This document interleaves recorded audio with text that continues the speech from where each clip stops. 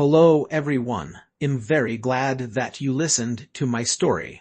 Please give me a follow and like the video if you enjoyed it.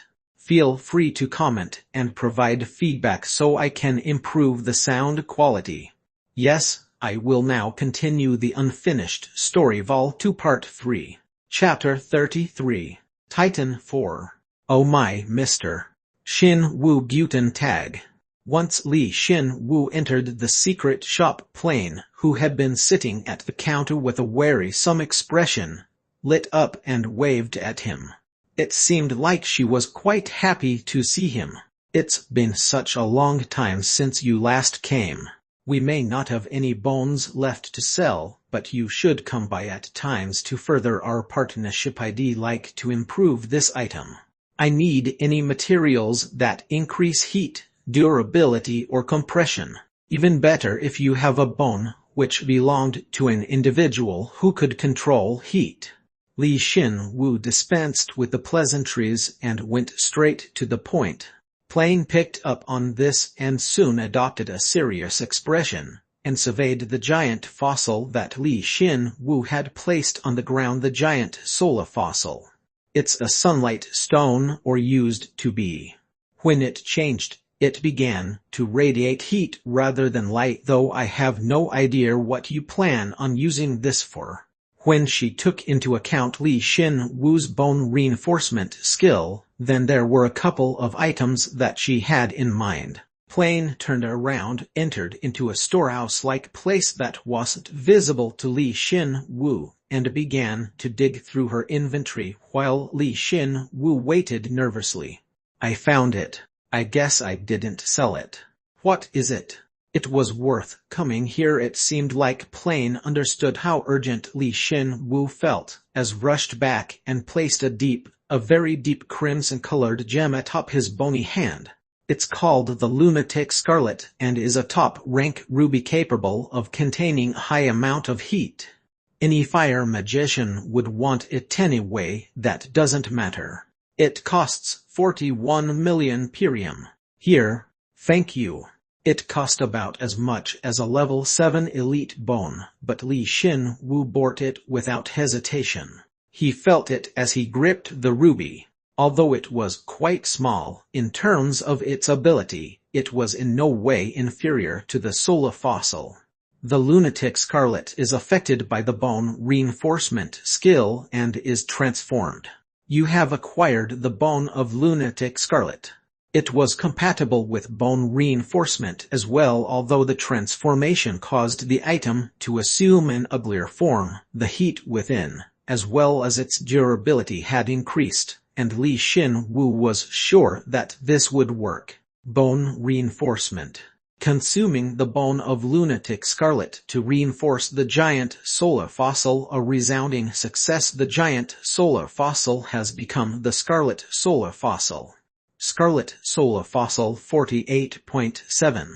He expected as much, but it was indeed a resounding success. In the process of absorbing the bone of Lunatic Scarlet, the giant's solar fossil had become compressed, and its durability, as well as its heat, had increased. Ultimately, it radiated a red light and emitted an overwhelming amount of heat, becoming a fossil about the size of a human being. However, this wasn't enough. Even now, Kreischer and Rem were desperately analyzing the core and were creating a blueprint for the golem's body. However, the Scarlet Solar Fossil was far from enough for the golem. Even so, he was going in the right direction. Plain, please. Give me some more Lunatic Scarlets. Give me as many as you can. I need at least 3 of them. I beg your pardon. If the Lunatic Scarlet wasn't enough, then what? There's nothing left in the storehouse. That's quite the rare gem.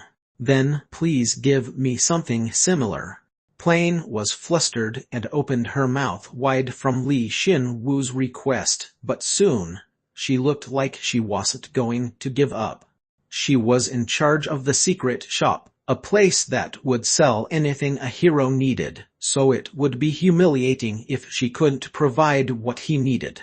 Then, You'll have to use some other methods to get what you need. You'll be going on a business trip. What did you say? A business trip to the surface. I don't have what you need, so I need to go get it for you. It's been a long time since I've left the store. I don't know what you're trying to do, but please provide me travel funds. It costs 3 secret shop permits. Travel funds were equivalent to 3 secret shop permits. He quickly gave her the permits, but thought that something was off. Wait a sec. If secret shop permits were used as travel funds to go to the surface, then they'll be back soon, so please wait here. Please remember that I wouldn't normally do this for anyone. Once Plain grabbed onto the 3 permits. Normally, permits were invisible to the naked eye, but Plain had a way of giving them a physical form, layered them together, and bit on them. At that moment, the red-haired beauty abruptly disappeared from the shop. What the Gin Tailor? Hey, the barrier's shaking. I think Metaphel's finally found where we are. Damn. Had expected as much, but to think Metaphel would get there so quickly. This was probably a result of his heightened ability to dominate the surrounding Marner from becoming a level 8 eater.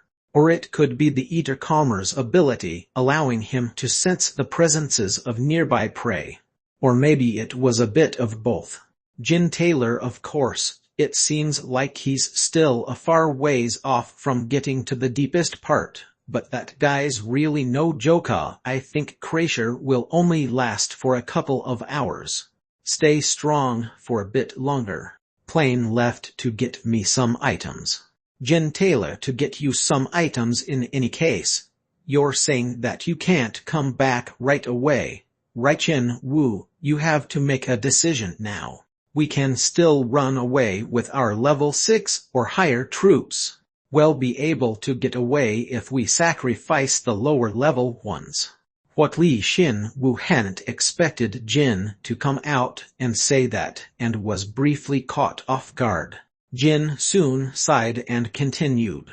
Gin Tailor, most of the other guys are pretty weak, so they won't be useless. But if Metaphel manages to eat all of the elites, he'll become so strong that it'll be difficult to face him later. I don't want to leave these guys behind, but I'm so shocked that he'd come to such a logical conclusion.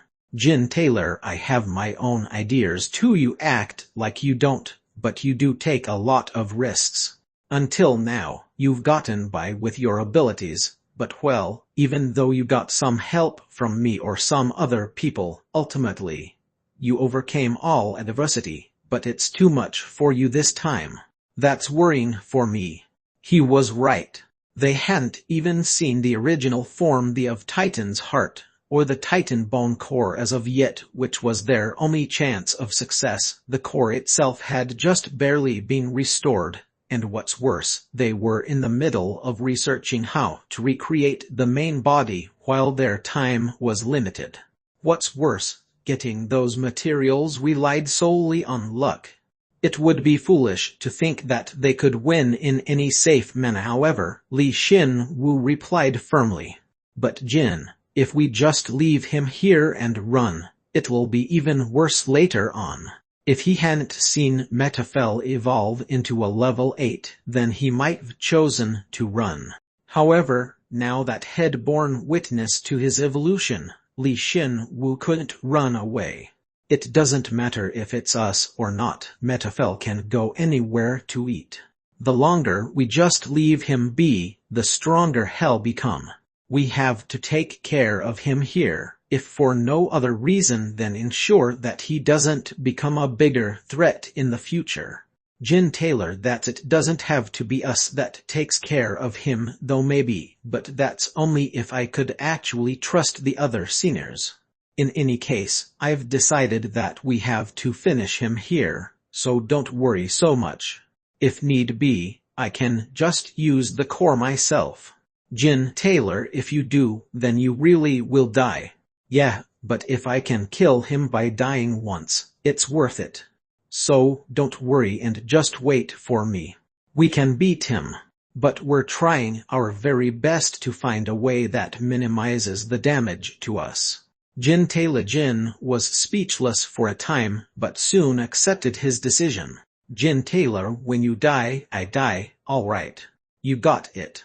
Once their conversation was finished, Kreischer messaged him. Kreischer, I think it's possible. Ram's amazing. What about processing the materials? Kreischer, well, need your help, but yeah, we can do it, Shin Wu. But to use the golem, you need at least high-rank fire resistance, and at least the high-rank darkness element. It would be even better if you have the fire element as well. At least high rank. I got it. I'll try to get it that high. Head asked her to bring everything she had, so Li Xin Wu could probably absorb one of them. Li Xin Wu replied and simultaneously brought out his staff, beginning to train his fire resistance. Li Xin Wu used the bone-winged serpent staff, which amplified the strength of the opposite element to change ice into fire and use it on himself. It was quite a crude method of training, but still, it was an effective way of training his fire resistance. Kreischer also, Metafel just entered the giant's domain. Fortunately, the core is amplifying the effects of the complex spatial barriers around the deeper areas. It'll be 1 hour and 54 minutes before he gets here. If I bring you all the materials, how long would it take you to make the golem? Kreischer not sure, Shin Wu. Come back soon. I'll come back as soon as possible. Once they were finished, Li Xin Wu spent his time hellishly training his fire resistance. Once in a while, Jin or Kreischer would report on the current situation, which made him feel more and more uneasy. They would tell him that Metafel had pierced through some of the barrier, or that their blueprints were almost done. Jin, I can kind of see him now, Shin Wu. Are you almost ready? It had been 3 minutes since Jin's last report, but then the space seemed to shake and plane reappeared. Why are you using fire in the shop? Training my fire resistance. More importantly, were you able to get them? I was only able to get you 1 lunatic scarlet. Sorry.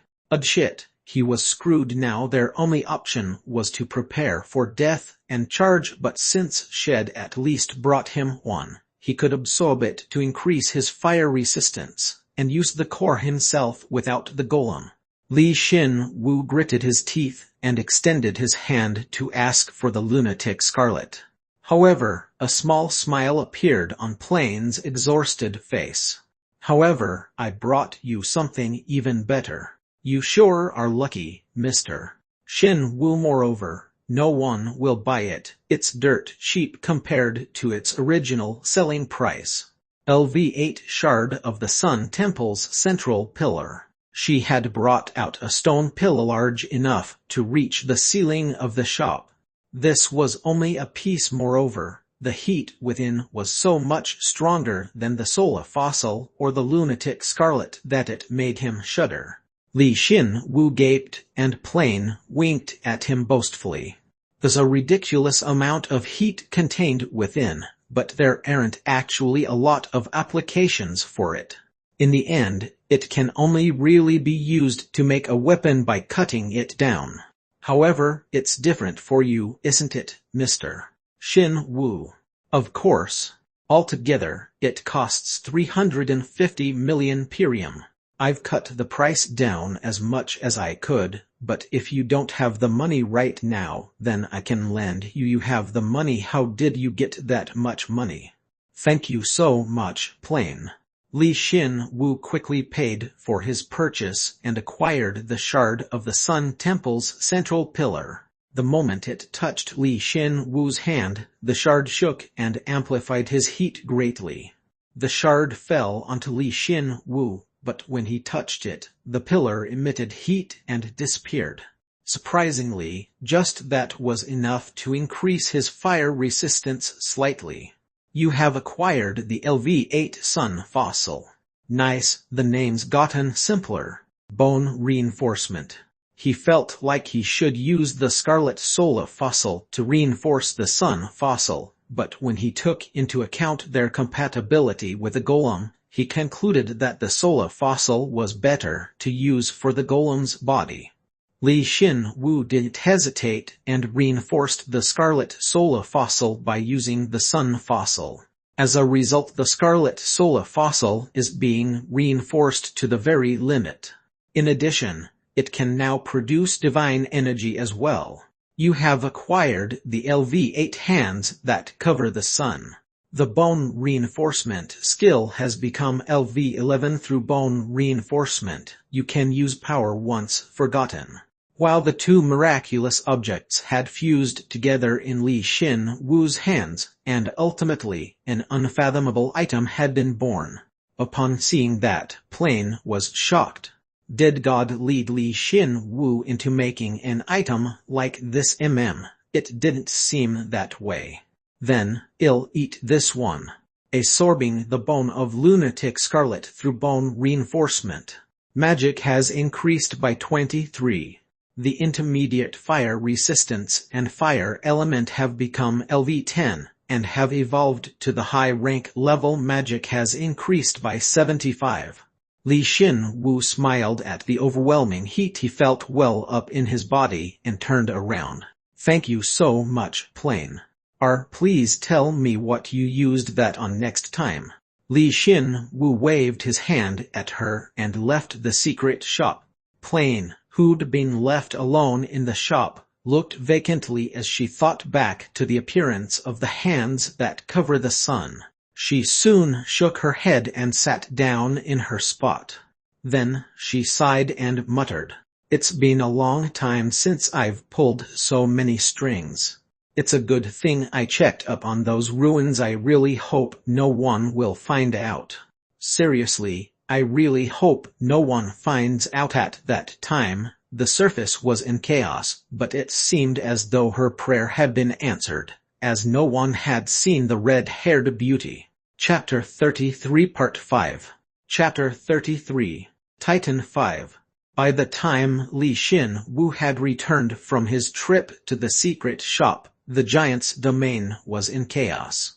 It was because of the giant monster they could see from afar. Metterfell.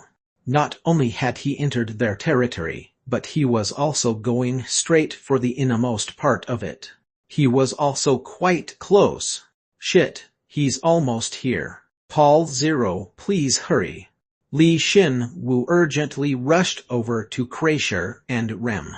They had already planned out what components they needed, knew what processes they needed to take for each area, and had even prepared the chemical reagents.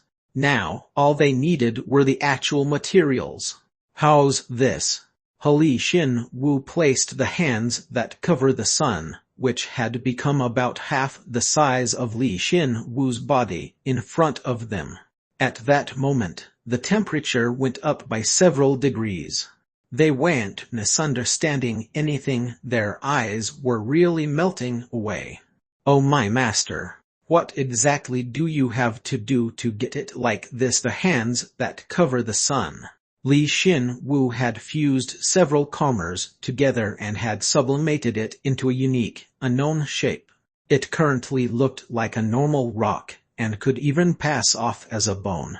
At the same time, it looked metallic as it shined, yet it endlessly spewed out intense heat from within, which caused Crasher to back off from it.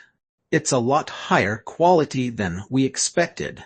So it won't work. No, it's even better, it's perfect. I'll adjust the plans right away. Rem and Crasher faced each other and began adjusting their plans. Li Xin Wu looked over the remaining blueprints, and once had gotten some idea of what they were doing, he helped out with the adjustments. The quality of the material was so much different than normal, so it wouldn't be strange for the adjustments to take at least an hour, but they finished the adjustments in just 3 minutes. K-Hat, I can smell it coming from over here. It's over here. Anymore as we can't let him get through the last barrier. Not strong enough, but I'll take him on first. I'll help too. Counting on you. Metafel had gotten close enough that everyone could feel his energy on their skin. There was only one layer left of the mana-made spatial barrier. If Metafel got any closer, it might impede their golem manufacturing, so Kai Paul and Bisher Moon simultaneously went to the front lines. Hey pig, over here. I'm a high level, something that you love so much. Why don't you try taking my body, which my master bestowed upon me?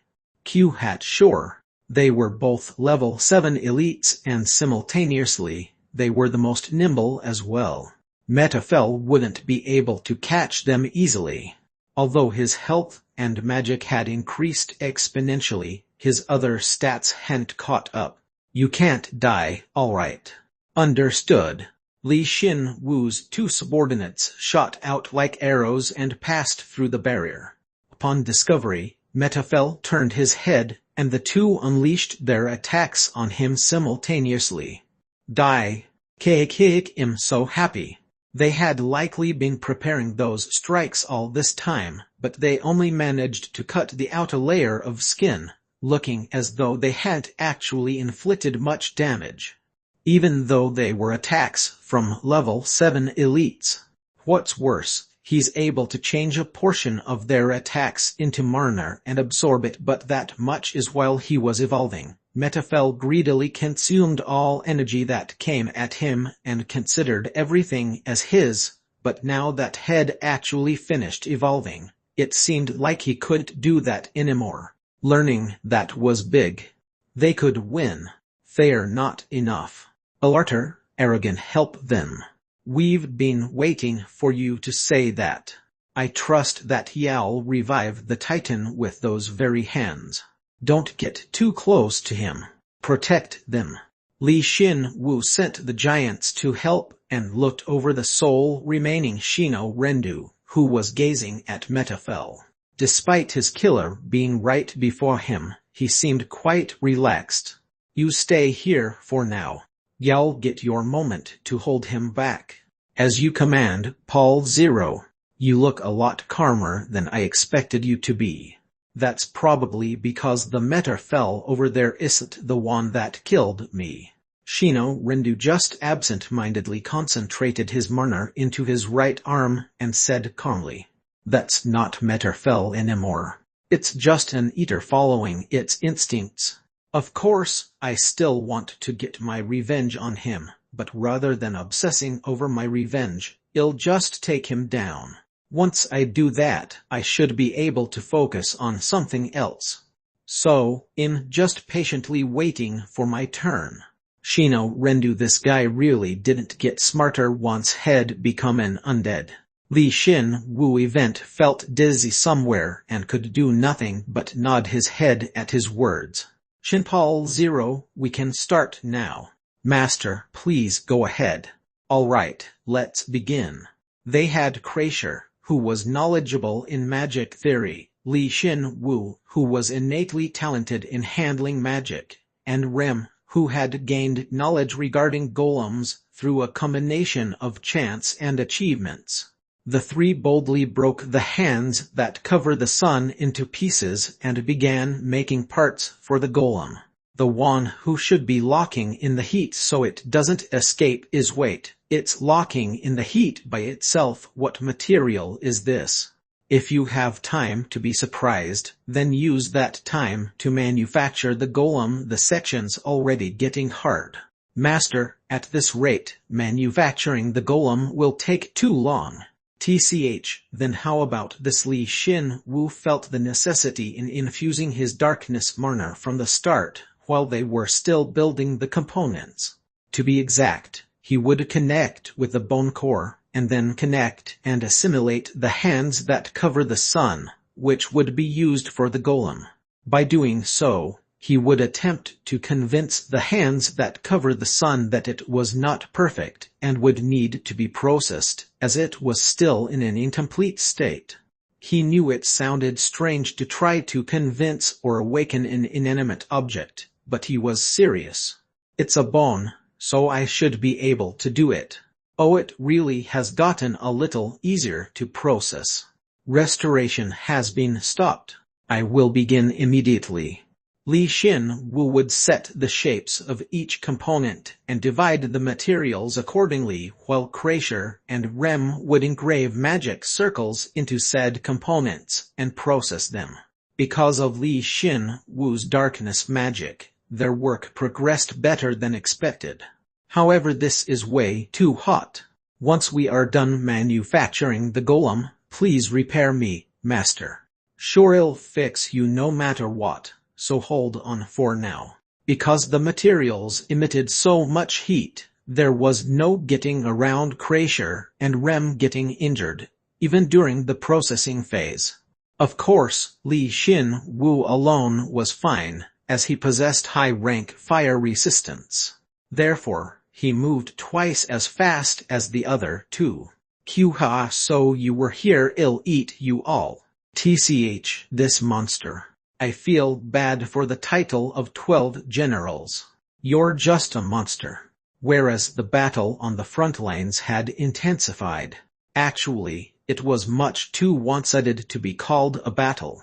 Metafel was attempting to eat them while his troops desperately dodged the teeth and tongues that sprouted all over Metafel's body.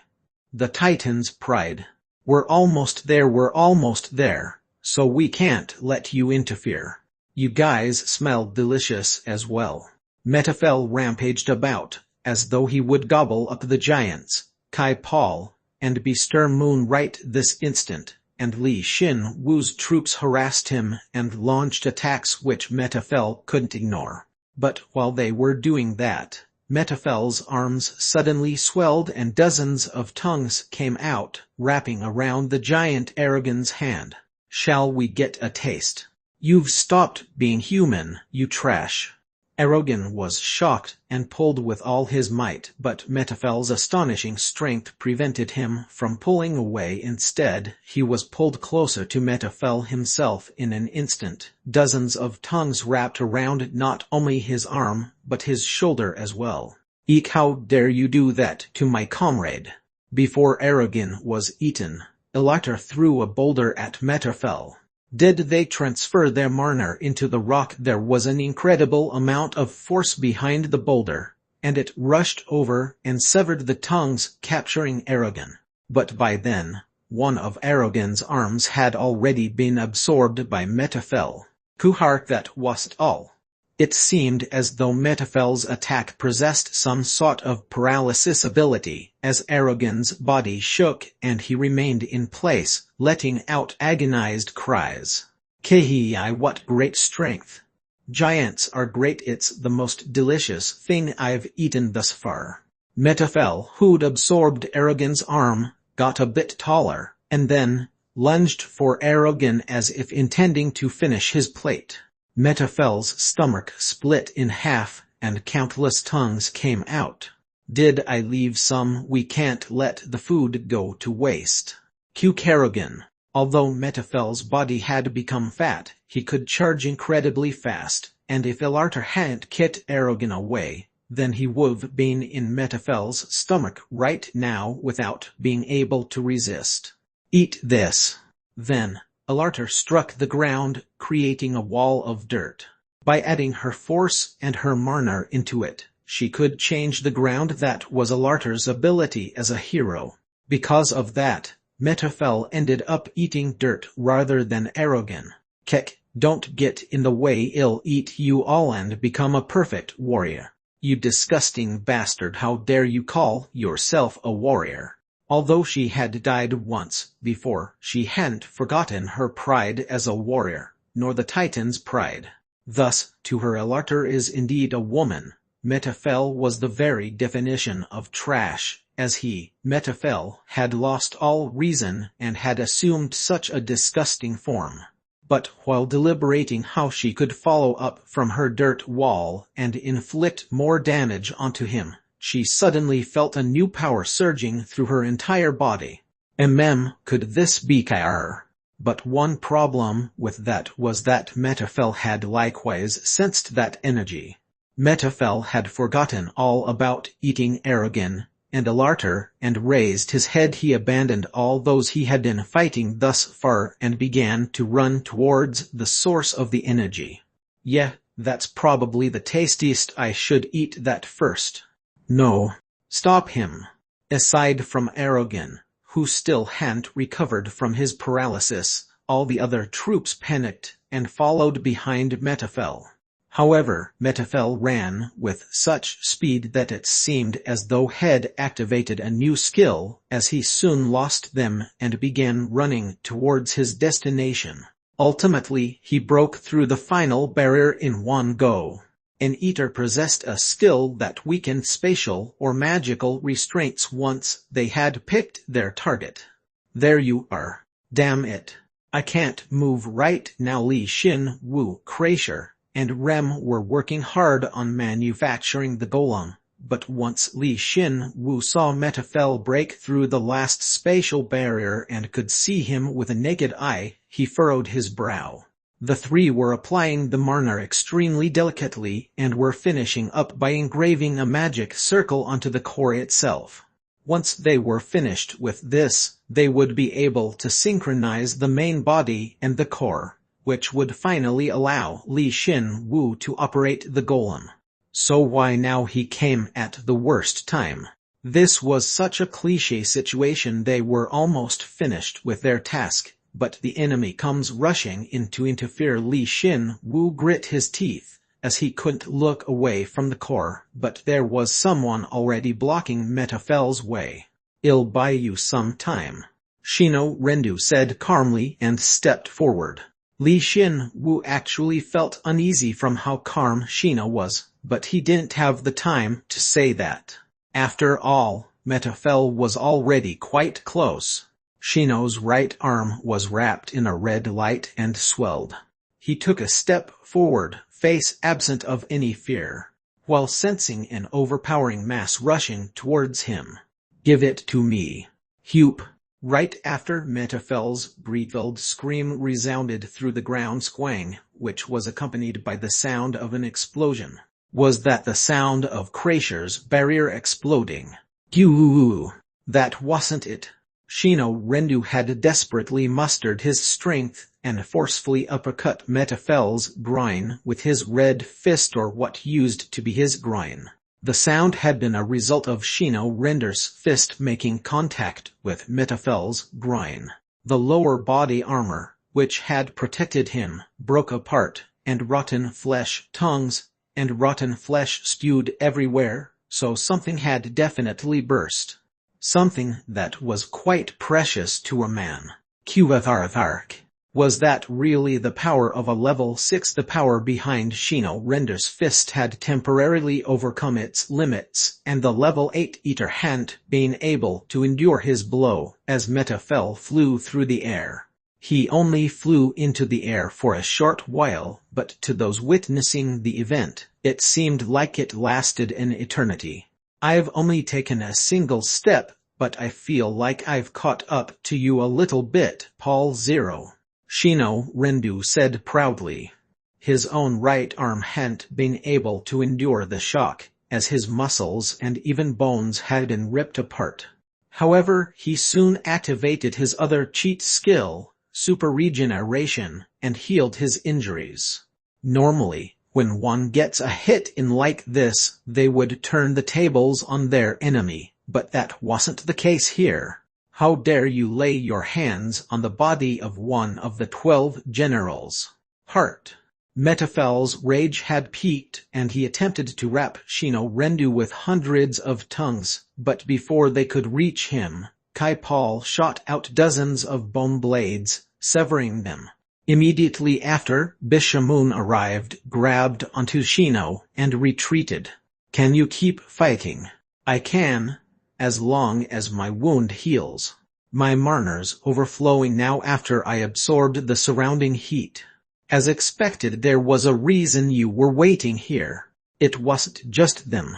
Alarter, who had arrived a bit late, drew a giant spear from the earth and looked at Metafel. The one-armed Aragon concentrated his energy into his remaining arm, letting out quite a bit of energy. Eek, Metafel was severely wounded, so it would take him a lot of time to get through them. We might not even need the golem, Paul 0. Your subordinates are just that strong. There were 4 level 7 elites facing Metafel, as well as Shino Rendu, who was becoming stronger at an exponential rate. But it's the general responsibility to take down the enemy general, so we'll leave it to you. After the golem is finished, that is. Of course, they were bluffing. If they were capable of taking Metafel down by themselves, then Li Xin Wu wouldn't have gone through so much trouble. However, he decided to believe in their bluff.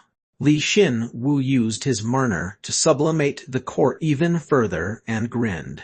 "All right, I'll be there in a minute." Chapter 33 Part 6. Chapter 33. Titan 6. The battle was fierce.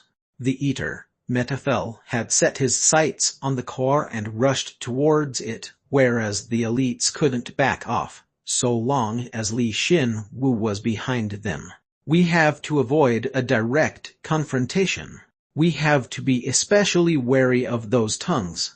Each and every one of them has a high-rank paralysis ability. He has all the abilities that help him eat his prey. This asshole's really tough. Shino. Hupe. Shino stepped forward as the one least worried about self-preservation. He was aware of his limitations as a level 6, and the only skill that could overcome those limits and damage Metafel was, funnily enough, a skill called Titan Punch. He focused everything into that Titan Punch. Once he used the skill, he wouldn't be able to move for quite a long time, but because he was fighting against the target of his revenge, Metafel, the damage dealt would be amplified, so it was definitely a skill capable of inflicting a severe injury. Arc. Now open wide. Eat ice and dirt. Shino was responsible for the offense, while the giants were entirely responsible for defense. They wouldn't let Metafel advance even a single step, especially since Alartar possessed the ability to control the earth as she pleased. Metafel, whose entire body had become a giant mouth, opened wide. But because the giants pelted him with ice and dirt, Metafel could neither attack nor advance. It was the best skill to have against Metafel. Damn it. However, Metafel soon familiarized himself with her attack pattern. Metafel continuously drew in both ice and dirt, and at some point threw it back out at Alartar. Moreover, his saliva was mixed in, which contained a powerful acid, as well as a paralysis ability, so it was quite the attack. Alartar quickly formed a dirt wall and blocked Metafel's counter, but Metafel's attack was much too strong, and her wall broke soon after. This dirty bastard is really who I'm going. Right when Alartar was about to be hit by Metafel's vomit, intense flames rose up into the air and burned Metafel's attack. It was none other than Kai Paul's ability. This is the power of the flames that Master gave me. The surging Marner throughout his entire body turned into flames, and he shot them out at Metafel, halting his advance.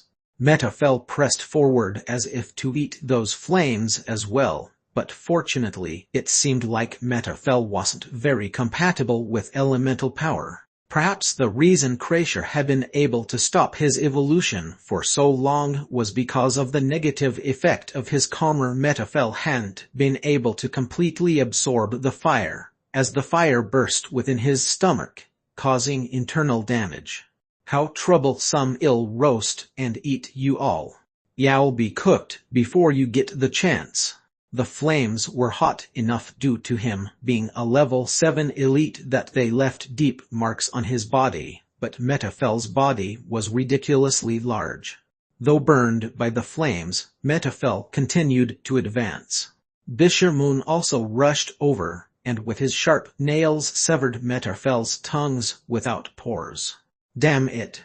I cut and I cut, but there's no end to them. Moreover, it feels like my body is melting away just by getting close, so this is a level 8. Don't falter. There's nowhere left to retreat. Tch. Ultimately, Bisher wrapped his body in darkness. Bisher had been saving his Marner, but decided that now was the time to use it. The moment he released all that Marner, Bisher became one with his clan's symbol, the very moon which didn't exist in the Empire. That miraculous connection caused Bisher's arms to become hotter, and his nails to become longer. I didn't come back to be devoured by this two-bit beast. As the Marner consumption was severe, he couldn't maintain the skill for very long, but if he didn't use it now, he wouldn't have a chance to use it. All 10 of his fingernails were as sharp as the finest blade, and he swung them forward. Even a level 8's body would be cut by them. Cute! I'll cut everything on you. Kai Paul and Bisher Moon fought hard, causing Metafel to continue to accrue injuries. While they kept him busy, Shino Rendu let out another powerful attack, causing Metafel to retreat a few steps back. You bastards! He wanted to eat the giants, as well as that fragrant Marner beyond them, but because he was prevented from doing so numerous times by the elites, his desire continued to swell until it reached a peak. At that moment his body cracked, and deep black tongues burst out between those cracks. Anything that comprised Metafel, whether it be his bones, his blood vessels, his muscles, or even his skin, was optimized for eating. Q-Heart. Cuke. One who reaches level 8 forces Marner to assimilate with them. Anyone who comes within their turf would weaken, and this ability could even incapacitate their opponents as well. Metafel instinctively raised his ability to its very limit and dyed the surrounding Marner with his Ether Karma. The characteristics of the Ether Karma had been injected into the dominated Marner. I can't move the magic. They felt it as Metafel was sucking in the ambient Marner. It was quite shudder-inducing, but contrary to one might think, it was only the preparation that came before the actual eating. Metafel took a step forward.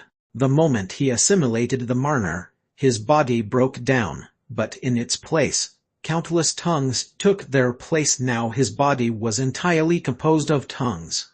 Bones and tongues, skin and tongues, blood and tongues, muscles and tongues. Metafel's body overflowed with tongues, as if ready to eat each and every one of them. I'll eat you all. Karher. Cake. However, the moment he was about to begin eating, Erogen, who was able to resist the Marner eating, rushed forward and attacked Metafel by himself. Metafel stretched out his tongues in order to eat not only him, but the others as well, but Erogen desperately grabbed all of them and pulled. Where do you think you are? Cuke, you troublesome bastard. Erogen's ability as a hero was taunt. That miraculous ability would draw his opponent's attention, actions, and even magic towards him. It was an ability that would allow him to be a shield for his party, and that's how he had lived his life as well. And by taunting one last time, he had decided to sacrifice his life to save the rest of his party. Erogen, I've already lost an arm. It's better that I sacrifice myself, Ilarter survive until the very end and stay by the Titan's side. Although Erogen had bought enough time for her to retreat, she not only didn't retreat, but attempted to save him as well, so Erogen yelled firmly. He activated his skill to its limit, drawing all of Metafel's tongues towards him. It was to the point that his body was no longer visible. Huke. Erdergawen. In the end, they were unable to see Erogen. Through his sacrifice, Bisher, Kai Paul, and Shino Rendu were barely able to retreat and gasped, though they really couldn't. They kept their eyes on Metafel, but Ilarter, unable to contain her fury, struck the ground with her hands, encasing her hands in dirt and ice-mixed gloves. Then she charged at Metafel. "Give me back my comrade, you monster." Maybe it was just her, but it felt like her body was overflowing with power. She was sure that it was because of her anger and believed it to be so. However, Metafel screamed before she could land a hit. Did her intent strike first before her body? Elarter fists shook in surprise, and a portion of Metafel's body, which had become a mass of tongues, burst. A giant's roar resounded throughout the area. It wasn't Elarter. It was none other than Aragon. LV7 Bone Titan Knight Aragon. Elarter's eyes widened when she saw Aragon tear through a portion of Metafel's body and come out. Aragon had been reborn. His once rotten flesh had been replaced by tough, jet-black bones that went from head to toe. Titan, oh Titan. Oh, who had lost all his flesh, but that didn't mean he was weaker. On the contrary, the essence of his armor had enriched his bones and had made him even stronger. Plus, his lost arm had been restored in bone form. Honestly, there was a world of difference in his power compared to before he had been swallowed by Metafel. "You're the same, Elarter. Is that so?" Metafel screamed in acute pain and shot out his tongues at Aragon. However, Aragon stretched out his jet-black arm and blocked the tongues. To Elarter. Of course, there was still a clear level disparity. He was still weaker in terms of pure strength, and his reinforced bones would still melt. However, he could endure it. He could fight him head-on. Seeing that, Elarter felt something inside of her. Some part of her was sublimating into something greater. Then she realized. The Titan has returned. They'd already heard that the Titan's strength would not last forever. They'd also heard that the Titan's appearance might not be as they imagined. However, the Titan tribe had prayed and wished for the Titan's return for hundreds of years, and those prayers themselves became a mass of karma amassing within the giants' minds and bodies. And when the Titan walked upon the grounds of Hyter once more, they would be able to accept that karma was only for them, and would entrust them with the Titan's pride. Hugh! Just like Aragon, Elarter roared and her body began to change. Because she hadn't lost her flesh, there was another evolution available to her, aside from Bone Titan. Her body lessened to about 2 meters, but in exchange, not only did her muscles and bones become tougher, but her once dead blood had been replaced by pure Marner blood vessels. Her rotten equipment broke apart, just like her once rotten body, and her bare body was covered in red bone armor. All of the karma she had amassed in her life sublimated into a greater form, her armor. LV7 Titan Armored Knight Elarter. She was repaid for the karma she'd amassed for so many years, but she wasn't the only one that had changed. Now was she. The giants, who were hidden deep with their territory, couldn't endure the surging power, and they all roared and came out of hiding. Right now, they were all being reborn as new elites. LV6 Elite Titan Knight. LV6 Elite Titan Rider. LV5 Elite Titan Soldier. Hundreds of giants overflowed with new strength and new mana. The heat caused the ice, which hadn't melted for dozens of years, to melt and flow into currents of water, and even that water soon evaporated. The ground was exposed. The earth that had been hidden for so many years along with the Titan's heart was so pure and clean, as if blessing the giants. O Jin, who had been freed of lugging Li Xin Wu around for a change, saw the giants as they roared from all directions and could only say one thing. I feel like it'd be a cinch if we fought Ethan Cruz now. Don't be careless. But against Metafel, yeah, we won by a landslide. Crasher, who'd finished with the intense manufacturing and had obtained the fruits of her labor, wiped her forehead proudly.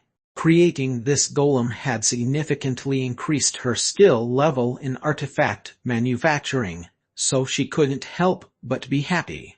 However, what made her even more happy was go get him, Titan. The fact that she'd brought back a legend with her very own hands. Yeah, the Titan, Li Xin Wu replied. The Titan, which had returned in the form of red bones, took a step forward. Chapter 33 Part 7. Chapter 33. Titan 7. You have brought back high-level magic engineering and further improved upon it, allowing you to create the highest rank level 8 artifact. Perhaps this is the beginning of a legend. Proficiency in all mana-related skills increases significantly and magic has increased by 50. The moment they finished engraving a magic circle onto the last component, it synchronized and combined with the car, and that message appeared before Li Xin Wu. Kreischer, who'd really helped in the endeavor, achieved a feat that made her go white, and Rem, who'd helped them both, gained an increased understanding of golems. Xin Wu nice. That's a relief, master. They briefly exchanged looks and then, as if promising beforehand, extended their hands towards the completed golem. But once they began reading the golem's information, Li Xin Wu and Kreischer wondered whether they had actually succeeded or not. LV8 Titan Bone Golem. A golem that personifies a constantly erupting volcano. The Titan was created to satisfy man's greed to control Mother Nature. In the process of resurrecting the golem, the power of the sun has been reinforced, and only a human who can survive this intense heat can properly control this golem. Fully charged. Upon activation, the core can run for a total of 240 seconds, and once that time is up, the core requires a recharge time of 60 days. If the user's level is less than level 8, then their level will be temporarily adjusted to level 8, and all stats will increase. However, this can be detrimental if the body cannot properly handle that increased power. The core could fit into the palm of his hand as it was compressed to the limit, but he had several questions, as the explanation didn't explain things clearly. But at the very least, there were a few things he could understand: that it could only be used for 240 seconds, and that after that 240 seconds had passed, it had to recharge for 60 days. Cute, but now's not the time to be hesitating. Do your best. Good luck, master. Li Xin Wu grabbed the completed golem, rushed forward, and infused a portion of his mana into the core. He achieved a complete synchronization with the core, and activated the golem.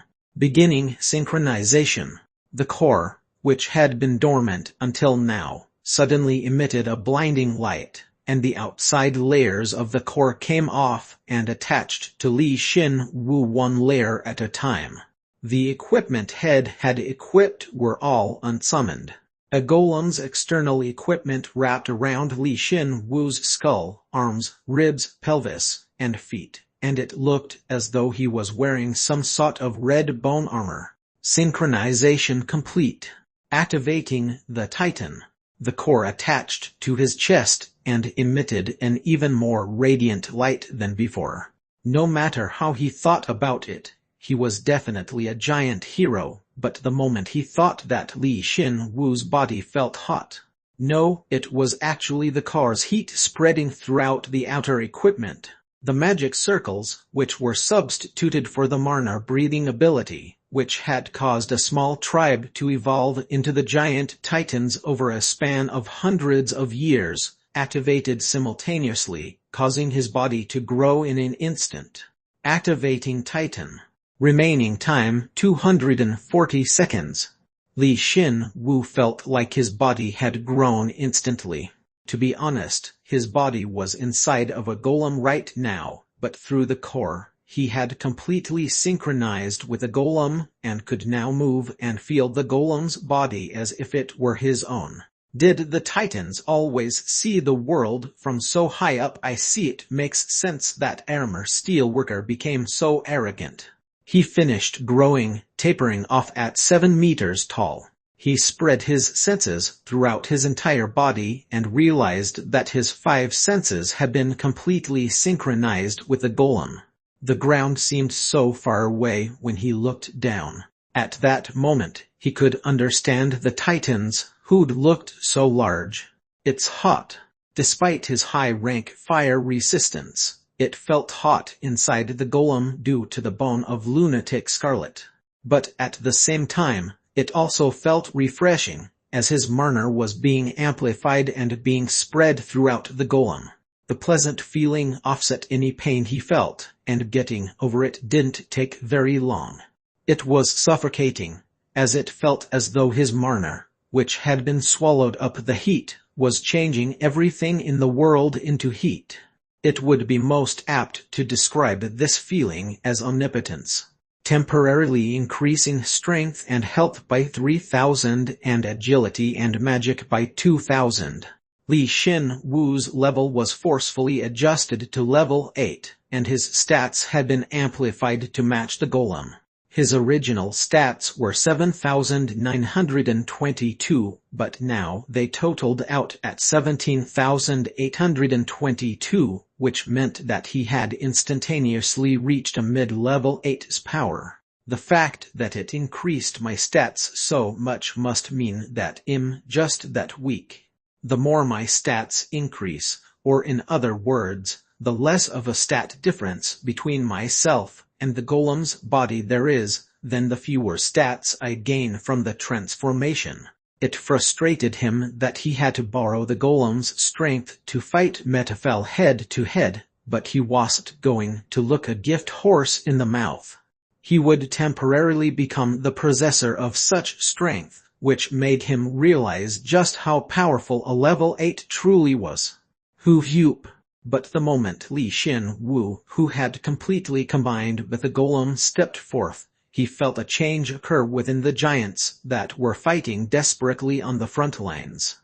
Aragon, who had been eaten and wondered if this was the end, had been reborn with a body entirely made of bone and seemed much stronger than before. If that wasn't enough, Alarter had also evolved as well. O Titan! Huarp! It wasn't just them.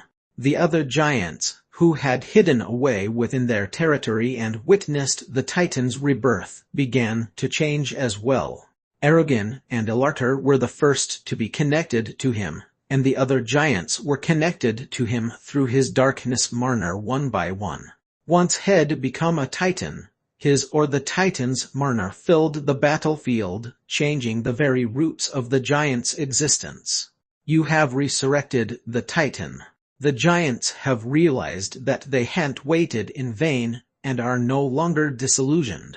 They are now capable of dreaming something anew. They are no longer the dead, who are trapped by death, but have conquered death and have been reborn as Titans. You have acquired the title, Descendant of the Titans. All stats have increased by 15. All Titans who follow you are buffed by 10. Through the item you have created, you have completely broken apart God's designated hierarchy. While you are operating the Titan, the Rebellion skill activates, further increasing your stats by 16. Several messages appeared, but Li Xin Wu felt more overwhelmed by the darkness mana links that formed between him and the giants one by one. The sorrow and tenacity of these giants, who had waited for the Titan's return for so many years, all of that was in the past now, and Li Xin Wu had given them the courage to take a new step forward. At the same time, they all looked towards Li Xin Wu. Li Xin Wu was the Titan's descendant, the very personification of the word miracle to them at that moment. He had become the Titan's king, and it was now his mission to lead the giants. The Titan is moving. Li Xin Wu took another step forward under their gazes, wielding a gigantified drake horn lance that matched the size of the Titan golem. By gigantifying the LV5 Drake Horn Lance, its attack power increases exponentially. And by absorbing the overwhelming heat, it is temporarily elevated to LV6.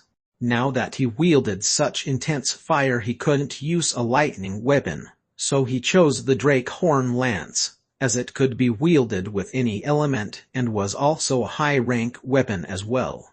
It was indeed a good choice. The moment he wielded the lance, the fire was concentrated in the lance, and the lance was dyed red. It was as though it had synchronized with the golem's body itself. Hup! Li Xin Wu softly leaped. Bisher, Shino, and Kai Paul moved out of the way, and Elarter struck the ground, creating a mounting block for him. The moment he stepped foot onto that, Aragon, who had been fighting against Metafel, grabbed onto Metafel and threw him into the air. K-hi-hi-har. Metafel's tongues let out a frightening sound and were simultaneously severed. He cried out and whirled round and round within the air, but once he noticed Li Xin Wu, he extended his tongues at Li Xin Wu without waiting, as though to say nice of you to come. However, the Titan's heat wouldn't allow his tongues to approach. What's worse, the heat was beginning to control more and more of the area. So the closer Metafel got, the more his body would light aflame. The fire ain't half bad. It's the best, especially when fighting against him. Just by existing, the golem's body prevented Metafel from attacking, and the flames would continuously chip away at Metafel's resistance. This authority, above all else, proved to Li Xin Wu that this golem was indeed level 8. Li Xin Wu, who could fully enjoy that ability across his entire body, controlled the flames with his mind and gathered all of them into the tip of his lance. It was such a high degree of mana control that anyone would marvel at it, but it was as natural as breathing for Li Xin Wu at this point. Kaik Kahiik, in the end, you seek to kill me. Hu Hu Arp. He condensed the energy to the max, and then shot the Drake Horn Lance at Metafel as if it were exploding. Although it wasn't clad in lightning, it still contained the essence of bursting thunder, and at the same time, he had applied Shadow Horn to it as well. Q-Herc. Critical hit. The intermediate Shadow Horn skill has become LV9. All stats have increased by 6. High rank fire has become LV2. Magic has increased by 20. The lance pierced through the center of Metafel's body, and the flames erupted from the lance, burning Metafel's entire body. The white-hot flames were so bright that it was difficult to even look straight at them. Don't think that you're above me. Despite that, Metafel didn't die. On the contrary, Metafel struggled to consume the flames in order to make them his own. Though his tongues were constantly melted away by the flames, more would come out from all across his body. There was nothing but hatred contained in his tongues as he continuously lit the flames. Beyond the power of a Koran absolute being. Hup! Hup! He forcefully thrust his lance downwards and forced Metafel onto the ground. Like had previously done to his subordinate, Setoin, Li Xin Wu embedded the lance into the ground so that Metafel wouldn't be able to move. He was overpowering Metafel, to the point that one wouldn't think that they were both level 8s. Kai-Arc. However, this couldn't be explained by anything other than Metafel's poor luck. If he had been given a little bit more time, he might become a beast that devoured the entire empire. But he had been forced to face off against a titan, who utilized the element most disadvantageous for him. Remaining time 118 seconds. That's plenty of time. Once he landed on the floor, Li Xin Wu checked how much time he had left and muttered relaxingly. Then, he activated Bone Armory once more. He had summoned 2 more Drake Horn Lances in both hands. Hup! Warark. Li Xin Wu stabbed 2 more lances into the resisting Metafel's body. If he actually knew where Metafel's vital spots were, he would've stuck them there. But now that Metafel's body had turned into tongues, he had no choice but to go about it this way. You bastard! The Empire will harp. Li Xin Wu could summon 8 weapons total. He summoned 8 drake horn lances, embedded them into Metafel's body, and released the golem's heat through them. It looked as though he were burning a witch. The Archmage will kill ya. Wait patiently. I'll kill him at some point and send him over to you. Even though Metafel's entire body was burning, he attempted to consume the flames. However, Li Xin Wu grabbed 2 of the embedded spears and concentrated the overwhelming heat, making it so that it was difficult to even make out Metafel's original form. The mercenary King Zhu should've just stayed a mercenary. Metafel boasted a frighteningly tenacious vitality, but the moment Li Xin Wu spoke, he blew up the 8 lances and killed him. A tremendous amount of heat was condensed in a single spot, burning his body to bits. But while he was disappearing, Li Xin Wu noticed that Metafel had successfully devoured a portion of the flames, making him wonder what would've happened had the Titan's flames been a tiny bit weaker.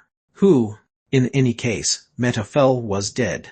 Once he made sure that Metafel wasn't responding anymore, Li Xin Wu raised his head and declared to all his troops, who were all looking at him. Good work everyone. We won. The battle had ended. The long battle in the glacial mountains had finally come to an end. Chapter 34 Part 1. Chapter 34. Heaven-defying General 1. The moment he was sure of Metafel Weodan's death, Li Xin Wu was swarmed by lines of text that he should be familiar with by now, but wasn't. You have hunted one of the 12 generals, the Eater Metafel Weodan. All heroes who contributed gain 50 million Pirium, and all stats are increased by 100. You have acquired 15 permits to God's secret shop. Proficiency in all combat-related skills increases significantly. The high-rank combat sense skill has become LV3. Agility has increased by 20. The high-rank fire resistance skill has become LV2. Magic has increased by 10. The Marner acceleration skill has become LV2. Magic has increased by 10. The high-rank command skill has become LV3. All stats have increased by 5. Killing one of the 12 generals meant removing a portion of the curse that covered the Empire. Had not only taken down one of those generals, but Metafel had grown to level 8 and would've been a huge threat to the other heroes, so he was given an unprecedented reward. Had gained the same amount of stats, but had been given at least 50 more Pirium and permits than normal. From what had been told, permits to God's secret shops were fragments of God's power, so he knew that, if nothing else, God had sacrificed much of her power to give him these. Through your fight against one of the 12 generals, you have shown your ability as a leader, a warrior, and a thief. You have achieved a feat worthy of the Joker Karma. All stats have increased by 20. The Joker Karma has become even stronger. The Joker's innate skills have grown. The acting skill has become LV18, the disguise skill LV7, and the instigate skill LV8. Magic has increased by 10. Was that all? Li Xin Wu had used all the means available to him to win this battle, and had made the title of Joker proud, causing his Joker Karma to become even stronger. Li Xin Wu, who read through the messages, smiled happily. Just how many stats had he gained from this battle? As he thought, it was worth pushing himself to manufacture the golem, and to fight Metafel head-on. You have received God's grace. The Invisible Heart skill's max level has increased by 10. Finally, his last message was of God's grace. This time, too, his invisible heart's max level had increased. Had killed 7 of his undead seniors through the hero quest, and had killed 2 of the 12 generals, so his invisible heart skills max level had gone up to 127. It's still not enough. I still don't know how exactly this affects me. It would've been nice if he could precisely feel and control invisible heart. No, it would be possible sometime in the future. He would be able to do so in the future, he thought, and stiffly nodded his head. As if this were all planned, the Titan Golem's duration time just finished up. The Titan Bone Golem's core is recharging its heat. Time until fully charged 60 days. First, the mana that flowed through the golem's exterior body disappeared, and the body rapidly shrunk. Then, Li Xin Wu's synchronization with the core was released, and the exterior body returned to its original state, attaching back onto the core. The core went back to charging, but because the core was surrounded by material which would eternally emit heat, it didn't freeze its surroundings like before. Due to that, he could say that he had indeed completed the golem. Even if he left it alone, it was fully armed now. It feels like I've suddenly become a lot weaker. Li Xin Wu grabbed the core, softly landed on the floor, and smiled bitterly. So this is what it felt like to be a giant hero. Now he understood how the Titans, who were obsessed with their size, felt. Oh Titan! Congratulations on your resurrection. Li Xin Wu was swarmed by Larter and Aragon, followed by the newly reborn Titan tribe. Although the Titan Bone Golem was no longer active, there was no way that the Titans, who'd been reborn, would return to their original forms. They all remained in their elite forms. They were no longer weakened. I told you, Immortal Titan. Look, this is the Titan you worship. This thing. 1. Li Xin Wu instantly re-equipped his equipment, and then brought the core before the deeply bowing giants. However, their attitude didn't change in the least. Aragon, who was the only one amongst them that had evolved into a Bone Titan Knight, slightly raised his head and spoke respectfully. Paul Zero, you have not only resurrected the Titan, but you have become the Titan yourself. That is enough for us. Us Titans will always follow you, Paul Zero. Right. Of course, Li Xin Wu knew that this was how it would turn out from the very beginning. Well, at least when Head figured out that the Titan that they worshipped was actually a golem. However, he sported an expression that seemed to say, well, if that's how you feel, then it can't be helped, and nodded his head seriously. All right then. I can't always maintain that Titan form, but I can make it so that you can remain as the powerful Titan tribe. It's an honor. Aragon was the first to bow his head, and soon after the other Titans followed suit. That was the beginning. They, who had hidden in the depths of the giant's domain for their own safety as well as those who had originally been part of Metaphel's core, bowed their heads before him. Sir Paul Zero, we'll follow you forever as well. Please allow us to accompany you, even from the rear, while you do your great work. As expected, turning into and moving around as a Titan had a huge impact on them.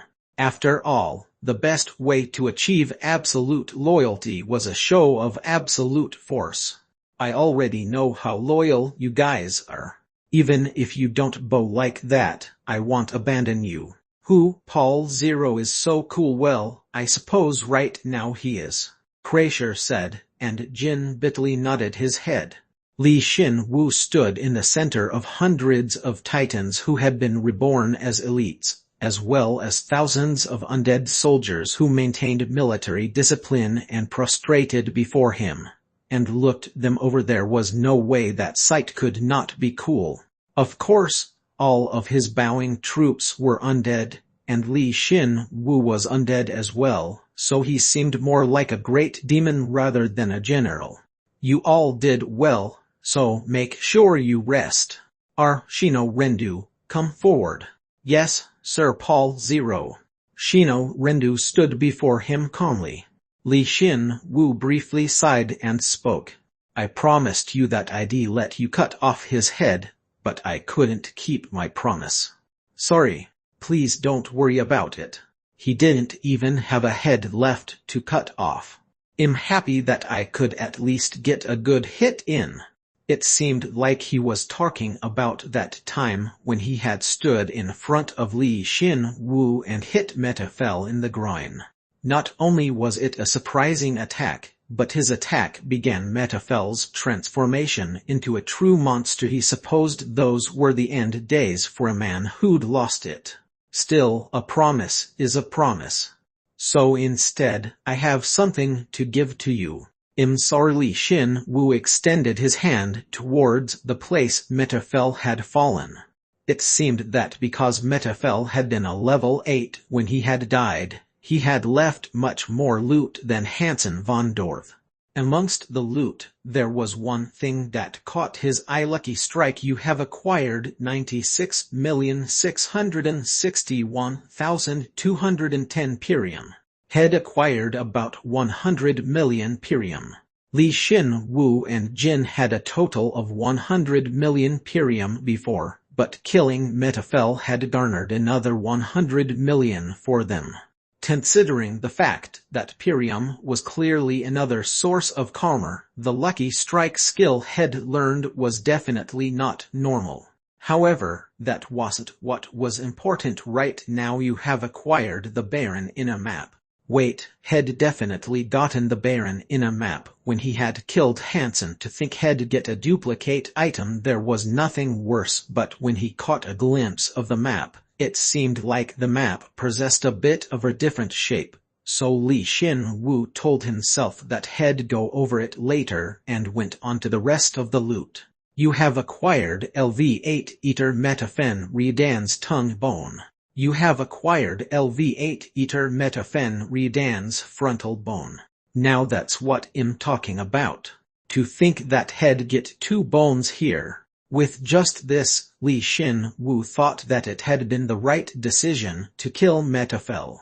Therefore, he was able to overcome this ordeal with just a feeling of heartburn. Li Xin Wu grabbed the more disgusting of the 2 bones, the one which clearly held the essence of Metafel as an eater, rather than the mercenary king, the tongue bone. Come close. Li Xin Wu called for Shino, trying his hardest to conceal his heartburn. Shino, who was well acquainted with Li Xin Wu's bone reinforcement skill, was extremely surprised that Li Xin Wu called for him. Sir Paul Zero, you're not. It's something you'll need to complete your revenge. You're not going to refuse, are you? I really receive this. All you need to do is accept it. The moment he said that, Shino sported an indescribable expression. He was probably deeply moved. The others nearby who looked on seemed inspired as well. To be honest, Li Xin Wu would have to fight stronger and stronger opponents from this point forward, so he needed to get Shino Rendu, who acted as his unit commander, to reach level 7 as soon as possible. That's why he offered the level 8 bone to him. He was unique, as he possessed the super regeneration skill, as well as a Herculean strength vested in his right arm abilities which no one else had. The higher his level, the better a job he could do. If you insist, then I'll accept it. Good. However, it'll be tough, so you'll have to endure it. I'm well aware of the danger, but it'll be alright. My instincts as an Avenger are telling me that. Was that really reliable? There was no greater revenge than absorbing the bone of the target of one's revenge. Li Xin Wu had never used bone reinforcement on someone with a bone 2 levels higher than them, but he thought Shino would be okay. Moreover, if he gained the additional karma held within, then Shino would grow immensely. Good, then take it. Li Xin Wu activated bone reinforcement immediately. The Marner in its entirety went into Shino Rendu. At that moment, Shino yelled, but he soon closed his eyes and focused on accepting the power. Tensuming LV8 Eater Metafel Redan's tongue bone to execute bone reinforcement on Shino Rendu. Health and magic have increased by 20. The absorption skill has become LV8. Magic has increased by 10. As expected, level 8 bones were different from the rest. He used that bone to reinforce someone else, yet his stats increased by 40 plus. His absorption skill had grown as well, so he naturally smiled bitterly. So what would've happened to Shino Rendu, who absorbed such an amazing bone? He was tormented by the overflowing black Marner, and grabbed a hold of it with his strong will. The Eater's lunacy, which was instilled into his brain, was forcefully burned away with his own Marner, as if it were thrown into fire. The karma had been bestowed as an avenger was complete, and in the process of accepting a new and more powerful karma he finally evolved into a level 7. The LV6 Undead Avenger Shino Rendu has evolved into the LV7 Greedy Avenger. Oh, he didn't have his hopes up, but had gained a portion of the ghoul's predatory abilities since Shino Rendu had become a Greedy Avenger. There wasn't much change to his outer appearance, but it felt like his already tough body had become even tougher. Especially his right arm, which contained God's power, as it felt like the power hung around the arm even more clearly than before. It screamed bad guy energy, but Li Xin Wu was sure that Shino Rendu had acquired the essence of the Eater karma from the bone. How do you feel? You can do well from now on, right? It's the best. Shino Rendu, who had finished leveling up, replied joyfully. With my newfound power I will help you kill all the 12 generals, as well as the Emperor. No, I'll continue to follow you even after, wherever you go. There's probably nothing past that, but all right. You did good. Now, aside from his golem core, all of his core commanders were level 7s. Li Xin Wu absorbed the last remaining bone. He turned around to see if Jin was interested, but he just shook his head. Honestly, head turned around to see that very reaction. He grinned, grabbed the bone, and activated bone reinforcement on himself. Consuming LV8 Eater Metafel Redan's frontal bone to execute bone reinforcement. Strength has increased by 40, agility by 25, health by 50 and magic by 35. The high-rank command skill has become LV5, and all stats have increased by 10. As he thought, he gained a ridiculous amount of stats from absorbing a level 8 bone himself.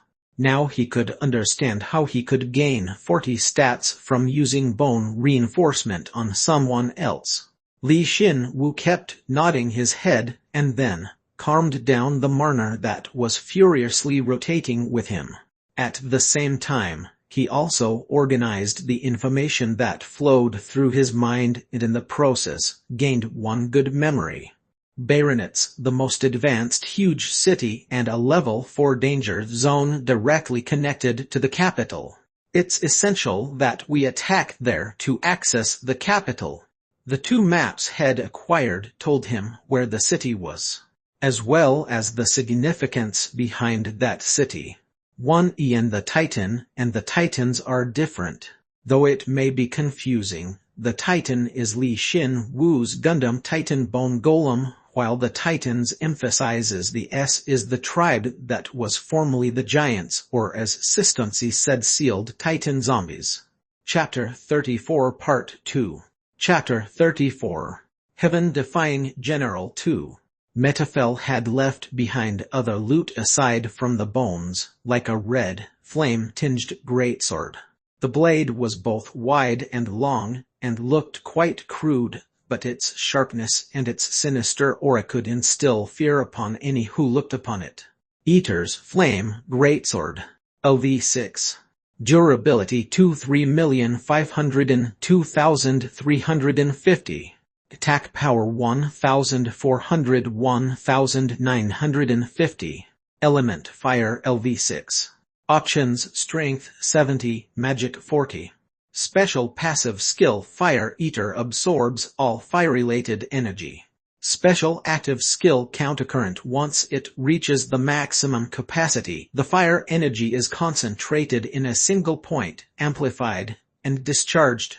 Why did an eater, who didn't use fire, drop a level 6 fire artifact? Li Xin Wu wondered, but once he looked through the artifact's skills, he understood. Fire Eater. Li Xin Wu recalled Metafel, unable to give up on eating the flames until the very end. His regrets and his will were instilled in this artifact, so it seemed obvious that the item would be so extraordinary. I got a weapon I can use when I'm a Titan. I'd like to see you use it, but we'll have to wait another 60 days before you can. I'm scared that he'll get to level 8 within those 60 days, Xin Wu. Aren't your stats close to 9,000 now? Even if I become level 8, it doesn't change the fact that the Titan's a powerful weapon. And if we can remodel it, then I'm most scared of the fact that you didn't deny that you would hit level 8 within those 60 days. Li Xin Wu grinned and calmly absorbed the greatsword. His strength and magic went up, and the Eater's flame greatsword was recorded in his bone armory. He thought his bone armory would level up with this, but it seemed like that was still out of his reach. As expected, leveling a skill to level 10 must be special. He pondered that thought, turned around and declared, "Let's get out of this mountain range now. There's no reason for us to stay here any longer." "Yes, sir." The ice curse had been released. As time passed, the ice would slowly melt, and the mariner's spatial distortions would gradually go away as well. And if that happened, the Archmage would wonder why Metafel hadn't returned, despite how the situation had changed, and he would probably come here himself. Even if I could summon the Titan again, I think he's still out of my league. He didn't know if he could escape the effects of the Archmage's spatial magic, even with the Titan. Plus, he couldn't picture himself landing a telling blow on him either. Moreover, he wouldn't kill him by just crushing his body. Since the container, which held his life force, was hidden away somewhere in the Empire when Li Xin Wu considered the fact that he'd have to look for said container, he realized that beating the Archmage was still a ways away. If I want to take him down, then I'll have to be really prepared. I'll ask my seniors about it later. Of course, that relied on them overcoming the coming danger first. He lined up his troops, left Perlin Elter, and finally, left the gradually melting glacial mountains. We're finally leaving this place, Aragon. The giants regretted leaving the mountains, which served as their base while they were dead, but their meaning of existing lay in Li Xin Wu, not in the past nor in legends. They knew that if they remained here, all they would feel is misfortune and unhappiness. Don't look so sad. We've become able to step forward into the future. Everyone, raise your weapons, take out the rocks. Who you are?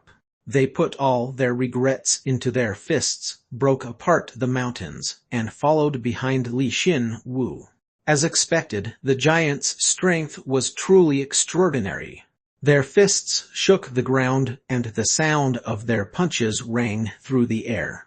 The crumbling snow-covered mountain, the warming snowy field. Seeing that, Li Xin Wu felt completely refreshed. Wait, why are you breaking it? They're erasing all traces of us being here. It's best to make it so that the enemy's both unsure of what happened, as well as making it seem worse than what it really is. The giants sure are energetic. Jin was shocked, and Li Xin Wu explained the situation. In the midst of that, Kreischer was the only one to watch the giants as they broke the mountains, and her eyes shined. It seemed like she'd found the next object to study after the Hugin's eye. The magic had lasted for hundreds of years and had transformed them into giants, so it made sense that she was so interested in them. If we pick up the right materials, then I think we can make another Titan golem by using that unique Marner pattern. Wait, we just went through all that trouble to restore the Titan. So what do you mean make another one? More importantly, how's the Hugin's eye? I don't think I've made much progress yet. I brought it with me, so you want to take a look? Kreischer brought out the Hugin's eye from inside her robes. He didn't really feel like it had changed visually. However, she explained that she had a lot of success limiting the item to just golems. That's not all. I can limit it to living people too, and I can limit to the undead as well. Honestly, I just got there after studying how to limit its targets. If it's limited to the undead, then too many people will appear on it. I feel like I might be able to limit it to high-rank undead, level 7 or higher if everything goes well. If that happens, then I suppose I'll have to worry about expanding its search range. What? To think they'd be able to limit its search function to only high-rank level 7 or higher undead. Aside from Li Xin Wu and his Pal Zero Corps, then that only left the 12 generals or Steves. Li Xin Wu knew that the Hugin's eye could differentiate between species, but hadn't known that it could differentiate between levels as well. Li Xin Wu was shocked, but Kreischer explained that if she could reproduce the hero's ability to estimate stats, as well as an ability to gauge the density of Marner, then it wouldn't be too difficult. Wouldn't that be bordering on God's domain? The information network is functioning properly as well. If you remodel me, then I should be able to modify the artifact myself. Ooh. If that happens, then it would be much more effective than following Aramer Steelworker's movements.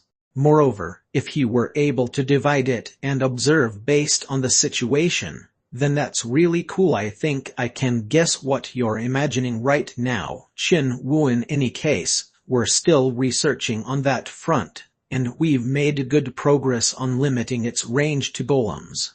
It's paramount that we figure out how to use the excess energy to increase the search range, but even if it's a level 8 item, I don't think it'll work just yet. So I'll add some more materials and remodel it later. In the process of restoring the Titan Golem, it seemed like the responsibility of manufacturing the artifact had fallen onto Kreischer, as she responded so confidently. She was so trustworthy. If he could, he would have expressed his happiness to Kreischer, but if he did, then Jin, who was preoccupied with Kreischer, would get pissed at Li Xin Wu, so he decided against it. Then, I'll leave that to you, since we'll probably get a chance to use it in the field soon. You still haven't contacted that senior. Now that you mention it, I think it's time I checked. But Xin Wu, are you going to keep bringing them with you? Jin asked. He thought that Li Xin Wu would have sent his troops away once they left the mountain range, but Li Xin Wu instructed Jin to move slow enough that they could keep up. Well, I'd really like to start running now. Just wait a little while longer. I'm thinking right now. What about? As if waiting for him to ask, Li Xin Wu spoke. I've been thinking about this, but I confirmed my suspicions when I accepted a portion of Metafel's troops and the giants. I can't keep these guys hidden anymore. Yeah, that's true. Metafel's defected troops numbered 3,000, and each and every giant really stood out. Because they went golems, the giants had to live with their large size, as they had no means of miniaturizing their bodies. I made these guys move around in small teams thus far as an investment, but I have too many troops for that to be a viable option anymore. Even so, I can't just keep them holed up in a safe base. If I don't use them, then I'll be losing out on my investment. So I'm going to keep using a few teams of elites like I've been doing, and gather the rest of them into a huge army. That was quite a rational decision. No, it was actually just a decision he was forced into, as his army had grown too much. Li Xin-Wu knew that this would happen eventually, and that's why he sought an item like Hugin's Eye. What if they're found by a hero? Normally, heroes wouldn't choose to fight against these guys. Xin-Wu, so you realized that you're not a normal hero yourself. If it were Li Xin-Wu, he would've agonized over the amount of level 7 elites, but he'd charge in and sow chaos then. Once he'd profited from that, he'd retreat. Li Xin-Wu sweat at Jin's words but continued. The problem's the 12 generals. Because of them, I hid my forces for as long as I could, but when you think about it the other way, you could bait the 12 generals by commanding such a huge army. Xin-Wu, only you could think about it like that. You already killed 2 of the 12 generals. The other heroes are just cowards. Yeah, that's right. Li Xin-Wu's goblin fire intensified. This is what he would look like when he was talking about something serious. I think that time's coming soon. When Paul Zero meets with the heroes. You're going to try. Yeah. Since I'll have to do it eventually anyway. He was still bothered by what Li Man Bok had told him, but even so, he had to at least try. There was nothing good about maintaining this three-way stalemate for Li Xin-Wu. But Li Man Bok concerns had merit, so I'll have to approach them as cordially as possible. How? As reinforcements. If an undead suddenly showed up in front of the heroes, who enjoyed such peaceful days, and said, "Can I hang out with you too?" they would definitely look at him with suspicion. But if they were struggling against one of the 12 generals, and his righteous undead army suddenly appeared to save them, then there wouldn't be any heroes who would go kill them too without thinking, would there? Even if there were, wouldn't the heroes focus on killing one of the 12 generals first?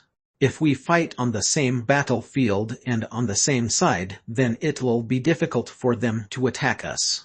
And that's how we'll gradually change their perception of us. But how are you going to make such a convenient situation for yourself? Normally it would be hard, but we have Ethan Cruz now, don't we? Jin was speechless at Li Xin-Wu's statement. Crasher silently applauded. They couldn't even imagine how many problems he hoped to deal with using Ethan Cruz.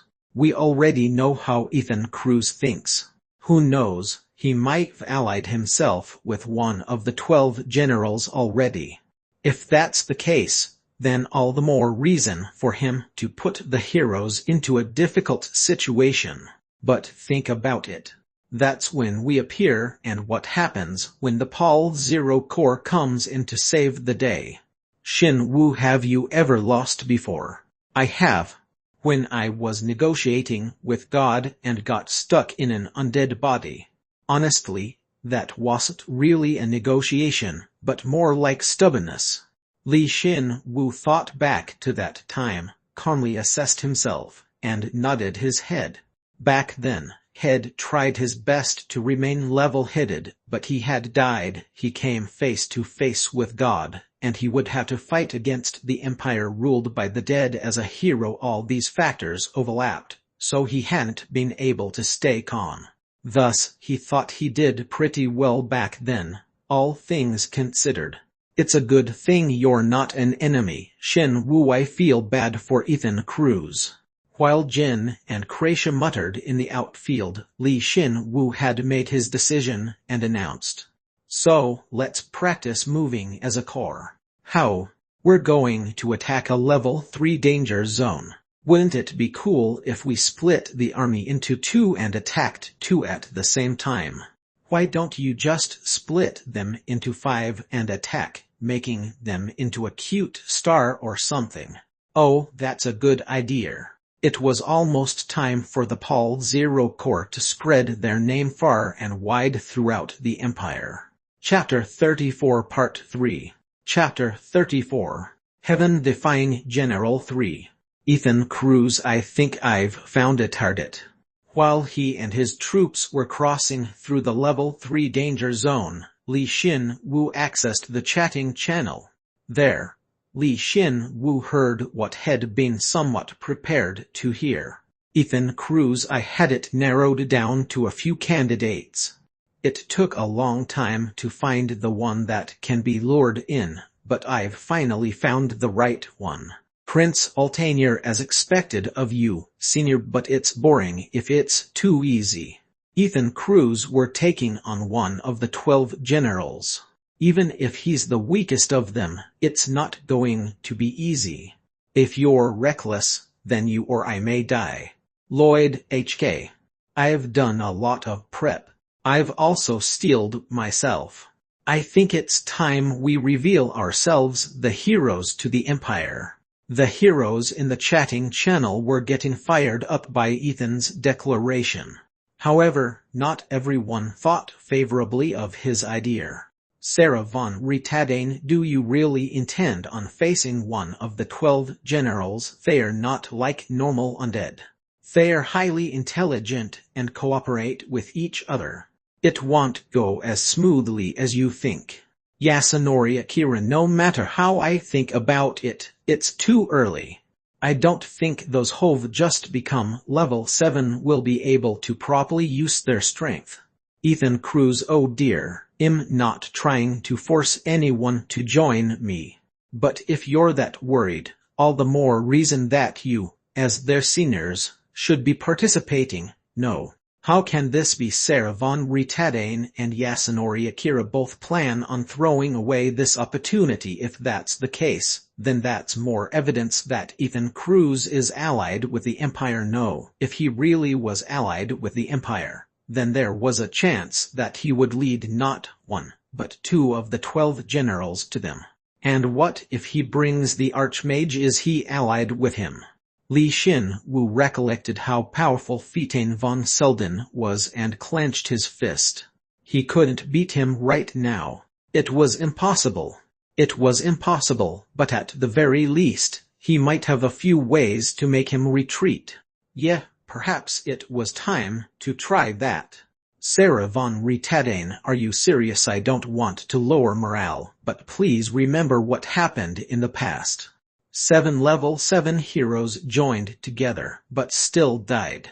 At that time, you, at level 6, were the only one who survived. Ethan Cruz, have you already forgotten? While he was formulating complex plans in his head, those opposed to Ethan Cruz's plan were beginning to give clear reasons for why his plan wouldn't work. Was Sarah von Rietadane referring to the group of heroes that included Li Man Bok that attempted to take down the 12 generals as expected? It seems like she didn't participate in that expedition. Then again, if she had, then she would've known the horrors that Ethan had unleashed. Li Xin Wu nodded his head and Ethan Cruz replied. Ethan Cruz, of course I remember. That was a huge failure. Of course it was a huge failure. After all, had lost Li Man Bok, as well as the 2 giants, Li Xin Wu thought. Ethan Cruz, that's why I've prepared so much more. I really did my best after that. To the point that I could probably take on one of the 12 generals by myself. It's because I'm so sure of that I want to take down one of them with my juniors. Well, of course, he was that strong. If he wasn't, then he wouldn't be able to control the other heroes. After all, had lost some undead heroes in the past because of his weakness. Ethan Cruz, you know that God's blessing won't last forever, right? We have to purify the Empire before then. If not, then do you not want to take down one of the 12 generals? Sarah von Retadane, what are you saying? Ethan Cruz, you already know, don't you, Retadane? Yasunori Akira, hey, are you doubting an ally right now? Stop. I listened quietly, but you went too far. Ethan Cruz, no, I just wanted to hear the truth from her. As expected, they were definitely talking about Sigurd von Retadane of the 12 generals. Considering the mood in the chatting channel, half of the heroes knew about Sigurd, and the other half didn't. Li Xin Wu supposed this was proof that his seniors hadn't been just playing around thus far. That was a topic that should've been difficult to ask her about, so Ethan Cruz was definitely taunting her. So in other words, did that mean he was confident that he could overpower Sarah von Retadane? Sarah von Retadane, I want to destroy the undead more than anyone else. Whether it be the 12 generals, the emperor, or anyone. Regardless of what name they held in the past, or what person they were, so long as their undead will purify them all. She was just talking in the chatting channel, yet Li Xin Wu felt goosebumps. Was this what Li Man Bok was telling him to be cautious of? Her hatred of the undead. Now he could understand what he was warning him about. Sarah von Retadane, I suppose your cheap taunt worked. Since I don't want a repeat of the past, I must stop precious heroes from degenerating into such a cursed form. Ethan Cruz, you made the right choice. I have high hopes for your power over light. Could Sarah von Retadane use light magic? Li Xin Wu decided to stow that away for later. Their powers should clash against each other, so the fact that Ethan was willing to taunt her and bring her into this meant that he was just that confident. If not, then perhaps he wanted to use this opportunity to take her down, as she was a bothersome opponent. Sarah von Retadane.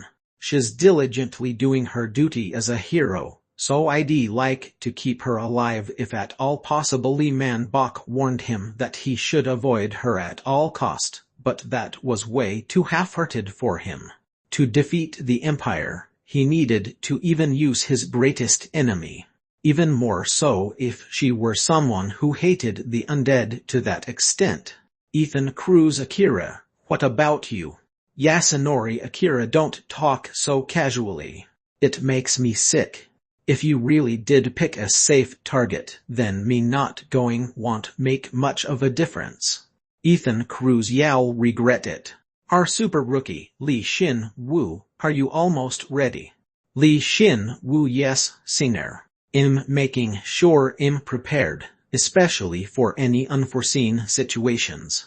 He was preparing a plan for if Ethan Cruz went onto the front lines personally, when he didn't, when his undead grouped together, when he moved stealthily when there were one or two of the 12 generals, or if the Archmage himself appeared. Ethan Cruz, you're so reliable. As expected of our super rookie. That reliable super rookie is coming to put a sod in your gut. Li Xin Wu smiled and inwardly muttered. But then, he suddenly got 2 requests for private chats. They were from both Sarah von Retadane and Yasunori Akira. Li Xin Wu was flustered and sent a message asking Sarah to wait just a second. He accepted Yasunori Akira's private chat first because he thought he would be easier to deal with. Yasunori Akira, this might sound a little weird, but listen carefully. Can you promise me that? Of course, Senior Yasunori. Yasunori Akira, I plan on hiding while you guys are fighting against one of the 12 generals. What are you talking about? Are you trying to protect me? Yasunori Akira, yeah. I want to protect you guys. But not from one of the 12 generals. From Ethan Cruz. Everyone. There's a hero as reliable as Crasher over here. Li Xin Wu was touched, as had found another hero that tried their best for endless growth and glory. Yasunori Akira, it might sound weird, but I thought it'd be okay to tell you since you haven't met Ethan yet. Those who meet him, even just once, follow him a bit blindly. Li Xin Wu thought that was most likely due to Ethan Crew's darkness magic, but he didn't voice it. Yasunori Akira, that's already strange. Even if he were blessed to have so many people willing to help him, it's still too unnatural. Moreover, this hunt for one of the 12 generals is way too dangerous. Since it's almost impossible to bait one of the 12 generals. In the past, Li Xin Wu had infiltrated a city and had successfully led Hansen von Dorth there, but he acted as if it had never happened before. Yasunori Akira, be wary of him. Don't get too close. Especially his buffs. Make sure you reject his buffs. Even if he gives you a good reason, make sure you refuse them. Don't let yourself get touched by his magic. I'll keep that in mind. Yasunori Akira, do you believe me? How could I not believe you, as you're acting out of concern for me? You're not telling me to attack him. You're just telling me to refuse his buffs. Li Xin Wu's acting skill was really paying off. Yasunori Akira was slightly touched by Li Xin Wu's sincerity. Yasunori Akira, I thought you were only good at fighting, but you're a smooth talker too. But it makes me feel better if you think like that. Who is that again, that hero you were close to? Can you tell her about my request too? Yes, of course. I'll remember to be careful around him. Yasunori Akira, I'll mark you off. I wish everyone was as careful as you, but if we all make it out of this safely, let's hunt together. I'll be looking forward to it. He's going to mark him off personally. If that's the case, then it's likely that Yasunori Akira was in the most danger. Li Xin Wu thanked him for his warning, but before he left the chat, he warned Yasunori Akira about the curse that came from deadly force. Yasunori was surprised but said he understood. Now it was Sarah von Rietadene's turn now. Li Xin Wu took a deep breath and accepted a private chat with her. Sarah von Rietadene, I heard you became level 7. You were afraid you'd stick out, so you hid your level. I'm sorry, senior. I know I shouldn't be lying to you, but I was afraid of you seniors pinning all your hopes on me. Sarah von Rietadene, I understand. Since you must have been exceptionally talented in your original world. As they say, tall trees catch much wind. It must have been suffocating. Sina, he acted as though he were touched by her kindness. Li Xin Wu said pretty much what had expected her to say. Sarah von Rietadene, please be careful of Ethan Cruz. On that day, the day that the heroes were wiped out, why was he the only one that came back alive? I find it quite odd. Perhaps he's connected with the Empire. Had gotten another reliable senior. Sarah von Rietadene, I'd rather not even think of that as a possibility, but if he's really a traitor, then we have to take him down no matter what. Since an enemy on the inside is more threatening than the 12 generals. Senior Yasunori said the same thing. Sarah von Rietadene, Yasunori Akira did. That's a relief. Now that I think about it, he's never met Ethan in person. He's benefiting from his caution. Of course, I'll be sure to be careful. Thank you for the advice. He thought she had said everything she was going to say, but then, she dropped a bombshell. Sarah von Rietadene, it can't be helped. Let's meet up before you see him. I'll contact Yasunori Akira as well.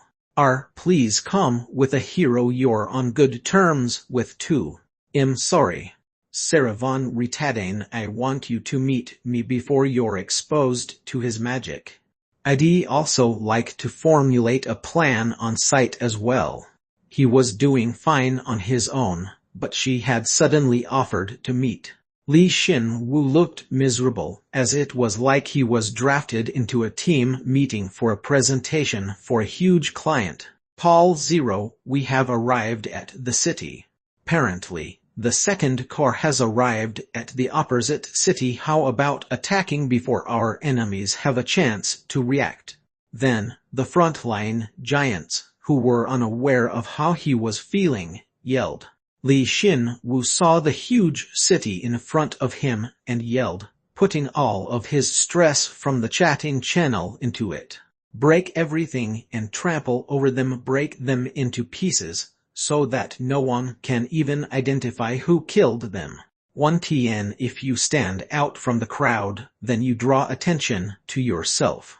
Chapter 34 Part 4. Chapter 34. Heaven-defying General 4. Like he said, Li Xin-Wu attacked 2 cities in the danger level 3 zone simultaneously. His goal was to confuse the emperor, as well as the 12 generals that followed his commands. Although it was possible that 2 of the 12 generals could be sent to both cities, Li Xin-Wu was confident that he could finish his attack and retreat before they got there, so it wasn't really a problem. If the Empire were to be put on guard due to an unknown force, then Ethan Crew's plan either wouldn't work, or it would have to be altered, which wasn't bad by any means. Of course, that's not the real reason. I just want to use all the strength that I've acquired.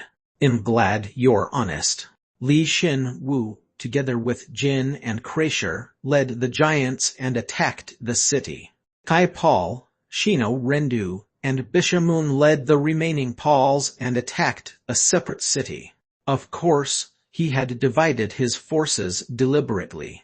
On one side, there were the giants, and on the other side, there were elite undead. There was no better way to sow chaos amongst his enemies. But there was one problem.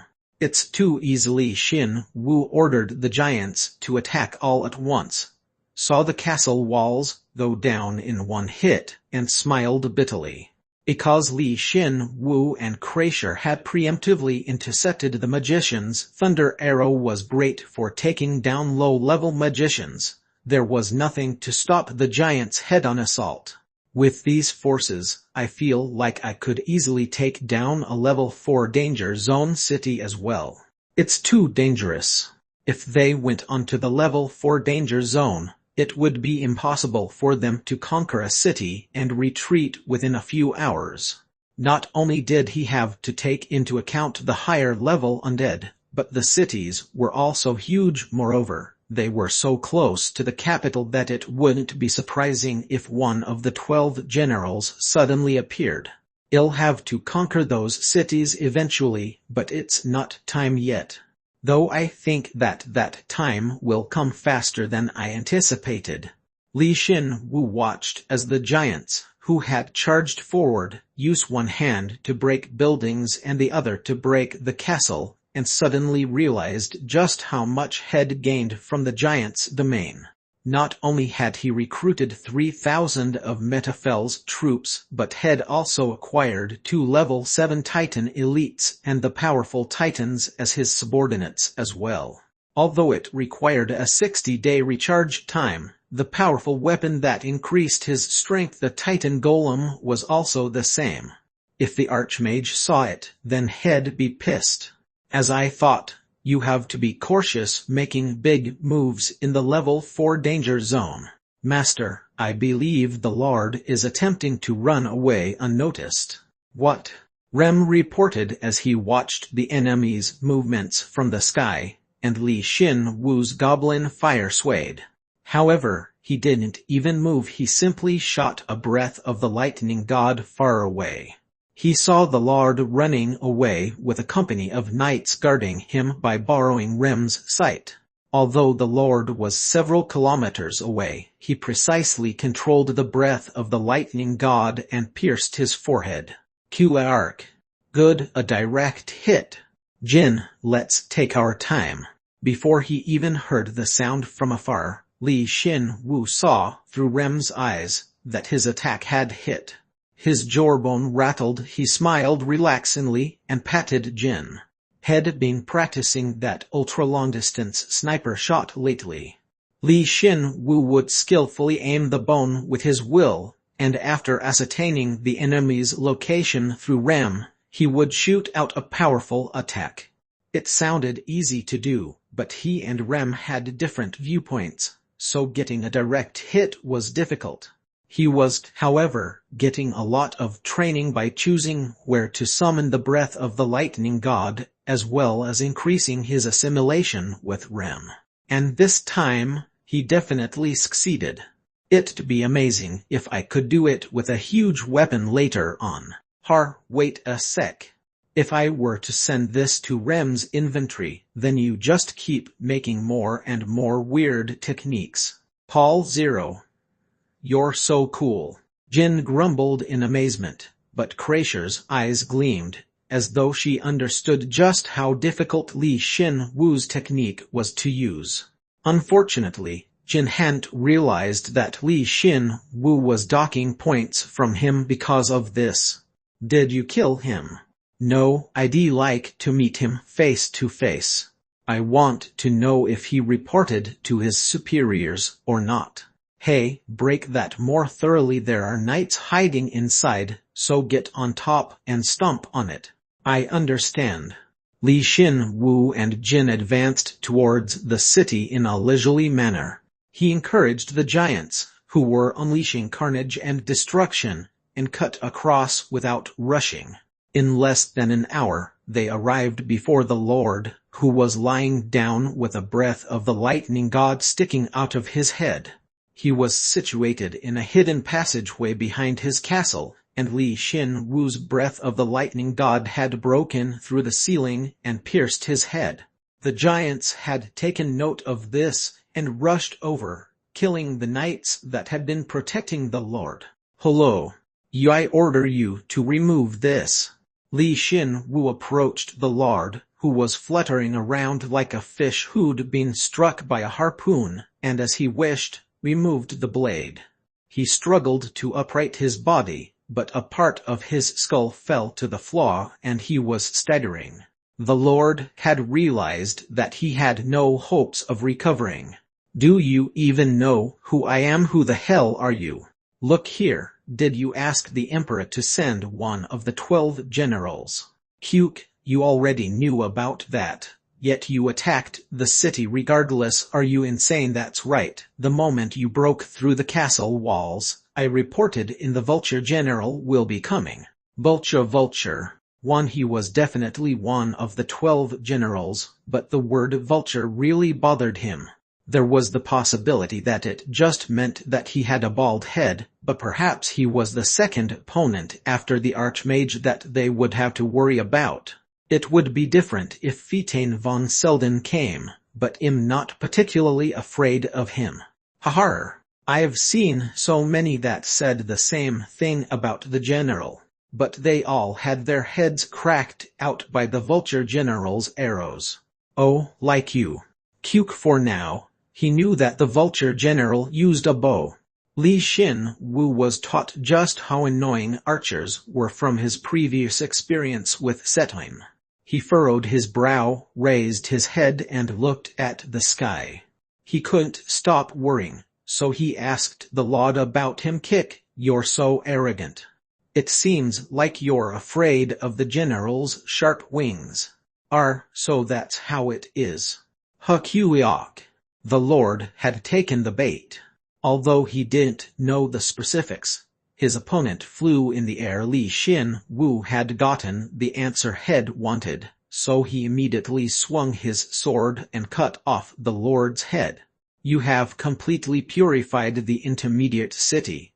Semelin, you have acquired 2 permits to God's secret shop. You have acquired 100,000 Pirium. Proficiency in all combat-related skills has increased. As a reward for faithfully doing your duty as a hero and purifying several cities, the size of your inventory has increased, and from now on, all quest rewards will increase. You have completely purified a city at an unprecedented speed. Destroying a city with a core is karma much too great for one person to achieve. All stats have increased by 5. With this, we're done. An air strike. Is that what you thought of when you heard the word vulture? To be honest, the first thing I thought of was a bald head. That's right. To Li Xin Wu, who had an army now and had leveled up to level 7, the only things he had to worry about were the Archmage Fitain von Selden and his spatial magic, or an air strike from the sky. As proven by Rem, flying through the sky granted much more utility than moving on the ground. He thought that the Empire would have something like this, but to think that his hypothesis would be proven this way. Moreover, to think he's coming now of all times. To fight, or not to fight, all right, let's fight. Didn't you decide too fast? Jin, who'd heard Li Xin Wu mutter, felt drained. However, Li Xin Wu didn't change his stance at all. Although fighting a flying opponent is tough, it's best if I take him down while he's alone. But he didn't have enough forces with him. Li Xin Wu contacted Bishop Moon and instructed him to gather all his forces here as soon as they were done purifying the city. But once he relayed that order, he got a message that they had finished purifying the city, followed by a list of rewards. There was one thing that he took notice of. You commanded an army and purified 2 cities simultaneously. You have proven that you are powerful enough to single-handedly take on the Empire. Everyone in the Empire, including the Emperor himself, will know about you and will pay special attention to you. You have acquired the title, Heaven-Defying General. All stats have increased by 20. The high-rank command skill has become LV6 and all stats have increased by 5. When you fight against the Empire's 12 generals, the power of all your skills will increase by 20. The stats of your troops permanently increase by 5. Had acquired an extraordinary title and simultaneously, his stats had increased significantly. Li Xin Wu, whose stats had surpassed 9,000, they were now at 9,086, was slightly excited. Wait a sec. If I had only divided my army into 5 groups and made a cute star, then no matter how strong your troops are, splitting them into 5 is a dumb idea, you idiot. Li Xin Wu was barely able to calm down due to Jin's retort and cool-headedly checked his new title. Whenever he fought against the 12 generals, his skills would become 20 more powerful, which was simple enough. But when he thought about it, it was even more hacked than a 20 stat increase. Rather than raising his stats, raising the power of his skills, which used those stats and amplified them, was obviously superior. Because of that, his elemental equipment would become more powerful as well. What system bestowed this title onto me? Didn't God give it to you? No, it's not that simple. It seems more like it's been influenced by something. The Heaven-Defying General. It was a title that really fit him, as he possessed the rebellion skill. But he wondered if he was considered an ally of the 12 generals because of the term general in his name. So long as I don't talk about it, it should be fine. Alright boys, get ready for battle. Apparently, he flies in the sky, so make a catapult. Understood. Hey, will a catapult really work against a flying opponent? It'll definitely work. Want to make a bet? Nope. Jin was about to accept, but when he saw the giants begin to make a 30-meter-tall catapult by stripping the castle walls, he shook his head. They soon created dozens of those monstrously sized catapults, but strangely, that airstrike they were waiting for didn't appear for several hours. 1TN. This can mean eagle as well. Toykar gave us the Chinese characters early on this time. Chapter 34 Part 5. Chapter 34. Heaven-defying General 5. Li Xin Wu gritted his teeth at the frustration welling up within him. That bastard. Did he lie to me? They might've gotten 2 calls for help at the same time, so they might be confused. Kreischer said persuasively. Li Xin Wu accepted it, nodded his head, and said, "Yeah, they'll probably be here soon. Let's just get everything that's hidden here. Over here, Xin Wu." They were in the midst of looking for any hidden artifacts or Pirium within the castle while using Rem as covertly as possible to keep watch. It's all been useless stuff. Yeah, but it was still a strong reaction. This is it. They found a discreetly hidden storage house within the castle. Upon analyzing and opening it, they found a huge quantity of Pirium inside. To be exact, it contained 25 million Pirium. It was a significant sum of money, but Li Xin Wu wasn't excited in the least from such a small sum. He asked her if she wanted him to split it into 3 parts and give her 8.4 million, but Kreischer just shook her head. "Kreischer, are you studying Pirium? I haven't started on that yet. Moreover, Pirium didn't exist in my original world." Really? Apparently, levels and skills existed in Kreischer's original world surprisingly. If that's the case, then did that mean that this world was more developed than her own world? If not, then was the reverse true? Kreischer replied simply to the inquisitive Li Xin Wu. Surplus, incalculable karma comes in the form of Pirium. In other words, you would receive karma in a different form in a different world. It's not better or worse than any other world's karma. Surplus karma. Li Xin Wu stored the Pirium and muttered. Surplus karma. It was through this surplus karma that Shino Rendu gained new equipment. In other words, Pirium responded to Shino Render's new karma and had the ability to change. If Li Xin Wu was able to control the direction it changes in, then Aster. While Li Xin Wu was thinking about how he would approach Pirium, Rem reported to him.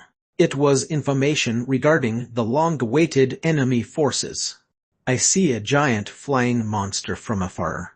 It's moving incredibly fast and there was an undead riding on top of it." Uvo. A monster rider had appeared. Li Xin Wu hadn't seen any monster riders, aside from some goblins riding atop wolves, so there was no way he wouldn't be excited at the news. "Jin, no matter how hopeful you sound in not going to sprout wings, you can't make them after all. You made springs out of steel." "I can't." "Well, even if he could make wings out of steel, Jin wouldn't be able to fly in the sky. After all, Steel Wing was an attack move in Pokémon. You've given me pretty much all of the flying monster bones thus far, yet nothing has happened. Give it up already." "TCH Rem, how's it going over there?" "It's strange. There's only one coming over here. It seems like a scout. What would you like me to do?" It was easy to forget, but Rem was a level 6 elite. Although it was focused on support skills that relied on stealth, Li Xin Wu had reinforced it with thousands of bones, so it now possessed combat abilities befitting its level. Taking down a scout wouldn't be an issue for Rem. "A scout, all right, take it down." "Understood." Nothing good would come of their opponent getting info on them before they even fought. Li Xin Wu ordered Rem to take it down, following which Rem charged forward, piercing through the monster's body while maintaining its stealth. Qherk. Li Xin Wu watched as the flying monster's corpse, as well as the undead riding atop it, fell from the sky and shot one of his floating swords at it. Head hit the mark, of course. What will they do now? Will they send more scouts, or will they just attack us right away? How exciting. They probably didn't know that Li Xin Wu had already been aware of their scout and that had intercepted it. Li Xin Wu imagined the vulture general's flustered expression and grinned, and then leisurely collected the flying monster and the scout's corpses. "You're going to give me that bone, aren't you? You never know. Take it. Think of it as taking a tonic. I told you, in not going to sprout wings." Li Xin Wu gave Jin both the flying monster's bone, as well as the scout's bone. He was acting like a test taker who sent in his application to Seoul University, despite knowing that he wouldn't get in. 1. However, what is it? Are your shoulder joints feeling itchy? No, that's not it, Jin said and looked embarrassed. Li Xin Wu looked on in anticipation, as though he was absolutely sure that it had worked this time, but unfortunately, it hadn't worked out this time either. Stop deluding yourself, and just focus on the coming battle, you dumbass. Damn it, I guess it didn't work this time either. 30 minutes passed. Li Xin Wu stationed the giants in front of the catapults, and the level 7 elite, Ilarter, was prepared to shoot herself into the air with her ability to manipulate the earth. Aragon, you're ready, right? Of course I am. They're really making us wait. They'd even formed a plan that involved shooting Aragon into the air. Once he was there, he would taunt the enemy forces, acting like a magnet to pull a large number of them down to the ground. Master, they've arrived. We've come as you've commanded, Sir Paul. 0. The Pauls arrived after completing their mission. Li Xin Wu ordered them to prepare for aerial warfare as well. If need be, Li Xin Wu would instigate their flying mounts to control them. The vulture general, is he going to be level 7 or level 8? If he's level 7, then there's nothing to be afraid of.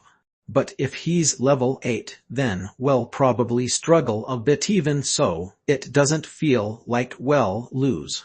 Even if the unexpected happens, we should win with our current forces. Of course, he wasn't reckless and prepared everything that he could for the coming battle. The 7 fully charged breath of the lightning gods sparked, as though waiting for the moment that Li Xin Wu would shoot them out.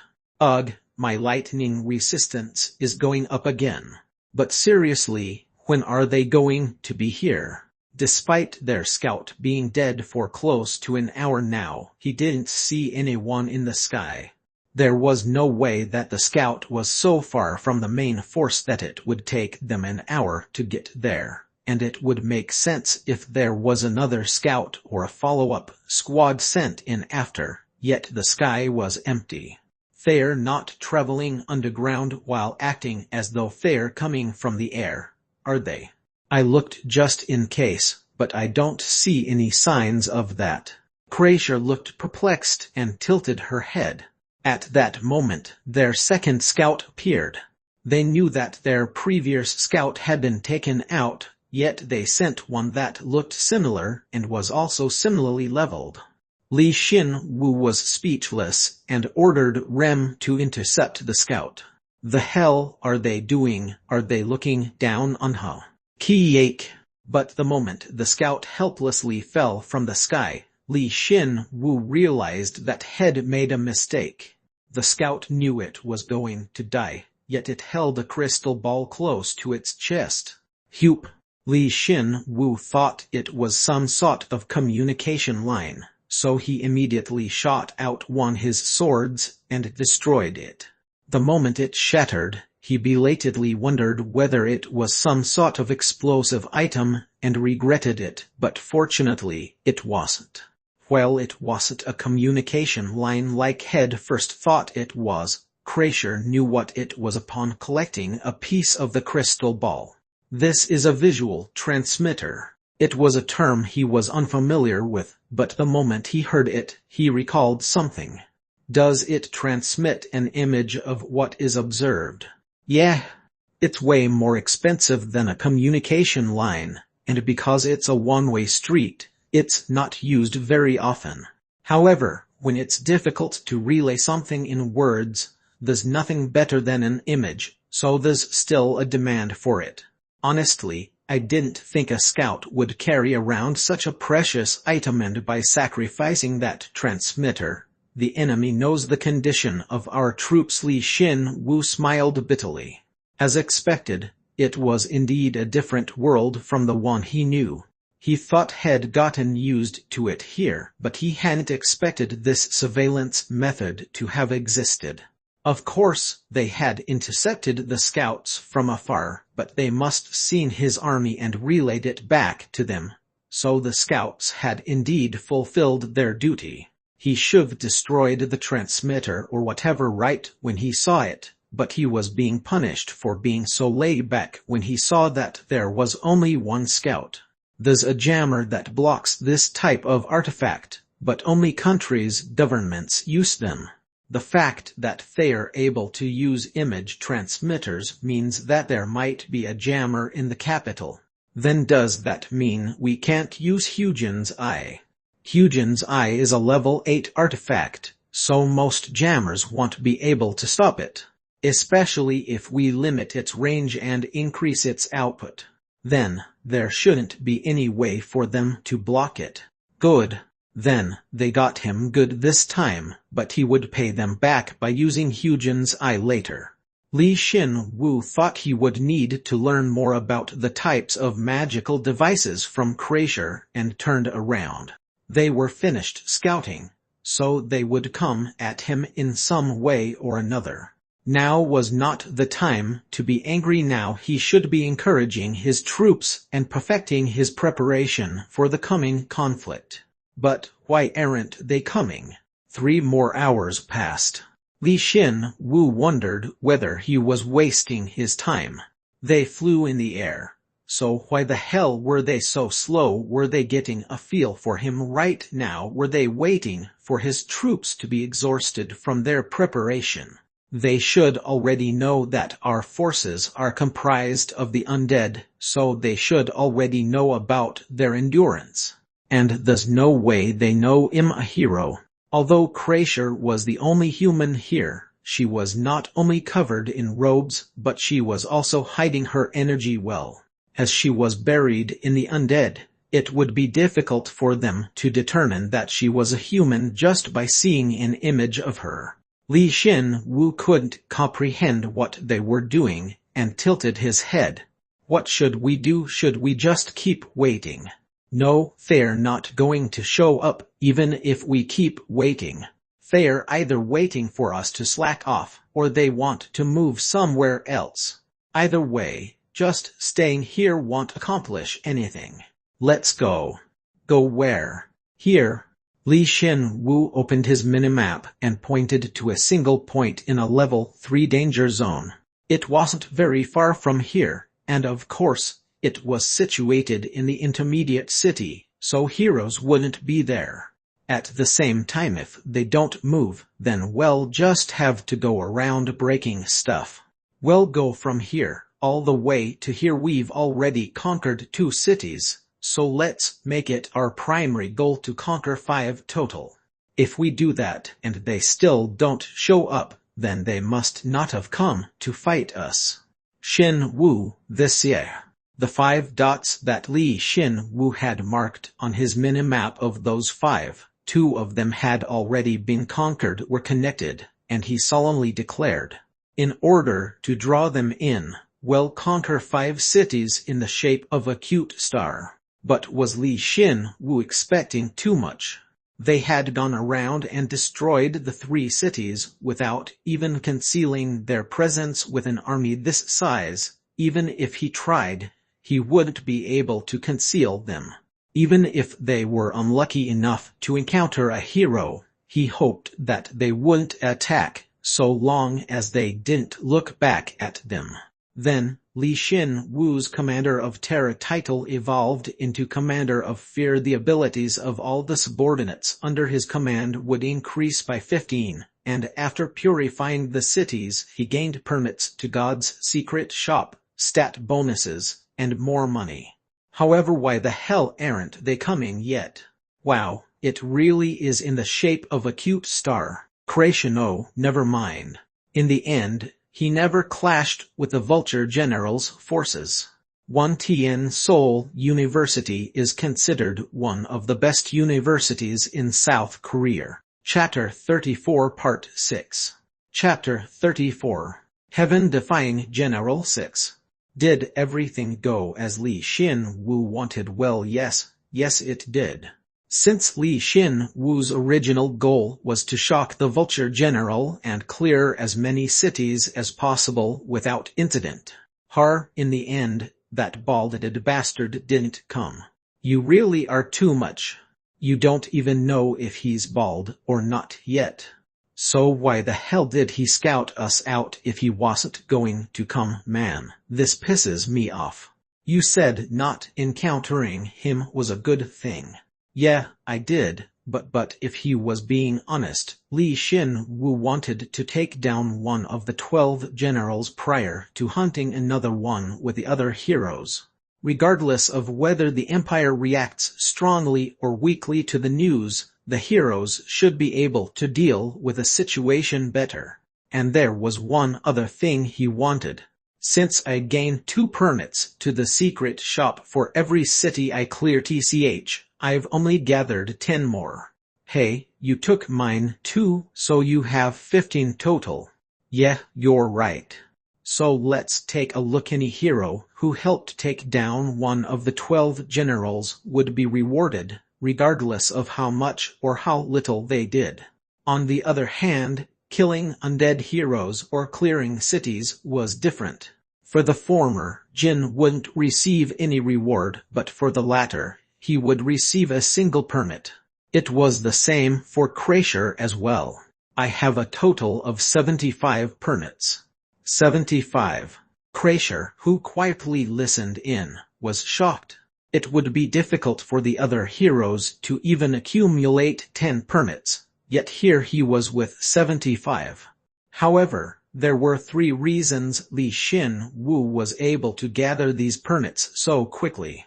First, killing undead heroes. Most of his seniors didn't have any experience in this. Secondly, purifying cities. Even if his seniors partied up, it was difficult for them to purify an entire city, and most importantly, they were worried that it would cause trouble in the future, so they didn't easily attempt level 3 danger zones and up. Thirdly, killing the 12 generals his seniors hadn't killed one. They're all things that would be difficult for my seniors since you've hunted one of the 12 generals and purified cities with me. You should have more secret shop permits than our seniors. Yeah, I was thinking about going to God's Garden again to get another artifact soon, but I've been putting it off since I can't think of anything that fits. Still, the fact that you have 75 of them is amazing. Lee Xin-woo thought he'd be able to gather more permits than the other heroes if he put his mind to it, but to think he'd accumulated this many. One of the reasons behind this was the fact that Jin gave him his permits. But it's important to note that nothing has changed, even though I've gathered so many.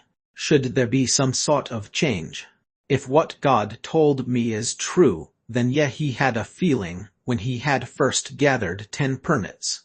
Not only did he get a message, but he could feel these permits, these shards of God's power, shake. It was as if these tiny fragments would fuse into something greater. Yeah. To put it in words, it felt similar to a level up. Then if you amass 100 of them, will something change? So you think something will happen too, huh? 100 secret shop permits. He was too embarrassed to even ask his seniors about this. It would be impossible to gather so many of them if one didn't either kill the 12 generals or actively clear out cities. One would have to be Lee Xin-woo to even try it. It'd be chaos if I asked them what will happen if I gather 100. I'd rather not. They probably won't know anyway. Yeah, this is probably impossible for Ethan Cruz. what would happen when one collected 100 secret shop permits. He had some idea, but he decided against thinking about it right now. Li Xin-Wu would be able to gather the remaining 25 permits quickly, so he would just need to check then and there. Well, that's that. We need to figure out what we do from here on out. Are you going to attack another city? Cities aren't monsters. So do they just form out of nowhere? Do they regenerate? The undead wouldn't occupy purified cities. Killing all of the undead wouldn't purify a city. God would personally shine her power upon a purified city.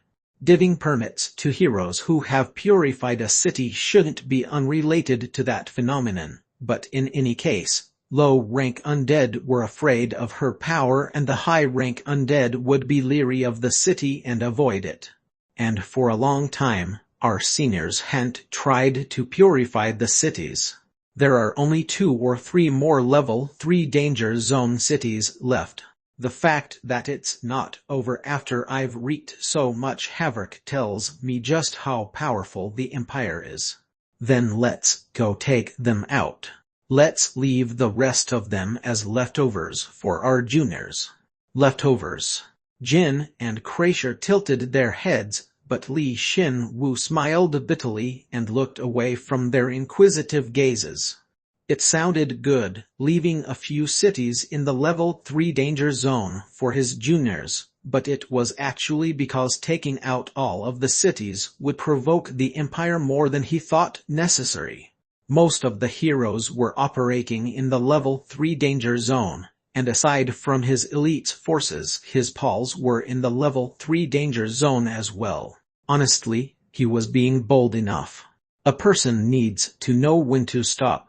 Honestly, that's not the only reason. You see, tomorrow's the day I have to see Sarah. Do we both have to see her? Yeah. I know you avoid the other heroes, but just come with me this time. It feels reassuring to have you with me. If you're really that insistent, then Li Xin-Wu wasn't really concerned with what Sarah's intentions were or what she was doing to prepare for Ethan Crew's plan. That's because Li Xin-Wu was already on top of it. He just wanted to meet with her since Li Man-Bok's words were still bothering him. That was why he was dragging Kreischer with him. Then, I suppose I should hide my troops before we go. Giants do not hide. The Titan hides for 60 days to be active for just 4 minutes. If that's what the Titan desires, then we'll swallow our pride. Figuring out where his forces should hide when he wasn't leading them was his first problem.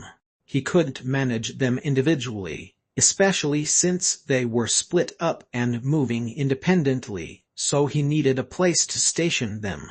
However, the answer was right in his face: a dungeon. Dungeons were, by their very nature, secretive, and they could hide several undead.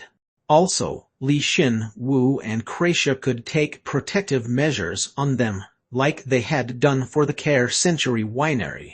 So which dungeon should he pick? Would he just do as Li Man-Bok did and just pick any random dungeon, and hide it by covering it in Marna or magic? No, that was the reason Li Man-Bok died a second time. He couldn't ridicule his choice and then copy him. The dungeon Li Xin-Wu had picked was level 3 dungeon. You have discovered the Darkness Hidden Sewer's hidden path. The dungeon's information is updated. Level 4 Elite Dungeon. You have acquired the permit for the Darkness Hidden Sewer. All stats increase by an additional 10 inside the dungeon. The dungeon's information is added to your minimap. All actions are buffed within the dungeon. They all got out of here, too. Seems like you were right. The higher the danger zone, the higher the Paul's intellect, and the higher chance that their tests succeeded, so they join up with Anti-Skull immediately. The underground passages which were in the cities that Anti-Skull had used for their experiments, his seniors didn't know about these passageways, and the 12 generals didn't know about them either. Because it was so difficult to enter them, It was much better to choose one of them, rather than randomly picking a dungeon. Since they're so well hidden in a purified city, the undead will instinctively avoid them, and heroes wouldn't enter a city without any prey. If Lee Man-bok had just a little bit of sense, then you could've just kept him alive and told him about this later. I shouldn't have to teach a level 7 this. Moreover, there's a saying in my country that says humans never change, Jin. It means that no matter how much I try teaching a dumbass like him, he'll still be a dumbass.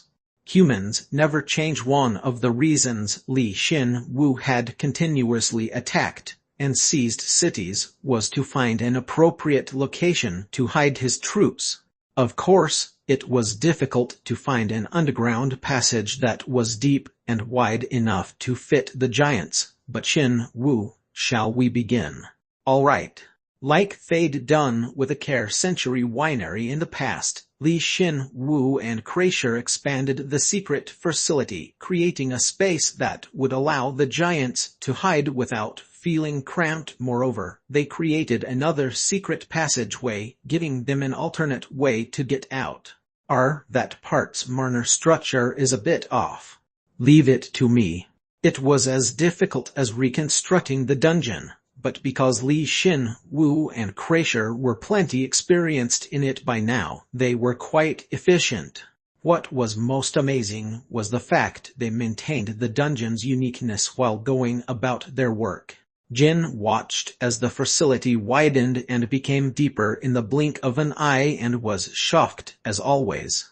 However, it seemed like Kreischer wasn't pleased with the final result. We could've made it so much better if we could use spatial magic. Like Feitin von Selden. Who? Someday, you'll learn it and beat him. Li Xin-Wu thought it'd be faster if he just killed him and absorbed his bone, but decided not to say anything. They had finished expanding the facility, and when hundreds of giants, as well as the rest of his Paul Corps had safely entered, Li Xin-Wu suddenly received a private chat request. It was from Yi Jin. He tilted his head, and as soon as he accepted her request, Yi Jin, you were alive. That's such a relief. I'm so glad. He wouldn't hear the end of it if he said, hey wait, you know I'm dead already. Li Xin-Wu told her he was safe and asked her what was going on. Then, she replied like this. Yi Jin, the level 3 danger zone is in chaos right now. Senior Ethan hasn't even led one of the 12 generals in yet, but one of them is moving already. What? Li Xin-Wu's goblin fire burned finally. He couldn't just let this go. If you know one of the 12 generals is coming, then you don't even need to bait one of them. You can just take that one out. Yi Jin, no, you can't. You can't. Even Senior Ethan said that we shouldn't mess with them. Even Senior Ethan.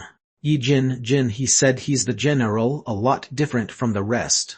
Even the other seniors, who saw their movements by chance, are shaking in their boots right now. He's so fearsome that they're hesitating over whether they should go on this expedition or not. That bad. If that's the case, then was it the vulture general that Li Xin-Wu had been waiting for? If he saw his air force, then it would make sense that they were quaking in their boots. Even if most of heroes had a way to attack flying monsters, they weren't specialized in aerial warfare. But the fact that Ethan wants us to avoid it is bothering me. Why did he want them to avoid it? Was it because he was communicating with the general? If not, was it because he had no connection with that specific general? Li Xin-Wu thought the latter was more likely. Ethan Cruz was incredibly meticulous, and if he said that they should avoid him, then it was likely that that particular general was one that he couldn't control with his abilities. Yi Jin, yes, he's really scary and he's also strange. Apparently, that general broke a city in the level 3 danger zone. Huh. Yi Jin Jin, it's strange, isn't it? You don't understand why one of the 12 generals under the emperor would destroy one of their own cities, right? Plus, according to our seniors, he destroyed 3 cities. Hearing that, Li Xin Wu's goblin fire shook. Since she couldn't see his goblin fire and could only hear his voice, Yi Jin Jin continued to go on and on. Yi Jin Jin, moreover, he managed to conquer 3 cities in just a few days. I don't know if there's something strange going on in the empire, but what I'm sure about is that he's a strange undead and that he's really dangerous. Plus, he apparently leads huge undead as well. Hey, that's Yi Jin Jin. Even if all the heroes worked together, we probably wouldn't be able to beat him. Our seniors have already nicknamed him. He's full of contradictions, so they called him the heaven-defying general.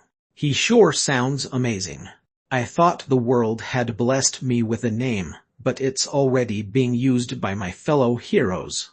Is this the power of karma? Li Xin Wu thought vacantly. Yi Jin Jin, he is amazing. So, you have to be careful too, Mr. Xin Wu. If you see him, don't fight him and just run away. Yeah, I won't fight him. The contradictory existence, the heaven-defying general Li Xin Wu weakly replied to her appeal. Although he liked to injure himself to train, he really didn't want to kill himself. Chapter 34 Part 7. Chapter 34. Heaven-defying General 7. A few days before their scheduled hunt of one of the 12 generals, the heroes were discussing an unexpected topic inside the chatting channel. Lloyd HK. The heaven-defying general. It fits him. After all, he's going around destroying cities. What exactly is his goal? Yi Jin Jin, we talked about this before. That there were undead who acted against the Emperor Prince Altania. That doesn't prove anything. Yi Jin Jin, but still, if there was an undead like that, wouldn't they cooperate with us? If our goals are the same, we can form an alliance with them. Before he entered the chatting channel, Li Xin Wu told Yi Jin Jin that he was that heaven-defying general. Head told her without hesitating, as she already knew he was undead. After that, Yi Jin Jin tried her best to keep the other heroes from looking at him, or the heaven-defying general, too negatively. However, that wasn't the easiest job in the world. Sarah von Rittadane, it's meaningless. All undead are the same.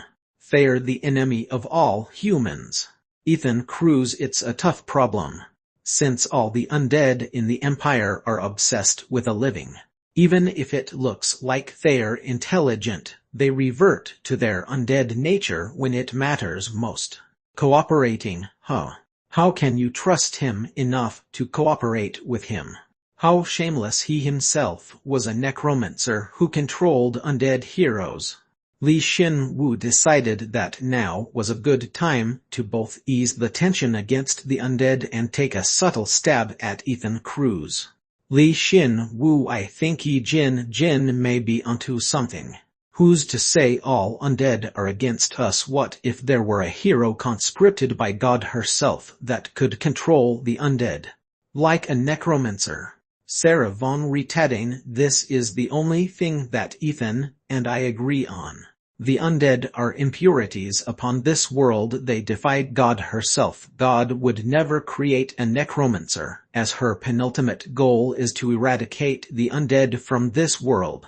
Regardless of whether they're with a necromancer, the other 12 generals, or the heaven-defying general, if they appear before you, you must kill them.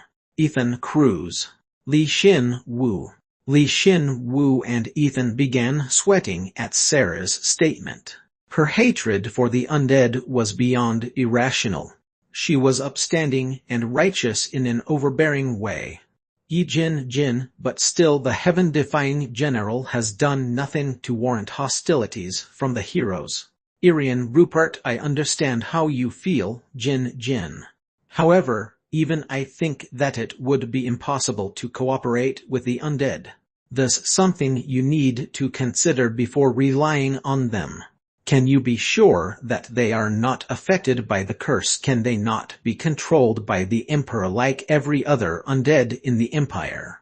Silene Vieser, it doesn't make sense to form an alliance with the undead.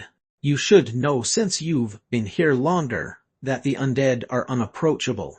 Even if we could form an alliance, God gave the quest to purify them all for a reason. Although Silene Vieser was the most recent hero, they had adapted to the Empire extremely quickly as a result of actively fighting against the undead.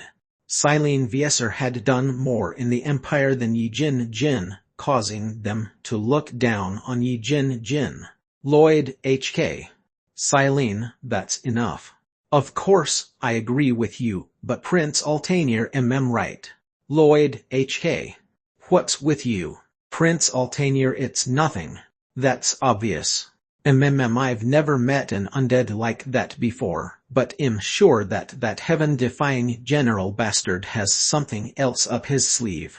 Sarah von Retadane, I think he's out of our league right now, so we should avoid him for the moment. Ethan Cruz, are you still going to proceed with your plan, despite everything that has happened? Ethan Cruz, I think we should proceed because of what has happened.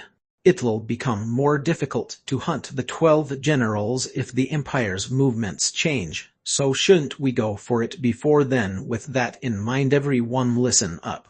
I've finalized the time, place, and the target. I know the way his troops are moving, so I plan on attacking first. I'll send the participants the location right away. Prince Altair, Silene Vieser Tuke, I want to go too. Was it finally beginning? Despite an unknown force, the heaven-defying general showing up in the Empire, it seemed like Ethan planned on going through with his plan. Soon, Li Xin Wu was contacted by Ethan Cruz. Ethan Cruz, I believe in you, super rookie. Li Xin Wu, I believe in you too, senior. Ethan Cruz, flattery won't work.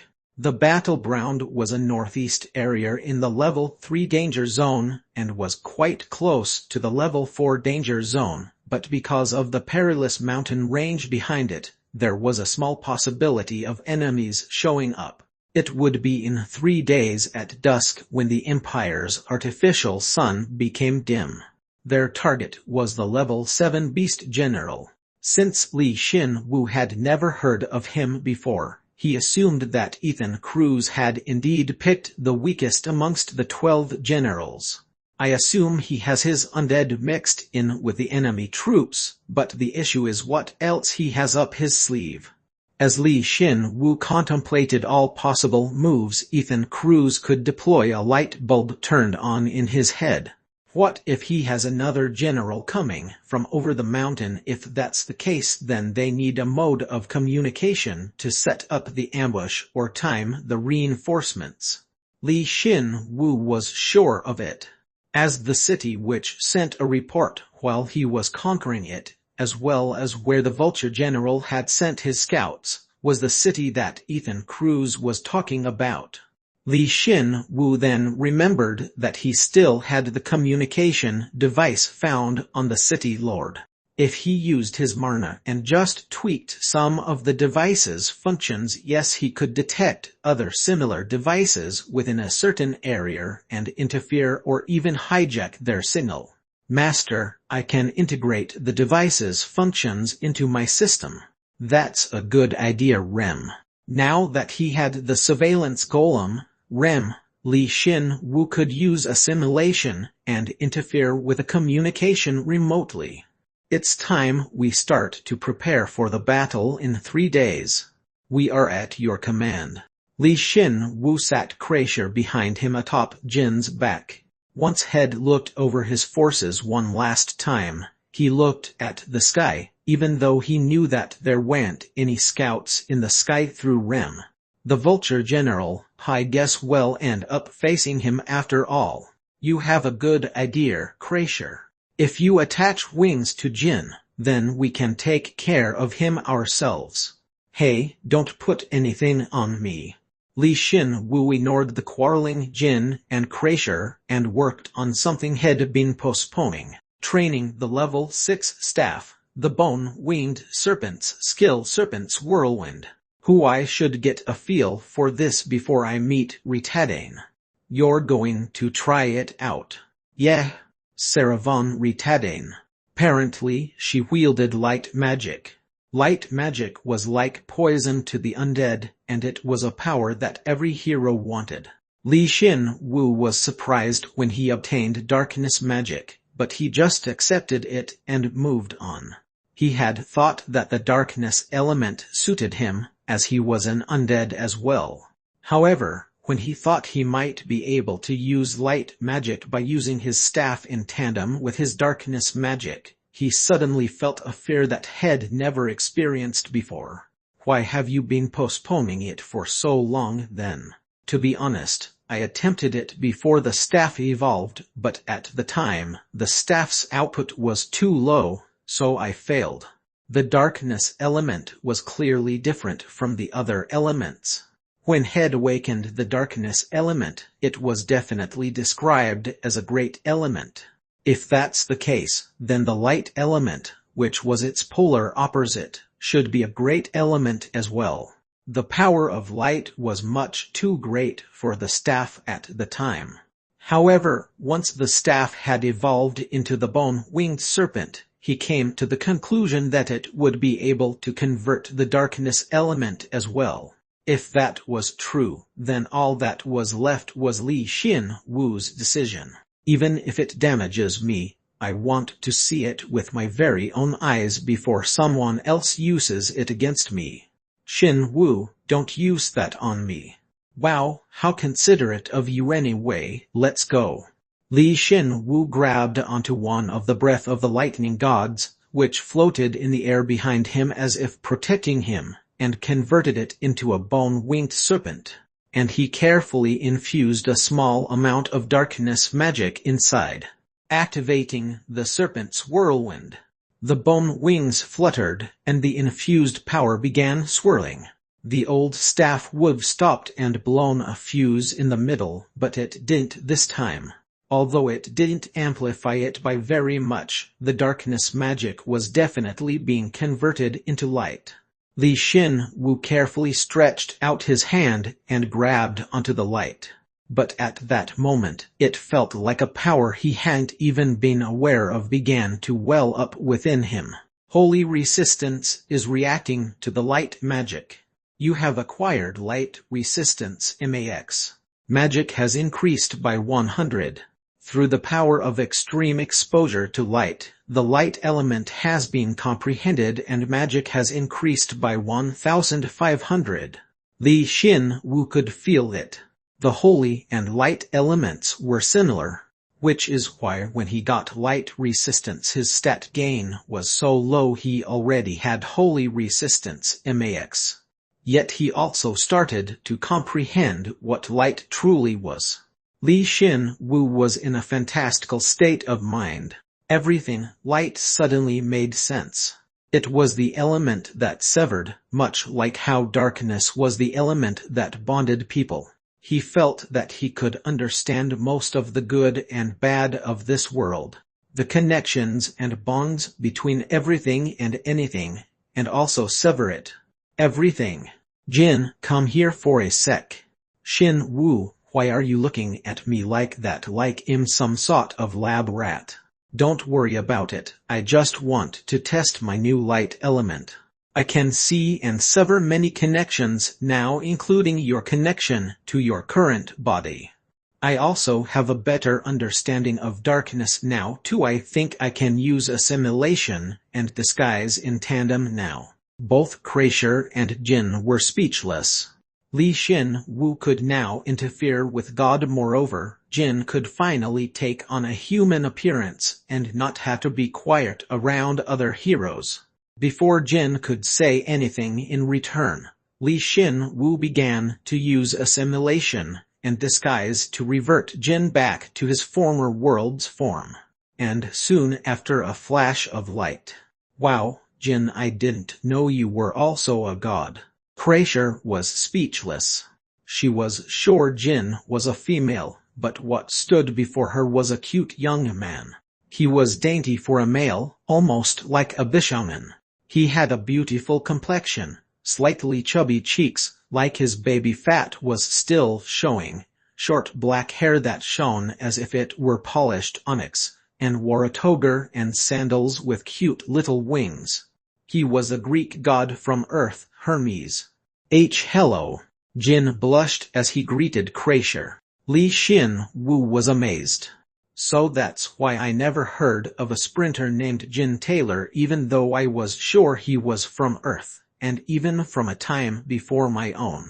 Chapter 35 Part 1. Chapter 35. The Call of Death 1. Li Xin Wu and Crasher Melway. It's a pleasure to meet you. You must suffered so much to reach where you are without dying. Thank you for surviving. It's nice to meet you too, Senior Ritadane. Hi. Red eyes and red hair. Li Xin Wu had only seen one person with those traits thus far, the beauty from the secret shop. If he told her, she would be happy and smile unpleasantly, so he had no plans of telling her plain. Although God herself possessed red hair as well, her eyes glittered in the 5 cardinal colors, so he excluded her. Are you bothered by my hair? That's but now there was one other with those specific traits, Sarah von Ritadane.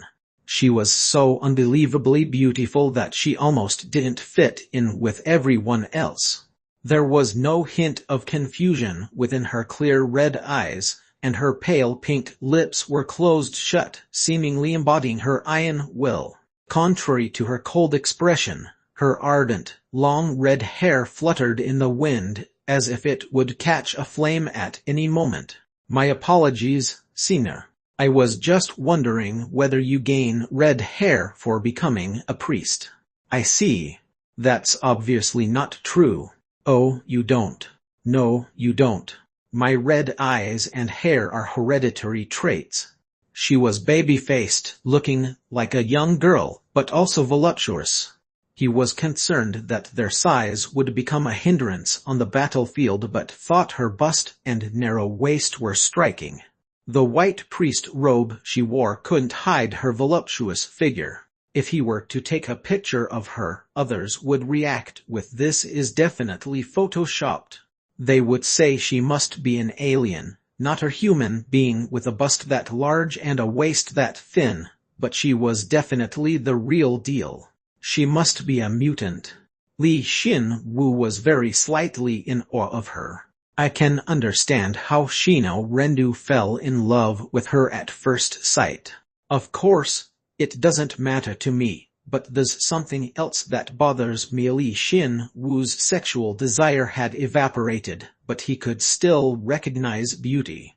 However, Li Xin Wu was currently only worried about keeping his guard up against her. He was sure the moment he met her. This girl was level 8. He had somewhat expected it, but she was indeed level 8. I feel like you could take down 1 or 2 of the 12 generals by yourself, Senior. I think so too. However, there's no guarantee after that. Because of that, I don't want to make any large moves yet. My goal isn't the 12 generals. It's eradicating all the undead in the Empire. Therefore, there's so much I want to say to Ethan Cruz, but Li Xin Wu carelessly blurted out, and Sarah von Ritadane replied seriously. She sounded so serious, causing Li Xin Wu to think. She didn't know, but Li Xin Wu had already killed 2 of the 12 generals. But was that a mistake? Of course it wasn't. Li Xin Wu had merely picked what was most advantageous to him at the time. When this was all over, he would have to move more carefully than before, though it might have been too little too late. Let's begin when Yasunori Akira comes and joins us. Would you like some tea? Thank you, Senior. I wanted to tell you this before, but I don't really like being referred to as Senior. Please just call me Ritadane. Okay. Of course, Li Xin Wu as an undead couldn't drink tea, but he could at least fake it. He would let it go down his throat and then evaporate it with fire. Please wait a little bit. She removed various tools to make tea from her inventory. Li Xin Wu watched as she boiled water for her tea, and came to the realization that she was no ordinary hero, who would go through all that trouble to steep tea leaves. Moreover, one couldn't procure tea leaves from the Empire, which meant that she acquired them from the secret shop by comparing it to wine. It was clear how inordinately expensive such an item of personal preference was. Here, please enjoy. Thank you. With pleasure. Li Xin Wu was surprised when he grabbed onto the teacup. He didn't have a sense of taste, but for some unknown reason, he was able to smell the fragrance of the tea. A fragrance so pleasant that it was shocking. He would often have to meet with other people for work, so he had drunk a variety of different teas, but it was of such quality that he could easily say it was the best he'd ever had. It smells really nice. This tea didn't exist in my world. It's delicious. You can appreciate good tea. It's my favorite tea amongst all the ones available on the surface. I assume it's made by using the Kanor leaf, which is grown in places with powerful fire magic, and Korite leaf, which is grown in places with powerful wind magic. How can this be? To think she'd continue the conversation. Li Xin Wu was shocked as she, who had remained passive and calm, suddenly began to talk about the tea leaves and the water in depth. At the same time, he couldn't help but see the resemblance with Plain, who would change whenever he brought up wine. Li Xin Wu was curious and asked, "Are you close to the shopkeeper by any chance?" "No, that woman's the worst." "That's quite rude of you to say." "I'm sorry." She cussed out Plain. Now that he thought about it, Plain had a lot of things to say about her as well. Moreover, she had the same red eyes and red hair at that moment. Li Xin Wu formed a hypothesis. However, when he saw Ritadane's expression, which had turned frigid instantaneously, he knew that this wouldn't be easy to bring up. But fortunately, that vibe didn't continue for very long. Yasunori Akira had arrived. "I'm late. Sorry about that. I was moving so cautiously that it just turned out that way." "That's fine. Would you like some tea?" "Yeah, of course. The fragrance reminds me of my homeland." "Hello, Senior." Is that you?" Li Xin Wu. "That's surprising. You look a lot different than what I'd expected." Yasunori Akira. He possessed black eyes and black hair, giving off the feeling of an Asian man, but even so, he didn't really evoke the feeling of being Japanese. Then again, when he'd met Jin last, he felt like she was a lot taller and had white skin, unlike other Chinese people. It was the same feeling. Perhaps they both came from a world similar but ultimately different from his own Earth. "Thanks for the tea. So you already knew about this dungeon, huh?" "It's a dungeon that I cleared by myself in the past. There are dungeons that disappear after they're cleared, and dungeons which remain due to the large traces of residual magic. This is the latter." "That's right. They were gathered inside of a dungeon within the level 3 danger zone right now. Dungeons are normally filled with danger, but ironically, empty dungeons were the safest place that heroes could reside. Now that the heaven-defying general has gone on a rampage, I might have to find a dungeon and hide too." "The heaven-defying general, I wonder if he's connected with Ethan Cruz as well." "He probably isn't. The heaven-defying general isn't doing Ethan Cruz any favors in baiting the 12 generals and gathering the other heroes." "That's true. I realized that Ethan Cruz's movements were strange because of it, but shall we begin talking in earnest regarding what Ethan Cruz is plotting?" Ritadane said seriously, and Yasunori nodded his head stiffly. They wanted to protect their juniors and took their jobs as seniors seriously, so Li Xin-Wu couldn't tell them that he actually had his own corps and that, while they kept the 12 generals busy, we can take care of Ethan Cruz.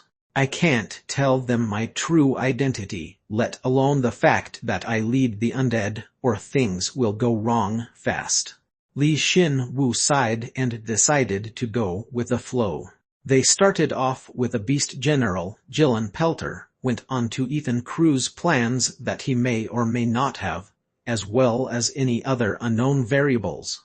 They told the human hero Li Xin-Wu all this information, believing that it was safe to tell him all this.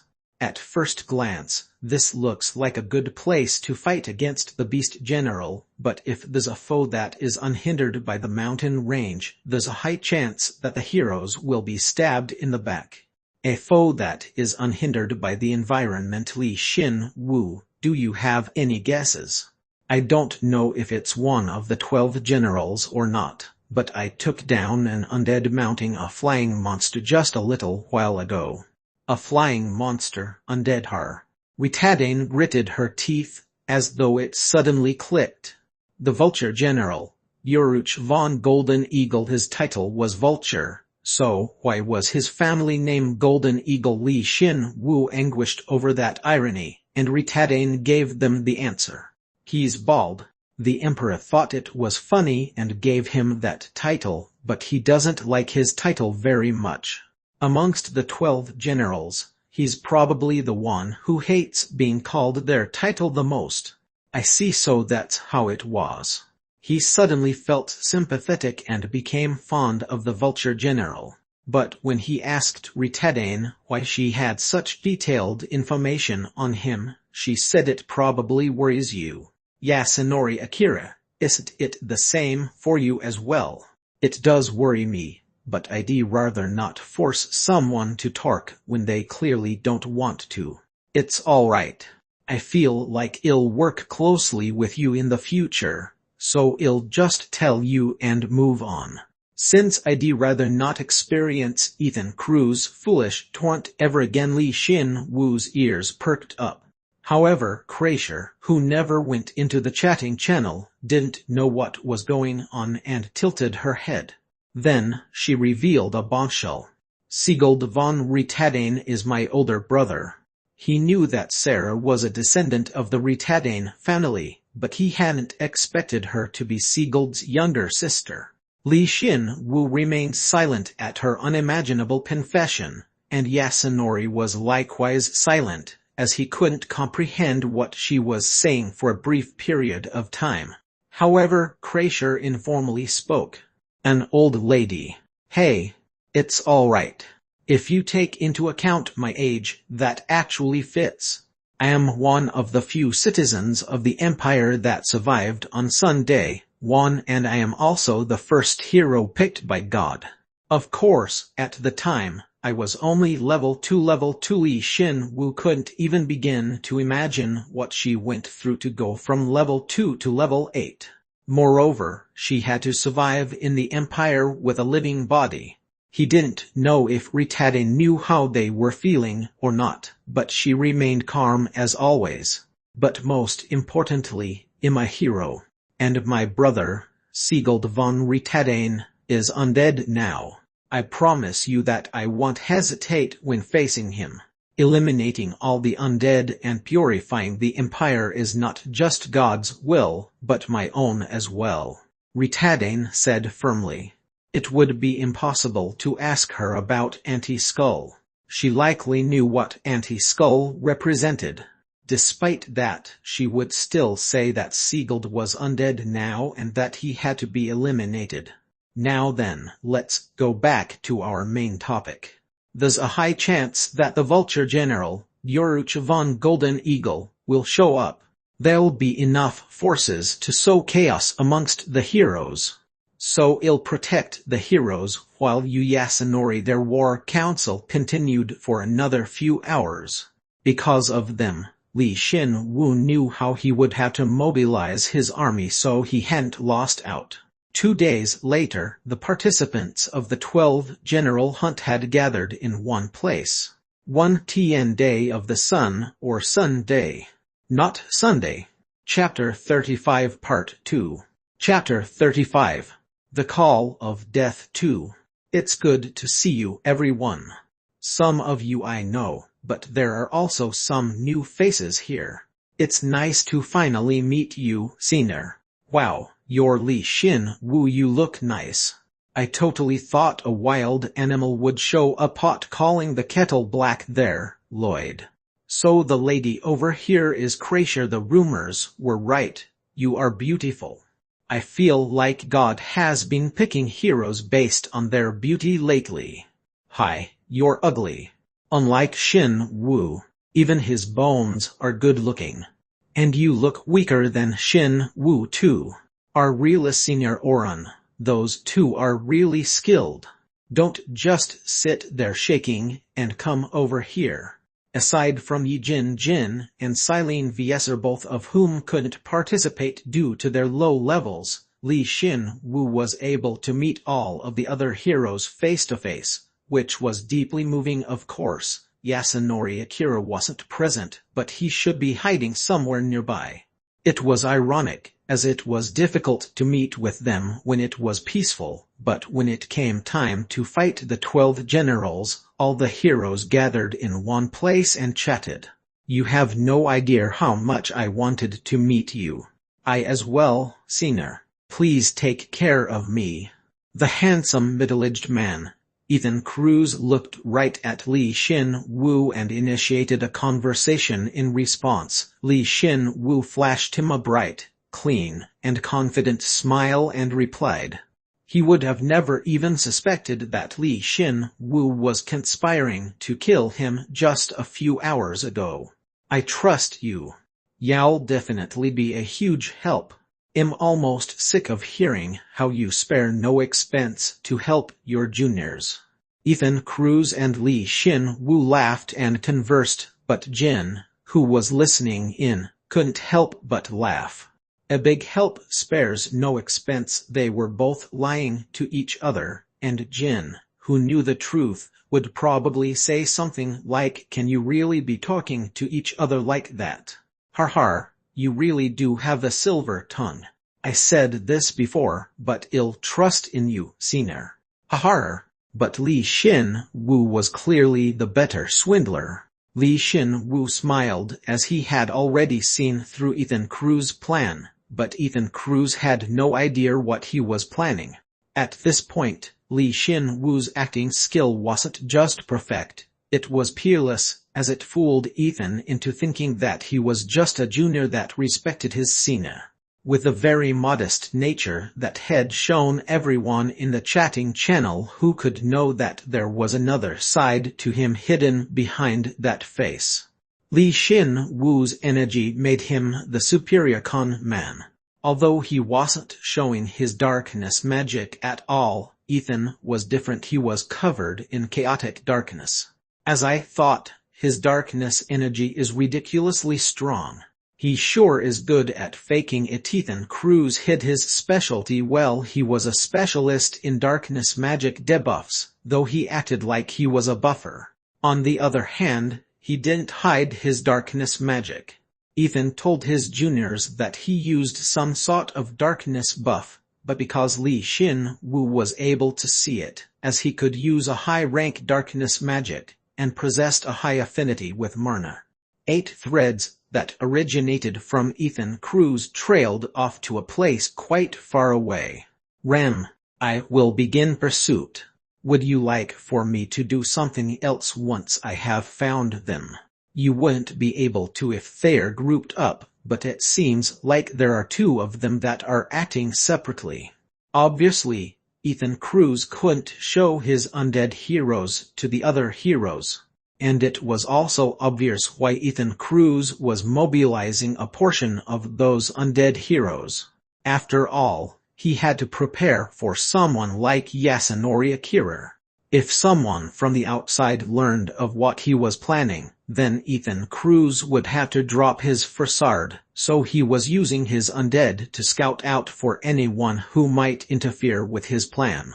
In any case, the fact that he's sending 2 out means that I have to assume that Ethan Cruz is prepared as well. Although Yasunori Akira was hidden, it seems like he hadn't fooled Ethan Cruz. He should've hidden better. If he just let them do as they pleased, Yasunori Akira may be in trouble, but it largely depended on Yasunori Akira's skill. I can't let that happen. After all, he's a precious ally who could have a huge impact on the battlefield.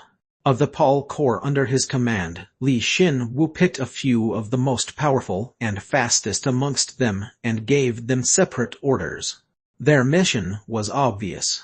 They were to pursue the undead heroes and kill them. His subordinates' kills counted as his kills, so he gave the order without hesitation. Before the true hunt begins, I suppose I should cut off an ankle or 2. I will go and help them now, beginning the program for optimized hunting and flight. All right. I'm counting on you. Li Xin-Wu made Rem, who had borrowed his darkness magic and was beginning to search for them, completely responsible for this task. Then, he looked at Ethan Cruz and smiled naively. The other 6 undead heroes were probably joining up with the 12 generals' troops, since that was the simplest way to kill the other heroes. Hey, Li Xin-Wu, let me see your skills. Oh my, Lloyd's the one challenging him. Li Xin-Wu, who had been looking at Ethan Cruz, heard someone call him and turned his head.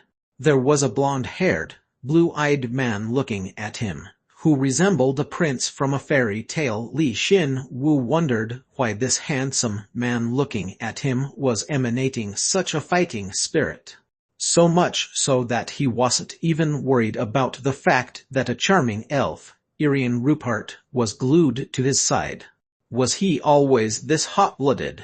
Li Xin-Wu looked at Lloyd, felt dubious, and muttered inwardly. From what he remembered, Lloyd was always friendly to his juniors. In addition, he was also a popular guy who hogged Irian and Prince to himself. What exactly had changed? His eyes were looking at Li Xin-Wu as if he were a competitor, so Li Xin-Wu just naturally tilted his head.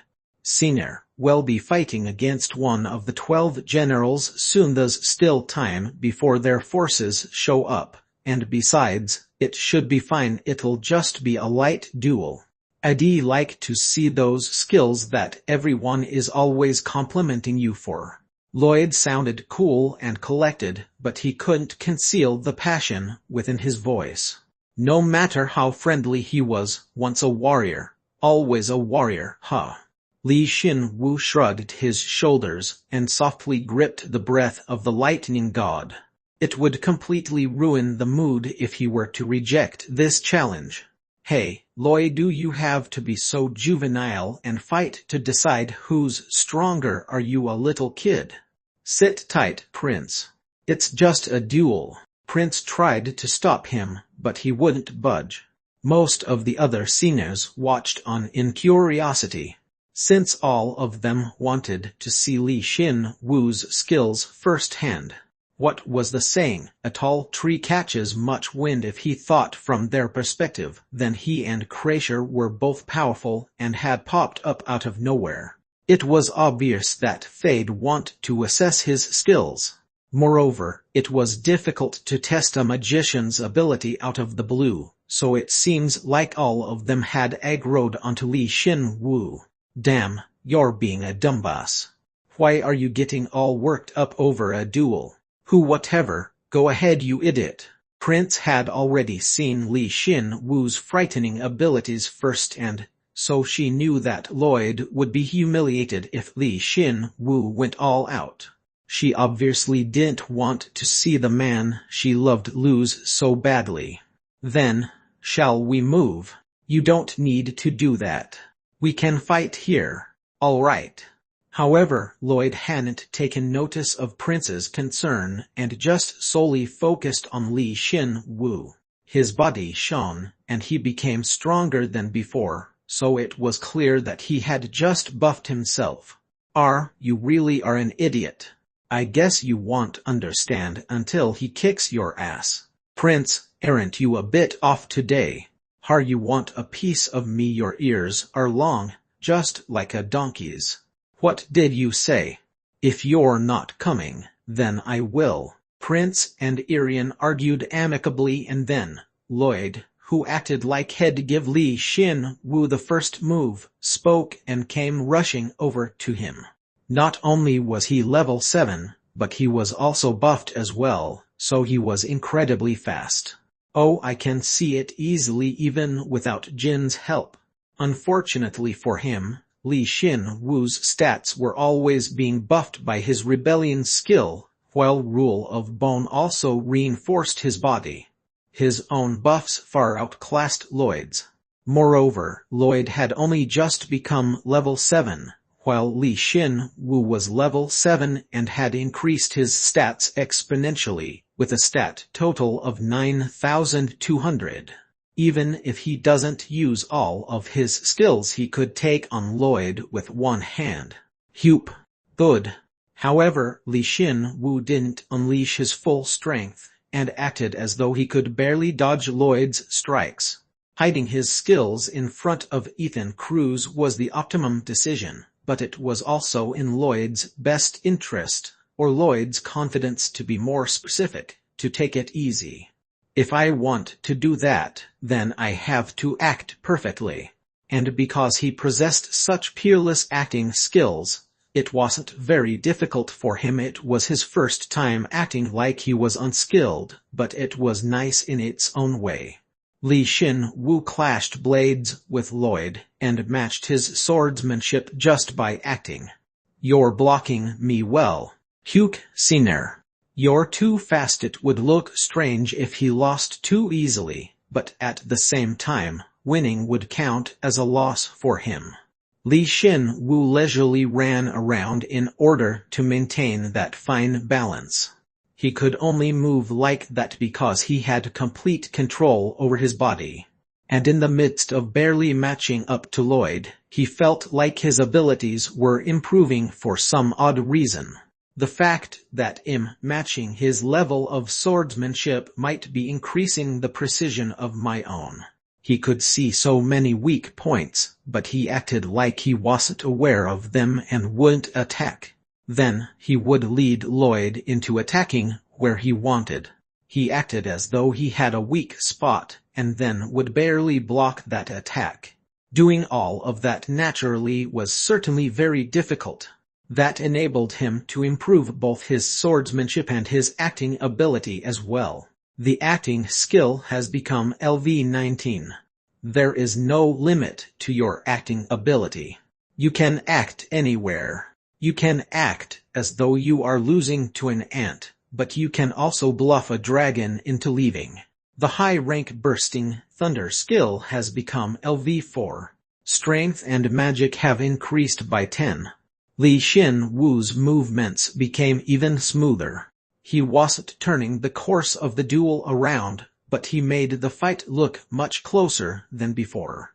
I guess we should stop here. How many times had they clashed blades in the end? Lloyd smiled regrettably as he hadn't been able to overpower Li Xin Wu and took a step back. His expression looked much more refreshed than it had just a little while ago, so much so that Li Xin Wu felt better as well. Thank you for taking it easy on me, Senior.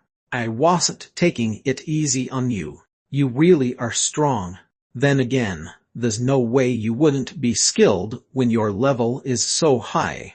I feel like you have at least intermediate level 7 swordsmanship. I don't know what to say. I reached high rank level 4 because of you is something he couldn't say. Guess that makes sense. The same. To be honest, God gave me another secret skill. It's a skill that always kills its target, so I can't use it on my allies. You have a skill like that too, right? Of course, I don't know if it'll work on your or not, but I do indeed have another skill from God. Please use that skill on the 12 generals. All right. Take good care of me. That's my line. Please take care of me. Li Xin Wu and Lloyd sported refreshing smiles and shook hands. If an outsider had seen the fight, then they would've assumed that the two were rivals that had acknowledged each other after a fierce battle, though he just looked like a swindler to Kreischer and Prince. And that's how Li Xin Wu succeeded in completely fooling the other heroes about his abilities. Chapter 35 Part 3. Chapter 35. The Call of Death 3. Why did you do that? Once they had finished their duel, Prince grabbed Li Xin Wu's arm, not Lloyd's, and dragged him away from the other heroes. She wanted to know why he had hidden his abilities. She didn't want to leave Lloyd behind, but it seemed like she didn't like Li Xin Wu hiding his abilities either. While thinking that she was a really troublesome person, Li Xin Wu maintained his smile and replied, I just didn't want to embarrass Senior Lloyd. Are you an idiot? We're going to be fighting one of the 12 generals soon. Do you really think you'll be able to hide your abilities then? Yes. Li Xin Wu's nonchalant response caused her rosy cheeks to thin. You really are. I'm not saying I'll be playing around while you're all in danger. There are so many ways that I can do my part without revealing my abilities. Prince was fed up with Li Xin Wu as he spoke while smiling unashamedly. However, she wasn't able to criticize him anymore, as Li Xin Wu's expression turned serious and suddenly grabbed onto her shoulder. What is it? More importantly, you remember your promise with me, right? That's I know I got it. I just need to stay next to you, right? Anyway, it seemed like she'd say something strange if he just let her be, so Li Xin Wu took the initiative. No, please stick with Kreischer. You have to stick with Kreischer for the duration of this battle. Since Kreischer will need your help for something. Please, you have to. Wait, that's Prince tilted her head as she couldn't understand his words or intent. But then, a single strand of Marner coiled around her. It was Li Xin Wu's darkness Marner. He was trying to find the root of Prince's boundless trust and confidence in Ethan Cruz. What are you doing? It's nothing. Ethan Cruz had used a high-rank spell on her. While the other heroes might not have noticed, it couldn't escape Li Xin Wu's notice when he was actively trying to find it. It would've been easier if Li Xin Wu had found the spell when he had initially formed a contract with her, reminding him that he still had a long way to go. Is this it? Li Xin Wu discovered the darkness magic and gently erased it on the spot. Of course, he did it covertly enough that the caster, Ethan Cruz, wouldn't notice. He would probably notice eventually, but by then it would be too late. Hey wait, did you just do something? I just dispelled a small debuff that was applied to you. A debuff Now that you mention it, my body feels refreshed for some reason. It's likely her mind, not her body that's refreshed. She wouldn't feel the effects, as the spell had been applied to her so covertly. Which meant that she would still find it strange if he started talking to her about Ethan Cruz. In any case, you just need to remember one thing. Please stick with Kreischer. You want me to stay with her instead of with you. I'm straight, no matter how cool or mature I look as a man. Please don't worry. Since I'm straight too. Li Xin Wu smiled bitterly and returned to the group with Prince. No one was suspicious of them, as they were aware that they had worked together before. If I could, I would keep talking with you guys forever, but unfortunately, I won't be able to do that. The Beast General will be here soon. Everyone, get ready for battle. Ethan Cruz gathered all the heroes in one place. Aside from Sarah von Retadane and Kreischer, everyone was focused on him. Li Xin Wu was the only person to see the quietly exchanged glances, their plot, and their resolve. I guess it's true. Mence Oran was the more obvious of the two. He looked at the perpetrator, Ethan Cruz, with irritation, resignation, and fury, and also looked at the other heroes as well. It may look like he was anxious before the battle, but to Li Xin Wu, who knew his true intent, it looked ridiculous. Mence Oran was one of the variables that could affect the coming battle. Li Xin Wu decided quickly that he would have to take this guy down first. For that reason, he had arrived here before anyone else and had made preparations. A secret weapon that had even escaped Sarah von Retadane and Yasunori Akira's notice. Master, Kai Paul and Shino Rendu have caught up with Target 1. Oh good. What about Yasunori Akira? He is still hiding. Target 2 is getting close, but Bisher Moon will stop him soon. Li Xin Wu received his long-awaited report from Rem, raised his head, and secretly looked at Ethan Cruz's complexion. The once relaxed and smiling middle-aged man had instantaneously stiffened. Yeah, he was shocked. What's wrong, Senior? Oh, it's nothing, ma'am. Don't worry about it. Ethan Cruz hadn't been able to properly control his facial expression. Li Xin Wu knew he would act like this, as 2 level 7 elites had popped up out of nowhere and attacked his subordinate. There was no way he wouldn't be surprised. Also, since one of them was Shino Rendu, it made him feel like the world was against him. Senior, are you all right? You're the most important person here, so please tell us if something is wrong. Haha, you rascals. I told you there's nothing wrong. Ethan Cruz's comrade, as well as the other heroes, soon realized something was up. His juniors were concerned about him, and Ethan Cruz flashed them an uncertain smile. It would have been better if they had left him alone so he could think, but he couldn't come up with a suitable response with all of them fussing over him. Oh, how embarrassing it must be. Senior, are you really okay? Yeah. Of course I am. Even if something did happen, shouldn't we be focusing on the upcoming battle? He was absolutely right. Li Xin Wu acted as though he were moved by Ethan Cruz's statement and nodded his head.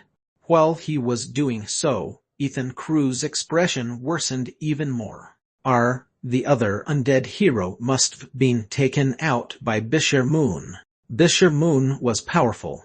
He could use the darkness element, which made him and his element the undead hero's worst enemy. Moreover, Li Xin Wu's contract strengthened him significantly, so Bisher Moon could take on as many level 7 undead heroes as you could throw at him. Why is that bastard showing up now? What did you say, Senior? Nothing. He must be pissed. Ethan Cruz must want to punch Li Xin Wu, as he was so nosily asking questions, but he couldn't, as it would shatter his image as a friendly senior. Ethan Cruz smiled arduously. It was like Ethan Cruz's mind was laid bare before Li Xin Wu. Are you having that much fun? This is the best. Li Xin Wu acted as though he were genuinely concerned for Ethan Cruz, and only Jin knew Li Xin Wu's true intentions. Had once said that Li Xin Wu was nice in the past, but that was a mistake. This guy was definitely something else. He was more wicked than the devil himself. You have acquired 2 secret shop permits and 76,335,710 Pirium. You have given peace to a comrade who walked a path he could not return from. You have partially cleared the quest objectives, and have acquired 1 secret shop permit.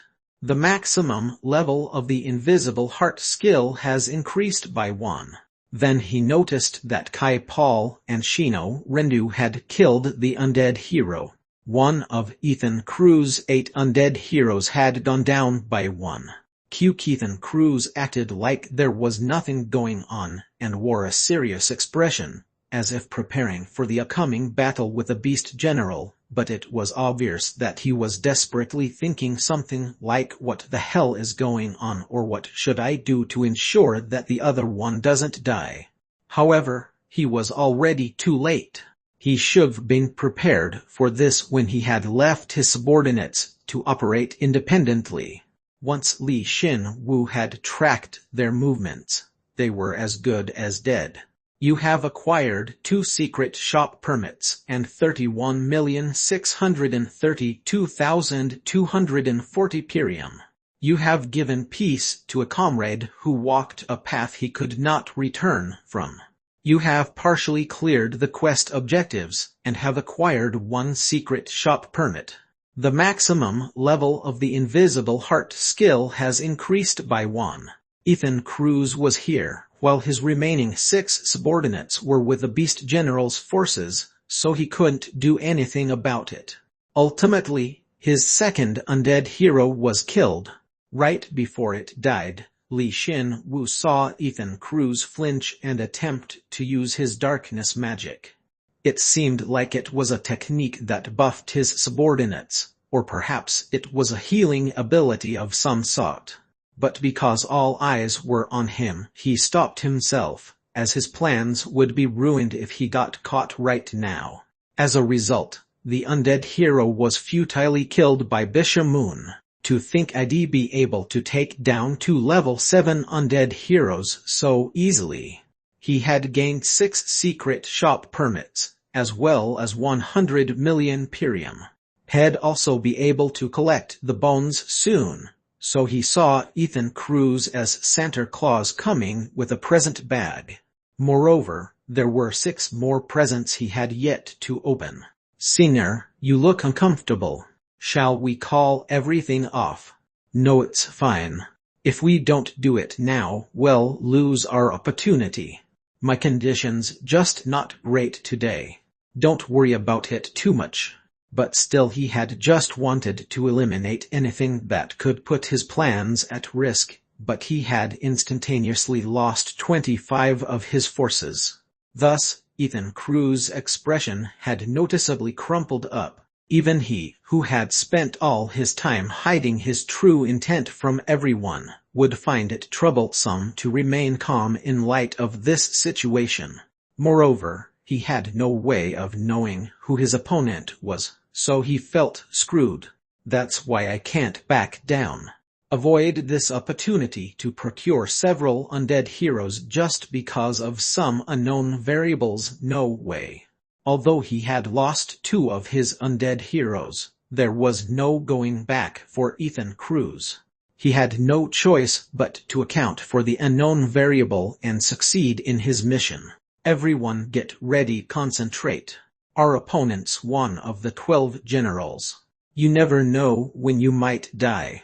Yes, sir.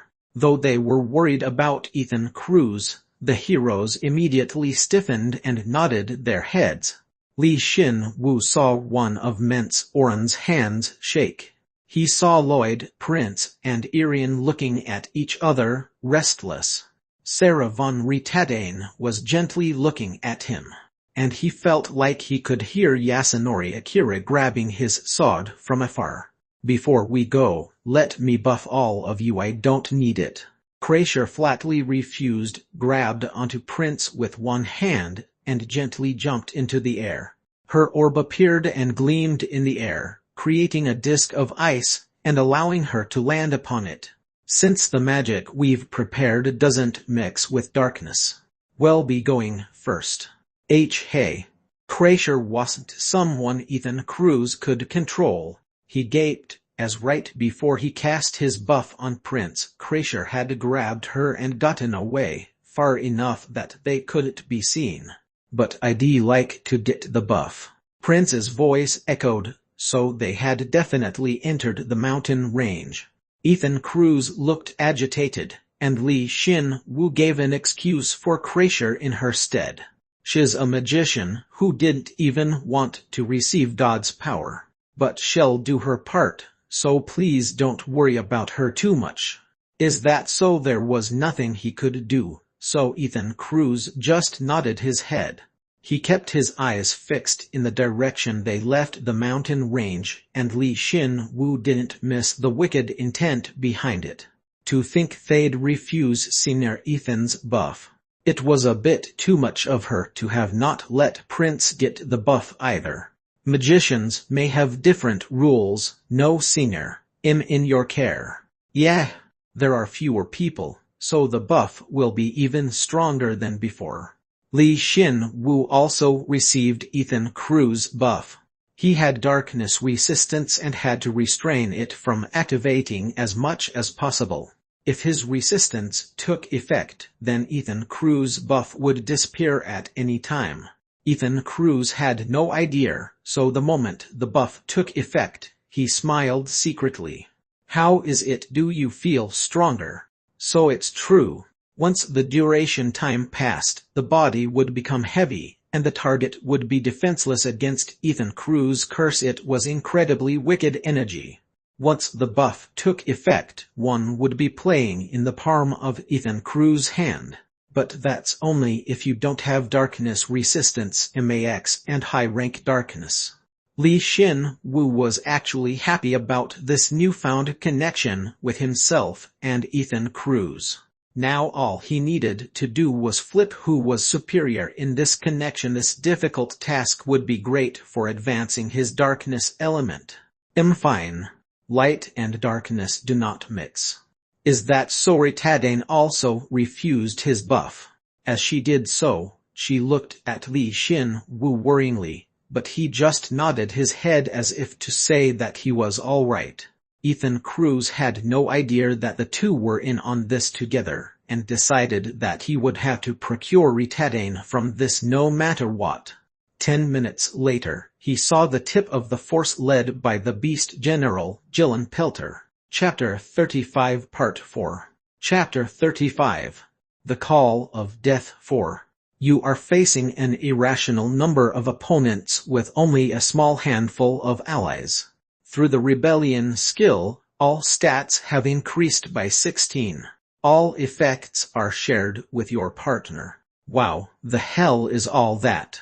He's called the Beast General. Right as expected, the Beast General was a werewolf, a level 7 elite, and led a force of beasts. Thus, his undead troops possessed a characteristic that differentiated them from any of the 12 generals troops had seen thus far, which was their huge bears, tigers, wolves. Why are animals part of the empire? It looks like a monster army rather than an imperial army. They have the bodies of beasts but the minds of humans. Don't be reckless or you'll be dead before you know it. To think the Beast General's force was only about 10,000 strong. You couldn't convince anyone that that force was large. However, they all radiated danger. It was surprising, as they weren't normal soldiers and all of them were elites, each and every one of them trained to the very limit. They're all at least level 4. That's ridiculous. We won't lose. We can do this. Leave the rear to me. I'll protect low everyone. The heroes surveyed the undead with unease and then raised their weapons. Li Xin Wu did the same. The sight of sparks crackling from his breath of the lightning god surprised all the heroes. Lightning element, that's the first weapon I've seen emitting such intense lightning. Did you get it from God's garden? I'll be going first. Li Xin Wu yelled out and charged atop Jin.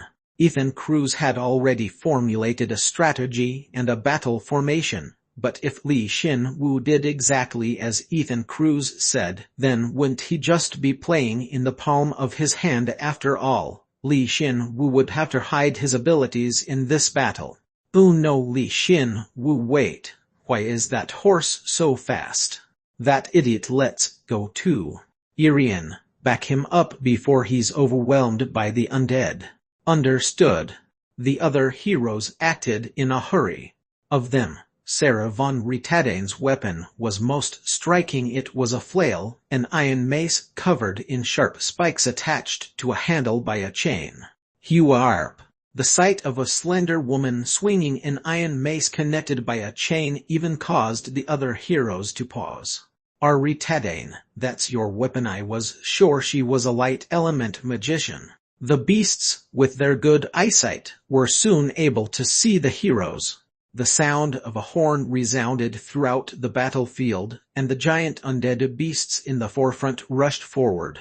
You hero scum, how dare you so fearlessly challenge the beast general's forces? Well, turn you all into undead and have you join our army. Get ready, Gyok. Li Xin-Wu quickly charged into the vanguard and crushed them with a breath of the lightning god. His dash to the enemy troops looked like exploding lightning itself. He sat atop his horse and provoked his enemies with a bold declaration. I'm the hero, Li Xin-Wu. I'll burn you all to a crisp, so come try me if you dare. That guy, was he always so impetuous? Follow him. It'll become dangerous if we face off against Jillian Pelta face to face. The other heroes followed behind him and clashed with the beasts. Lloyd H. Gay and Mintz Oren both wielded a sword in one hand and a shield in the other. They differed in that Lloyd was skilled with his sword, while Mintz used his shield better. A shield wasn't good at penetrating an enemy's defense, but it enabled them to take on a portion of the swarming enemies and fight safely while Li Xin-Wu did his thing. Huiap, Kediok, Kark, stopped them were being pushed back. Meanwhile, Sarah von Ritadane swung her flail around, crushing a portion of the enemy troops with the attached iron mace. She pulled back the attachment without difficulty and spun the mace once more. The beasts were shocked at the sight of her and attempted to set up their defenses, but it wasn't very effective. She swung her flail again, and the mace killed dozens of beasts. I'm here too. If you're going to support me, do it right. The archer, Irian Rupert, and the magician, Ethan Cruz, supported the heroes from the rear. Although she was still level 6, she not only shot out a ton of arrows, but the force behind said arrows was extremely powerful. Meanwhile, Ethan Cruz shot out his incredibly powerful darkness magic, inflicting damage upon the beast general's forces. Those who look down upon the Empire. By the time the heroes had broken through the enemy lines, the beast general, Jillian Pelter's voice resounded through the battlefield. Befitting his name, the beast general's lion roar was wild and bloodthirsty. So much so that the heroes whose stats were lower than his flinched and stiffened. Is that it? Not only had Li Xin-Wu experienced screams before and had gotten used to them, but he was also the authority on the subject, so much so that he could write a 100-page thesis on screams. Thus Li Xin-Wu was able to shrug off the scream, but he was unsure over whether he could defeat Jillian Pelter one-on-one. It was the same with Metafel, but this guy was definitely on the cusp of level 8. There was some worth in staking his life in the battle in order to advance his skills, but it wasn't the right time for that. Moreover, there's something I need to do. Killing the beasts and cutting down their numbers, no, his job wasn't so trivial. What was Li Xin-Wu's original objective? It was to protect the heroes and kill Ethan Cruz, so what he needed to do right now was kill all of Ethan Cruz's troops that are hidden amongst the beasts. Hiding something so small amidst the huge beasts was the optimum strategy. However, Li Xin-Wu already knew that the undead heroes were hidden amidst the beasts and could spot them easily. Moreover, this Ethan Cruz is making it easier to find them. Ethan Cruz had probably intended for his Murner to help his subordinates find the heroes more easily amidst the chaotic battlefield. However, Li Xin Wu was using it for the reverse. He analyzed Ethan Cruz's Murner and followed it, enabling Rem to see where the undead heroes were, as they were connected to Ethan Cruz's Murner. Rem, I have almost found all of them. You can come into contact with 4 of the 6 undead heroes, as the other 2 are by Jinlun Pelter. I will begin to guide you to them, Master. Good. What a nice GPS. The battle had only just begun, and none of the heroes had died thus far. Ethan Cruz planned to order his subordinates to strike when the heroes were fatigued, but my time is now. I'm going. The moment Rem shared the route with him, Jin ran explosively no matter who stood before him, charged at him, attempted to catch him front behind, or dropped from the sky. None could stop Jin as all the beasts were flung away. In an instant, all eyes were on him, but because the battle was filled with so many giant monsters, his allies couldn't really find him. Li Xin Wu, that idiot. Where is he? We don't have any other choice right now. We have to calmly kill the monsters in our immediate vicinity. Don't break rank. If you go too far out, they won't be able to support us, and it'll become dangerous for us to retardane. Hugh. Li Xin Wu wasn't the only one who didn't follow Ethan Cruz's orders. Retardane was extremely excited as she ran around swinging her flail. She was skilled with a flail, and the iron mace, which contained a blinding light, cleaved through the air without any impediment. Whenever she struck an undead, the undead wouldn't be able to even utter a word before disappearing without a trace. What I guess we don't have to worry about her. But she's human, so she'll get tired soon.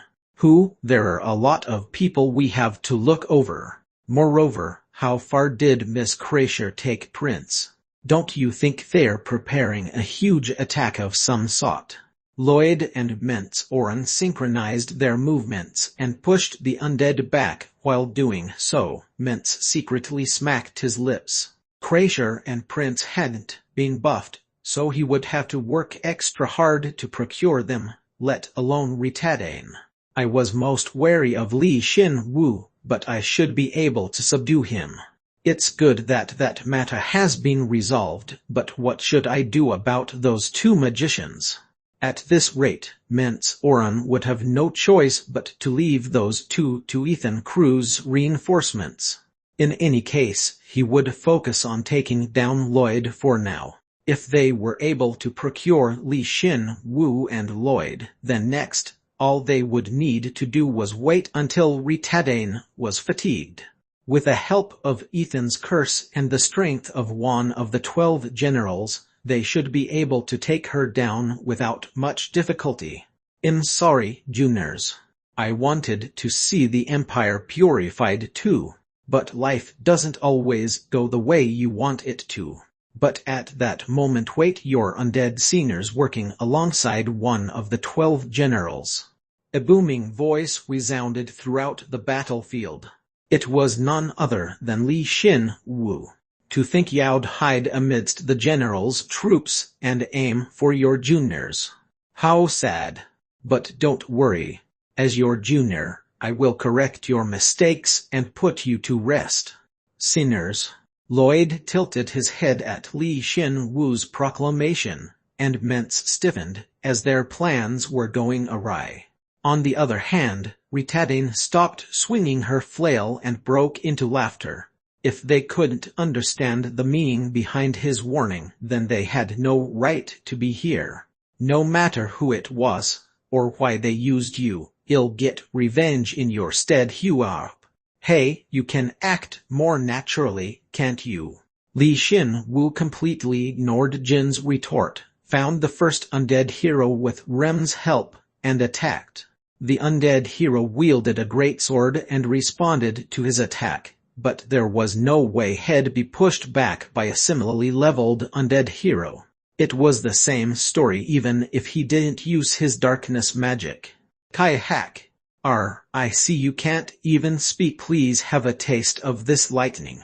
No matter how much stronger it had gotten under Ethan Crew's command, it couldn't overcome Li Xin Wu's rebellion and rule of bone skills. He killed the nearby attacking beasts with ease and then attacked. Right after Jin's back feet touched the ground, they rushed forward. Hup, huke. Li Xin Wu added Shadow Horn to his thrust and broke through the undead hero's greatsword with a single blow. Then, he flung the split greatsword into the air with his breath of the lightning god and split the heads of the attacking monsters. Don't interrupt my final conversation with my senior. Qark. Li Xin Wu's rage caused the undead to flinch. The moment they retreated, he pushed the undead hero back and burrowed his sword into its head within a few seconds. Only the remaining lightning in the sky bore witness to how his sword moved and how he had subdued his opponent. You have acquired 2 secret shop permits and 28,115,470 Pirium. You have given peace to a comrade who walked a path they could not return from.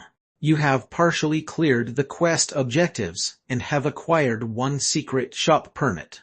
The maximum level of the invisible heart skill has increased by 1. Kyukai won't forget your sacrifice, senior. Good. Now there were only 5 left. Li Xin Wu picked up the level 7 bone and immediately used bone reinforcement.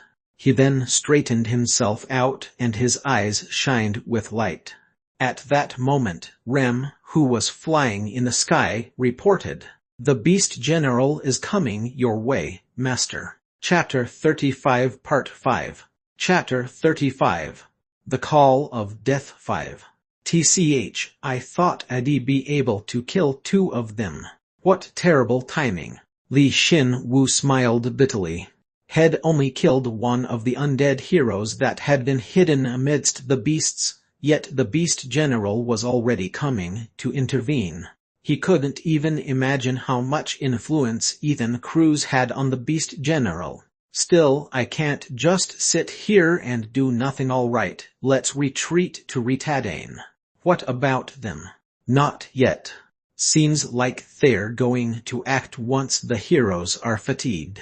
Li Xin Wu and Jin conversed and then began to move. The nearby remaining beasts gritted their teeth and charged, but once Jin began to sprint at full speed, there was nothing they could do to stop him. Jin was so fast that he couldn't be seen, as lightning struck his surroundings. Jin ran wildly, as the beasts caught a flame and were split apart. Stop! As they attempted to group up with Retadane, a boulder suddenly flew towards them. Li Xin Wu threw his breath of the lightning god and broke it apart. Immediately after, a bear-shaped beast charged from in front of them. LV7 Wereberseranter Bennett. I can't allow you to face the Beast General in person. Be a good boy, and I don't have time for that. Huke. Li Xin Wu charged without waiting for it to finish. The level 7 elite stretched its thick front legs and blocked his sword. It looked surprised. To think you could stop my strike head on. This is lightning. Li Xin Wu concentrated, and the breath of the lightning god's lightning briefly intensified. It then spread across the bear's body. Saranter wasn't an elite in name only. It responded by using its mana to activate a skill, which fortified its body. However, that was the worst decision it could make. When skills clashed head-on, the one that was a higher level would triumph. How can this be? My skill is the lightning enveloped its body and burned bright. The lightning ate through its fur and skin, as well as the skill. Saranter was shocked once it realized that Li Xin Wu's lightning had essentially cancelled its skill. Then, Li Xin Wu grinned and lunged with his breath of the lightning god. Nice. Then rest in peace. Kak. Li Xin Wu was even able to convert all the mana on the battlefield into lightning through his intense breathing, so doing this was just child's play. Then, using bursting thunder, he thrust with his lightning-clad sword, splitting the bear in half. Although it was indeed a level 7 elite, Li Xin Wu had easily taken care of it in less than 30 seconds. You have acquired 7,194,070 Pirium. You have acquired the LV7 Wereberseranter Bennett's front foot bone. Li Xin Wu absorbed the bone immediately, but his strength and health only increased by 7 apiece. Once he saw how lousy its magic was, he figured it was weak, and it did seem like it was in the lower echelon of level 7s. What's with the attitude? You were the same level as me. Are you going to go kill the beast general now? Let's think about that after I level up. Even at this very moment, the beast general was chasing after Li Xin Wu. He could tell what state the battlefield was in based on how the beast general was moving. Unfortunately, it wasn't Li Xin Wu's style to fight him head-on. Jin, run. That reliable old lady will protect us. Just make sure you don't say that in front of her. Jin ran quickly, even as he grumbled. Now that a beast general was coming for them personally, the surrounding beasts attempted to stop them, but they weren't enough to stop Jin's sprint. He was like a meteor as he shook off anyone following them and ran straight for Ritadane. Ritadane soon noticed them whilst crushing nearby beasts and yelled in surprise. Li Xin Wu. Ritadane, the beast general is coming this way. You really do the most outrageous things. Please stay behind me. Whoa. Li Xin Wu successfully joined up with Ritadane, and immediately after, the beast general screamed and pushed aside the nearby beasts. It was obviously none other than the beast general himself, but Li Xin Wu was somewhat doubtful when he finally saw him. That's the beast general. So many annoying pests have gathered in one place. I'll round you up and kill you all. The giant undead yelled and charged. Its entire body was composed of bones. He couldn't believe it was a skeleton. The higher level an undead, the more they resemble a human, so it made sense that Li Xin Wu was suspicious, but perhaps because it was a skeleton. It looked incredibly formidable. He thought it may be a stand-in or something to that effect, but when he checked the name, he confirmed that that wasn't the case. LV7 Bone Werewolf Beast General Jillian Pelter. It really is the Beast General indeed. No one can even come close to his savagery and cruelty. The tyrant of the battlefield. We should take him out while we have the chance. QU, what do we have here? It's the little lady of the Ritadane house. What a joyous occasion. Adi always wanted to just eat you up. Once she saw the Beast General, Ritadane's red eyes eerily lit up and she charged. She swung her flail with unimaginable force and her weapon was filled with a blinding light, her inherent magic. Q-hack-cuke. The flail cleaved through the air, and the giant bone wolf boldly took it head-on. It opened its mouth wide and caught the flail. The moment they collided, the beast general emitted a truly awful sound. Quack, how have you become so strong? It's funny when I look at you, still trapped in the past. Keep yourself buried in the past and choke on it. Buried in the past. PFFT. Li Xin Wu watched on, and acquired some useless information, like the fact that when Ritadane starts fighting, she begins to say some really infantile things, but her strength is real. Just by looking at her overwhelming physical strength, and the magic within that flail will tell you how powerful she is. Moreover, those were all her own abilities. The undead were nothing compared to the power of light. Even now, Li Xin Wu felt Ritadane converting a portion of the mana that spilled out from her body into light. It was such a radiant light that most undead would shrink from her approach. Most of the undead are maintained by darkness magic, but Ritadane's light magic denies the root of their existence and puts them in their proper place. In other words, she was trying to send them to their death. And the Beast General was no different. This light magic as the last light priest in the land, I will exterminate the undead. The werewolf's fingernails, which emitted a blue light, and Ritadane's flail clashed in the air a few times. In terms of force, they were evenly matched, but whenever her weapon came into contact with him, the Beast General would become noticeably more tired. The Beast General, which wasn't able to reach level 8, wasn't able to deal with a light which covered the entire area. All right, I admit. You're no longer a coy maiden anymore now that it's come to this. I'll fight you with my true form. What, we're on the second phase already? In the end, the Beast General admitted that he couldn't let this go on, retreated, and gathered himself. For the time being, Li Xin-Wu watched their fight and attempted to analyze it. He couldn't help but feel disappointed after watching the Beast General get hit a few times. Li Xin-Wu, how long do you intend to just sit there and watch? You're the one who lured him over here. Of course I'll help. Har. I was just looking for the right opportunity since it's so hard to keep track of your movements. Ms. Ritadane. Li Xin-Wu was done being a spectator.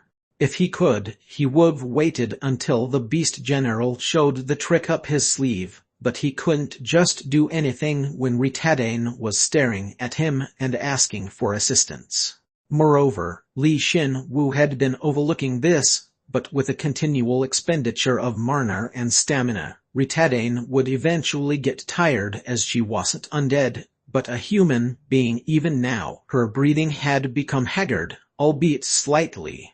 If he took into account the fact that this was the opportunity Ethan Cruz was looking for, then he couldn't just let her be. Beast General, it's my turn. Cuver. You're going to face me now. You despoiled my senior's bodies. I'll take your life in exchange. Li Xin-Wu said, which was just as embarrassing as anything Ritadane would say, and rushed forward. He let Ritadane catch her breath and charged. He concentrated his mana into a breath of the lightning god, and the Beast General faced him while smiling, as if finding him ridiculous. In the end, you will all serve His Majesty as proof. I'll take you first. At that moment, splitting sounds came from the Beast General's body as his bones broke apart. No, at least that's what he thought was happening. Then, the broken areas were repaired with new bones. Bone was tangled with other bones in a complicated manner, and the werewolf began to grow. He was transforming. Kyurururukyu.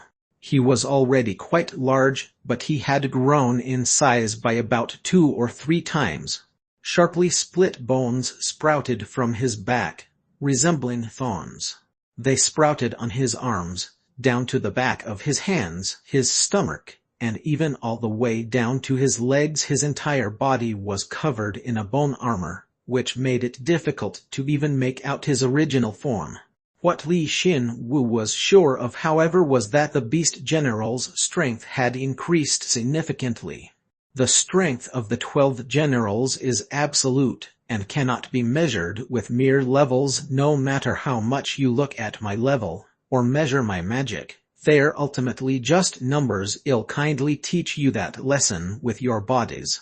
Werewolf transformation. To think that you could develop that technique even further as an undead. Ritadane focused her light magic into her flail and gritted her teeth. Li Xin-Wu listened and had some idea of what she was talking about. Just a little while ago, Bishamun had explained this to him. The beast tribe possesses a separate human and animal form, but by using magic, they can topple this balance. They would strengthen the animal's unique characteristics and temporarily increase their strength through the transformation technique. However, high-rank members of the beast tribe could go one step further and surpass their limits, further reinforcing their bodies, or even awakening an unknown specialty that could not normally exist in this world. At the time, Li Xin-Wu had just wrote it off as them transforming into a fantasy beast, but Thorn Wolf. That's my special ability. Cuke. Can you still stay that I'm still buried in the past or what? Not fool. I gained a new body and became stronger than you could ever imagine. Cuke, he declared, and launched a left straight at Li Xin-Wu. Li Xin-Wu calmly blocked the blow with his breath of the lightning god, but was pushed by the werewolf's ridiculous strength. To think that he would be pushed back, especially when Jin had increased the force with his charge. Ill-skewer both you and your horse. TCH. Had thought that the beast general's transformation was over with, but the sprouting thorns continued to get larger and larger, and attacked Li Xin-Wu and Jin simultaneously. They attempted to get away from him, but his breath of the lightning god was stuck between two of the general's fingernails. What's worse, nails sprouted up from between his fingernails as well, wrapping around his blade like vines. It was honestly quite disgusting. If it were the average day, then he would've blown up the breath of the lightning god, or summon a new weapon to block the general's attack, but Ritadane was watching him right now, so he couldn't show off his skills. If that's the case, then I have to go with bursting thunder. Li Xin-Wu rapidly circulated his magic and focused it into his breath of the lightning god. He used his high-rank Myrna Bone skill as a base to activate his Myrna acceleration skill, forming magic that would be effective against the general. He used high-rank combat sense as well in order to calculate the optimum course of action. Q-hack. For a moment, the lightning reached its peak. The electric discharge burned the general's fingernails and thorns instantly, and the freed breath of the lightning god moved at blinding speed, cutting through all the thorns that had been coming their way. He cut through dozens of thorns at lightning speed, which resembled exploding lightning. It had both goosebump-inducing precision and destructive power, so no matter how many thorns came at him and obstructed his vision, he could cut them all down, so long as he moved optimally. But at that moment, Li Xin-Wu realized something that was completely unrelated to bursting thunder. How was I able to see those thorns and cut them down all at once? Of course, it was likely due to his combat sense, as well as his connection with Jin, which amplified his reflexes, but that definitely wasn't everything. It felt like he could naturally perceive the thorns with something else before his senses picked them up. Yeah, as if he could see the right course of action beforehand. You're quite powerful as well. I'll crush you. I've had just about enough of you doing whatever you want. But before Li Xin-Wu could come to an answer, Ritadane, who had caught her breath, took the opportunity to swing her light-covered flail at the beast general. Cuke, don't leave me behind. Stop talking like a guy who has been dumped by his girlfriend. The beast general was shocked and attempted to retreat, but it was Li Xin-Wu's time to pay him back. Now he was weak compared to Ritadane or other level 8s, but his breathing, which utilized Myrna acceleration, converted the area's Myrna into lightning and stopped the beast general for just an instant. That small span of time was enough for Ritadane to get a direct hit on the beast general. Q-hack. That ability just now, that was good. Let's talk after we take him down. Okay. Like Li Xin-Wu had done, Ritadane had also analyzed Li Xin-Wu's fight with the beast general while she was catching her breath, and waited for the perfect opportunity to strike. Now was the time to make use of that information for the two to push him back. Who you're trying to handle me, the Beast General, with just the two of you. The Beast General used the force behind Ritadane's strike to retreat and activated an ability to restore his bones. Then he shouted bravely, but on the inside he felt that he was in danger. If things went wrong, then he might die before their plan was even set into motion. And thus the battle between the strongest hero duo and one of the 12 generals began. Chapter 35 Part 6. Chapter 35. The Call of Death 6. 2 minutes had passed since they began to fight in earnest. The Beast General, who had transformed into a thorn werewolf, was taking hit after hit from the two heroes. Disappear. Huo. Thorn Arc to think you'd cut through my technique. Although he could continuously attack and mend himself by controlling his bones, the two heroes' attacks would break his bones as soon as he made the attempt. Ritadane and Li Xin Wu attacked as one, resembling that of a lightning storm. You bastards are Qark, I am Qark, I'll kill you with my own hands. Gahake. Hu. How dare you turn my seniors into undead? I'll never forgive you. Yes, what lively acting. Ritadane ripped her flail, attacking like a berserker, and just let out a strange battle cry. Li Xin Wu supported her, as her strikes left her with a lot of openings, and together they pushed the Beast General back. He continued to act as though he were a hero with a strong sense of duty. Seeing that, Jin nonchalantly accepted it and pretty much knew what Li Xin Wu was doing. Senior, I'll go a bit faster. Alright, let's make sure we kill him here and now. What's worse, their attacks intensified the more time went on, and the explanation for that was simple. Although they had never worked together before, they had seen each other's techniques and movements throughout the battle and were able to more precisely work together because of it. The fact that they were able to move as one in that short period of time showed just how talented the two of them were. Die. The Beast General realized that at this rate the situation would turn unfavorable for him, so he punched anxiously. His bone-thorn-covered bone fist instantly swelled in size and approached Ritadane. Oh no, you don't. However, she didn't back off an inch and took his attack head-on.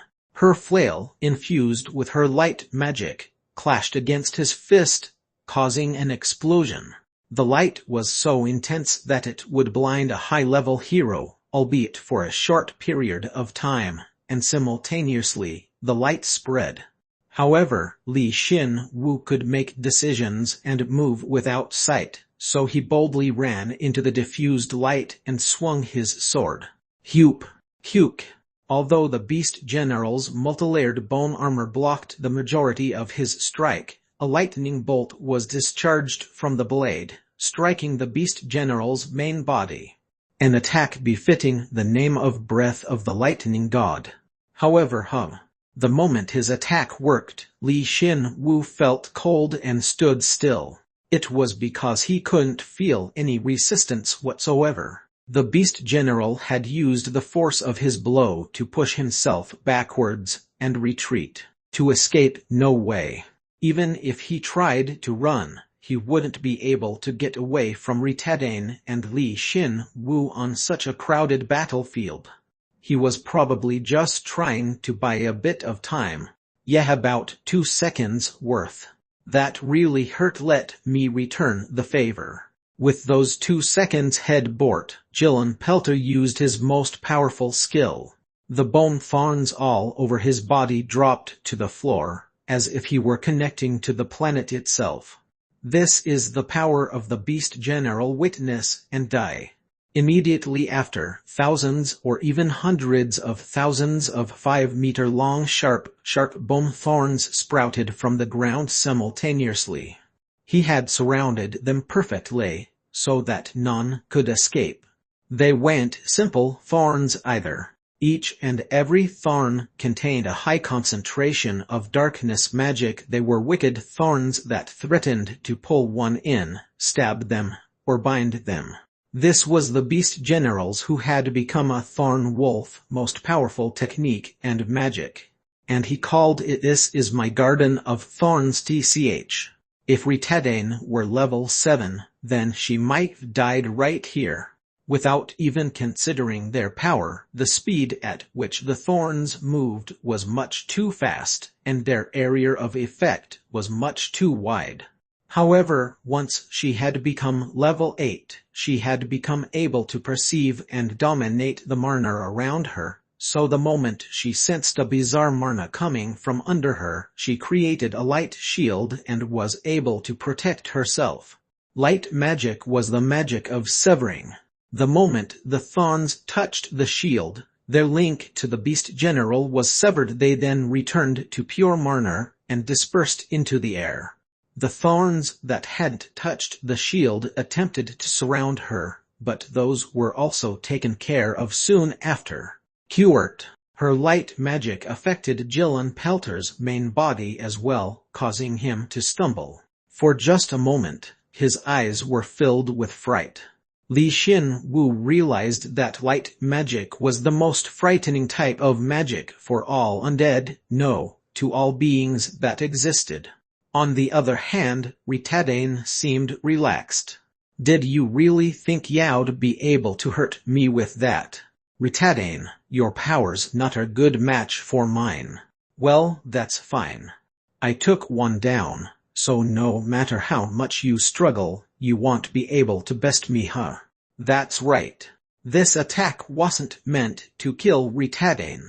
It was done to escape this unfavorable 2-on-1 situation and take down the one he assumed to be weaker, the level 7 Li Xin Wu. When a hero died, they would be resurrected as an undead, so now it would be a 2-on-1 in his favor. At least, that's what he had been expecting. He looked at Li Xin Wu and he's not there. I guess he was able to get out in one piece. No matter how great her light magic was, Ritadane wasn't skilled enough to cover both herself and Li Xin Wu in that short period of time. Because of that, she was nervous that she might have lost a comrade, but now that she got a chance to look around, Li Xin Wu wasn't there anymore. He was definitely influencing the Marna around him with his breathing before. I don't know how that's even possible with a level 7 body, but it's not surprising that he was able to sense the incoming attack and avoid it. Indeed, it was possible for one to avoid the Beast General's attack, but in here, there was only so long one could do so. He had probably assumed as such and had retreated. It was a really smart decision. The giant thorns covered the battlefield as though it were field magic, and the effects of the Garden of Thorns were still active. If he had hung around, then he would have been caught by the giant thorns and gotten in her way. But the fact that he'd left at the right time was also helpful to her. It kind of bothers me that I'm taking all the credit when we fought him together, but I suppose I just need to pay him back for all that he did. Around that time, Ritadane finished organizing her thoughts and gripped her flail. Her light magic completely encased the iron mace, and its size doubled. She had been using her Marna during the battle, but she had enough to overcome the Beast General, who had been battered and used much of his magic to use his most powerful technique. "You look tired, Gillen Pelter. You do too. You were only able to hit me with that crude iron mace because of that man. You didn't know. What do you plan on doing now that that man has run away?" "Who? I'll show you." Ritadane completely ignored Gillen Pelter's foolish taunt and closed in on him. The Beast General was inwardly screaming, as he was afraid of her light magic, but on the outside he sported a calm expression while somehow being able to block her attack. But then Quagic. It was truly instantaneous. It happened even faster than the activation of the Beast General's Garden of Thorns. Gillen Pelter and Retadane didn't know how it happened. Although they didn't know the cause of it, they were definitely able to see the result why all the thorns that comprised the Garden of Thorns simultaneously struck Gillen Pelter. The sight of dozens, hundreds, even thousands of thorns defying their master was truly a gallant and horrendous sight. What happened? Gillen Pelter's body shook. He attempted to control the thorns and extract them from his body, but for some reason, it didn't work. It was truly bizarre. He was definitely the one who created these thorns. So why were they disobeying him? Why were they attacking not his enemies, but him? Moreover, why are they even stronger than before? Retadane briefly felt a chill in the air, and quickly backed off. It was a wise decision. The bone thorns that had stabbed the beast general blew up all at once. The vibration shook heaven and earth, causing Retadane to lose her balance and fall. It was such a loud boom that anyone on the battlefield would have been able to hear it. And what followed was a short and clear message that conveyed the truth. You have hunted a member of the 12 generals, the LV7 Beast General, Gillen Pelter. All contributing heroes acquire 30 million Pirium, and all stats are increased by 100. You have acquired 10 permits to God's secret shop. Proficiency in all combat-related skills has increased dramatically. How is this possible? It was the most clear evidence that Gillen Pelter was dead. However, despite her succeeding in taking down one of the 12 generals for the first time since becoming a hero, she wasn't overcome with happiness, but fear. What just happened? The beast general had been ambushed by his own thorns, and then there was the following explosion of top of it. She hadn't done any of that. That meant that someone else had killed the beast general without her noticing, even though she had come to him. She couldn't stop the irrational fear and the curiosity she had. They probably weren't a hero. There wasn't anyone amongst the heroes who could do such a thing. It would be impossible for even Ethan Cruz to pull off. Then who was it who would have been able to secretly blow up the beast general, and why would someone who wasn't a hero do such a thing? Could it be? At that moment, she felt a name come to mind. A name she heard recently and quite often. One that attacks other undead, who leads a formidable corps, and possesses boundless strength, the heaven-defying general. She muttered silently and shook. It was an assumption without a shred of evidence, but the moment she voiced it, she was sure that it was them. The heaven-defying general must caught whiff of the battle and intervened. Scared. Really scared, but it didn't change the fact that she would kill them, so long as they were undead. No matter how strong they were, what their character was, or even if she had some sort of deep relationship with them in the past. No matter what. She gritted her teeth and forced her weary body to stand. Now wasn't the time to be spacing out. First, she would have to collect the beast general's loot, and then rejoin the battle. Retadane ran over to the center of the explosion site. Because so much mana had been exploded, no other monsters appeared. Were they instinctively afraid? If that's the case, then they weren't much different from her. Retadane sneered and checked the loot. The beast general had dropped a level 5 artifact, and tens of millions of Pirium, but aside from that, nothing else was there. Chapter 35 Part 7. Chapter 35. The Call of Death 7. Li Xin Wu obviously noticed the beast general's skill activation before Retadane. Since he possessed the role of Bone Still and was a breathing bone joker, he was more sensitive to anything regarding bones and could react more quickly than anyone else. But this is, however, that wasn't all. The moment Head created the Garden of Thorns, Li Xin Wu felt a new possibility. The giant bone thorns had certainly originated from the beast general, yet he felt like he could control them himself. Rule of Bone was originally a skill that allowed him to control his own bones and reinforce them. It made him even stronger than before and allowed him to freely use the equipment summoned through the Bone Armory skill. There are exactly 17 thorns coming for me. Their sizes vary, but they're at least 5 meters. They're connected through darkness magic and they simultaneously bind their target and inflict persistent damage. It's a malicious, but also effective attack. I can see it all. I can see it as if it's only natural, but it was different now. He instinctively knew how these bones, which were created by the Beast General, looked, their structure, and even how they would move. Li Xin-Wu knew now how he was so easily able to avoid the Beast General's attacks earlier.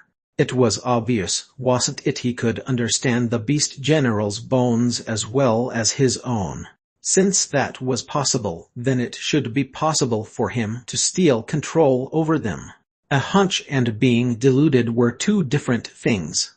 But he was sure. The Rule of Bone skill has become LV11. All stats have increased by 15. You have become able to interfere with another's control over their bones. The effectiveness of all bone-related abilities has increased. It was only natural that his skill would level up here. Through it, Li Xin-Wu gained a deeper understanding of bone the material and gained the ability to steal control over another's bones and use them as his own. For now, he would need to split the bones from his main body, like the Beast General's Garden of Thorns, limit the number of connections, and use his darkness magic as the foundation to control it all, thus requiring a magic technique that was way too complicated. However, if he practiced and further refined this technique, he was sure that he would reach an even higher level. Since most living organisms possessed bones, it sounds almighty, so if your skill didn't level up, wouldn't we have just died without being able to do anything? You might have died. Yeah. Li Xin-Wu had used his Rule of Bone to get out of the Garden of Thorns and decided to temporarily lay low underground with Jin. It was only possible because the Garden of Thorns had significantly softened the ground. Damn. It would have been nice if the Beast General was level 8. You with your big head as soon as you stand. Even if we wait, he's not going to become level 8 anytime soon. I guess we should end it. Although he had stolen control over the Beast General's bones, it wasn't like he could take him down easily. It was only possible because Retadane was unleashing her light magic to its fullest and blocking the Beast General head-on. You look tired, Jillian Pelter. You do too. You were only able to hit me with that crude iron mace because of that man. You didn't know. What do you plan on doing now that that man has run away? Who? I'll show you. Yeah, that's the way, old lady. You keep going and I'll hit you. Now, Retadane had done her job well. Once the Beast General focused all of his attention on Retadane, Li Xin-Wu stole control over all his thorns and used them against him. And then exploded them. He had even exploded the Beast General's magic within the thorns, so the damage inflicted was unimaginable. You have hunted a member of the 12 generals, the LV7 Beast General, Jillian Pelter. All contributing heroes acquire 30 million Pirium, and all stats are increased by 100. You have acquired 10 permits to God's secret shop. Proficiency in all combat-related skills has increased dramatically. Lucky Strike has activated. The Lucky Strike skill has become LV2. The Marner Acceleration skill has become LV3. Magic has increased by 10. You have received God's Grace. The Invisible Heart skill's max level has increased by 10. He did it. With this, he had killed 3 of the 12 generals by himself. Li Xin-Wu had also succeeded in turning the situation on its head and made it progress in a direction that Ethan Cruz couldn't have expected. However, Li Xin-Wu knew that Ritadane would be suspicious of him if he appeared before her right now, so he and Jin hid amongst the group of undead. If he used the vibrations, the smoke, and the light from the explosion, then it would be easy to hide. What about the bone then? Are you giving it up? Give up the bone of one of the 12 generals? Are you insane? Li Xin-Wu said, and something flew towards him from the center of the explosion. It was the bone that Jillian Belter had left behind. He snatched it and grinned at Jin. This much is no problem for me with rule of bone. Xin-Wu. Looks like something came along with it. You have acquired the barren inner map. This again, though it does look a bit different from the last one. According to the other 12 generals' memories, Barren was a huge city, directly connected to the capital. They would have to reach it before moving on to the capital. I felt natural to gain the barren inner map from defeating the 12 generals, but it was also suspicious as well. He couldn't shake off the feeling that someone was leading him there on purpose. Moreover, the maps all differ in crucial points. They're all slightly different in terms of the traps and the monster habitats. Even so, they don't seem to be fake. Still need some more of them before I make a decision. Li Xin-Wu was sure that he'd be able to make a proper map with just 2 more of them. The 12 generals probably don't think that one person could hold 5 pieces of the map. He needed to work hard, if for no other reason than to screw them over. Let's assume we'll go to Baron later and put it aside for now. What are you going to do now, Xin-Wu? All the heroes should know that one of the 12 generals has been killed. If Ethan Cruz has something up his sleeve, then he'll put it out right now. Moreover, there's a chance that his plan will speed up now.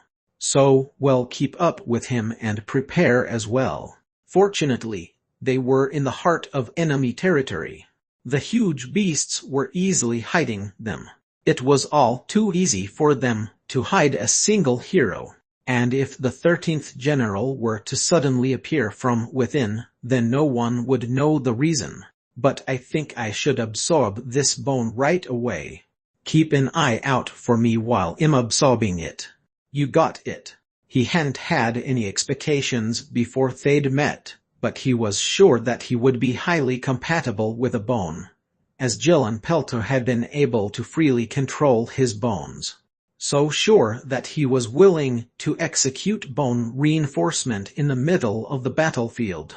Li Xin-Wu left everything to Jin, grabbed the bone, discarded any lingering doubts, and executed bone reinforcement, consuming the LV7 Beast General, Jillian Belter's tailbone to execute bone reinforcement.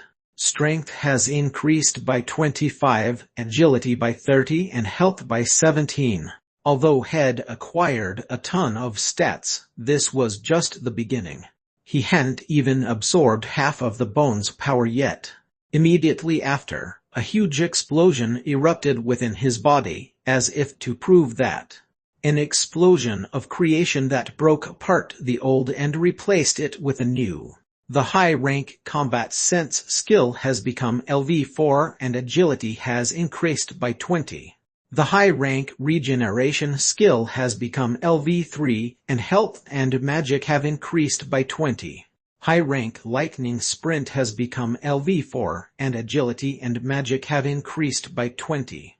With a huge increase in skill proficiency, a few of his skills leveled up and he gained the accompanying stats that came with them.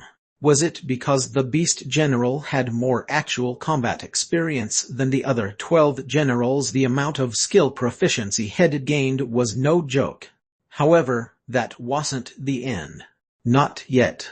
The most important thing remained.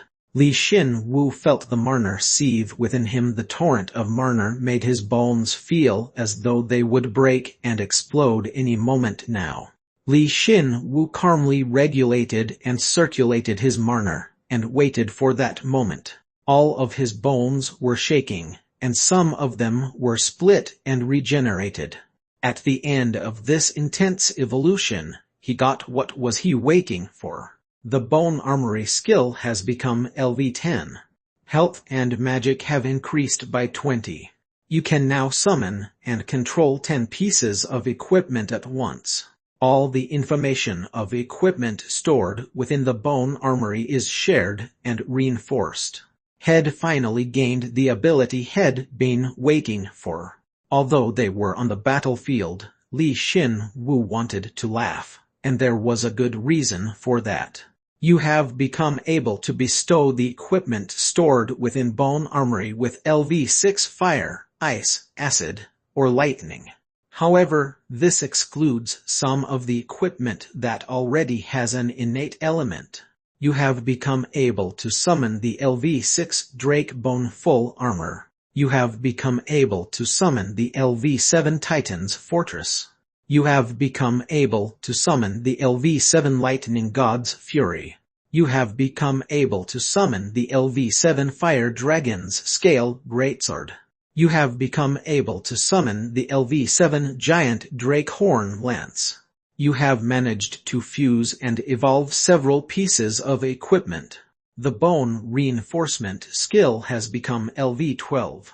You can extract a large amount of information and abilities from a bone lacking in information. I finally got it. Everything had most likely opened up for him once he upgraded the Bone Armory skill. The miraculous possibility that came from fusing bone equipment. A piece of equipment that was one of its kind and that only he could create. Li Xin Wu raised his head. He switched out the level 5 bone armor he wore with another. His new armor was pitch black, as though it would suck in everything. With a drake horn as its base, this armor was created by combining all the advantageous aspects of the bone's head absorbed thus far. Drake Bone Full Armor. LV6. Durability 37,003,700. Defense 1,500 1,650. It lacked options, but it would change when Li Xin Wu added an element to it. Before discussing the elemental aspect, the armor he wore now had a much greater defense stat than the one before, so Li Xin Wu was incredibly satisfied. But what was even more amazing was the innate elements of the Lightning God's Fury and the Fire Dragon's Scale Greatsword are too strong, so I can't add any other element yet, but the Giant Drake Horn Lance is different. A level 7 artifact with a level 6 element. However, when Li Xin Wu was about to summon the new Giant Drake Horn Lance and observe it, Rem passed on a brief but powerful signal. Li Xin Wu stopped what he was doing and looked up. There was something faint that he could see across the sky. Jin. Yeah, I feel it too. He had originally planned to buy some more time, but Li Xin Wu and Ritadane had defeated the Beast General too quickly, so Ethan Crew's plan had gone awry. Not properly assessing Li Xin Wu's abilities was the cause of his defeat. The Skyte is the Vulture General's airborne undead troops. What, another one of the 12 generals? Ethan Cruz must have ordered the Vulture General to enter the battle. He had probably forgotten about the 2 magicians that hadn't been blessed by him and had run away. And where they were and what they were preparing gave them a big one. Li Xin Wu heard a cute girl's voice from the faraway mountainside. It was Crasher's voice. A voice he was more familiar with than anyone's. Of course, it was unlikely that anyone forgot that she existed, but right now the girl's magic was more important than whether or not anyone forgot about them. Crasher said something about a big one, but the giant ice spear that manifested in the air was large enough to topple an entire mountain. What an airborne undead caught notice of them. It was probably the vulture general who had noticed, but it was already too late. Once the battle had begun, she had prepared a spell just for him, long before the battle had even started. Hark! In here to him going. Prince followed suit, casting the spell she had prepared. She summoned half of the fire demon's body into the air, wild magic that would strike at any of the airborne undead. The gigantic ice and fire dyed the air and forced these invaders, who had trespassed onto a sacred battlefield, onto the ground. One of them was definitely the vulture general. Nice. Good job. Li Xin-Wu confirmed and grinned inwardly. It wouldn't be a bad idea to depart and kill the vulture general right away, but it was about time for the traitors to make their move. After all, his job was to protect these excited kid heroes. Then, shall we begin, Jin? Okay. Jin smiled as well. Although it shouldn't be noticeable on a skeleton, one could easily tell how the two skeletons were feeling. Who had sprung whose trap? A grand festival had begun, one which would determine the predator and the prey. Chapter 35 Part 8. Chapter 35. The Call of Death 8. This battle, the battle between heroes and undead, would determine the fate of the Empire. But there was one discrepancy: a reaper who roamed around the battlefield garbed in black armor. It neither antagonized the heroes nor the undead. However, it moved across the battlefield more diligently than any other, killing all the scapegoats. These scapegoats were none other than the undead heroes. Here's where you were, senior. Who once it heard his cool voice, the man who was once a hero, but now an elite level 7 undead hero shook. This was the fourth of the 6 seniors that had been mixed into the battlefield. Give me an order. Who could order you? You who was once a hero, please tell me if there's a bastard like that out there. Who is it? Are you all? Li Xin-Wu's praise flustered the nameless hero. It was like it was undergoing a program error. It was originally supposed to kill the heroes amidst the chaos created by the Beast General's attack and Vulture General's ambush, or at least severely injure them, but the heroes had killed the Beast General quickly and retreated. In addition, the Vulture General hadn't even ambushed them. On the contrary, the heroes had ambushed the Vulture General using larger-scale spells, causing the General to fall to the ground. Their plan had gone awry, and even their superior, Ethan Cruz, was confused as well, so it was only natural that the undead heroes would just stand around awkwardly. Give me an order. As I thought, it won't work. After Li Xin-Wu mercilessly stuck his sword into the undead hero's head, who kept idiotically repeating the same thing over and over again, he clicked his tongue. He tried to bring them over to his side, as he thought his instigate and acting skills might have an effect on them, but because their connection with Ethan Cruz remained strong, even though their egos barely remained, Li Xin-Wu couldn't break his hold. Although Ethan Cruz was limited to controlling undead heroes, even Li Xin-Wu had to admit that Ethan Cruz's hold over them was strong. Give me an order. Rest in peace, senior. You have acquired 2 secret shop permits and 17,320,180 Pirium. You have given peace to a comrade who walked a path he could not return from. You have partially cleared the quest objectives, and have acquired 1 secret shop permit. The maximum level of the Invisible Heart skill has increased by 1. Nice. Now Invisible Heart's level 143. Li Xin-Wu, who had given up on convincing it, killed the undead hero and picked up the bone. Of the undead heroes that were under Ethan Cruz's control, most of them were trash. Although he immediately used bone reinforcement on the recently acquired bone, his stats only increased a small amount and he hadn't even acquired a skill. In other words, Ethan Cruz didn't get the good ones. You sound like the big bad, you know that. Yeah, I know. Since I'm the heaven-defying general, and you're the heaven-defying general's horse. I'm so happy I feel like I'm going to cry. Li Xin Wu collected the unimportant loot, joked around with Jin, and searched the battlefield for the two remaining undead heroes. But while doing so, Rem relayed a sharp warning. Master, Mence Oran's Marner is emitting a strange wave. I believe he will soon attack Lloyd HK. Checking for a secret skill activating that would not be noticed by allies. TCH, when it was just getting good then again, I knew they'd start about now. The Vulture General had fallen from the sky, but half of his airborne forces were still intact.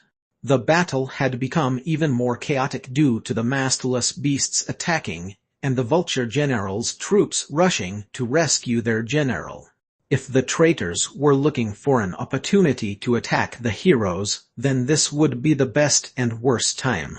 If the heroes began to come out ahead, Ethan Cruz wouldn't have an opportunity to carry out their plan, and naturally, Li Xin Wu had been preparing for Mence Oran's betrayal ever since he realized that he was moving alongside Lloyd. Soup, I guess it can't be helped. Let's finish things up quickly. Rem, give me a signal when it's time. Understood, Master. Now, once Rem gave him the signal, Li Xin Wu activated the trap head set up prior. He displayed his control, which had gotten even stronger through the hidden and connected Marner threads. You just activated my trap card, Reverse Sword Rain. So you did give it a name like that. Wait. They're not even swords, they're not cards either. The name was hilarious, but the result wasn't. While the battle was going on, Li Xin Wu had secretly moved 8 bone spears since he didn't want to be discovered. He used unremarkable level 4 spears underground, and once given a target, they would burst from the ground and attack simultaneously. That's right.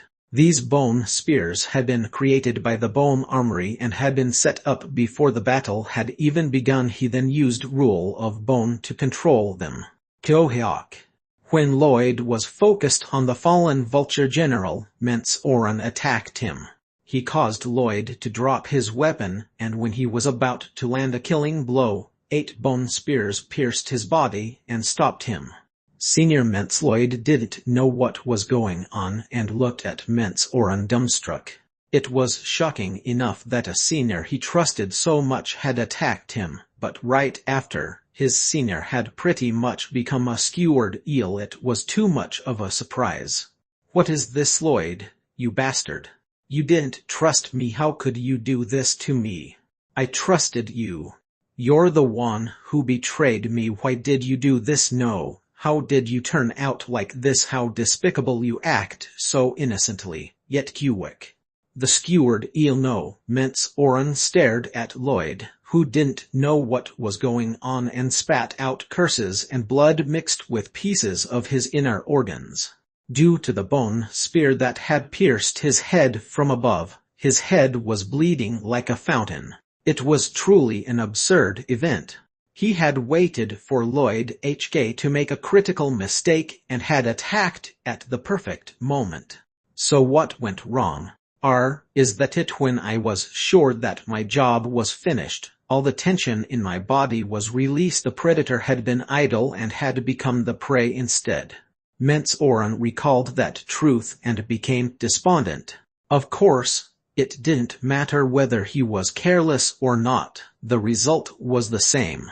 Moreover, there was no point in wondering about what-ifs after the fact.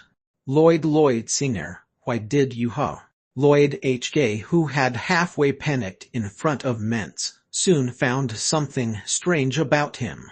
Mence Oran seemed fine, despite his injuries.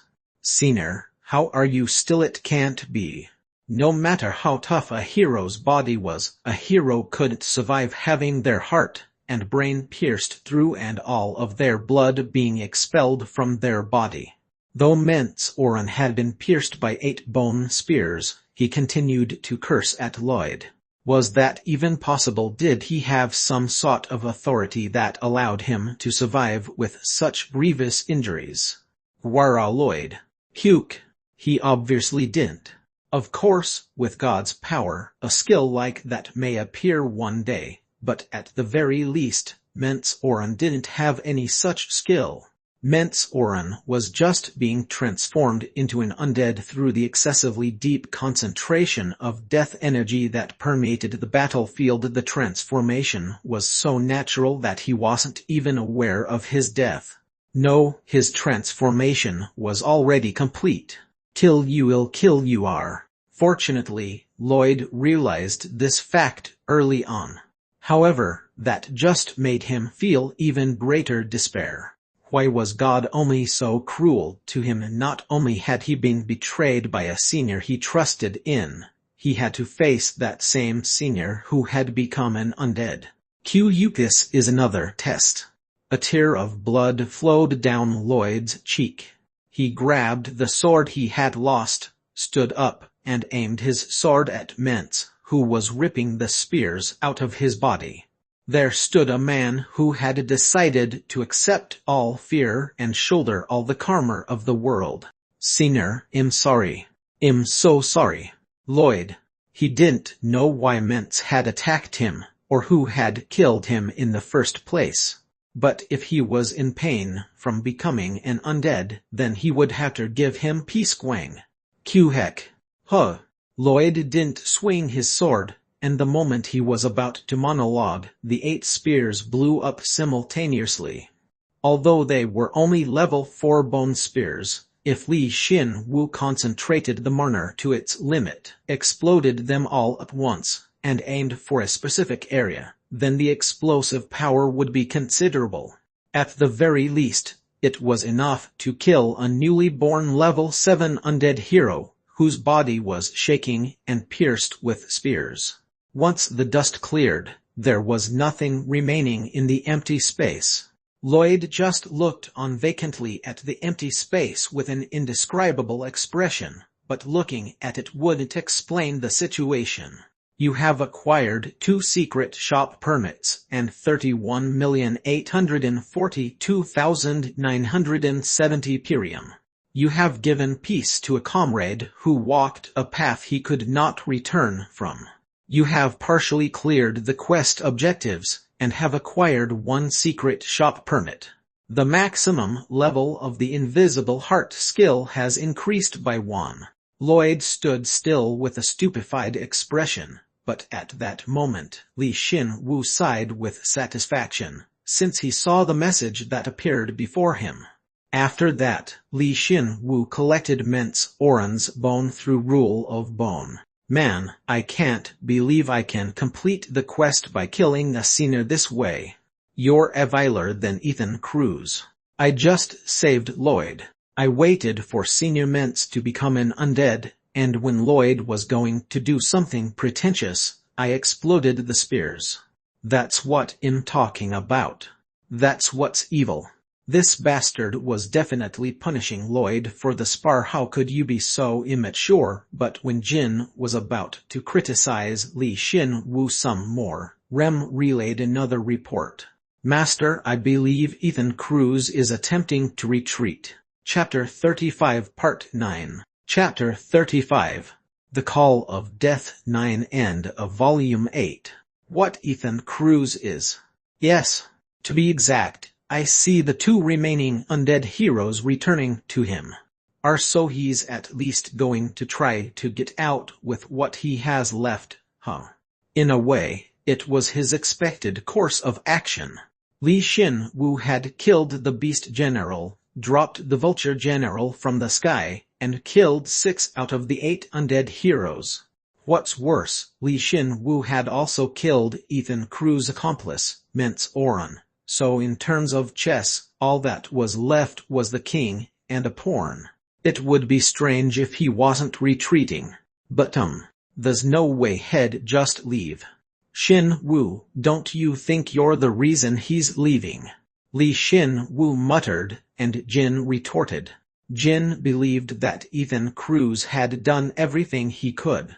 If he were to point out a fault of his, then it would be that Ethan Cruz hadn't properly assessed Li Xin Wu's ability beforehand. It seemed obvious, but it was indeed his biggest mistake. Still, there's no way he'd just leave. There are still a lot of undead left on the battlefield, and the heroes are still fighting, so the fact that Ethan Cruz is running away by himself means that he believes he might be exposed. Maybe he thinks he's already been exposed. Especially since you went out of your way to pick out and kill the undead heroes. No. Any normal hero that can't use darkness magic wouldn't be able to ascertain the link between the undead heroes and Ethan Cruz. And so long as they aren't cognizant of that link, Ethan Cruz will remain as a trustworthy hero. Aside from me, no one else thinks that Ethan Cruz is evil. What's worse, Mintz Oren didn't really say much to Lloyd. Then why is he purposely trying to expose himself? Wait a sec.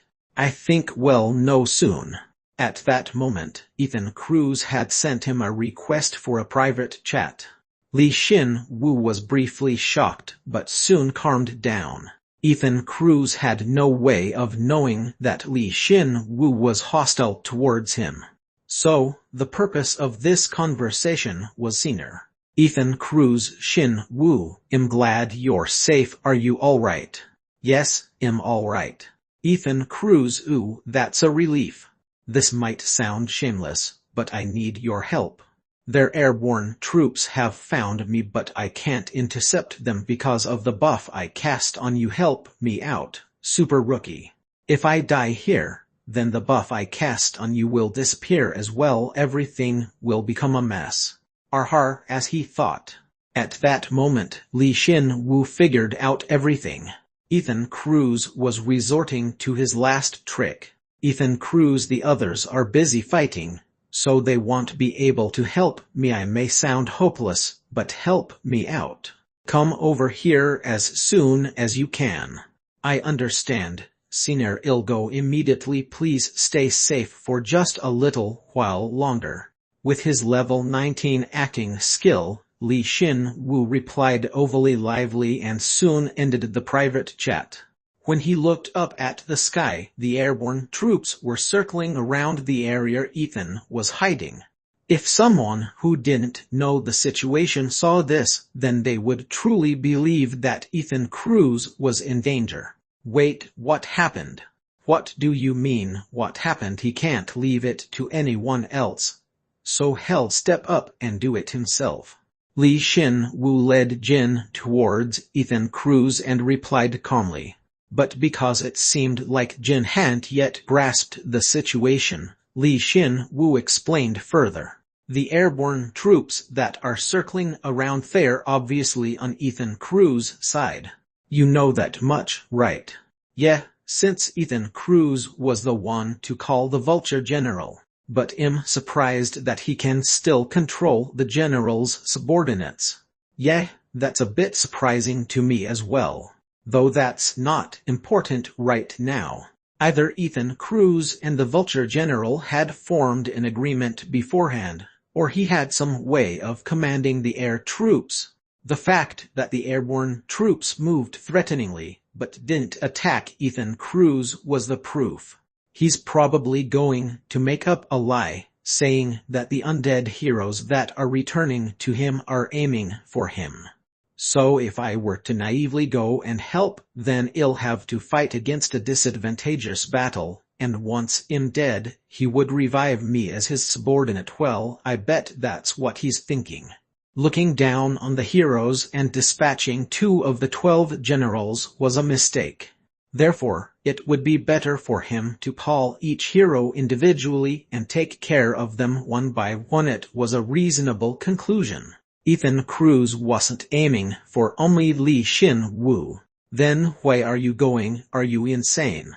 Jin, You remember that buff? No, that debuff that he cast on me, right?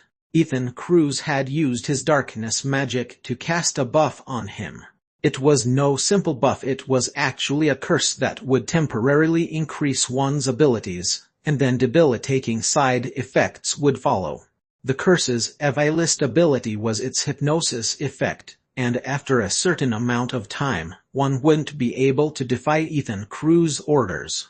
In other words, Ethan Cruz's private chat request was no request but was undoubtedly a command. But that curse didn't work on you. To be exact, I was able to resist it. But that guy still believes that his curse has affected me.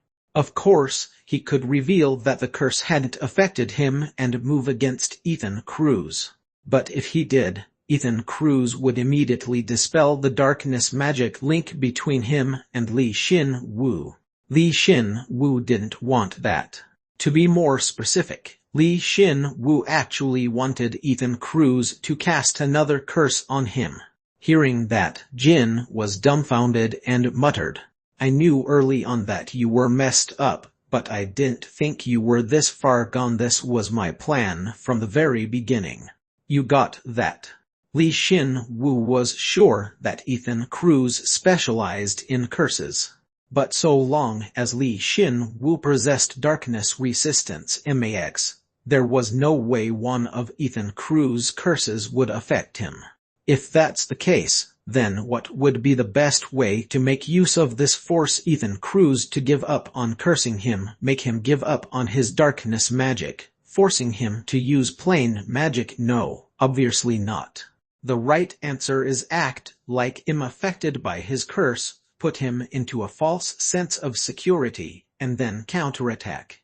If my counterattack is successful, then I'll be able to inflict a grievous wound, even if he's a level 8. You fight way too dirty. Just keeping listening.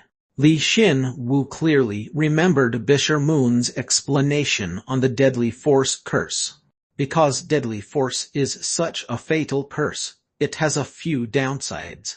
First, it's difficult to use against those with more magic than the caster. Second, the caster cannot move freely until the target's death. The first point probably wasn't relevant to Li Xin Wu. Li Xin Wu didn't think he could beat a level 8 magician in terms of magic. However, he could use the second downside. If he could bait Ethan Cruz into using Deadly Force on him, then he'd be able to restrain a level 8 hero. Li Xin Wu was immune to all curses, so he'd be able to take that opportunity and attack Ethan Cruz. I didn't nullify the curse immediately but allowed him to cast it and resisted it. But this was a lot harder to do than I'd expected. You was the reason you allowed him to curse you because I wanted to become more accustomed to controlling the extent of my resistance. Not nullifying the curse itself, but nullifying its effects. If that were possible, then Li Xin Wu would be able to do as he pleased while Ethan Cruz suffered the downsides to Deadly Force. Li Xin Wu had been training throughout the battle in preparation for this. I'm speechless. Yeah, stay like that. Since we're going to see him soon. Li Xin Wu explained confidently and patted Jin. Was he all right with that explanation? Jin ran more quickly than before and left the battlefield. He was close enough to Ethan Cruz's hiding place that he could see it. With Jin's speed, they would reach it in 5 seconds. Senior Yasunori Akira is still hiding. If he were to attack Ethan Cruz with me once I'm cursed, then it'll be over in a flash. But there was one thing that was bothering him. Li Xin Wu softly sighed. He didn't really want to think about it, but it was still a possibility. If it was true, then it would become a bit complicated. Well, whatever. If that happens, I'll just get 3 more. 3? Why 3? Sinner. Li Xin Wu didn't answer Jin and yelled out. He didn't know if it was because he'd gotten closer, But the circling airborne troops took that moment to descend and attack Ethan Cruz. He almost wanted to applaud at their lively acting. Xin Wu, you're not late. Sinner. Li Xin Wu drew his lightning god's fury, cut through the undead, and approached him. Ethan Cruz sported an overwhelming relieved expression, and looked at him. You came to rescue me. Of course, Sinner. Li Xin Wu could give Ethan Cruz's contemptible smile an 810. As he thought, perhaps this guy had the acting skill as well. However, he discarded that thought and moved on. Ethan Cruz smiled brightly and spoke. Even though the curse hasn't affected you. TCH. Hup. To think head notice hearing that, Li Xin Wu clicked his tongue. At that moment, Yasunori Akira popped out of his hiding place and attacked Li Xin Wu. Had only heard of the style before, Batjutsu. Yasunori Akira's strike was so powerful and swift that it felt like he'd be cut in two. But because he shared Jin's ridiculously high-speed stat, Li Xin Wu's reflexes and dynamic visual acuity had grown beyond comprehension, so he was barely able to see the trajectory of his strike. And if he could see it, he could block it too. You were able to block my strike. Who? You know, I want to trust other people too sometimes.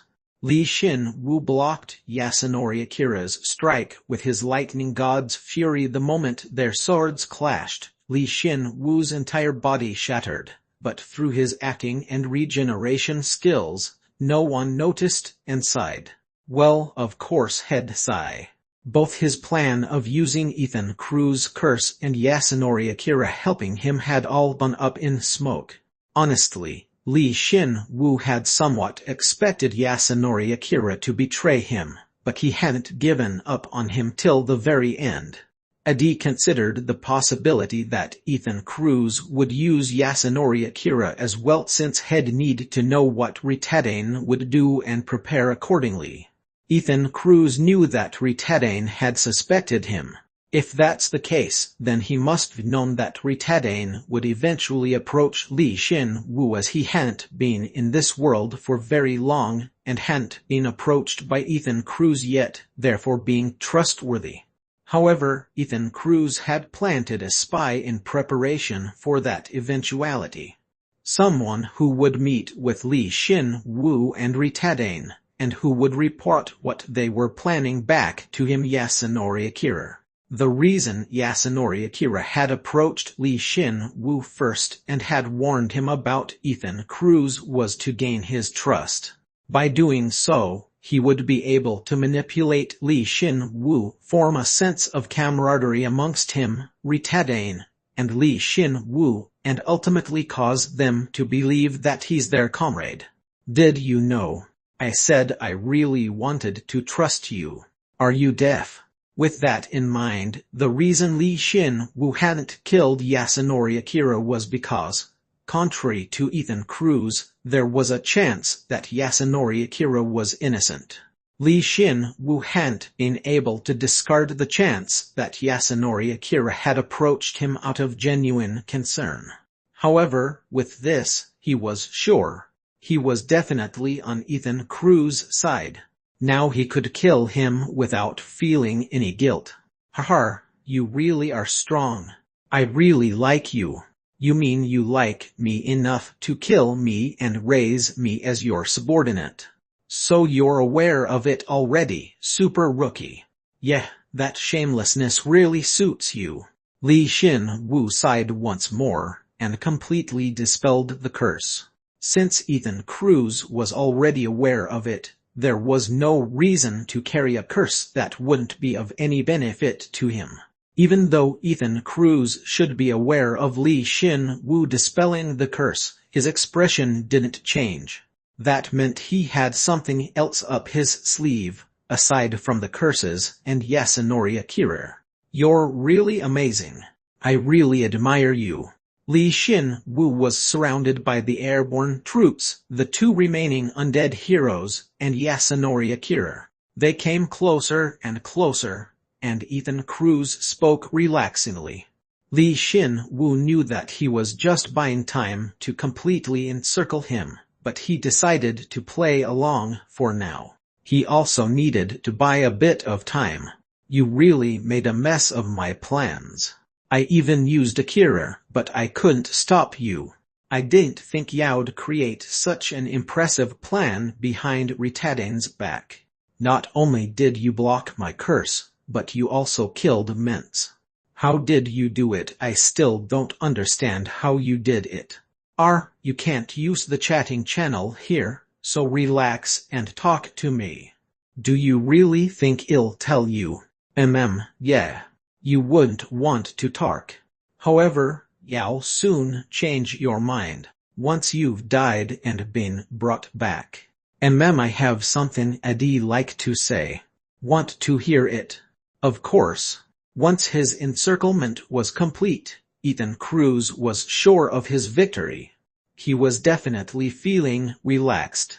Li Xin-Wu had expected Yasunori Akira's betrayal, but he hadn't expected Ethan Cruz to discover his curse plan. As a result, he had jumped into the mouth of the tiger. If I was suspicious of Yasunori Akira, then I could've made a plan separate from Ritadane's. Have you thought about why I didn't? I've thought about it, but there's no point in bluffing at this point. Since Ritadane is currently fighting against tens of thousands of undead, I assure you she won't be able to rescue you before he kills them all. Because that's her core, her hatred for the undead. She lives only to kill the undead. It seemed like Ethan Cruz was also aware of Ritadane's obsession with the undead. Perhaps he had been waiting for Ritadane to go deep into enemy lines and go on a rampage. You're right. That's why. What? Ethan Cruz was slightly flustered by his calm affirmation. It's simple. It means that there's a part of my plan that Ritadane can't know. Wait a sec. Hey, Ethan. Ethan, I feel a presence, an overwhelming presence. How all of a sudden? What are you talking about? Li Xin-Wu grinned and said. The real battle starts now. A quang sound rang out. The airborne troops began to drop like flies. Was it due to Crasher and Prince's magic? Nope. Boulders had caused them to drop from the sky. The great Paul Zero has commanded us. How dare you challenge his authority? Kill them all. Giant. It wasn't just the giants. There were the level 7 chimeras, the level 6 golems, and several other elites mixed in as well. The heaven-defying generals corps had finally arrived. Li Xin-Wu, how did you? Who knows? I have no idea what you're talking about. Li Xin-Wu pulled out an unknown staff and beamed. Ethan Cruz's body felt chills. Death was calling for him. Chapter 36 Part 1. Chapter 36.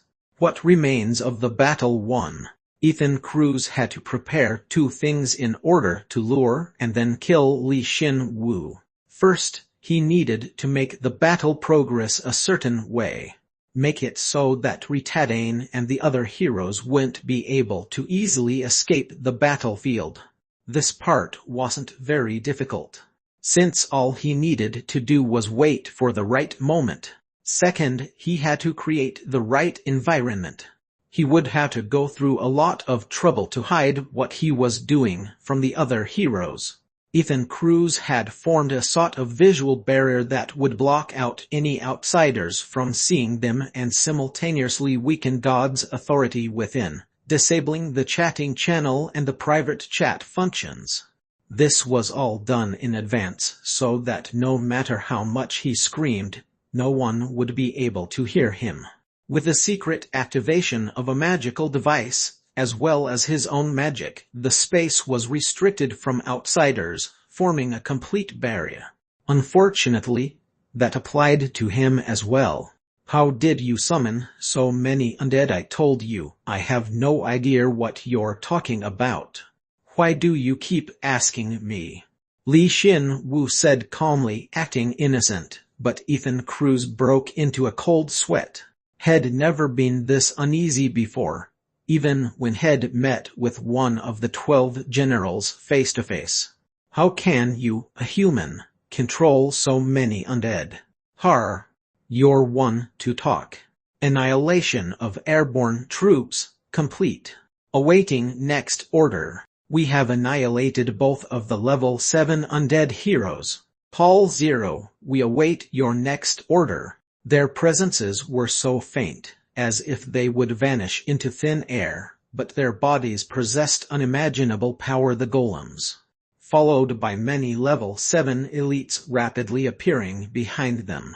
There were several different types of undead, for example the giants and a wolf, but they were all ridiculously strong. Furthermore, they had pledged their loyalty to Li Xin Wu alone. Seeing that, Ethan Cruz gritted his teeth. If the other heroes knew about this, they wouldn't. You were the one who made it like that. Li Xin Wu ridiculed him coldly. That's right. Because Ethan Cruz had activated the magical device, this entire area was shrouded in a barrier. Ethan Cruz finally considered a possibility that he hadn't even considered before. Did you want this to happen? You knew that I had prepared a barrier and deliberately let me activate it. I'm the type of guy who prepares a lot of ways to kill someone.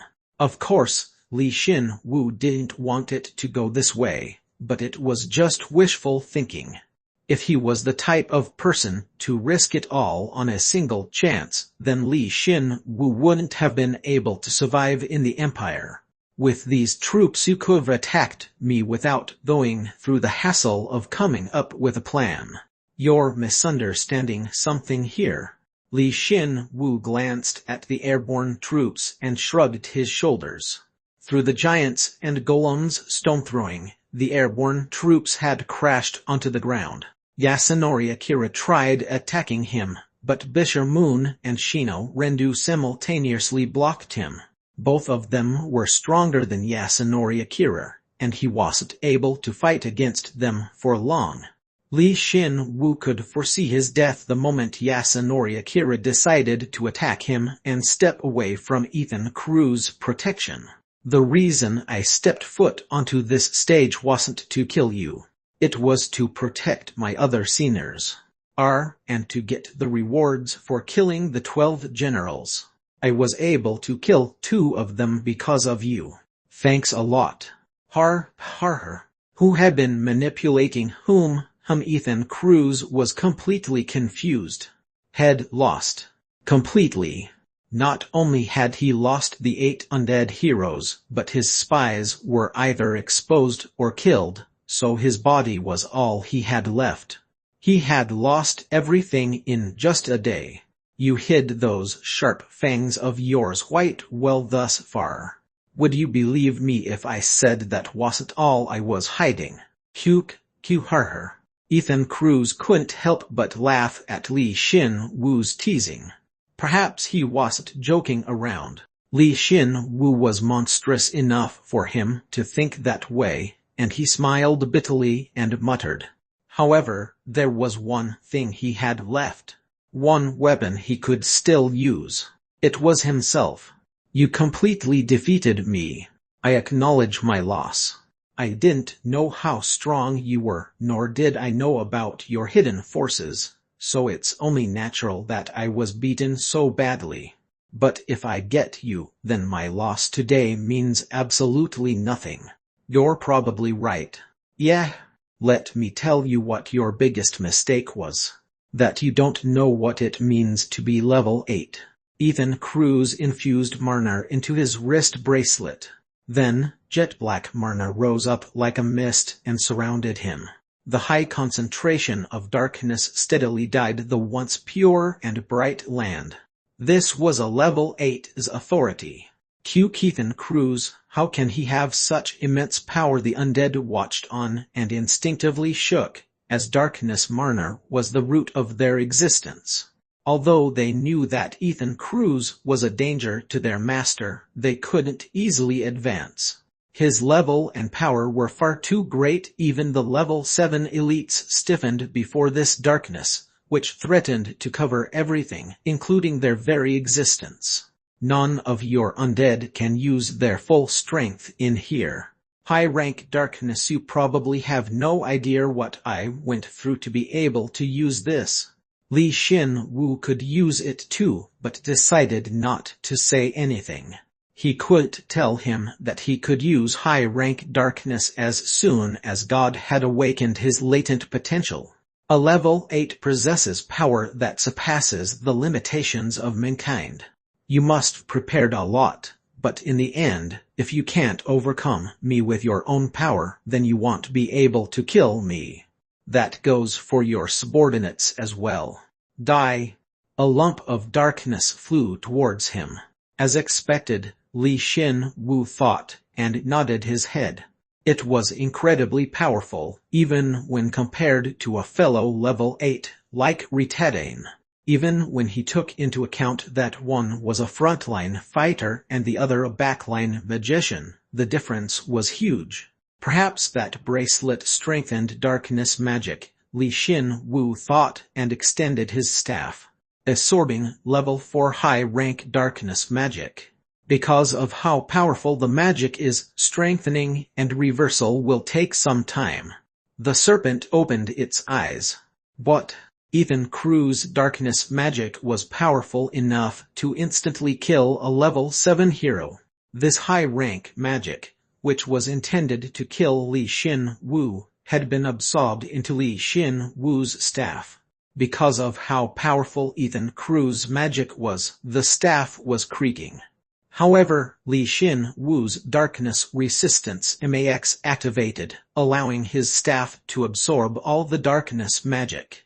While the staff was able to absorb magic and reverse it, it wasn't invincible. It couldn't absorb any and all magic without any repercussions.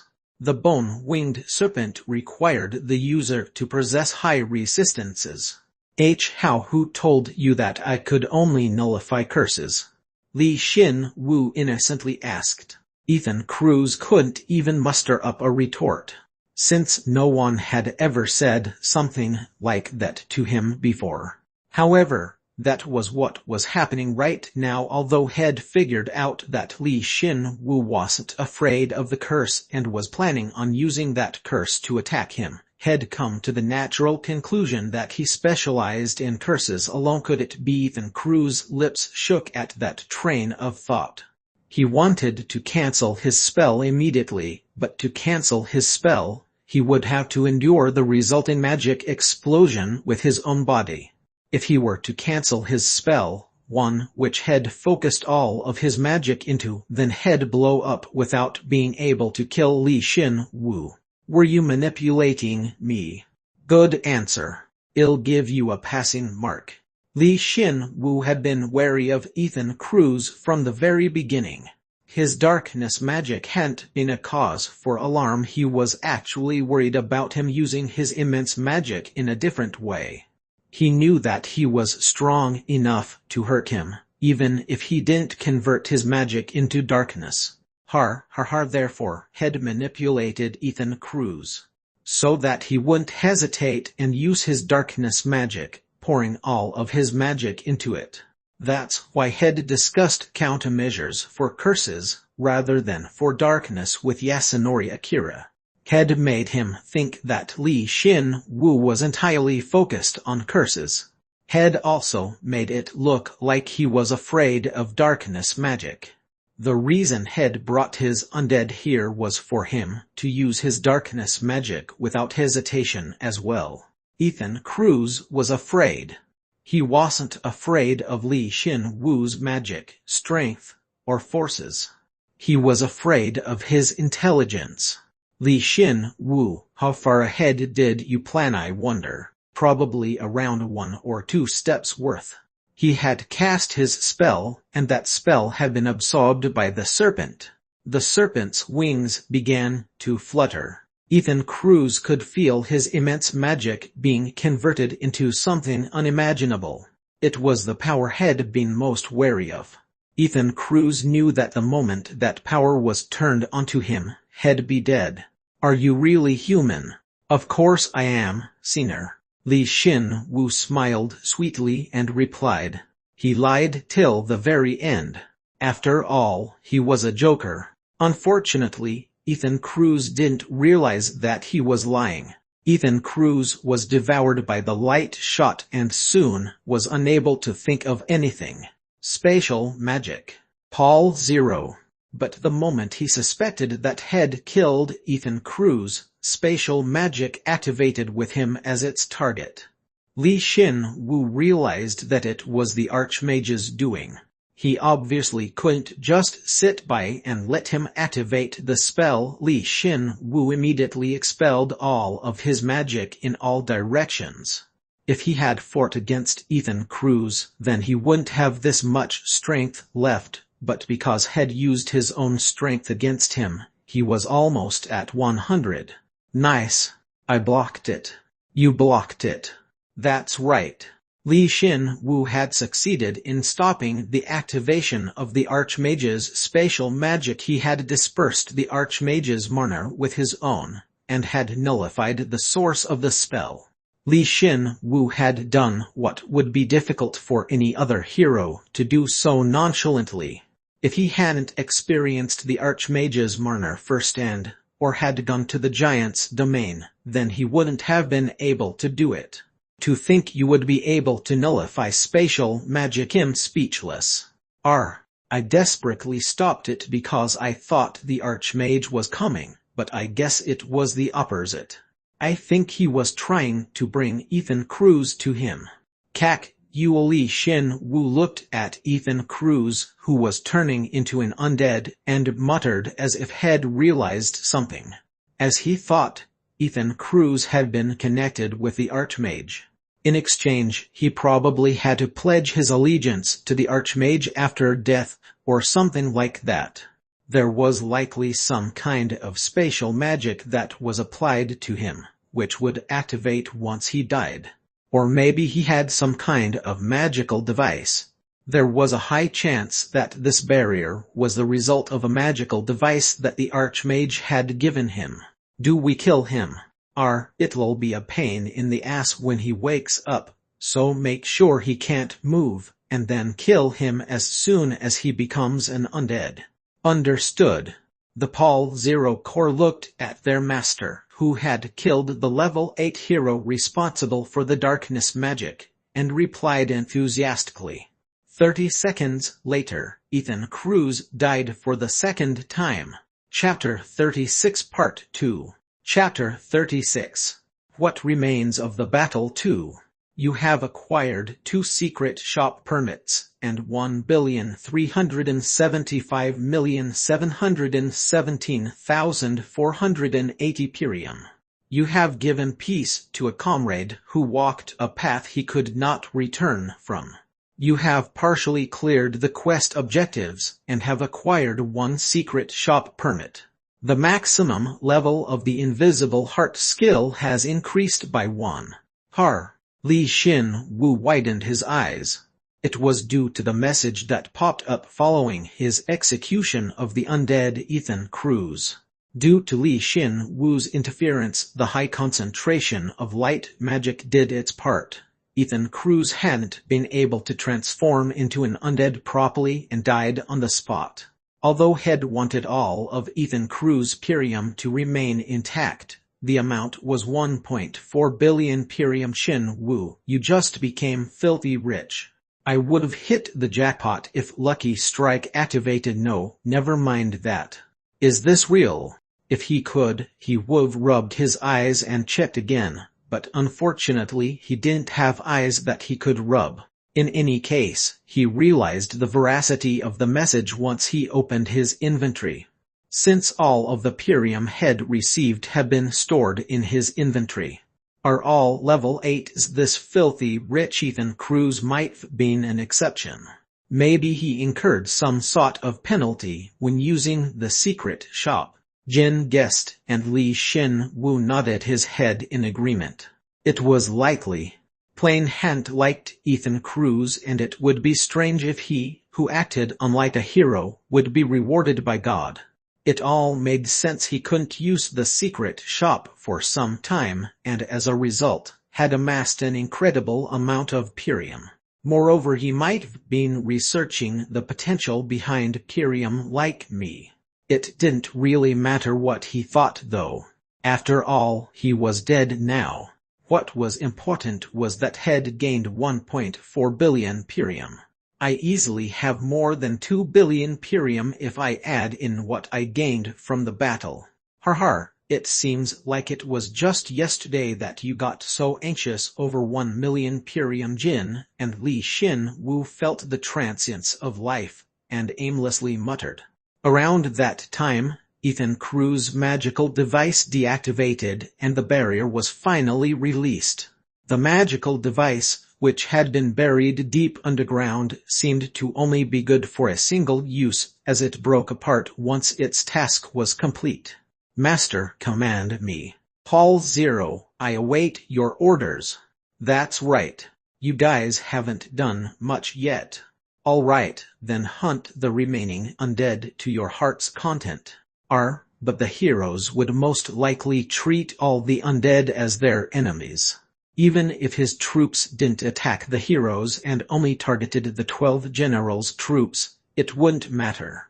It was likely that the heroes wouldn't think about it and attack his forces anyway. And the chance of Retadane doing so was 100.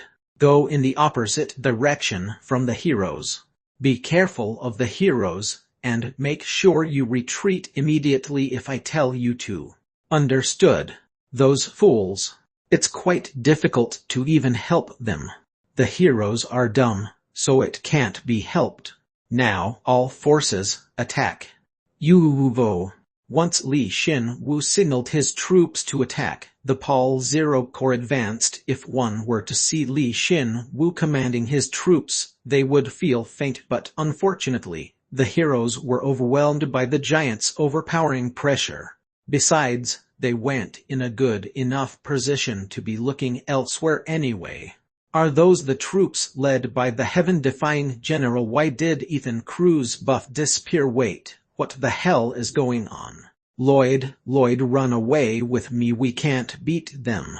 Roman 2, can't we finally started pushing them back? Stop looking elsewhere and focus on the battle. All the heroes, scattered around the battlefield, reacted. Even so, 3 of the heroes had died, so the only heroes left were Sarah von Retadane, Lloyd HK, Irian Rupate, Prince Altair, and Kracia Melee. There were only 5 heroes left. Paul 0 has commanded us to annihilate all undead who oppose him. How funny. Watching these stray dogs who have lost their master. Kill them all. Let's pay these insects back for betraying us. QR. But aside from Kracia, none of the other heroes could stand. Since they'd only been fighting against the undead, the giants trampled on the skeletons, and the golems emitted their magic, burning the fallen undead. They were dumbfounded at the sight. They're really killing the undead. Why? We cannot ascertain their true intentions. However, it doesn't change that they're our enemy. But I think it'd be best if we stay our hand and dispose of them later. Li Xin Wu watched as the Paul 0 Corps entered the battlefield, nodded his head, and picked up the bones. The bones of Ethan Cruz and Yasunori Akira. It was unfortunate that both of them had only dropped 1 bone each, but there was no helping it. He soon activated bone reinforcement, consuming LV7 Yasunori Akira's shin bone to reinforce your shin bone. Agility has increased by 15 and health by 10. The Marner acceleration skill has become LV4 and magic has increased by 10. Consuming LV8 Ethan Cruz rib bone to reinforce your rib bone. Magic has increased by 100. The high-rank Marner bone still has become LV4 and magic has increased by 20. High-rank darkness has become LV4 and magic has increased by 40. Ugh, He couldn't have imagined that his magic stat, which had already surpassed 4,000, would increase by 100 all at once, as expected of a level 8 bone.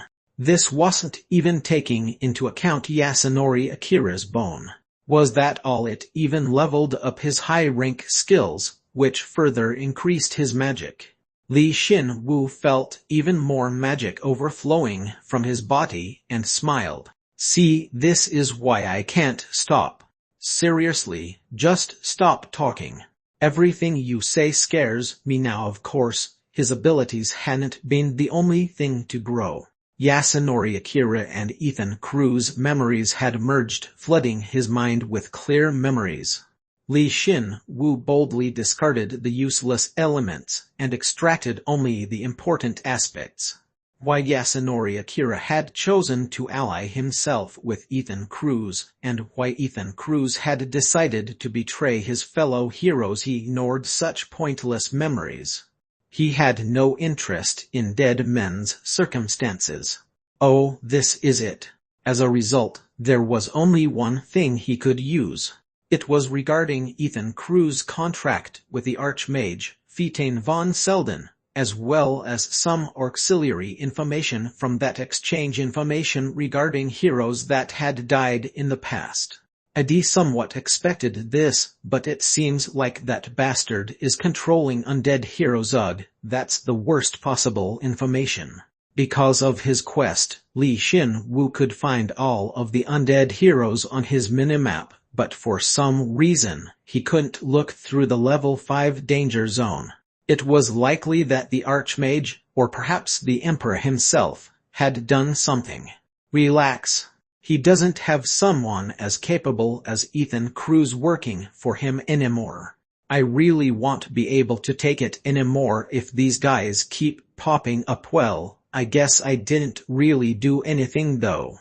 Jin, you're always a lot of help, so don't down yourself. Li Xin-Wu comforted Jin, who blamed himself for being unable to do anything, and collected the rest of the loot. Yasunori Akira's equipment wasn't very valuable. The blade was curved on only one side, like a traditional Japanese sword, whereas Ethan Cruz's equipment piqued his interest. It was the bracelet-shaped artifact that Ethan Cruz had used when he had attacked. The bracelet was pitch black, as if made of darkness. Due to its simplistic design, one might think it was a cheap trinket, but it was definitely a rare item, as it periodically emitted a black energy. You have acquired the LV7 Everlasting Night. Crap. Li Xin-Wu was bewitched by the enchanting, darkness-emitting bracelet, but the moment he came into contact with it, he knew he'd made a mistake. He had forgotten that anything he touched turned into bone. Fortunately, a message came up, stating that bone reinforcement wasn't high enough to convert it, and it hadn't turned into bone. He felt relief that his item hadn't changed, and simultaneously felt frustrated that his bone reinforcement wasn't at a high enough level. He convinced himself that it turned out well and checked the artifact's info. Everlasting Night, LV7. Durability 850,850. Self-repair. Magic attack power 2,200 2,500. Element darkness LV7. Options magic 150. Calculation assistance high speed casting high, accumulation max.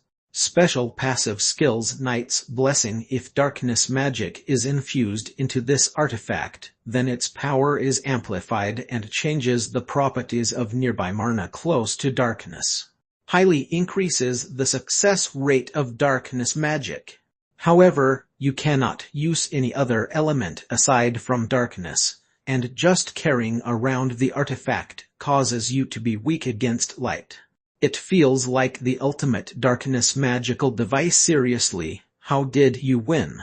It says that he was really weak to light, but your light resistance is maxed too. Yeah, you're right. The penalty is meaningless to me.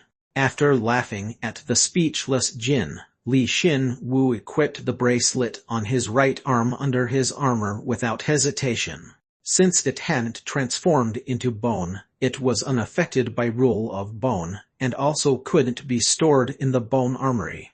However, it possessed a self-repair feature. Nice. Then let's give a silent prayer for Senior Ethan, who gave me such a nice gift on his way out. Then, let's go kill the Vulture General. You demon. You really are a demon. Li Xin Wu gripped the lightning god's fury and charged towards the battlefield with Jin. At the beginning, the heaven-defying general, or Paul Zero, had appeared and swept through the battlefield. He had been worried that the heroes would see him, but because his subordinates were here, he came to the conclusion that he didn't need to look like an undead as well. Ritadane's in worse shape than I thought. Rather than provoking her by showing up as an undead, I think it'd be better to form a bridge between us. That bridge would be Li Xin Wu himself. He would reveal that had been saved by the heaven-defying general and his troops to his seniors, who were repulsed by the undead, and he would then suggest that they form an alliance with a heaven-defying general. Thus, the Paul Zero co-participation in this battle was incredibly important. Paul Zero is with us. You. A few of the dumb giants yelled out Paul Zero and took a sideways glance at Li Xin Wu, but he ignored them for now. Had already told them that he could disguise himself as a human being, but if he knew they'd act like this, then he wouldn't have told them. Li Xin Wu. You were safe. You disappeared, so everyone was worried. Senior, we should take care of the Vulture General first. Let's talk later. All right. Li Xin Wu safely joined up with the other heroes. He saw the Vulture General, who, despite falling from the sky and losing his mount, bravely struggled as his bald head shined. Cuk, you crazy bitch. Huu. And the one pushing him back was old lady Ritadane, who rotated her flail with her eyes wide open. He could hear her gasping, telling him how much she had overworked herself. That girl really didn't have an off-switch. Li Xin Wu was speechless, yet still raised his sword high. Ritadane, I'm here to help. 5 minutes passed.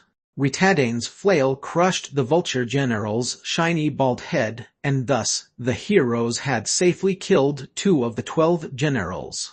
Chapter 36 Part 3. Chapter 36. What Remains of the Battle 3. You have hunted a member of the 12 generals, the LV7 Vulture General, Buruch von Golden Eagle. All contributing heroes acquire 30 million Pirium, and all stats are increased by 100.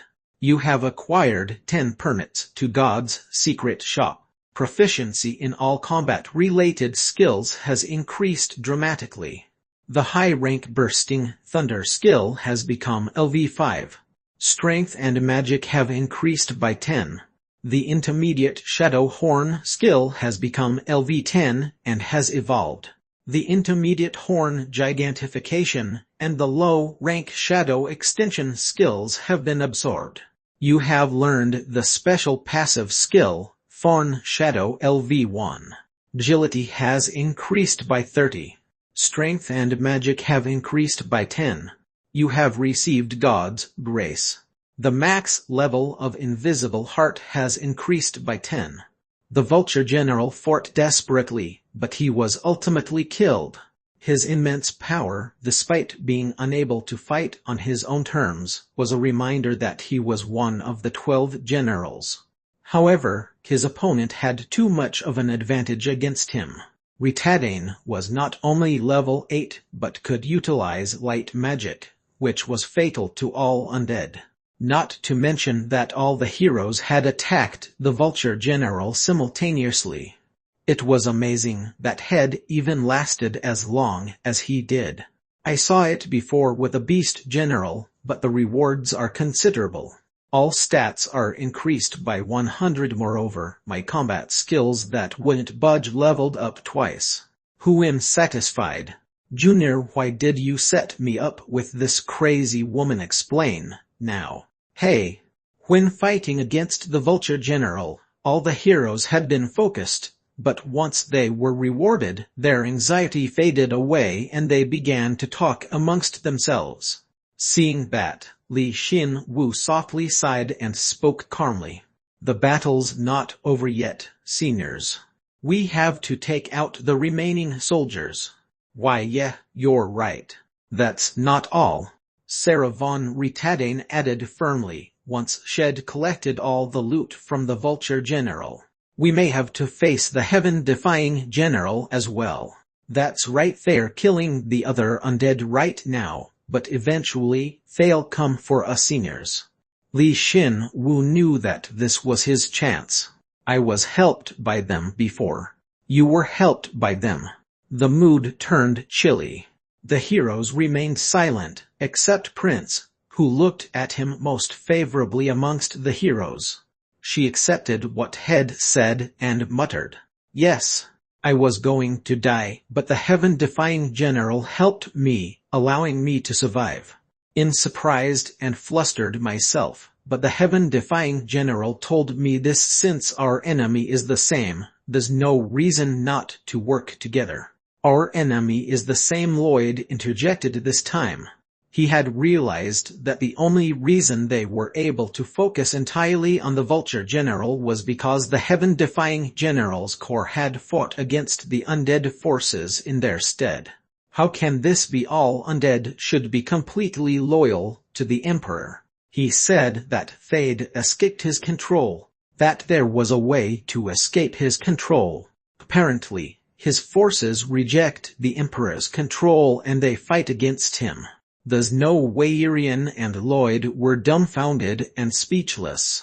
Through their experiences in the Empire, they had seen the undead as an absolute enemy, but because they saw the heaven-defying general's forces crushing the undead, they couldn't reject what Li Xin-Wu was saying. Li Xin-Wu, don't be fooled. However, there was one person who rejected it without hesitation. As had expected, it was Retadane. They're all undead. They're not sane. You cannot believe what they say. It's an ironclad rule for heroes. But Retadane, it's foolish to believe them just because they're on our side now. Li Xin-Wu, they're fundamentally different from us. They're existences that you cannot communicate with or understand. Even if it seems like you can trust them for now, it's nothing more than an illusion, she said firmly, and Li Xin-Wu smiled bitterly. Of course, Li Xin-Wu knew she'd come out like this, but her emotional wall was greater than Head expected and he was a bit hurt by her. There must be a reason behind them saving you. Perhaps they wanted to analyze us, or perhaps they're aiming for our god. But you can't do what they want. All undead must be exterminated. No more, no less. We cannot work together. A sharp refusal, coupled with such hatred. He suddenly realized just how lucky he'd been. Kreischer had treated him and Jin fairly, without any prejudice, and was kind and genuine. Li Xin-Wu ended up laughing despondently. Then you can't believe what someone says if you don't trust them. That goes for both the undead and humans. In fact, humans can be much worse. Kreischer spoke and refuted Retadane's statement. Calm down. Make your decision by using what's actually happening as evidence. It's a fact that they're helping us right now. They're not attacking us, so there's no point in being hostile. Above all, we don't even have the strength to do so right now. Am I wrong? You're not wrong. If they're fighting against each other, then there's no point in putting ourselves in unnecessary danger. A wise choice would be to use them. Of course, we should analyze them now to prepare for the future. Even though she agreed with Kreischer, Retadane remained suspicious of the heaven-defying general's motives and rejected him.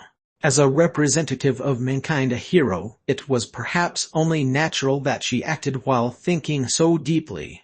Li Xin Wu was relieved that he hadn't appeared in front of her in his undead form. He had to think of a way to convince her. It seemed as though Kreischer had understood him and said something unnecessary.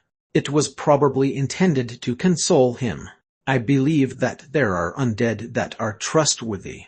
You're thinking along the same lines as Li Xin Wu. It's truly unfortunate, but this is no place to chat. I'll keep the Vulture General's loot for now. I'll divvy it up once the battle is over. And thus, their conversation was over. Her uneven breathing, a result from the intense battle, had somewhat evened out, and Ritadane brandished her flail, charging into a gap between the monsters. She crushed anyone in her way, startling the heroes. Li Xin Wu, I believe Ritadane is right on this.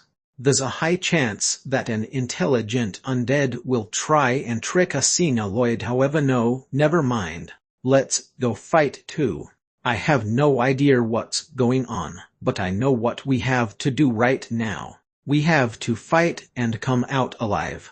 Lloyd really was amazing. Li Xin Wu had to acknowledge his fortitude, considering the fact that he remained so pretentious despite experiencing all this. Lloyd consoled Irian, who was clinging on to him. Seeing that, Li Xin Wu inwardly applauded. I'm going to give him a rougher time next time. Your true feelings are coming out. Hey, Junior. Li Xin Wu and Jin quietly joked around, and then someone clung to his back. It was Prince, who for some reason hadn't followed Lloyd. Explain, why did you send me with this woman, and why did you not let me receive Senior Ethan's buff? I'll explain all of it to you later, so please help Senior Lloyd for now. I was helped, but it seems like Lloyd has gone through a hard time. So HMPH. It's fine since that elf's still clinging to him.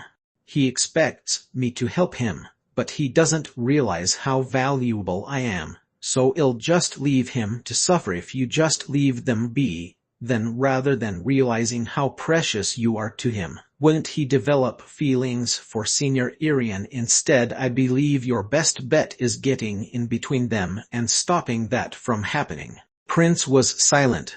She realized that Li Xin Wu had read her like a book. Right after, she quietly asked, "Does it show? Are you serious?" Warrior. Prince blushed. Her necklace allowed her to disguise herself as a man. Although she was disguised, she was slender and beautiful enough that even he was affected, causing him to softly groan. She was beautiful enough that she wouldn't lose to an elf's Irian's beauty. Seriously, so why do you disguise yourself as a man? There's something I need to protect. Even if I were to lose my life, you have it tough. Li Xin Wu thought it wasn't any of his business, yet Prince still asked for his help. Could you give me some tips once the battle's over? Of course. So please get off. Since Prince was still clinging to him, he picked her up by the back of her neck like a cat, and lowered her next to Kreischer, who had approached with short and quick steps. Kreischer, look after her until the battle ends. Okay. Leave it to me. Cuke, don't toss me around like baggage.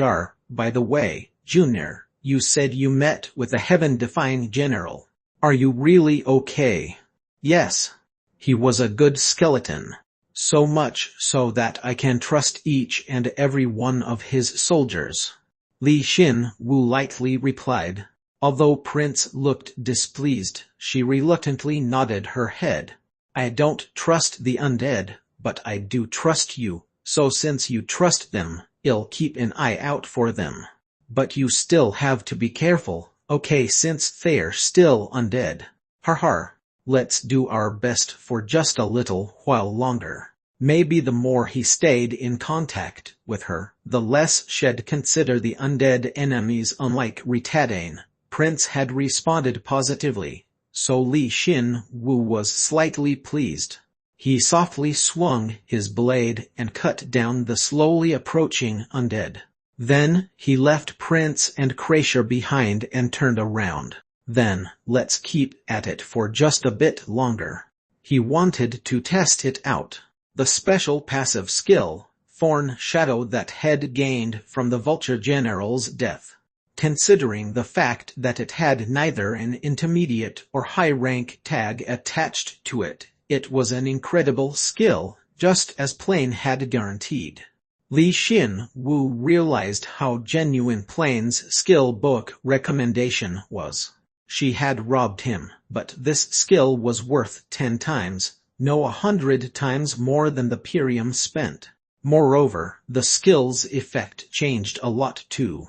Originally, Shadow Horn was a special passive skill which buffed all my lunging attacks, but this special passive skill possessed the traits of several passive and active skills simultaneously, and unlike other skills, could be applied in a variety of ways. They were skills that essentially had no limitations.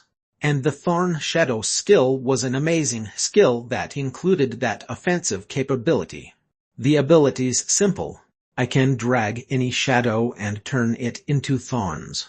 I can use it even without mana, but the more mana I use, the more powerful the effect.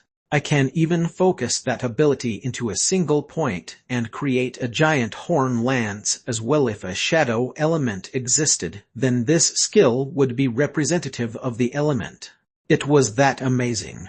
Li Xin Wu converted his and Jin's shadows into thousands of thorns and even fused them together, shocking Jin.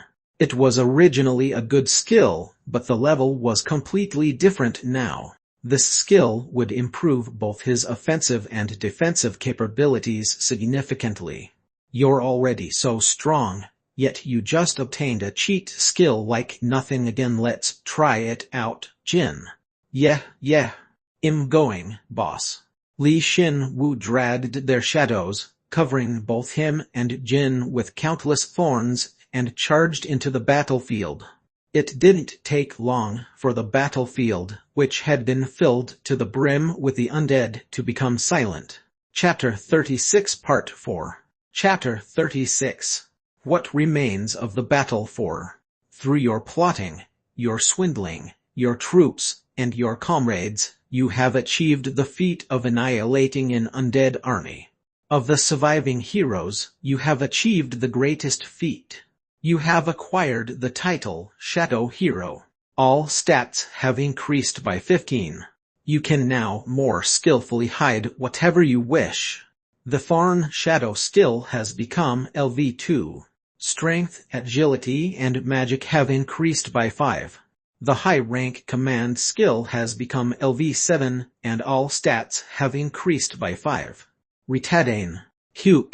Once had confirmed that all the 12 generals' troops were annihilated, Li Xin Wu stopped Retadane from attacking his Pol Zero Corps.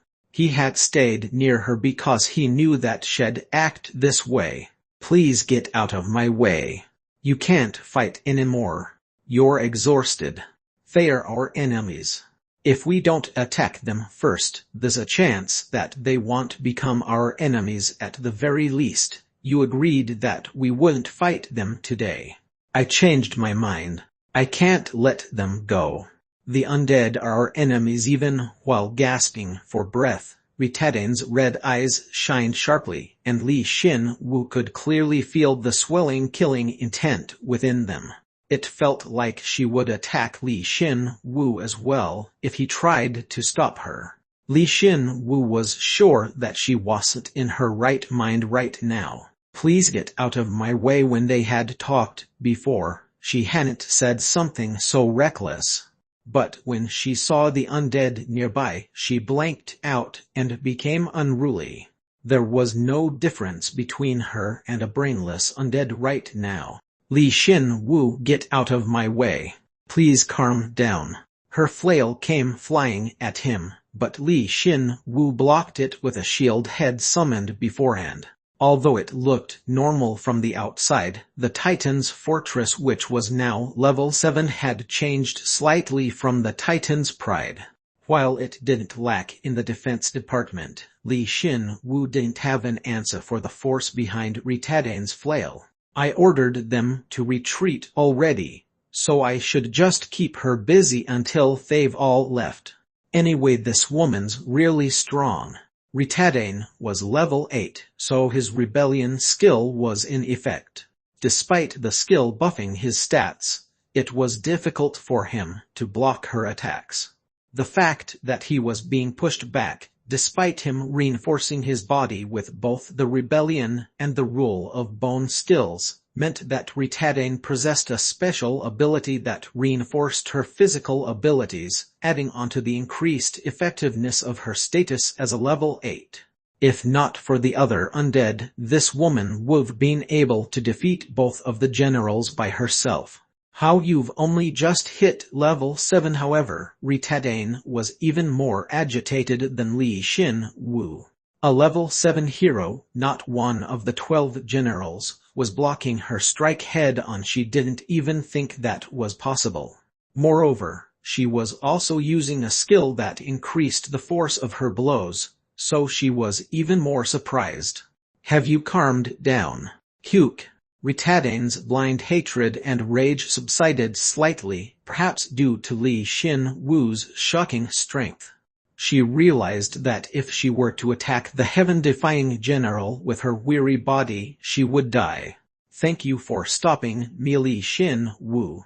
Sarah. Once Sarah withdrew her flail and stepped back, one of the undead amidst the heaven-defying general's retreating undead, wearing jet-black armor, came forward. Because he had taken off his helmet, Ritadane could recognize him. Shino Rendu. It's been a long time, Sarah. I really missed you. To think you'd fall so far and follow the orders of an undead. You're a disgrace. Amongst the countless species of undead, Shino Rendu was a high-rank undead who almost completely retained his living appearance. Because of that, his contorted face stood out even more. Ritadane had caused a commotion, attracting the other heroes, and they could see Shino Rendu as well. I still have my own free will. I still hate the Emperor, and I want to annihilate the 12 generals as well. The one I follow wants that as well. So can we really not fight on the same side? We cannot. God demands but one thing from us: exterminating the undead. You're no exception. Sarah, my name is Ritadane. Ritadane, why can't we understand each other when we both want to save the Empire? Don't be so biased. Look me in the eye. Your premise is wrong. Although Shino Rendu clearly relayed his feelings to her, Ritadane's voice remained frigid. No, it actually seemed colder than before. I don't want to save the Empire. So, I'm the only one who can understand myself. You assuming that you know what I want makes me sick. You're my enemy the next time we meet. Ritadane declared coldly and turned around. It was for no other reason but the fact that she wouldn't be able to restrain her hatred for the undead if she looked at him any longer. Shino Rendu recognized this fact. He smiled dejectedly and had no choice but to retreat. Shino. But before he left, Lloyd called his name. Shino Rendu stopped. Lloyd hesitated for a while, but ultimately spoke. Thanks for helping us today. Lloyd. I'm glad you're safe. I don't know everything that happened today. It's too difficult for me to make a decision on my own. But I'm glad I was able to meet you again. I'm being honest. Me too. Shino Rendu smiled sadly and replied. Then he went back into the Pal Zero core and could no longer be seen. Prince belatedly opened her mouth, but it was already too late. He was gone. Ritadane looked at the two and said coldly, "It'll only hurt more." You're probably right, Ritadane. Even so, I couldn't just sit by and do nothing. I pity you. Even Li Xin Wu, who was good at reading people, didn't know why Ritadane had said that. Of course, unlike Shino Rendu, Li Xin Wu had no plans on overstepping and going through her emotional walls. It didn't matter what feelings they had for one another, so long as they worked together. If he could control her, then there was definitely a chance that they could work together. Looking at it now, his army's tremendous, it's incomparable to the Beast General's or the Vulture General's armies. Just his subordinates are that strong, so how strong is the heaven-defying general? He's at least level 8. His army's not uniform at all. It's like he's gathered them from all over the place. Each and every one of them possess considerable strength. The heroes watched in shock and awe as the undead collected the loot and quickly retreated. Li Xin Wu kept an eye on Ritadane as she could go crazy again so that his army could retreat safely. Fortunately, nothing went wrong. Master, finished verifying. There were a few people watching us, but they won't come and attack you. That's a relief. I have to remain inconspicuous no matter what and hide. By the time he could barely see his troops, Rem gave his report whilst looking down from the sky. He had caused mayhem. Even if someone were to see him, it wouldn't be a problem. According to Rem, there were 3 people currently watching this place, along with the heroes and the heaven-defying general. Li Xin Wu could tell where these people came from. The Empire, Steelworker, and Anti-Skull. This battle was a sort of trigger. All of these factions felt a sense of foreboding, yet they hadn't been able to easily initiate the conflict. However, this was the signal for that battle to begin. Each faction knew about each other by now, so they couldn't remain hidden any longer. Li Xin Wu felt the current that he and the other heroes were riding. If he wanted to survive this irresistible wave, then I think we should stay out of the limelight for now, since it'd be easy for us to draw attention right now. I agree. There are too many enemies. Perhaps Ritadane had noticed them, as she spoke with a comparatively calm voice. However, before that, let's divvy up the loot. The battle was on a large scale, so the resulting loot was considerable. Everyone was given loot based on their armor. However, the 12 generals still left behind the best loot. Li Xin Wu didn't get much from the Vulture General, aside from some Pirium, but Kreischer gained his bone. Xin Wu, I got a present for you. I love you. I know. Kreischer discreetly gave him the bone, and Li Xin Wu gave her an appropriate amount of Pirium in return. Then, he executed bone reinforcement without the other heroes knowing, consuming the LV7 Vulture General, Buruch von Golden Eagle's parietal bone. To reinforce your parietal bone, agility has increased by 20, health by 30, and magic by 10. The intermediate assimilation skill has become LV10 and evolves to the high rank level. Agility and magic have increased by 20. With this, everyone has become bald. Your Majesty Buruch von Golden Eagle. Li Xin Wu ignored the Vulture General's salty memories while checking the increase in his stats and skill proficiency from absorbing the bone. Li Xin Wu. Breathing Bone Joker. Shadow Hero 14 others. LV7 Status Effectiveness 250. Strength 2149, Agility 2091, Health 2222, Magic 4408. Passive Skills Acting LV19, Invisible Heart LV4, LV159, Rebellion LV4, Marner Acceleration LV4, Fawn Shadow LV2, High Rank Bursting Thunder LV5, High Rank Marner Bone LV4, High Rank Command LV7, High Rank Assimilation LV1, High Rank Combat Sense LV4, Lucky Strike LV2. Active Skills Disguise LV7, Instigate LV8, Bone Reinforcement LV12, Rule of Bone LV11, Bone Armory LV10, High Rank Regeneration LV3, Sacrifice LV1, Emergency Evasion LV6, High Rank Lightning Sprint LV4, Lightning Shadow LV4. Elements High Rank Fire LV3, Intermediate Ice LV8, High Rank Wind LV1, High Rank Acid LV2, High Rank Lightning LV4, High Rank Darkness LV4, Absorption LV8. Resistances Holy MAX, Darkness MAX, Light MAX, High Rank Wind LV1, High Rank Acid LV2, Intermediate Ice LV7, High Rank Fire LV2, High Rank Lightning LV2. With this, he possessed a total of 10,870 stats.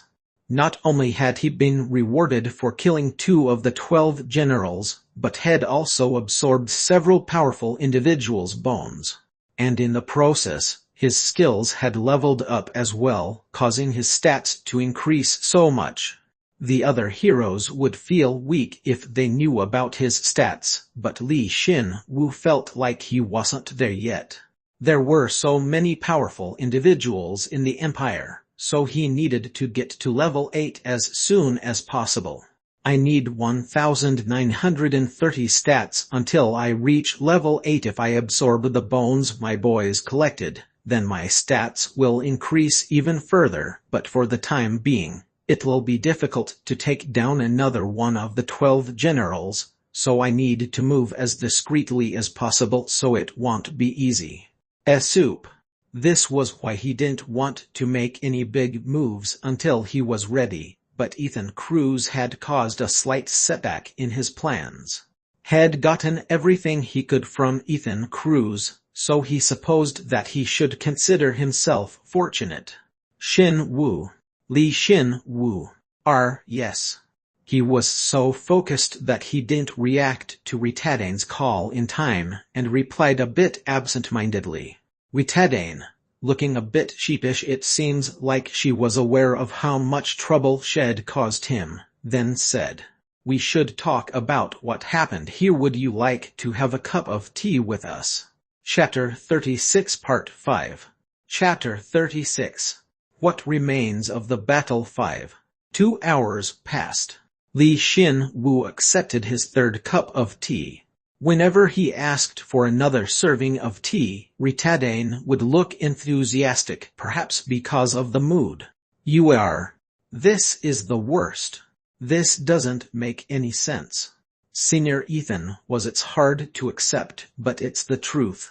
When I look back, after being freed from his brainwashing, I feel like there were lots of things that didn't make sense. The heroes were astonished by Li Xin Wu's revelation of Ethan's betrayal. When he added that Mence Oran was part of this conspiracy, the mood turned for the worst. Especially Lloyd, as he recalled Mence Oran attacking him and sighed deeply. Yasunoris dead and we survived because of the heaven-defying general. How did things turn out like this? Why did we the heroes have to fight amongst ourselves? I feel like an idiot since I fought without being aware of any of this. Phew. We only killed 2 of the 12 generals, yet we lost 3 heroes in exchange. They weren't even killed fighting against the enemy. Damn. Prince is right. This is the worst. Lloyd, Prince, and Irian were now privy to the circumstances behind the battle and looked as though they were going to cry, yet in comparison, Li Xin Wu, who had said what had needed to say, looked unburdened and drank his tea. To be exact, he acted as though he were drinking the tea while evaporating the tea that went down his throat with fire. He didn't know this, as he didn't have the need to pretend to drink tea before, but by swallowing down the tea and evaporating it, he could feel the moisture of the tea, making it feel like he was actually drinking tea. For an undead who couldn't eat or drink anything, there was nothing sweeter. Do you like the tea I brewed that much? Yes. It's seeping into my exhausted body and mind. Thank you very much. Hee hee. Li Xin Wu's genuine appreciation caused Ritadane to cover her mouth with a hand and laugh in satisfaction. Yeah, this girl got really hyped up over anything related to tea. He smiled bitterly as she was acting so different from before. Perhaps the way to conquer her was over tea.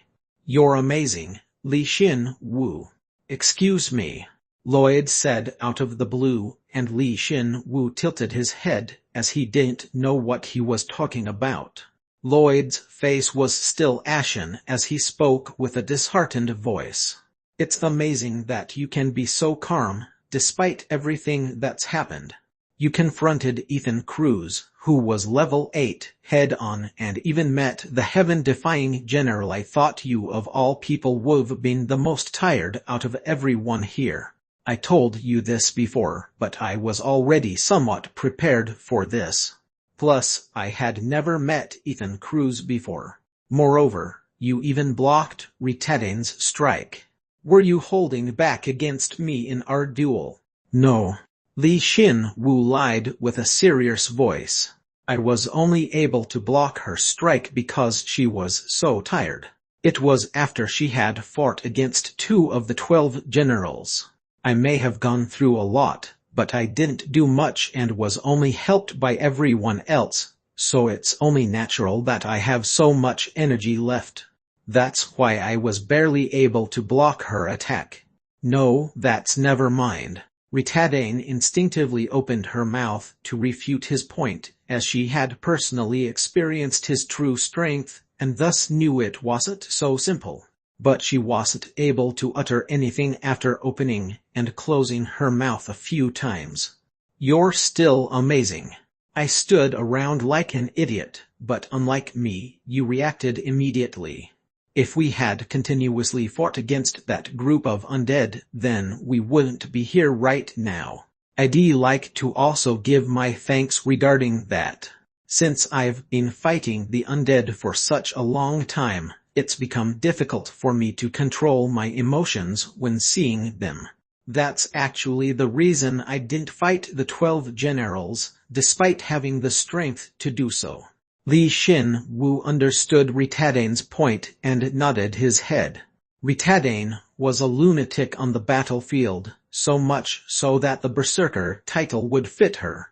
Regardless of how powerful she was, if she were to fight like a raving madman against the 12 generals and their armies, then she would be killed immediately.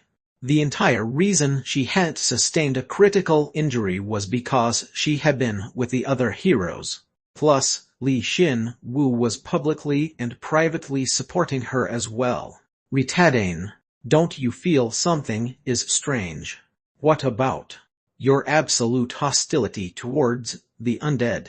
The rate at which your anger grows as you fight the undead is abnormal. Li Xin Wu boldly went straight to the point. The other heroes quieted down, as though they were somewhat aware of her problem as well. Only Crasher was unaware of this, as she tilted her head. Ritadane slowly and carefully replied, I'd be lying if I told you I hadn't noticed it before. I know it's unnatural. Then, however, I believe it's something I need. I don't plan on rejecting it. It's not a curse, but a blessing, Li Xin Wu. As expected, she replied with such a psychopathic response. While Li Xin Wu stood with his mouth shut and dumbfounded, Ritadane continued. There are no humans left in the underground empire, only undead. It's a place where there's nothing to be happy about, nothing to lean on, nothing. Although we have a few comrades, we cannot trust all of them. You cannot stay sane here. As time passes, it doesn't get any better, and our enemies are powerful. So, there's a chance that I'm not the same as I once was. So that's why I'm so thankful. The fact that my hatred, which could've faded with time, has remained strong. My hatred keeps reminding me not to forget my original goal. It's probably a blessing the world has bestowed upon us. The world's blessing. Hearing that, Li Xin Wu realized just how broken she was after so many years. How much hatred did she have, and what were the extent of her feelings? She, who had experienced the fall of the empire, she had shouldered all of that and had survived thus far. Moreover, her unnatural hostility and anger must continuously increased over that time, so it was only natural that she was so damaged. Trying to get through to her had been a mistake. Shino Rendu didn't have any luck either, as Head tried to get them to work together without reading the mood. Li Xin Wu, I know that you're worried about me. Thank you. However, you don't need to be worried about me. If you can keep yourself together with that, then I have nothing more to say. However, as I said before, it'd be a waste to ostracize them completely. There should be nothing wrong with us working together. This is just me prioritizing things. Who we have to be wary of, who we reject, and who we have to take down. You don't disagree with me, do you? No. It frustrates me, but you're right. Let's take our time to think about that subject. I'd like it if you didn't deepen your relationship with them too quickly, but if there's something to be gained from them, then I'll be counting on you. You should be able to make contact with them, as you haven't been so deeply affected by this world. Of course. I'll take care of it. It seemed as though she was satisfied with his response, but her feelings didn't show on her face. Then, she picked up the kettle and asked Li Xin Wu, "Would you like another cup?" "Yes, please." You two. Once they were done conversing so seriously, and the mood had become more relaxed like before, Lloyd spoke again without reading the mood. "You guys are a good match." "Excuse me." "What?" PFFT. Ritadane was surprisingly anxious. Li Xin Wu was the same.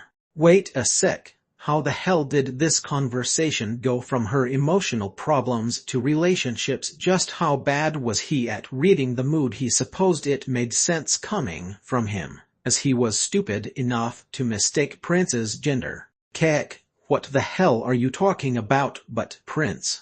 It's not so surprising, is it? Heroes are people too, so they should be able to fall in love as well. That's rich coming from you.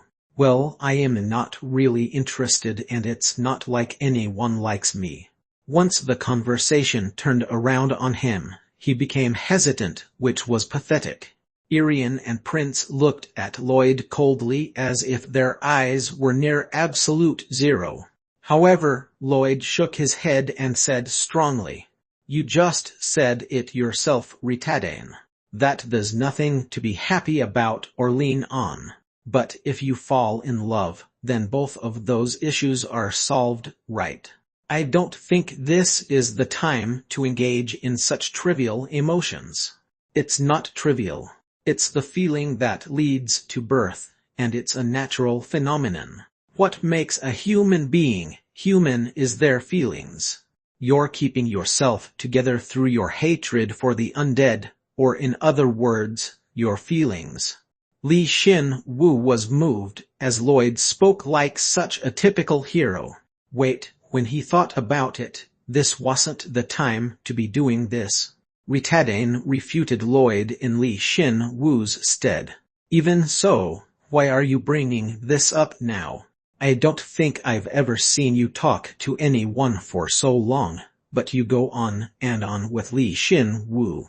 You were trying to hide it, but you've been smiling here and there whenever Li Xin Wu is talking. It seems like you guys really understand each other." "That's, I suppose you're right." "Wait, hold up, so you want Arjuna to just accept all that crap Ritadane is saying? If I was smiling, then it's because Li Xin Wu is someone who can appreciate tea. In other words, you're interested." Ritadane kept her mouth shut. She had given up on convincing Lloyd.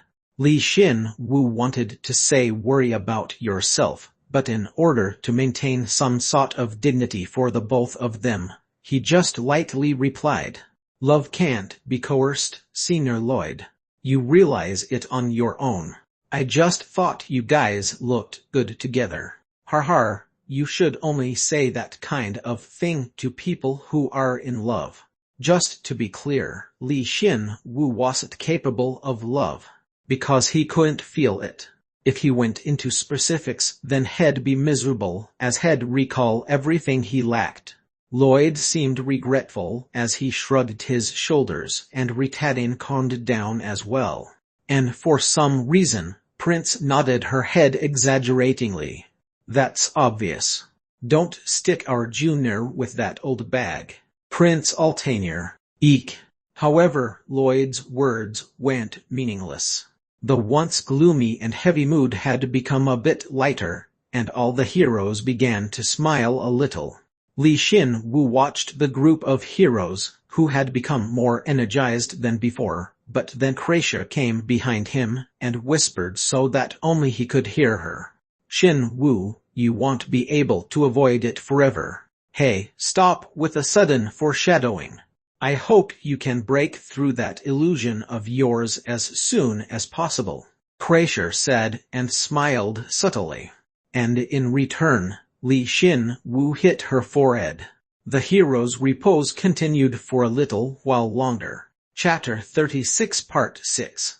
Chapter 36. What Remains of the Battle 6.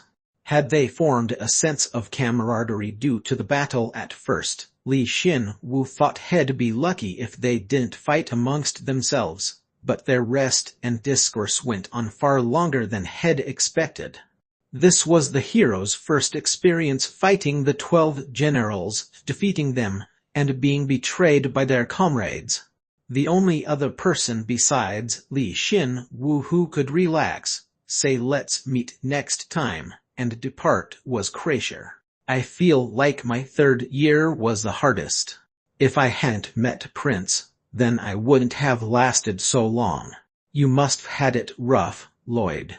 You had to put up with this stubborn boy for so long." Junior hit her for me. And they even began to reminisce their past. Although they often spoke in the chatting channel, the heroes couldn't see each other's faces and speak face to face.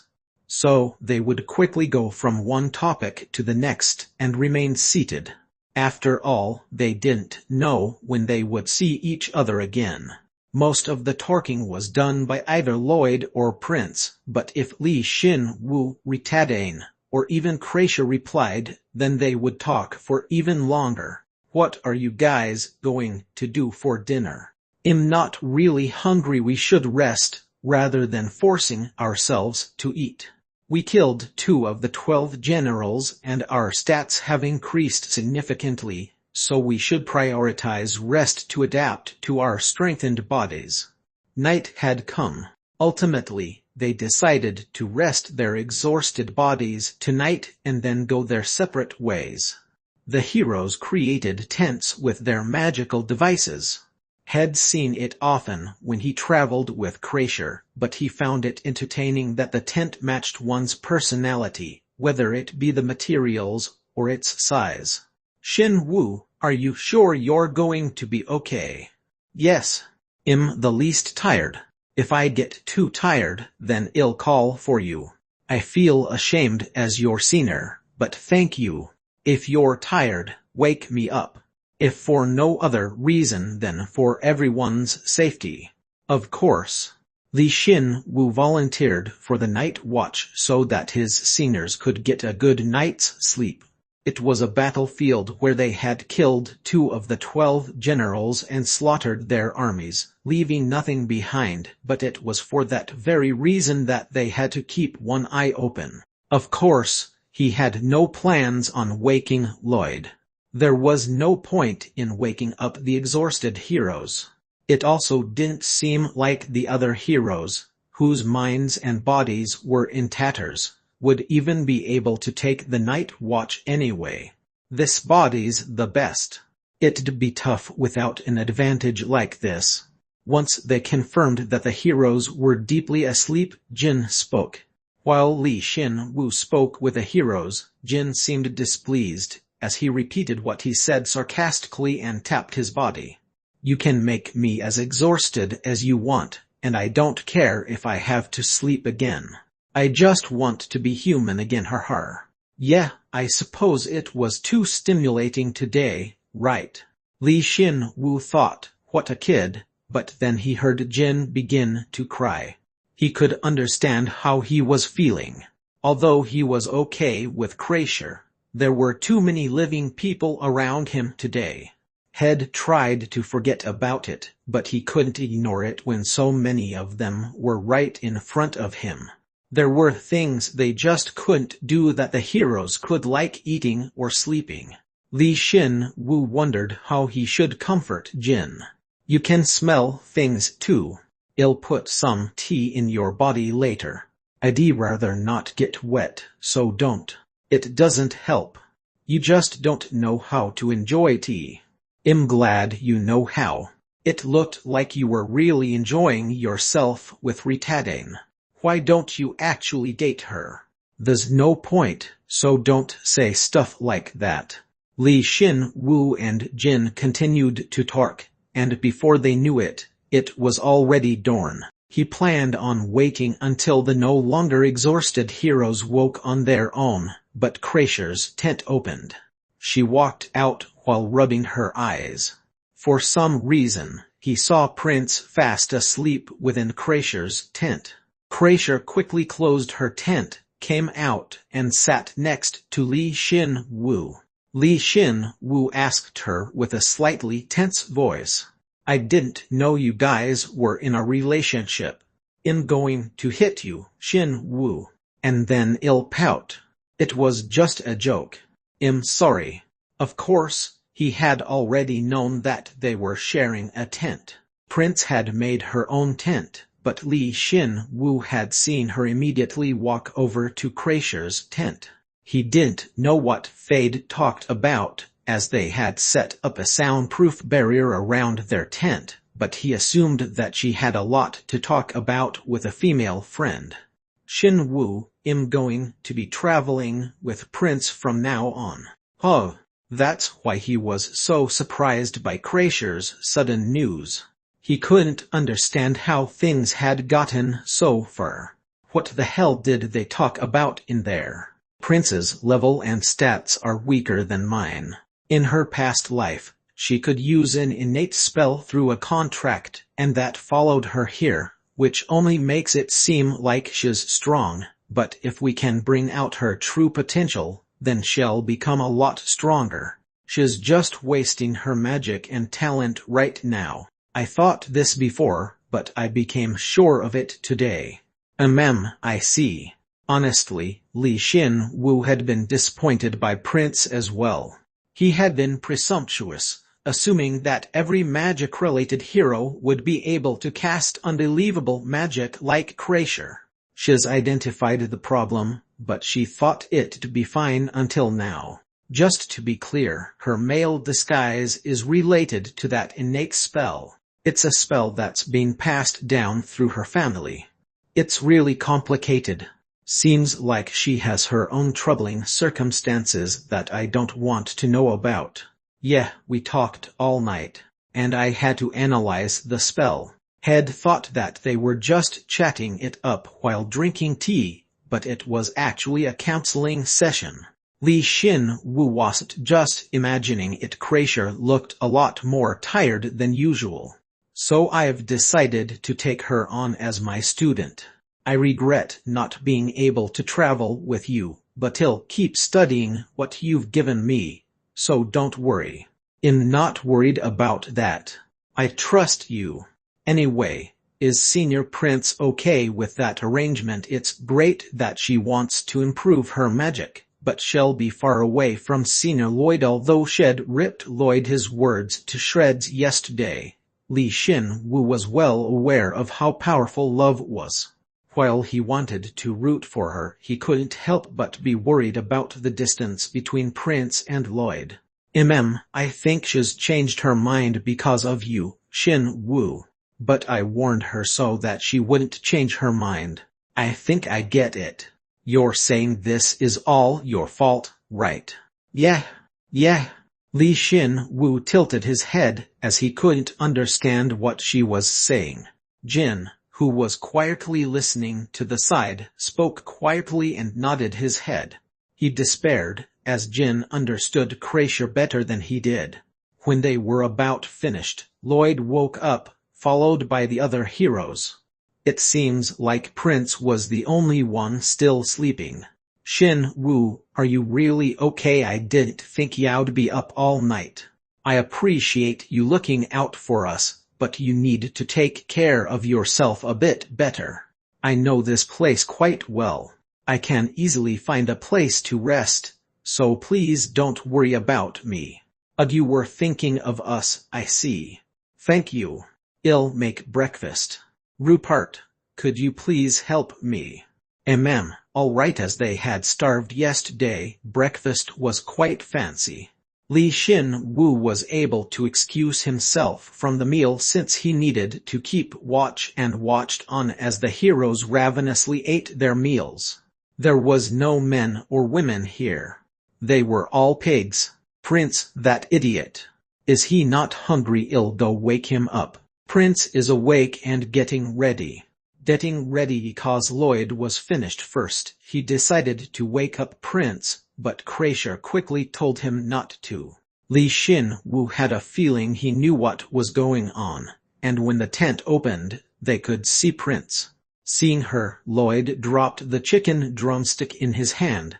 You wait, what? It's me. Prince curtly replied and walked out of the tent. Although she was wearing the same old robes, the curvature of her body underneath them had changed. It was as Li Xin Wu expected. Her face had become softer, and her lustrous silver hair hung below her shoulders. Only her red eyes remained the same, but because they fit with her other physical features, they only made her look more beautiful than before. Li Xin Wu had hypothesized that heroes were picked by their looks, and this just further proved his point. Then, Lloyd blushed and yelled, "Are you into cross-dressing as a girl?"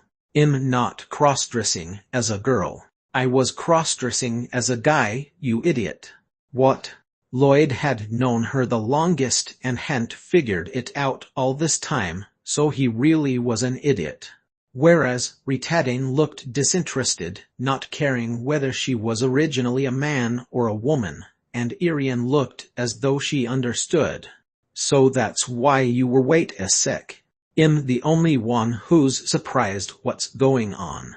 It's not one of his abilities, but whenever I see that kind of reaction from him, he seems like a true hero. Xin Wu, you're saying hero like it's a bad thing.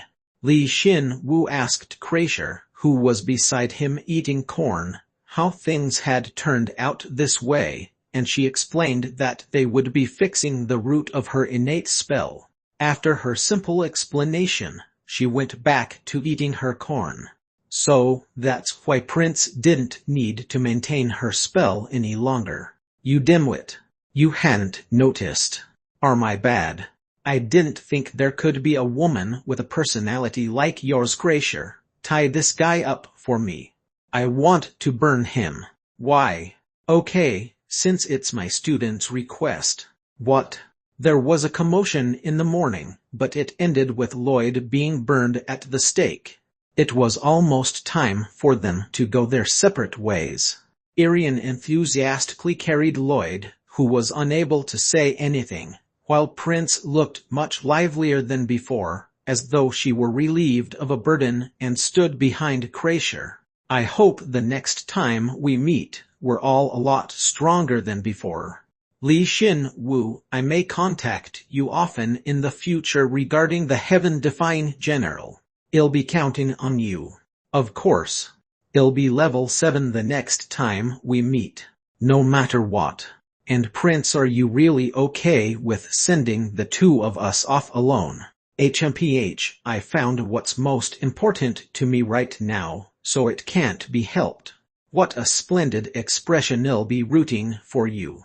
Ritadane left first. Irian departed in the opposite direction while carrying Lloyd. Crasher and Prince looked disappointed, but ultimately said their farewells and left. As the last one there, Li Xin Wu briefly closed his eyes and stayed still. He sighed and then spoke. He knew what he needed to do. But first I need to go visit the secret shop. Chapter 37 Part 1. Chapter 37. Heaven Doors, Key 1. It had been a long time since Head last visited the secret shop. Beyond the counter, Plain placed a spoon inside her bowl, which was filled with huge chunks of meat, and then looked at Li Xin Wu. Utana Bend, I was just about to eat. Would you like to eat with me? Please don't do that. Since I was tortured by the other heroes. That's right. I forgot. Wait, Mr. Xin Wu, you're a human right now. After they'd gone through their normal routine, it wouldn't feel normal without it. Plain noticed Li Xin Wu's appearance and was astonished. Li Xin Wu finally realized that had been maintaining his human form all this time, so he deactivated his disguise skill. Plain sighed in relief, which was kind of funny. I had a suspicion that you could do it, but it really is impressive. Can you eat in that form? Please keep this a secret from Jin, but I think I'll be able to if I level up more. That's right. Li Xin Wu's disguise skill had infinite potential. To be more specific, the word disguise didn't accurately describe the transformation. He could feel the skill's latent potential. He had a feeling that he, a skeleton, would be able to pass off as a human sometime in the future with his disguise skill. But he couldn't really tell anyone, as he wasn't 100% sure. If he gave someone false hope and it didn't work, then Jin would feel even more hopeless. Well, if it doesn't work, there are always other options. Anyway, the other heroes motivated me, so I've been thinking about a lot of things. It's so strange watching you do something you've never learned before. What did you do in your original world, Mr. Xin Wu? I heard that magic didn't exist in that world. I was just a normal salaryman. Yes, I understand. Li Xin Wu replied honestly, but Plain shook her head as if she didn't believe him. Then she clapped her hands and changed topics. More importantly, congratulations on your consecutive wins against the 12 generals. It seems like you've taken care of Ethan Cruz and the other traitors, so let me thank you personally. Yes, but for the time being, the Empire's going to be in chaos, so it'll take some time before we can take care of another one of the 12 generals. You went wild, so I guess it can't be helped. But it's not all bad. You knew it was going to happen, didn't you? It's good that the heroes were the ones who prompted it. Li Xin Wu silently nodded his head. Yeah, he didn't know what the other heroes thought, but he believed this battle came out okay. Especially because they forced the Empire, as well as its opposing factions, to act. Although it'd become more dangerous from here on out, there were now more pieces he could use on the board. But the problems whether or not the heroes can adapt to this quickly changing environment are amazing. Xin Wu, you talk about it like it's someone else's business. Actually, it really isn't your problem. The remaining task was to level up the other heroes ASAP. Those who participated in the battle needed to be strong enough to battle one of the 12 generals one-on-one, and the lowest level newbie heroes, Jin and Silene Vieser, needed to be able to easily take on the highest rank undead, aside from the 12 generals. That would be ideal. Whereas Ritadane, who was the strongest amongst them, had huge emotional issues. Fixing that would be his most difficult task. Now that I think about it, your little sister came out unscathed. Though her berserker vibe kind of scared me. You found out. So you were sisters. You tricked me, how cowardly. Plain, who realized she'd been tricked, complained loudly, but Li Xin Wu realized that had been correct, muttered to himself, and nodded his head. He'd had his suspicions when he'd first met Sarah von Rietadane, but he hadn't been able to ask her himself. But since he was close to Plain, it was easy to get it out of her. "Cuke, how did you find out none of the other heroes who've met her found out? You two are alike. I could tell right away. We're alike, that's the first time I've heard that since I was born. Everyone else said that we were completely different from each other." Li Xin Wu spoke, and her expression became odd. Was she happy that she and her younger sister looked alike? He smiled while watching her, but she suddenly frowned. Being compared to her feels really unpleasant. "There are things that even you can't say, Mr. Xin Wu. Who's prettier? Me or her? Please answer honestly. Keep Plain. Good. It doesn't seem like you're lying. I'll forgive this time." He felt like his body would break from the pressure of her gaze alone. Of course, he honestly thought Plain was prettier, but Sarah's body was more his type. However, he wasn't stupid enough to say that out loud. "Now then, would you like to see our products? A level 7 bone hasn't come in yet, but would you at least like to see our gear?" I didn't come here to buy anything today. I came here for some advice." "Advice? Who? If you really wanted to see me so badly, then you could've just said so. To be honest, you're not good enough for me, but if you change your body, then I think you'll be my type. Good luck." "I'm getting mad. I'm sorry." Li Xin Wu spoke after she'd politely apologized. He wanted to know more about the secret shop permits. "I've gathered 131 secret shop permits." "Come again." "I've gathered 131 secret shop permits." I got the message when I gathered 100 of them though." Had received that message when he was in the middle of a fight. That's why he hadn't looked at it in detail and just passed over it, but after he was done with the fighting, the first thing he checked was what he could do with those 100 hard-earned permits. "The message told me to ask the secret shop." "I'm sorry, ask the secret shop. Why is it telling you to come here?" "As I thought, this is the first time you've heard it too. Perhaps Li Xin Wu was the first one to gather 100 secret shop permits since the secret shop's inception." He looked at Plain's stupefied expression and was sure. Moreover, ask the secret shop. When he gathered 10 secret shop permits, he received a message asking him if he wanted to go to God's garden. In comparison, this seemed a lot less thought out. You really am.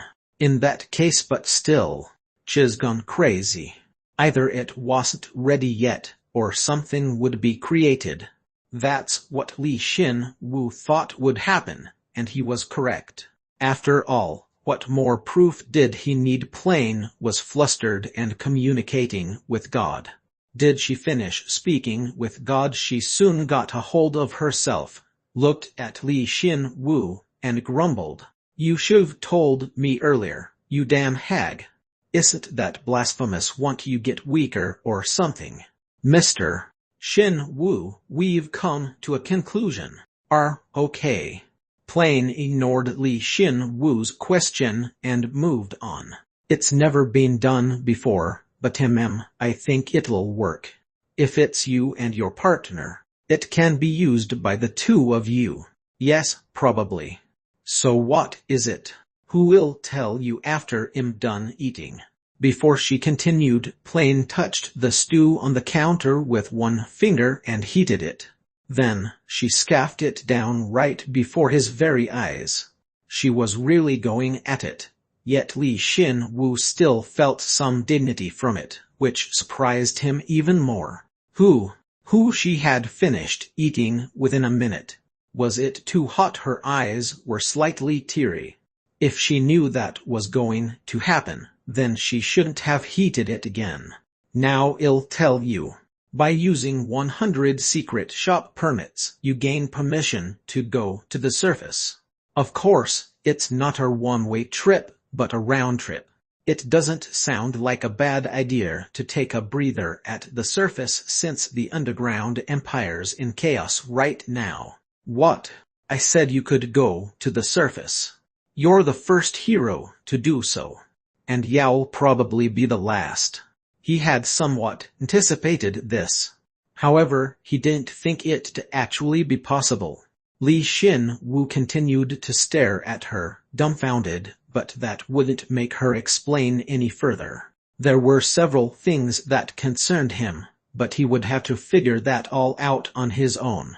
What will you do, Mr. Xin-Wu? If I can, I'd like to go there immediately. Let's go now. All right. Then let's call over your partner, Jin Taylor, first. It's quite easy because of your deep connection. Li Xin-Wu's tone was serious as he gave the okay. However, Plain replied nonchalantly, as if she'd expected him to say that, and flicked her hand. He heard a refreshing sound, and right after, Jin appeared right next to him. What's going on? Why am I here? If you have some unfinished business in the underground empire, then please tell me now. You can leave right away if that's what you want. Leave to where? What's going on, Xin-Wu? Apparently, we're going to the surface. I'll explain the details later.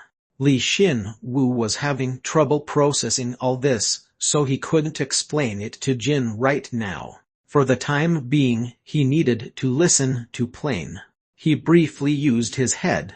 The Pal Zero core would be in a safe location, and everything else. Could I bring a small bird with me? It's a golem. A golem are, that one's connected to you as well, Mr. Xin-Wu. All right. It'll cost you 30 more secret shop permits for the round trip. Why don't you just steal them? Who? It's not something under my control. I'll summon it for free, so don't hate me so much. Soon, Rem was summoned into the secret shop as well. Rem wasn't flustered at all and just perched atop Li Xin-Wu's shoulder, a severe contrast to Jin's reaction to the summon. Then, you're all set now, right? I'll start right away. Please. Li Xin-Wu rode atop Jin after Rem had perched on his shoulder. He had barely adapted to the underground empire, yet he was going to the surface now. He didn't know what would happen, so he prepared himself to be ready for a fight at any moment. Riding atop Jin was one of those preparations. Who in starting? Plain left the counter and stretched her hands towards the empty floor. Li Xin-Wu felt all his secret shop permits flow into Plain. The more that flowed into her, the brighter the light shined from underneath them, until it formed an extremely powerful holy magic circle. The LV8 bone gate is activating. Huh. At that moment, Li Xin-Wu's bone ring flew off. Plain, who was performing the ritual, as well as Li Xin-Wu, were surprised and watched. Then, the bone ring swelled in size and stuck to the luminescent floor. And the bone gate is absorbing the magic circle. The bone gate has evolved to LV9. A miracle happened, one that even God hadn't expected. Chapter 37 Part 2. Chapter 37. Heaven Doors, He Too. It was so surprising that Li Xin-Wu fell from Jin's back. Plain, what happened? That's my line, Mr. Xin-Wu. You are. All the permits are being sucked in. Plain had already completed her spell, and the fusion between the bone gate and the magic circle dragged God's power, or the permits, towards it. The permits flowed from his body to Plain, to the magic circle, and then to the bone gate. That huge flow could no longer be interrupted. The bone gate which had fully fused with a magic circle, radiated white light, as though this was the original plan, and evolved in some unknown way. What do we do if we can't go to the surface? WWE don't cover already sold goods that are either damaged or fused. Don't lie, you just made that up. You got me, but you won't get the permits back even if you kill me, so you have to take responsibility. I didn't do anything wrong. Okay, I really didn't. It was really frustrating, but she was right.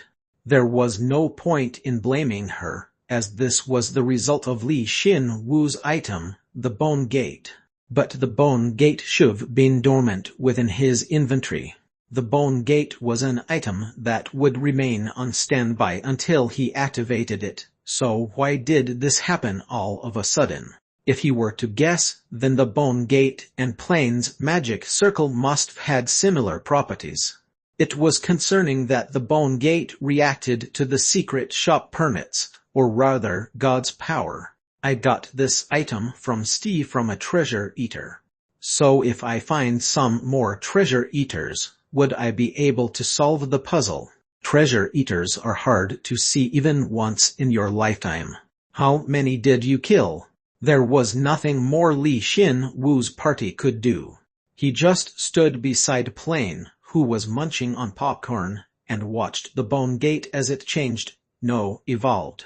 The Bone Gate calmed down only after it had absorbed all of his permits. It had fully absorbed the magic circle and began to float in the air. You have acquired the LV9. By absorbing weak divinity, the artifact has reached its completed form. This artifact will lead you where you want to go. The item will activate upon giving the karma you have created a name. Then, how about the anyway door one? Give it a rest. Jin retorted desperately, stopping him. Li Xin Wu felt disappointed, but then he gave the artifact a proper name. Heaven Doors Key. I feel like I've heard that from somewhere. Heaven Doors Key. It was a term in the dead elementalist's diary, but he didn't know what it meant. But for some reason, he recollected that word just now. Li Xin Wu instinctively spoke that word, and Plane briefly looked at him in shock. She soon sported a bitter smile. He hesitated briefly, but then asked, "Does it not fit?" "No, it's perfect." "Yes, nothing else would work." Hearing that, Li Xin Wu felt relaxed, but at that moment, the level 9 artifact had become complete. The LV9 Heaven Doors Key has been born. This artifact, which is connected to your very soul, originally possessed the ability to ignore any obstacle and guide you to where you want to go. However, you are a much lower level than the item, so a part of that function is restricted. If you reach a suitable level, then the artifact's true power will be revealed. This artifact activates through the consumption of bones and mana. New coordinates have been recorded. Enough energy has been acquired, so a door can be opened that takes you to the coordinates. At best, he thought the artifact would evolve and create a door to the surface. Fortunately, that didn't seem to be the case. Li Xin Wu turned to Plane for confirmation, but she just gazed vacantly at the Heaven Doors Key. She acted like she'd baked cookies, but a cake came out of her oven. Then perhaps Plane. True irregular small singularities overlap, creating a miracle that goes beyond the curse and divinity. Plane he didn't understand at all. Plane quietly and naturally embraced Li Xin Wu. As a skeleton, he wasn't supposed to feel any emotions, but Plane broke through his defenses and embarrassed him with the abundant feeling. Li Xin Wu felt his emotions and urges return, things he thought were long forgotten. It was truly shocking. He, who never felt any different from physical contact, felt excited. Who exactly was Plane actually? Was she even human? But unfortunately, Plane hadn't noticed his dilemma. You may be able to do it. What even God couldn't do. Plain I got it, so please calm down and explain. I'm sorry. I can't explain it to you. Seriously, you really just make up your own rules. Of course, based on the artifact's detailed abilities or Plain's reaction, he had a rough idea what was going on. But it was so ridiculous that he couldn't be sure, so he was reluctant to even say it. If what he thought was true, then the situation was ridiculous. He wouldn't be able to ridicule Li Man Bok anymore. He suffered in various ways in Plain's arms, but Jin, who was left out like a third wheel, was pissed and tore them away from each other, letting them calm down just barely. Both Li Xin Wu and Plain. So are you going to go or not? That's right. I'm sorry. I got too excited. That was unlike me. Maybe that hug wasn't so bad. I really don't like this woman. She has a unique disposition. Master, be cautious from now on. Even after removing herself from Li Xin Wu, she briefly thought to herself again, and soon said, okay, and nodded her head. She then spoke to Li Xin Wu quietly. You shouldn't tell anyone about this artifact for the time being. Of course, that includes the people on the surface as well. Of course. And the Heaven Door's key's current coordinates are set to the safest place in the Magic Empire. Unlike the Underground Empire, which is brimming with the undead, the surface still has dungeons that haven't been conquered yet. Plus, the coordinates of those dungeons are much more defined than the ones in the Empire. So as long as you don't reveal your identity, you should be able to level up much more easily on the surface. That's exactly what I was hoping for. But please don't approach the Emperor. The Emperor, who reigns over the Magic Empire, is more powerful than the Emperor Underground. Really? Yes. Plain nodded her head with a grave expression. They are afraid of the undead curse, not the undead born from the curse. You know the difference, right? Somewhat. Good. Refer to this booklet for the rest then, please get going. You shouldn't have any problems no matter who you meet with your silver tongue. I thought you were coming with me. I'd like to, but Li Xin Wu asked seriously, but Plain just looked at him with a sour expression and shrugged her shoulders. Last time, she'd left and returned from the surface with just 3 permits, but it seemed like there was still so much she couldn't tell him. All right. Then, see you later. You're probably already acquainted with some of the other heroes, but if something happens underground, then I'll tell you immediately. The artifact has enough energy to bring you back, so you should be able to return without much difficulty. Plain, thanks for helping me. I'm sorry. Thank you for understanding my circumstances. Of course, there was a lot more he hadn't heard from her explanations, but Li Xin Wu was well aware that she wasn't hiding the facts because she wanted to. Moreover, the fact that she couldn't tell him anything was proof that he was ahead of schedule. He shouldn't feel bothered by it. Instead, he should just do what he needed to do one by one. The opportunity to go to the surface was invaluable. Then I'll get going. Take care. After Head said his goodbyes, Li Xin Wu activated the Heaven Door's key. At some point, the artifact had returned to its small ring form, but once Li Xin Wu willed it to activate, it expanded once more into the form of a gate. Li Xin Wu got atop Jin's back again and caught his breath. He softly placed his hand above his neck. It was the best gesture that would relay both his will and his resolve without making Jin feel unpleasant. Are you ready, Jin? I was ready a long time ago. You're good too, right? Of course I am. Good. Let's go. Jin wasn't an idiot. He knew just how amazing what he'd seen was, but had given up on understanding it a lot earlier than Li Xin Wu. He wasn't abandoning Li Xin Wu, he just clearly knew what he could do and what his role was.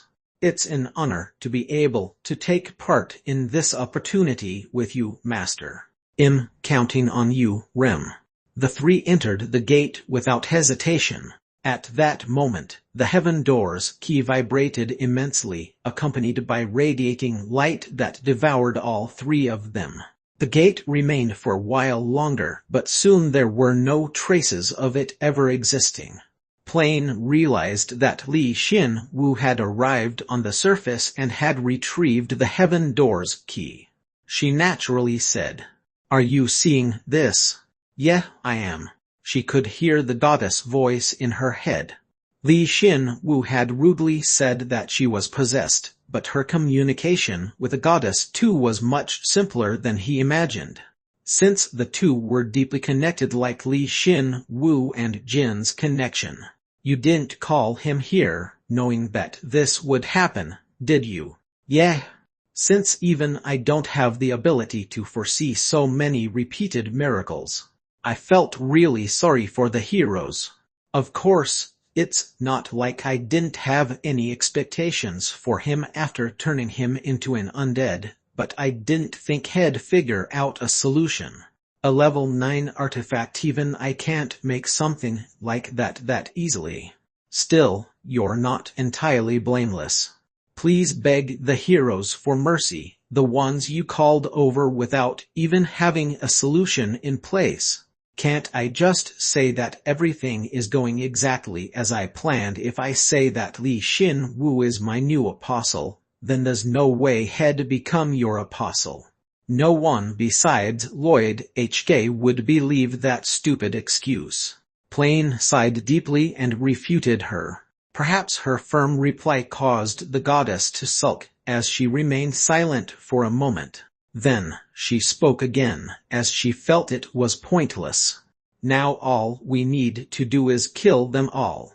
That's the hardest part. We have Li Xin Wu. He should be able to do it somehow, right? You plan on leaving everything to Mr. Xin Wu? You're the worst, you old hag." In her frustration, she momentarily cut her connection with God. She could, as she possessed her own divinity, although it was inferior to God's. She soon questioned why she got worked up whenever it had something to do with Li Xin Wu, but she forced herself to stop thinking about it, as she thought it'd get embarrassing. "I guess I'll drink some coffee before I sleep. I'm just going to sleep it off." She returned to the counter, as if nothing had happened, and boiled some water for her coffee. Plain soon changed her mind and took out some tea leaves. They were the same tea leaves that Sarah had used to brew Li Xin Wu tea. She boiled the water, let it cool a bit, let the tea leaves steep, and then poured it into a cup. A gentle fragrance wafted from the tea. "If he does kill all of them, that is." Plain took a sip of her tea and muttered. She couldn't help but frown. She would never get used to this bitterness. As she thought, her family was the worst. One T in divinity can be translated as holy. Anyway, Dor is a reference to Doraemon. 2TN Toy Card doesn't use the term goddess very often. I'm not sure why he makes the distinction here. Chapter 37 Part 3. Chapter 37. Heaven Doors Key 3. They exited a short tunnel of light and arrived at the surface. Li Xin Wu raised his head, looking at the star-filled night sky as well as the gently shining 3 moons, and said something stupid, which was unlike him. Each moon was radiating a pale, golden light. Wao Jin looked around and also responded stupidly. It was only natural. It'd been about a year since Jin and Li Xin Wu were transported to the underground empire, and they had never had the opportunity to look at the sky. So, they couldn't help but reminisce as they looked at the endless sky. Shin Wu, couldn't we live peacefully if we just stayed here? Was he drunk from the night sky's relaxing murna? Jin suddenly said something stupid again. Although he understood where he was coming from, Li Shin Wu cool-headedly retorted. If we do nothing, then the curse will eventually reach the surface and it'll fall to ruin. And it's not like we can rely on our seniors to do something about the curse. Yeah, that's true. But since we're here, let's rest in a peaceful spot without any of the undead. Really? Peaceful, relax, rest. Just a few hours ago, those words had nothing to do with them. Li Shin Wu would always either seek an opponent and fight them, or would be engrossed in some effort to better himself. Since he was always by Li Shin Wu's side, Jin had to remain ready at all times. That's part of the reason he had been training his steel heart or breathing. Though we'll need to learn more about the surface first. I know. But Shin Wu, what does it even mean to relax? Jin suddenly asked, and Li Shin Wu smiled bitterly. In order to go to the surface, Li Shin Wu had disguised himself in his human form and maintained his past life's expressions. Another question that's hard to answer. I know what the dictionary definition is, but Jin looked at the night sky and said, for me, relaxing used to be eating and sleeping if I had the time after a contest. Then I'd have the energy to run again. But in this body I can't eat and I can't sleep either. I don't know what I should do to relieve my fatigue. Does resting even make sense for an undead? It seemed like he was still affected by his meeting with the heroes. Li Shin Wu wanted to bring him to the surface for a change of scenery, but it had the opposite effect, making Jin feel even greater despair. Should he tell him to stop complaining? No, if he did that, Jin would get discouraged. If that's the case, then Li Shin Wu pondered the ways in which he could comfort his partner and then carefully said, there are a lot of other ways to enjoy yourself. So what, you're going to tell me how to enjoy myself? Yeah, I can do that much. I see. Thanks. Good. Fortunately, he chose the right answer. Seeing Li Shin Wu so relieved, Jin grinned. You know, you don't have to always take care of me when I'm acting like a little kid. It's important to take care of your comrade's mental health. Comrade yeah. Is that really enough for me?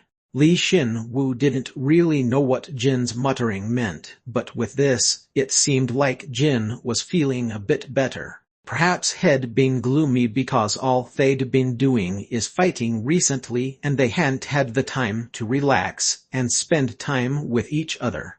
Yeah, one way to relax was to talk with your comrade like this. However. Li Shin Wu nodded his head in satisfaction since Jin was looking a lot better. However, he soon realized that this wasn't the time to be sitting here. They'd been entranced by the night sky's magic thus far. Where are we? Plane told us we'd be transported to a safe location, but she didn't tell us anything else. Yeah. Shall I look around, Master? I'm counting on you. Rem had no problem seeing in the day or night. Rem flew off into the night sky, and Li Shin Wu also looked around. He saw trees and thickets around him, so they must be in a forest or the mountains. That was the only thing no different from the underground empire. I have found a human city, Master. Oh, really? You're really quick. Li Shin Wu got excited all of a sudden. Indeed. Another facet that was different here was that there were living, breathing human beings. While there was no guarantee that he could really do anything more with humans, it was a far cry from his and Jin's life of hiding amongst the undead and enduring thus far. So, they felt touched. If they met a lot of humans, then they might despair like before, but even so, they wanted to meet humans, not the undead, living peacefully. It looks like an incredibly large city. It is still lively even though it is night time. Security is tight as well. Really, if this place was deliberately chosen as my starting coordinates, then I'll have to thank Plane. What should we do? Should we go in right away? Would they accept outsiders at this time of day? Apparently, security's tight too. We'd obviously go in undetected, Li Xin-Wu firmly declared. Immediately after, Li Xin-Wu looked at his and Jin's appearances. Not only was Li Xin-Wu disguised as his human form, but he was also equipped with ordinary armor and a cape. However, Jin was a problem. When Jin became level 7, his bones became thicker and tougher, while his body became bigger. Furthermore, his steel heart armor made him so threatening that it felt like he could snort at a knight and blow him away. Anyone seeing this impressive warhorse would be suspicious of Li Xin-Wu. Then Jin, for the time being, you'll be a pack horse.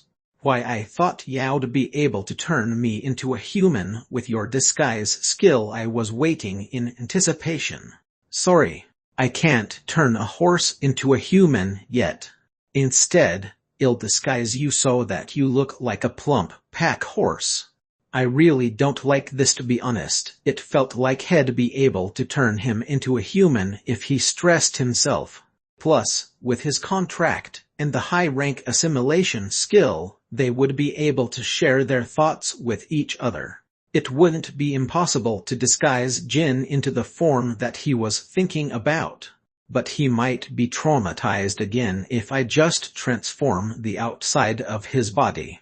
Jin had endured well for the past few months, but because of everything that had happened recently, his mental HP was close to zero. He would only turn Jin into a human after his disguise skill had fundamentally evolved. Yeah, he couldn't do it until his disguise could replicate internal organs, return a human's sense of taste, and allow him to eat to his heart's content. You're a pack horse, so I'll be a peddler. We should go around the city. Plus, I have a lot of things to sell. All right. I'll be the peddler, Lawrence. Why Lawrence? If you're a peddler, your name has to be Lawrence. Jin didn't ask for the details. He knew Li Xin-Wu wouldn't give him the answer he was looking for, so it was his mistake for even asking. Then, shall we get going? Jin.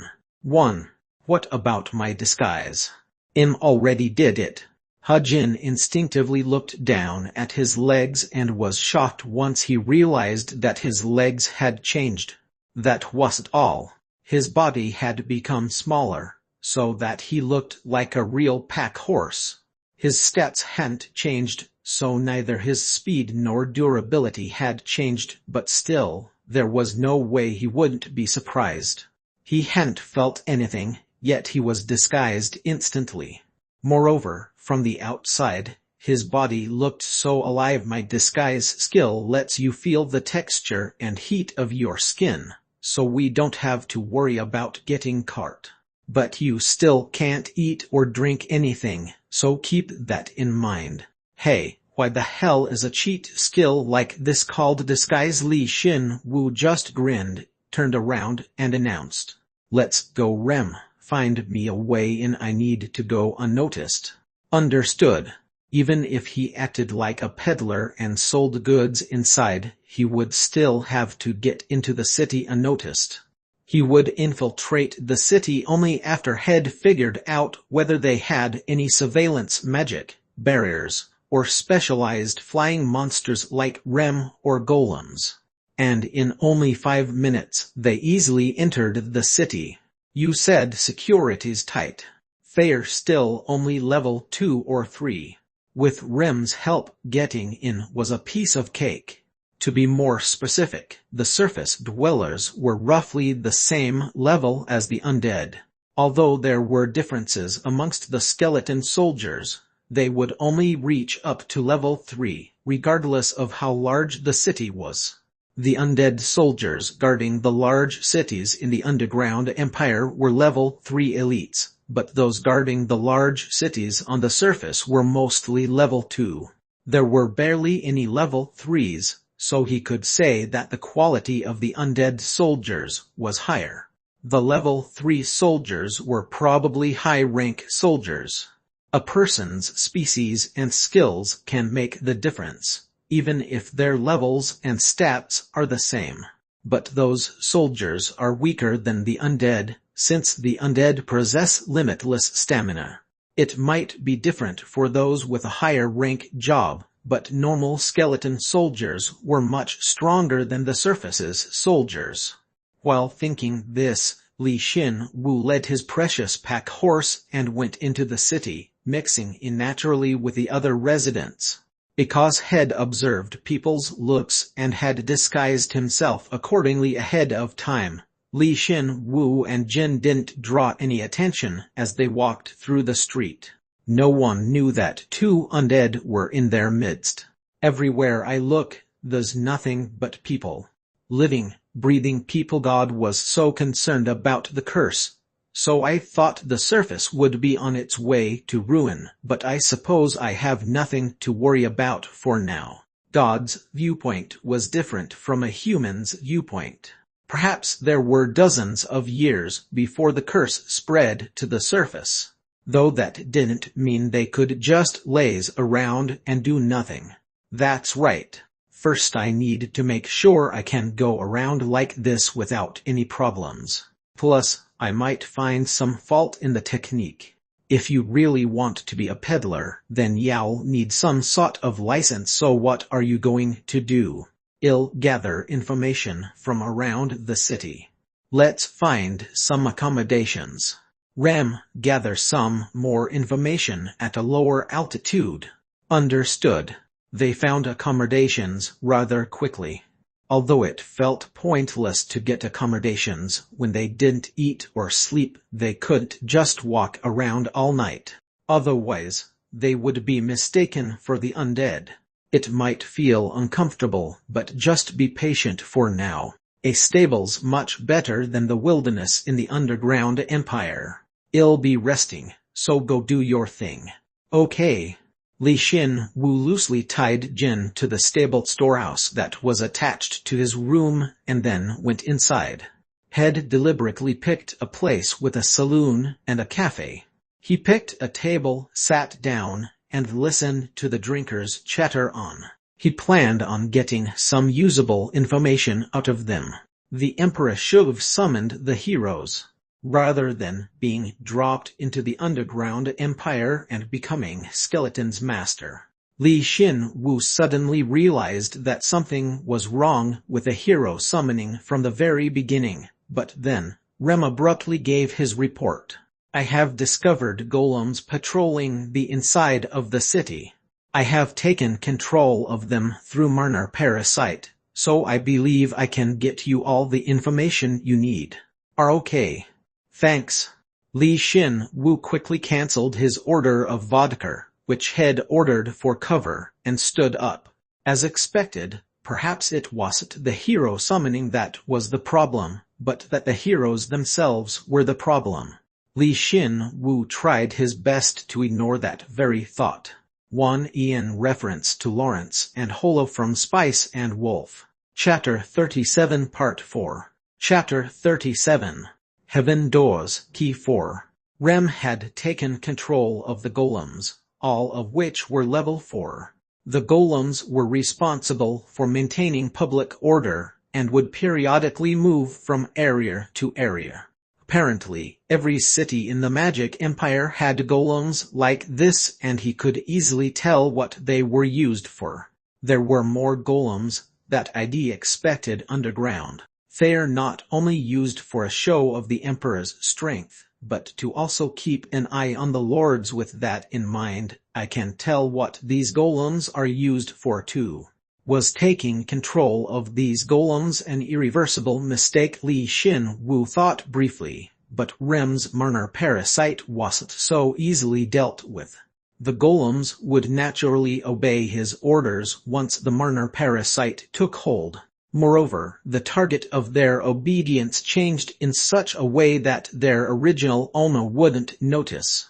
After that, they become incompatible with anyone other than Li Xin Wu or Rem. He knew about this before, but it was an incredibly fearsome ability. This is also the power you created, Master. Well, I guess it is.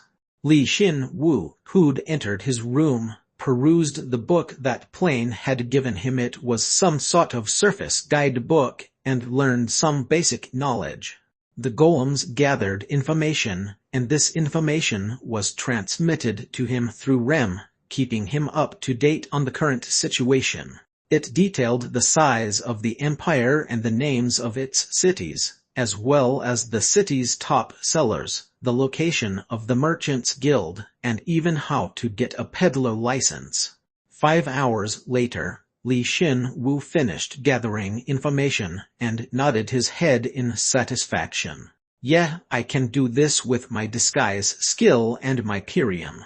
Li Xin Wu found that the Magic Empire used a currency called Inard aside from Pirium, based on his information gathering. As it bore the Emperor's family name, it was highly credible, but it was slightly less valuable than Pirium, the absolute proof of commerce. I should use Pirium in all my deals. There is some good news though. I think I can sell my wine at a higher price than I expected. Li Xin Wu had sold his Care Century wine to Plain before. She said she'd sell it on the surface, and because of that, the Care Century winery had become renowned throughout the Magic Empire once again. The Merchant Guild went so far as to stop people from buying the Care Century wine, so I think that says it all. Care Century wine was abundant many years ago, so people hoping to attain it assumed that there would still be some remaining and searched all across the Magic Empire. Because of this, the fame of the Care Century wine increased day by day until it became a fantastical artifact in the eyes of the people. A single drop would even cause a dying man to stand. That's where this wine comes in. Li Xin Wu took out a wine bottle that was peacefully sleeping in his inventory. This wine was designed by Li Xin Wu and manufactured by the golems with a Care Century technique and the Dryad's raw materials. As a result, a truly miraculous product was created, Spirit Wine. Care Century Elemental 451. This wine was created by the successor of the Care Century winery, using grapes that have received the love of an elf and the Dryads. It is still technically lacking, but the extremely rare materials bring out a rich fragrance and the right amount of sourness, which hide those flaws. It is a masterpiece which displays the quality of the ingredients. The magic within the materials continues to ripen the wine even after being bottled. The longer it remains unopened, the more valuable it becomes.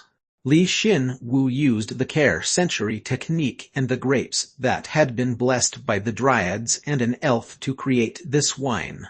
This wasn't just a Care Century wine anymore. It was a Care Century Elemental, a new blend that Li Xin Wu had created that was not only vintage, but also hard to value. It would be even harder to value for people without the ability to check an item's info like Li Xin Wu. Frankly speaking, that wasn't a problem. Li Xin Wu was sure that people would recognize its value with just one whiff. If the blend was recognized, then he could make a fortune and establish himself here. Are you going to negotiate with the Merchants Guild, Master? No. I don't really need a treasure goblin license from the Merchants Guild. Li Xin Wu was powerful and was on the cusp of reaching level 8, so whether he was above ground or underground, Li Xin Wu was at the top. However, he was disguised as a peddler right now, so if he tried selling such a luxurious item, then he would likely become a target. For the time being, I'll show them some monster materials, and after I've gotten permission, I'll form some connections with the other merchants. Then, after I've gotten a proper valuation for the item, I'll use them to auction it off. As expected. I understand. Of course, Li Xin-Wu didn't think that a roundabout way of selling his goods would completely hide his identity. On the contrary, people might think he's a spy, which would draw attention to him. But if that did happen, then no one would be able to mess with him in broad daylight. They might try something behind his back, but by then, no one would be paying attention to him. So Li Xin-Wu would be able to take appropriate measures to deal with them. As expected of you, Master, you have become proficient in fighting in a way where you go unnoticed. Well, you had to be good at that to be a salaryman in South Korea. More importantly, I have an important mission for you, Rem. You know what I'm talking about, right? Of course, Rem replied confidently. I will use Marner Parasite on all of the golems in the Magic Empire. Good. I'll leave that to you. It was much more cost-efficient to use a level 4 golem, rather than employing a weaker soldier, as the Magic Empire's skill in creating golems was at its peak. Thus, the golems were used to protect the cities, supervise various public facilities, patrol, and to hunt monsters. What did that mean? It meant that Li Xin-Wu and Rem could control the Magic Empire if they put their minds into it. Of course, Li Xin-Wu had no intentions of doing so as of yet. He was still only using them to gather information for now. There is so much prey. I will depart immediately. Filter the information and send it to me. Understood. As these golems' masters were already decided, even the Emperor of the Magic Empire wouldn't expect him to be able to take control of them. Moreover, even if he did notice, he had no way of figuring out who the perpetrator was. There was absolutely no risk for Li Xin-Wu and Rem, but there was a ridiculous return on his investment. If there are this many golems in the Magic Empire, then there's really no point in acting like a peddler. He possessed 2.3 billion perium, and he had an informant as well. Although he didn't need to step out into the light, he had two reasons to do so. First, it was good training for his disguise skill, and second, to obtain a proper position at the surface. It'd be nice if they can wrap everything up in the underground empire without me, but I have the feeling that it's not going to be that easy. Li Xin-Wu knew that there was a reason he was sent to the surface. He didn't know what kind of expectations God placed on him. However, so long as he was here, he would do everything he could. And that result would surely surpass God's expectations. All right. Then, shall we begin? After had sent Rem off, Li Xin-Wu lazily went through his inventory. He was picking out the right materials to show the Merchants Guild, like the level 3 or 4 equipment which had stored because they wouldn't increase his stats anymore, and some other goods that didn't turn into bone that would fetch a good price. Honestly, these goods were much too luxurious for him to act as a normal peddler. Although he obtained plenty of information from the golems, Li Xin-Wu had an excessively high opinion of the humans on the surface. With that slight misunderstanding in tow, he rushed over to the Merchants Guild the next day. With his precious pack horse. "Ho, you have such great products." "Yes. I was lucky enough to establish a contract with an adventurer." "You're quite talented. We, the Merchant Guild, welcome you." Lawrence had only brought out level 3 or 4 equipment, yet he had received so much unwanted attention. Li Xin-Wu was flustered, as he hadn't expected this to happen, but he somehow managed to move on with his acting skill and establish his identity as the peddler, Lawrence. You can commission the guild. What will you do? No, the adventurer wants me to sell the goods at the highest price. I may not be good enough, but I'll do it on my own. I understand. I hope it's not true, but if you're in an unfair contract, then I hope you won't hesitate to come for some advice. I'll keep that in mind. Thank you. Adventurers sought hidden dungeons or monsters that leave behind valuable byproducts, and were considered similar to mercenaries. At first, Li Xin Wu wondered which he should pretend to be, a peddler or an adventurer, but concluded that being a merchant would be better to establish a foothold on the surface. That adventurer, did he find some sort of undead dungeon? Did he just dump all of that equipment on him? You idiot. Didn't you see that sacred root? Moreover, you only get that much from clearing an entire dungeon. If not, then with that handsome face they might be a female adventurer. I heard that most of them are sexually active. I don't know if that weak body is his. Can take it. Kick. Hey, stop being so rude. Who knows? He might make it big someday. Although he had drawn the attention of the Merchants Guild, he hadn't drawn so much attention that he'd be put in danger. On the contrary, he thought it'd be helpful in creating connections later on. Li Xin Wu greeted the merchants there and made sure he kept his manners. He'd succeeded in showing a good first impression. Some still looked at Li Xin Wu with disdain, but if they were worried about the level of his goods before, then he had nothing to worry about now. Newbie, if you need some help, I can give you some advice on how to start your business. How about it? Oh, thank you. Yes, I accept. Of course, I'll repay you for your help. So you get it. What a nice junior, haha.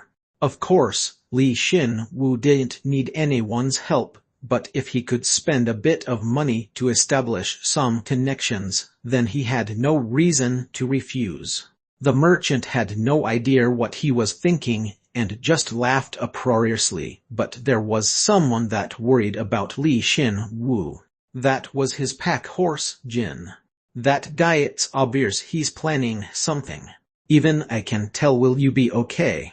I'll be fine. In fact, it's actually better for me. I can use a stupid guy like this as a shield later. Do all salarymen learn techniques like that? Of course they do. A week passed. Li Xin Wu's disguise skill had become level 8, and Rem had managed to control 1/10 of the Magic Empire's golems. Li Xin decided to auction off his wine in a month. Chapter 38 Part 1. Chapter 38. The Peddler and the Adventurer 1. Master, the level of Marna Parasite has risen, increasing its functionality. It had been 10 days since Li Xin Wu had snuck into the large city, Curore's Glory, and had begun acting as the peddler, Lawrence. Another merchant was right about to sign his contract, but Rem chose that time to give its report. The level rose. That's correct. The skill has leveled up before, decreasing the mana consumption and increasing its speed, but this time, it gained an additional ability. It occurred when the skill reached level 5. Wait a sec. Give me the details a bit later. Marna Parasite was paramount to achieving his goal on the surface, so Li Xin Wu couldn't afford to ignore Rem's report. However, now wasn't the time. The merchant was right about to sign the contract, but he looked at Li Xin Wu anxiously. Is there something wrong with the contract? Sorry. I just remembered something important. Yes, you're all set. The confidentiality clause is perfect as well. It's done. Who? The merchant sighed in relief. The contract referred to the wine auction. Had hired a few trustworthy merchants among the ones he'd befriended in the past 10 days, and put them in charge of setting up the auction, promoting it, and running it. In layman's terms, they would do miscellaneous tasks and act as his shields, since he came out of nowhere and had hundreds of bottles of expensive wine. Had promised to pay them, so the merchants pleasantly agreed. Then, I'll be counting on you for a month. You can send your regular reports to my accommodations. That's my line. He thought he'd be interrogated, but the merchant didn't do so, and instead just picked up the contract. Li Xin-Wu had picked him for this very reason, so he supposed it was only natural. Li Xin-Wu picked up his own contract and perused it again. After that, he slightly nodded his head and left. He was now being rewarded for acting as a peddler for 10 days. He wouldn't have to worry about it for the time being. So what's the new ability? Infection. Once Li Xin-Wu was alone, he followed up with Rem. Rem explained the new ability with a single, concise word. Li Xin-Wu understood what it did immediately. As expected, it goes from a contagion to an infection. Exactly. Master, you must be aware of the fact that golems produced for the same purpose and stationed in the same area are connected like a network of sorts. Armor steelworkers golems were like that. According to Rem, the technique used to make the golems here and the ones underground were the same, so early on, had figured that the Magic Empire's golems would be connected like a network. I am now able to secretly infect all the golems in the network if I just infect a few of them. If the ability grows even further, then I should be able to infect other golem networks as well. That's a virus. Li Xin-Wu knew how dangerous Rem was. If this technique worked on humans, then it would be game over. This wasn't a hero's ability, it was a demon king's. What's worse, the Magic Empire had golems everywhere, so it was pretty much already game over. Had only brought Rem along to help him out, but never thought that trivial decision would made such a difference. Good job, Rem. Go wild. Infect them all. Understood. Even so, Li Xin-Wu unhesitatingly yelled go. Since there was no possibility of danger, he didn't plan on stopping, no matter what happened afterwards.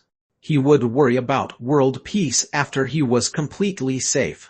According to the network's information sharing, there are at least 50 level 7 golems in the capital, Inart. If I manage to infect them as well, then you should be able to move more freely. I believe we will be able to hold the Emperor at bay. You can infect level 7 golems too. It's difficult to infect them myself, but if I infect them through the capital's network, then there's a high chance for success. If the Marner parasite levels up even further, then the likelihood increases even more. What are the chances the Emperor finds out? No one will find out about the infection, I assure you. Good. I'm counting on you. I will begin right away. After it finished its report, Li Xin-Wu thought that perhaps Rem, out of all of them, was the busiest, but for some reason, decided to ignore it. Since he was doing his best too. Why do you keep looking at me? I wasn't looking. Li Xin-Wu led his sharp-witted pack horse and hit the road. Had gotten rid of all his useless items in the past 10 days, so he needed a new supply, but because he wasn't a real merchant, he didn't need to buy local products. Then how would he fill his inventory? What would he fill it with? There was only one choice. We're going to clear a new dungeon, but dungeons aren't common. Including the golems guarding and patrolling this city, there are thousands of golems infected. Do you really think they wouldn't have any info regarding the dungeons? That's right. Had learned some facts about the Magic Empire, the popular items, as well as monster and dungeon information separate from the Underground Empire. Of course, Contrary to the Underground Empire, high-level dungeons should appear near places where people lived. He was sure that the Magic Empire was more expansive than the Underground Empire, so he assumed that monsters would exist up here that could increase his stats. So did you find one? There are a lot more than I expected. Had thought that dungeons wouldn't exist near cities.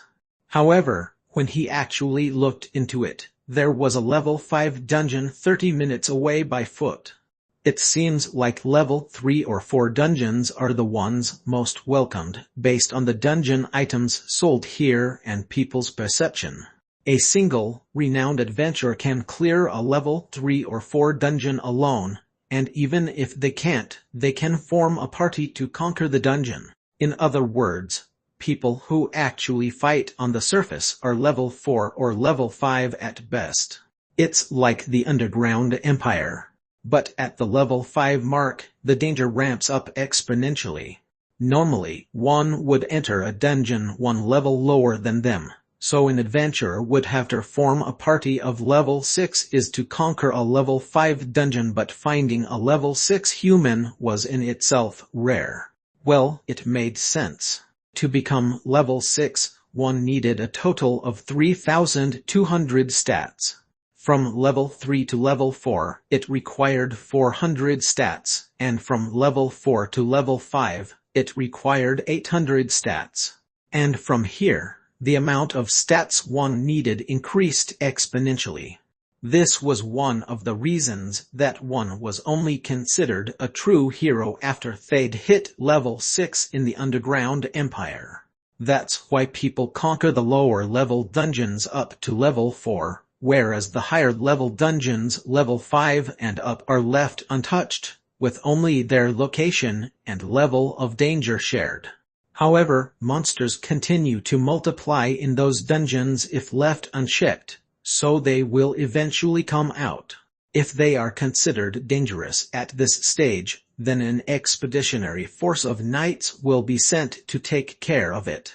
The high-level adventurers are also commissioned to help take care of the monsters. It's different from the Underground Empire, huh? There's an actual system in place. What's with you? You don't feel anything. The fact that there are others, besides us, who are doing their best to survive. I guess so. Li Xin Wu could understand how he was feeling. Compared to the enemies they'd fought in the Underground Empire, these humans were weaklings and would group up. They would sometimes fight due to their greed or work together, but they all did their best to live. He felt the spice of life from it, which affirmed that it had been a good idea to come up here. Anyway, I heard a huge expeditionary force of knights and adventurers was sent to deal with a level 5 dungeon near Kuroer's Glory, so we don't need to worry about that one. There's an unconquered level 6 dungeon 2 hours away, so let's go there first. Clang. Li Xin Wu was interrupted by a sudden bell sound. There was a giant bell tower in the center of the city. Armed soldiers passed by them and said loudly, "Citizens, take shelter. Monsters are attacking. It's a dungeon countercurrent." Dungeon countercurrent? What's that? Dungeon countercurrent. It meant that, for some reason, the monsters within would come out of the dungeon. The most common reason was there was limited space within the dungeon. But there were times where the boss itself would come out and take command over the group. This is something that could never happen underground. Yeah. If they leave, they'd then be infected by the curse and die. Once they realized just how different the underground and the surface were, Li Xin Wu and Jin were in awe. But unfortunately, they couldn't afford to be so relaxed right now. This dungeon, which was undergoing a countercurrent of monsters, should have been taken care of by the knights, but if the boss came out, then several level 6 adventurers would be needed to fight it off. Take shelter. Hurry. Those who can fight, bring your weapons and gather at the eastern gate. Yell temporarily follow the adventurer guild leader's commands. What about the Lord? Did he say we could use the golems? The guardian golems are outside of the city. The policing golems are weak, so they can't do anything. Damn, find some reinforcements wherever you can. The city was in chaos. It was being attacked when Li Xin-Wu was visiting. So was he lucky or unlucky? Li Xin-Wu was briefly lost, but soon made his decision. All right. This is a good opportunity.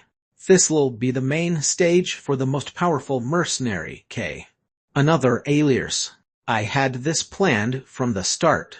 The powerful mercenary who supports Lawrence from the shadows. Lawrence grows as a peddler, and at the same time, we emphasize K's strength.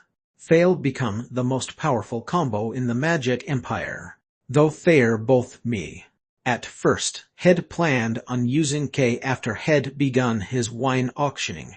K would take care of anyone who tried to harm Lawrence, raising his reputation.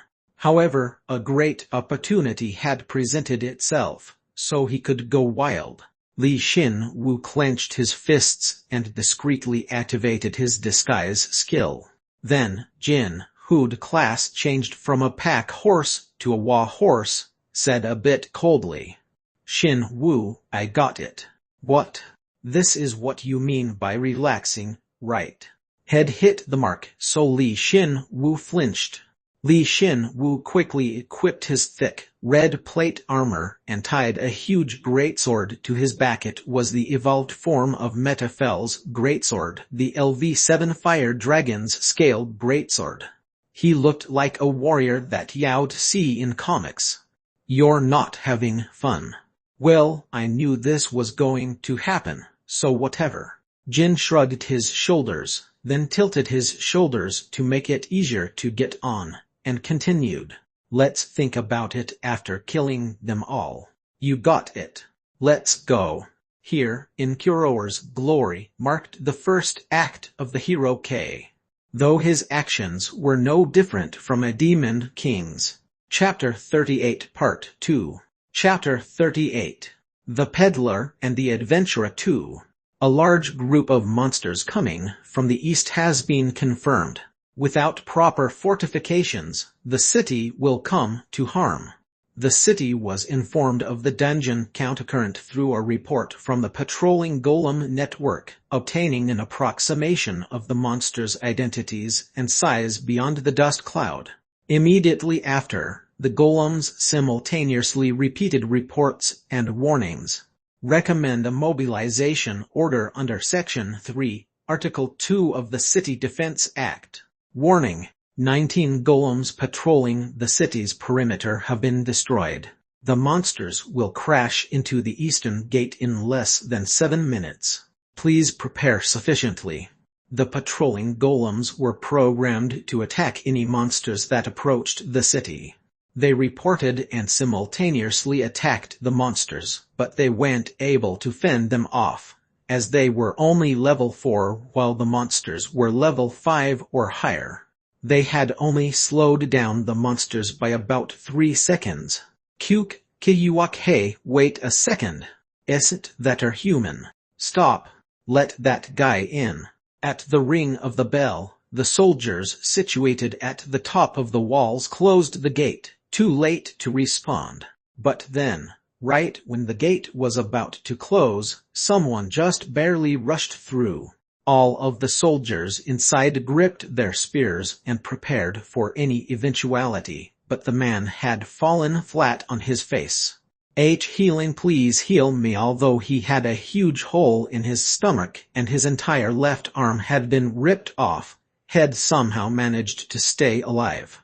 The soldiers looked on in awe, as Head survived with such grievous wounds. Only one soldier realized who he was.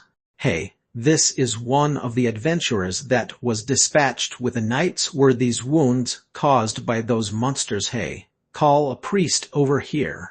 Hurry up. It hurts. It really hurts. The city was in an uproar. Due to the golem's reports, children rushed into their homes, and before they'd even gotten a good understanding of the situation, the merchants packed their things to take refuge. Despair was quickly spreading through the city. "Quk, report, adventurer. What happened over there?" The guard captain ran over, followed by a priest. The adventurer groaned in pain and couldn't answer the guard captain's question. But once he had undergone proper treatment, he explained what had happened whilst crying. There was a trap inside the dungeon. It was simple.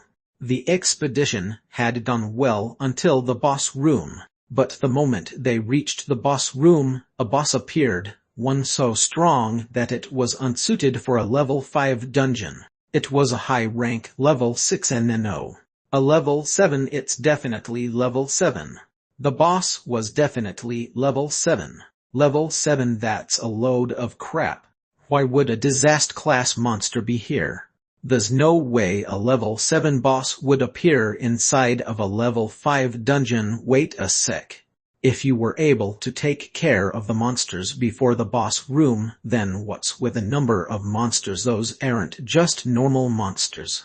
They are all undead, including the boss. What? It was bad enough that they faced a level 7 boss, but they also had to fight against the undead forms of the felled monsters, which resurrected upon the boss appearance. The dungeon had turned into hell. The level 6 knight leader and the level 6 adventurers tried to find a way out, but all their attempts failed. In the end, they were all killed.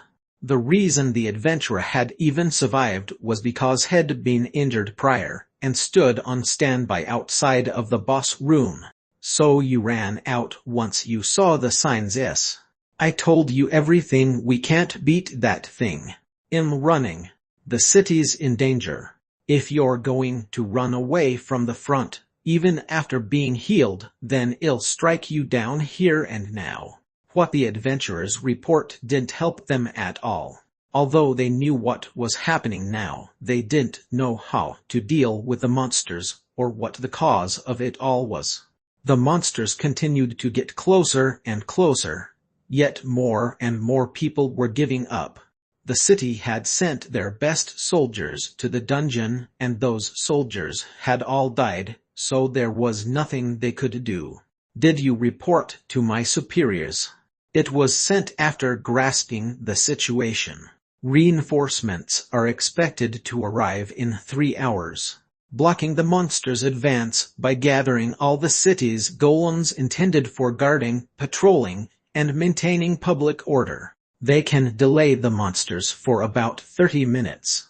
The golem network, which the current emperor had created, was indeed impressive. While the humans panicked, the golems did everything in their power. Despite that, they lacked both time and manpower in this situation. I see. It's time I pay back the Empire for its kindness with my life. The Eastern Guard Captain Level 5, a 37-year-old bachelor, silently muttered and gripped his greatsword. The other 3 guard captains grabbed their weapons and rushed over. They were well aware of the current situation, due to the golem's reports, and looked ready to die.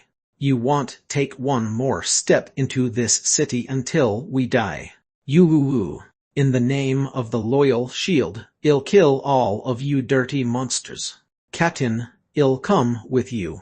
They'll have to walk over my dead body to get through. The sight of the guard captain practicing noblesse oblige moved the soldiers, dispelling the once stagnant atmosphere. They were 1,000 strong, excluding the golems. Their resolve to die was truly blinding. What the hell? I finally came up to the surface, but there are undead up here too. Whereas Li Xin Wu, who couldn't empathize with the soldiers, ascertained the situation and frowned. Had come to the surface, yet he had to fight against a dungeon countercurrent of monsters, which were all undead. There's only so much you can disappoint someone. Xin Wu were almost at the gate. Okay. The city was in chaos, so no one cared that a huge warhorse was running across the road. No, they probably didn't have the time to even care. The situation was great for Li Xin Wu and Jin. Good, let's go. Hup. Jin sprinted forward and leaped up before they hit the gate. The walls were only 5 meters high, so Jin didn't even need to create the springs through steel heart. With just a battle cry and a light jump, they were able to pass over the wall. What? No way they're flying. They flew over the soldiers, who were nervous from the approaching monsters, and landed safely onto the ground. The guard captain and his soldiers glared at them from atop the wall, but Li Xin Wu didn't worry about them. He just coolly looked at the monsters. 6,000, no, there are about 7,000 of them. The boss is all the way in the back. He gripped his greatsword with one hand and checked the boss. Although it was all the way in the back, the 4-meter-tall boss was overwhelming. There were horns atop its goat head, and it had the muscular body of a giant. It truly looked like a demon, but with its skin turning pale from the undead transformation, it looked even more sinister than before. It was LV6 Mad Goat Ghoul. What the hell? Once Head checked the boss name and level, Li Xin Wu looked back with a sharp gaze. Although he was wearing a helmet, the soldiers felt his killing intent and stepped back while uttering hic. However, the adventurer that had informed them of the boss wasn't atop the walls. Well, he was a coward, so there was no way he'd have gauged the boss level properly. Xin Wu, calm down. We've been fighting so many strong opponents lately that I'd forgotten too, but level 7 elites aren't supposed to be that common. It wouldn't be so bad if I hadn't had such expectations, but soup, I guess it can't be helped. A monster, which wasn't supposed to be undead, had come out of the dungeon, and monsters that should already be dead had come back as undead. That was the current situation he was dealing with. He didn't know the specifics, but it probably had something to do with the curse, so Li Xin Wu's main priority had to be figuring out how the curse had spread to the surface. Then let's play, just as we planned. It doesn't seem any different from what we normally do, but I'm going. Jin dashed forward without a signal. The approaching monsters saw them coming, and briefly flinched. However, these undead-turned monsters would have no way of ascertaining Li Xin Wu's skill, so they immediately surrounded him off. Li Xin Wu forcefully swung his greatsword, which unleashed a barrage of flames, and the monsters melted away. As befitting of an undead car, without any knowledge of strategy or how to use the land to their advantage, they were grouped up in a single spot. His last attack had burned dozens of them to a crisp. Kaak, kiek. Now for the second one. The undead instinctively felt fear and shrank away from the blazing fire, but Li Xin Wu took that opportunity to swing his greatsword again. It looked crude, but nonetheless his swordsmanship was incredible, as he quickly swung his greatsword at any enemy within range of it. It was only possible because he possessed bursting thunder, which would increase his skill in any weapon. Critical hit. Ooh, let's widen the range this time. Xin Wu, are you just going to keep burning them like this? You have instigate, and you could use bursting thunder or bone armory. Jin. The monsters realized how dangerous he was and ran away in fear.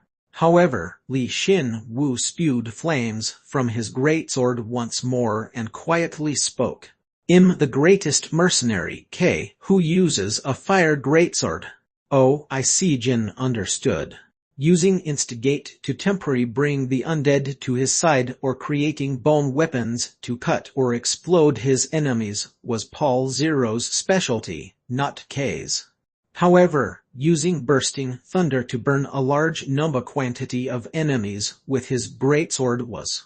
Had decided to use only his greatsword, so that no one would discover the connection between the two. So he's looking far into the further and acting accordingly. He'll just give up on understanding what he's thinking, like I always do. While Jin resigned himself, like usual, Li Xin Wu charged everywhere and burned the undead. With one swing of his sword, he would burn 50 undead. It would only take 3 seconds to withdraw his sword and swing it again, so he could burn 1,000 undead in 1 minute. Though his calculations sounded like a joke, it was the reality, so there was nothing he could do about it. He faced the undead army head-on and after only 3 minutes burned half of the original army.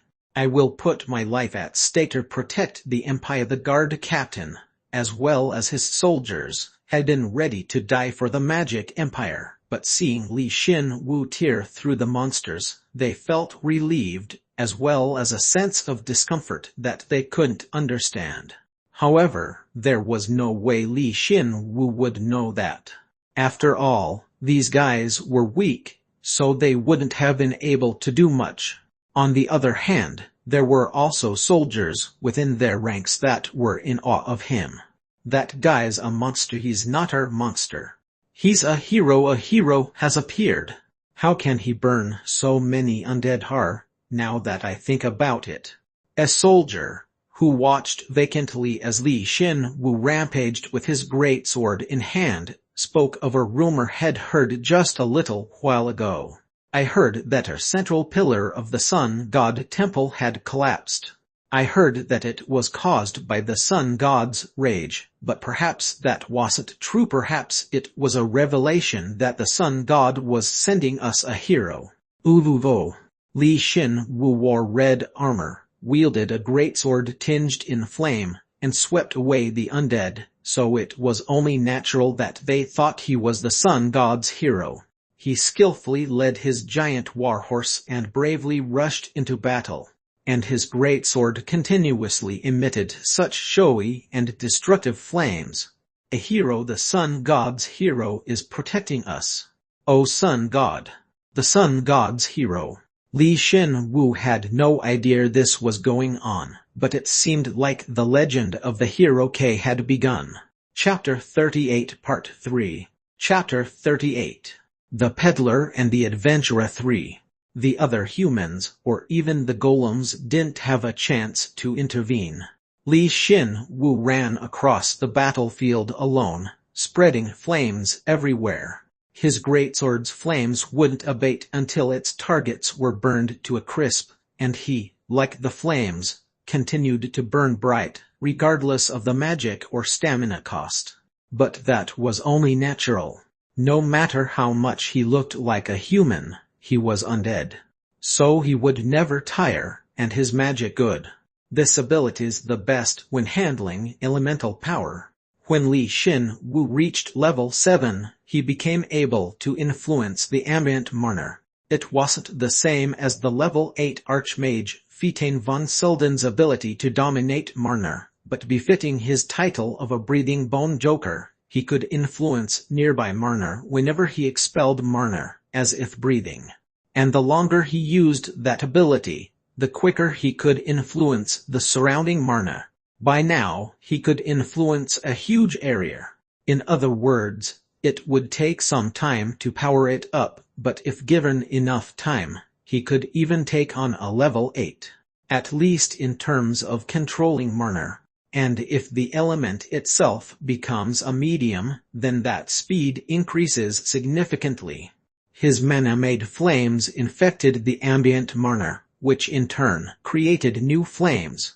Of course, he could absorb those flames with his absorption ability and revert them back into mana, but Li Xin Wu wasn't actually using up any mana right now.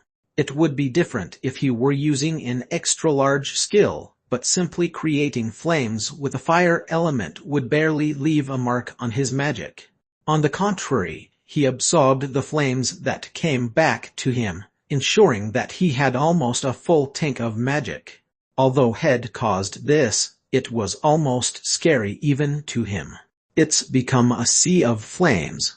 Jin, the boss is coming. Had fought for only 3 minutes, yet half of the monsters had been annihilated. There's no way the boss wouldn't notice that the boss looked at Li Xin Wu sharply and soon began to run towards him. Byar. Goo, that thing's making the same sound you make. Hey, isn't that too harsh? The mad goat ghoul, surrounded in flames, took a single step and cried out as if it had just stepped into hell and then charged through. Its cry released a magic resembling death. It spread throughout the entire area, and simultaneously strengthened the undead and weakened the living. Unfortunately, Li Xin Wu wasn't living, so it hadn't affected him at all. The darkness of death is permeating the area. The darkness element, or is it only a fraction of it, those who it shares its identity with, or in other words, those it's connected to are strengthened while it simultaneously rebuffs those it's not connected to, a very complicated buff skill, though it's probably using the skill without even knowing it's using the darkness element. But the problem was that the monsters which had transformed into the undead inherently possessed the darkness element. If this were normal, then there should have been some sign of their transformation. Because the mad goat ghoul possessed a skill powerful enough to affect the entire dungeon and change all the monsters into the undead, it had skipped all of the intermediate steps and went directly to the result. Byar. Keek. Kueek. There was another problem: the mad goat ghoul's resurrection. While ghouls ate humans too, their strength would increase the most when eating corpses. When the mad goat ghoul realized how powerful Li Xin Wu was, it ate any undead in its path, like Metafel Redan had done in the past, and its power continued to increase. If he hadn't intervened and the boss had invaded the city unimpeded, then the city would have fallen, as its death ability would spread, killing every living being inside. Perhaps it would harm other cities as well, eventually resulting in the birth of a level 7 elite undead. Weak. Well, that's what would have happened had Li Xin Wu not been here at least. Byar. You really are weak. The mad goat ghoul reminded him of Metafel Redan, as it did everything that he had once done. It led an army and then proceeded to eat said army. He looked at the mad goat ghoul and clicked his tongue as if disappointed. He would have hated it less if it had evolved, but your base stats are too low. Even if you ate everything here, you still wouldn't reach level 7. When did you figure that out? I didn't know I could before, but I could somewhat tell after I checked its bone data and its mana level. Bone datator think he could use bones to thoroughly ascertain its abilities. What's worse, it wasn't even completely composed of bones like a skeleton, but a ghoul, which almost completely retained its previous body. Jin was fearful, as he wondered just how far Li Xin Wu's rule of bone skill would grow. Bar. Who? Now then. If he knew with absolute certainty that it would evolve to level 7, then he would wait patiently, but if it couldn't, then there was no point in waiting any longer. Li Xin Wu looked straight at the approaching mad goat ghoul and lightly raised his greatsword. He waited until the goat had gotten so close that Jin could even feel its breath, and then swung his sword downwards. Bar. Of course, the mad goat ghoul was a dungeon boss and could use the darkness element, albeit poorly. Despite the speed of his attack, the mad goat ghoul responded quickly, forming a magic shield, casting a curse on him, and drawing the nearby undead corpses to in an attempt to defend itself. However, Li Xin Wu let it be, not because he didn't know what it was doing, but because nothing would change even if it tried anything. So he just let it do its thing. Kikehu. The fire dragon's scaled greatsword burrowed deep into the ground and released flames as though it were coughing. Li Xin Wu twisted the sword, softly removed it from the ground, and sighed.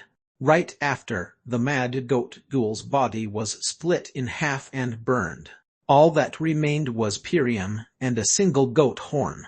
The horn emitted a dense concentration of darkness, so a magician researching the darkness element would find it valuable. But to Li Xin Wu, who could already use high-rank darkness, it was pointless. You want it? Nope. It was pretty worthless to both Li Xin Wu and Jin at this point, but he instinctively felt like he had to take it.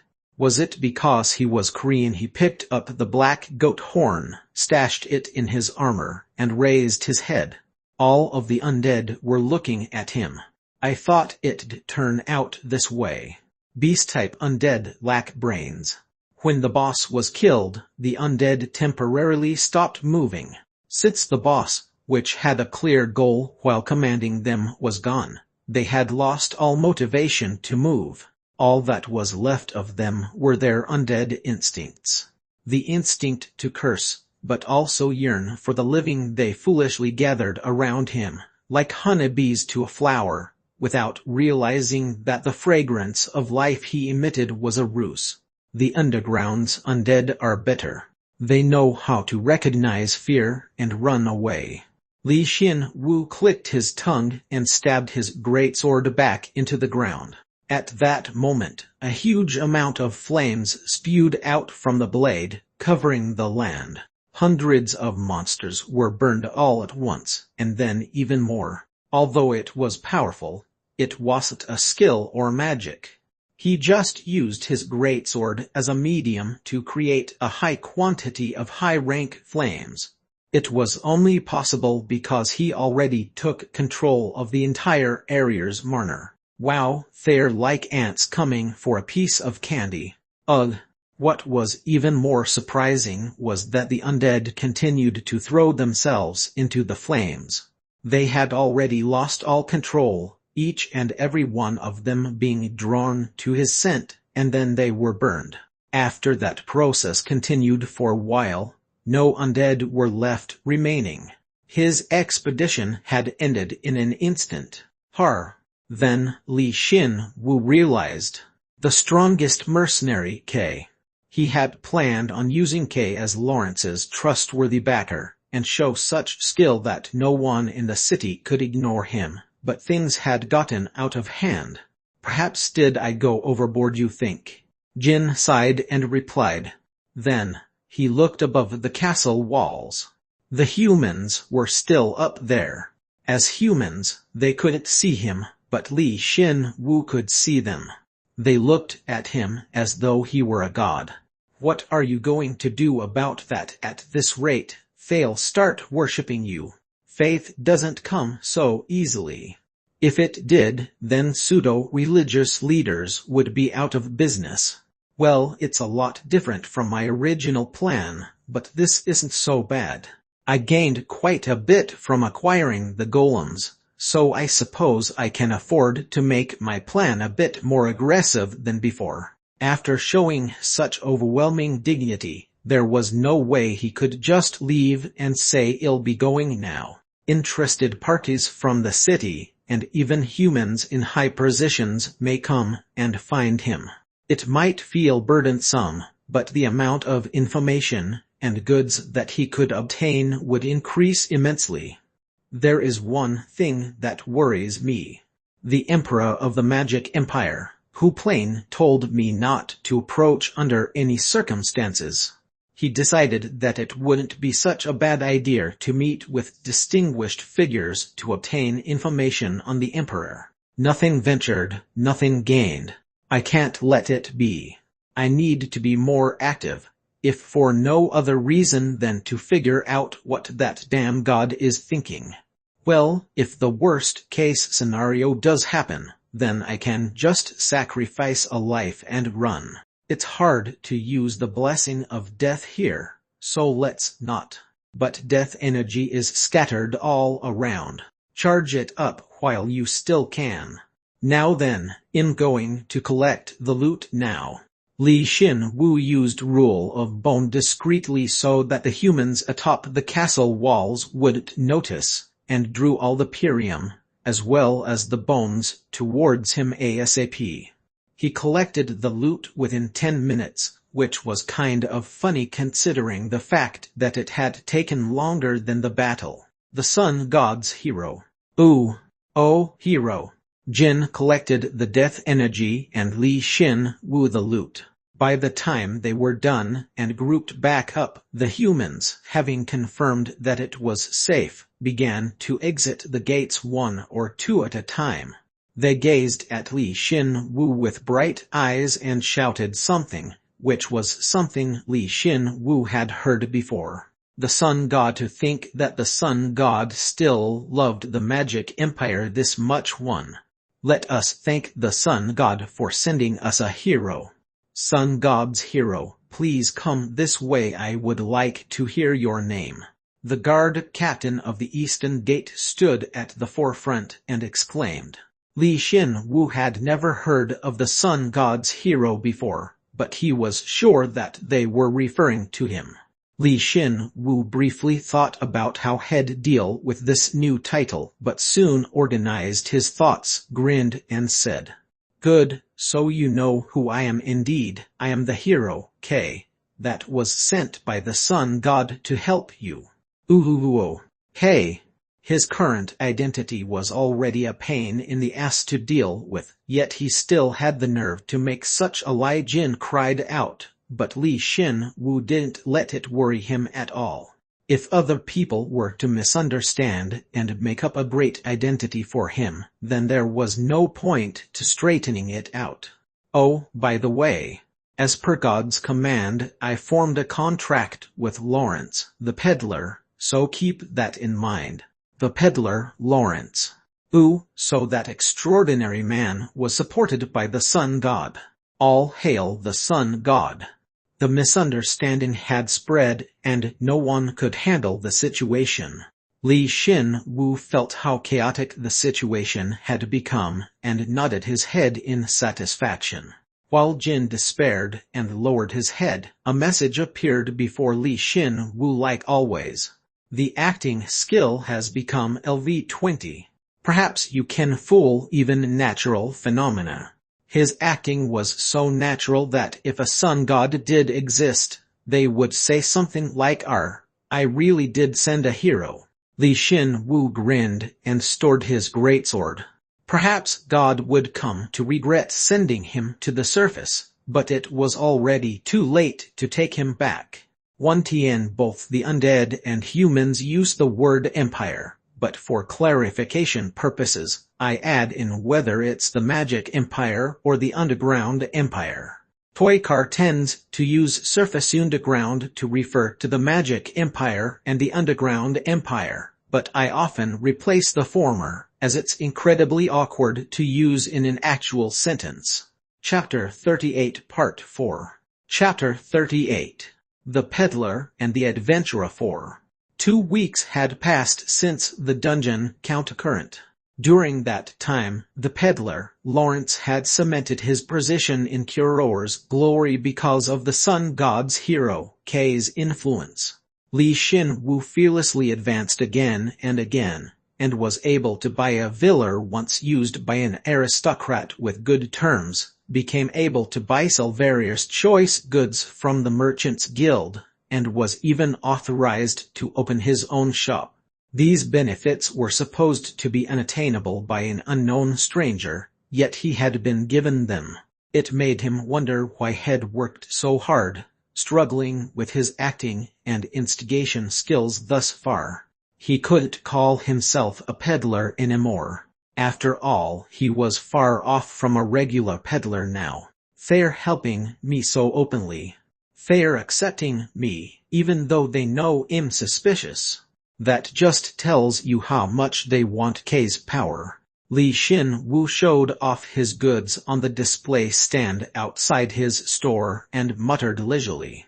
It seemed like he'd just settled down in his shop, but he had bigger ambitions as a peddler. In 2 weeks, he'd sell the wine in the auction, and after that, he would go to the next city, the capital, and sell his goods there. He wasn't going to take it slow and start from the outer cities as had done in the past. Even when he was relaxing, it would be the climax of the story. Aren't they using you as bait to get to K, since it's better to keep someone in one place than letting them go around wherever they please?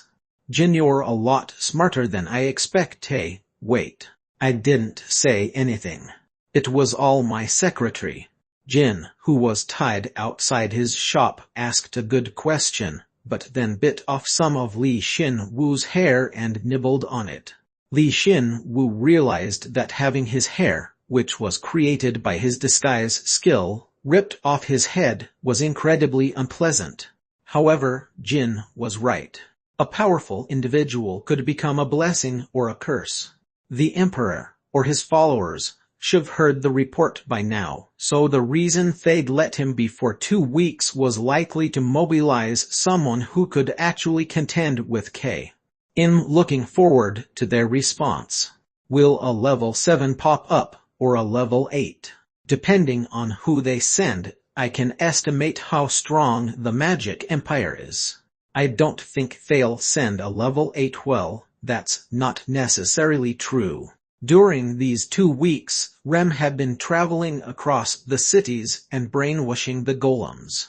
Once its Marner parasite had gained the infection ability, its brainwashing speed increased, and the golems in several large cities were already under its control. The information he gained from them increased significantly, and he was able to extract info regarding the Magic Empire's main force. Listen, but don't be surprised. You might have already guessed, but those bestowed with the title and power from the Emperor are known as the 12 Generals. Apparently, they're not so different from the underground empires. That means level 8s may exist here too. Heh. For a moment, Jin didn't know what Li Xin-Wu was talking about and looked on vacantly. The 12 generals had thought that term was only used in the Underground Empire.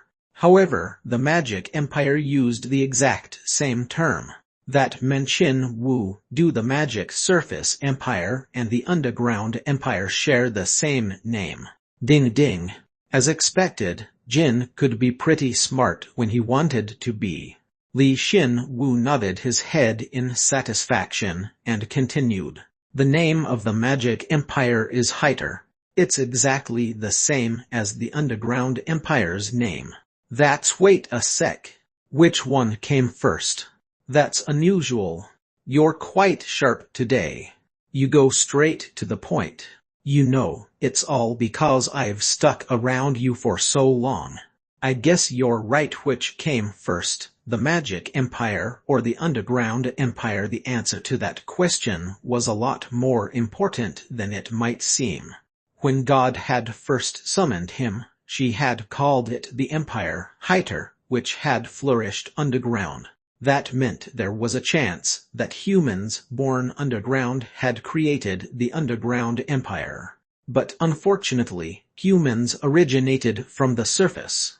I wasn't sure, so I used every means available to me, and found that humans were indeed born on the surface, not underground.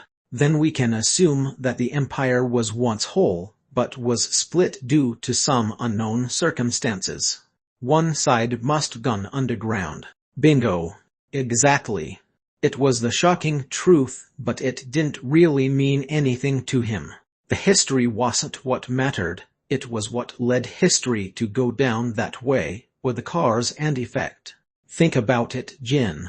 No matter how wide the underground may be, do you really think that people would voluntarily live down there? Nope.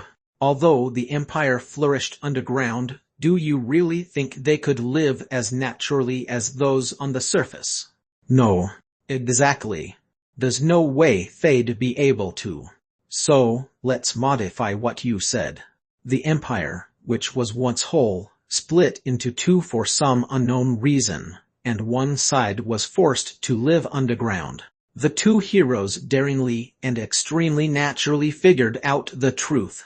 Once he came to the surface, he knew he'd figure out the truth eventually, but he couldn't do anything about the bitter taste. To think that the underground empire that they had to defeat had such a ridiculous truth behind it. What's worse, their jobs didn't change, despite knowing the truth, and they couldn't do anything for the undead. They had no other choice but to exterminate the undead, just as they'd been doing.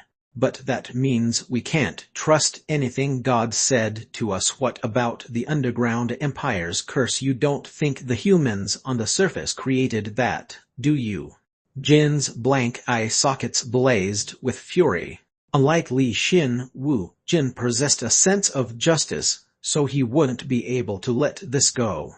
Even so, they couldn't change what they were doing, so perhaps it would just fester in his heart. No, that's not it. The underground empire's undead. When you take a look at the attitudes of the 12 generals who maintained their intellect, then no. But the emperor used magic to achieve immortality and it failed. There's something else to it, something hidden. Honestly, Li Xin Wu had a hunch before he'd come up here regarding what that truth may be, but once he actually came to the surface, he became even more sure of his assumption. But because it was only a hypothesis without any evidence backing it up, he couldn't just say it outright. If his hypothesis is true, then he would have to sock God in the face before he felt any better. So, we have to more thoroughly investigate the surface, if for no other reason than to find out the truth. That's what I'm leaving to Rem. At the same time, Li Xin Wu acted as Lawrence, the peddler, and the hero K, gaining what he could from the surface. And what he wanted probably lay in the capital. Xin Wu, you're planning on meeting the Emperor, aren't you? I don't have to meet him, but if need be, it might turn out that way in the end. I knew this would happen. He remembered Plain's warning. She didn't say it outright, but had guessed how powerful the Emperor was based on her attitude. He was probably level 9. If not, then Plain wouldn't have warned him like that. Since Li Xin Wu could take on a level 8 now, even if he fought against Fitain von Selden, he could come out of it alive. But I can't avoid him just because he's dangerous. Plain had misunderstood something. Although he had to oppose all the undead, he didn't need to do that for the surface dwellers. He didn't need to avoid him like the plague just because his level was high. Could the Emperor even see through his disguise and acting skills? He was joking, of course, but Li Xin Wu thought he'd be able to somewhat trick God at this point. No matter how high their level was, so long as they were a human, they won't be able to see through Li Xin Wu's facade. You know, it might be fun to become one of the 12 generals in the meantime. Let's not. I was just joking. Even I'm not confident enough to work under him and keep acting. Right after he spoke, he felt someone coming towards his shop. When he looked over, he saw a heavily armed female knight. It was kind of funny seeing her being so tense around a peddler. Does the sun god's hero, K, live here? He doesn't, but he lives in a place where I can contact him. Then please relay this message to Sir K. The Pope of the Sun God religion requests an audience. He came to the Lord's castle without any prior notice, so you have no idea how surprised we are. Oh. He thought it'd be better if he seemed more distinguished, so had called himself the sun god's hero. To think it'd turn out like this. However, the sun god religion, it wasn't so bad when he thought about it. No, it was actually great. Li Xin Wu didn't know how prosperous the sun god religion was, but considering how the female knight was acting, they were definitely an organization that the magic empire couldn't deal with so easily. If that's the case, then he would be able to meet with the emperor assuming a more favorable position. He immediately formulated several plans in his head and continuously broke up and reassembled pieces of his plan. As a result, I understand. I'll tell him right away. Thank you. We can prepare a carriage for you. No, he'll probably arrive there on his own. That would be disrespectful to the sun god's hero. However, if that's what he wants, then I guess we have no choice. I understand. I'll let them know. Then I'll get going now. Come back again. The female knight sighed in relief and left. Li Xin-Wu thought he needed an assistant ASAP and cleaned the store. He couldn't get there on a horse, so he would have to leave Jin here. See you. Okay. He first disguised himself as K where no one was looking. Then, he tied the greatsword on his back and walked over to the lord's castle. Li Xin-Wu looked incredibly dignified, and everyone he passed on the road took notice of him. Moreover, fire wrapped around his surroundings, so there was no one who didn't know who he was. He encountered various people along the way. Some spoke of the sun god's hero from behind him, while others approached him and said it to his face. There were even some who were afraid of being harmed and just stepped back. Of course, this would enhance the influence of the sun god's hero, K, and at the same time, ensure that Lawrence, the peddler, would remain safe. LV7 Pope of the Sun God Religion Oral Genisman. 30 minutes later, Li Xin-Wu met the Pope of the Sun God Religion in the castle's living room. From first glance, he looked like a middle-aged man, but his level was higher than had expected. He wasn't just a representative of the religion. You moved quite boisterously. So much so that I question how you were able to hide your identity until now. I can't. No, it's fine since the Emperor's no doubt aware that we've come here. No, actually, that ostentatious attitude of yours might fit with our goal. You may just be acting conspicuous, but that's even more in our favor. Ho! Li Xin-Wu understood what he was saying and smiled. He thought the Pope would say something like, "You're the hero the sun god has chosen, I can't believe it," and test him first, but was instead showing his hand. In layman's terms, this was the Pope's intent. It doesn't matter if you're really the sun god's hero or not. Why don't you work with us? I'd like to hear about it in more detail. Honestly, Li Xin-Wu didn't hate these kinds of people. If their goals aligned, they would have a good relationship. I'm glad you understand, sun god's hero. The Pope grinned and said. Unfortunately for the people on the surface, Li Xin-Wu and the Pope really hit it off. Chapter 38 Part 5. Chapter 38. The Peddler and the Adventurer 5. According to the Pope of the Sun God Religion, several religions existed on the surface. These religions each served a different god, and the most powerful of these religions was the Magic God Religion, while the Sun God Religion had declined the most. There were also the subordinate gods who followed them. They flourished in some areas, so it was difficult to know about all of them. Several gods. Li Xin-Wu tilted his head as he listened to the Pope. If there were so many of them, then who had sent the heroes to the underground empire? And what were these other gods doing, despite the world being on the brink of destruction? You should stop there. But before Li Xin-Wu voiced his concerns, the Pope spoke firmly and stopped him. Going any further is forbidden. You cannot question the reason for the gods' existences. I suppose it's not important right now. It's that the influence of the sun god religion has waned, is it not? Exactly.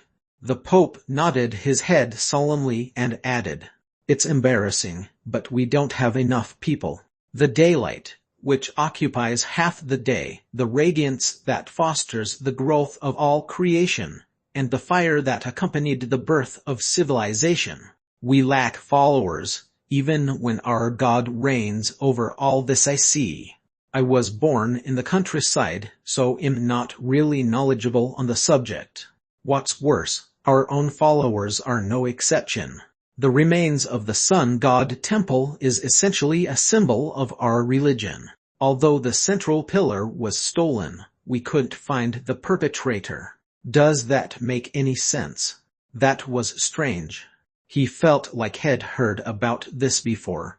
Li Xin-Wu did his very best to reply as relaxed as he could, so that his anxiety wouldn't show. Your security must have been lax.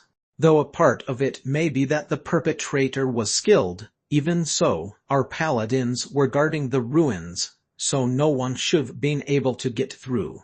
We thought it may be a revelation from the sun god, but anyone with a brain could tell you it wasn't. It was truly humiliating. You went through a lot. While comforting the Pope, Li Xin-Wu was inwardly cursing. To think that Li Xin-Wu had paid plain 350 million perium for stolen goods. The Pope, who couldn't come to know that the pillar had become a part of the Titan golem, sighed deeply and continued. Will slowly decline and eventually be left as part of history. That's what we expected to happen to us. I thought that perhaps I would be the final pope. However, that's when you showed up.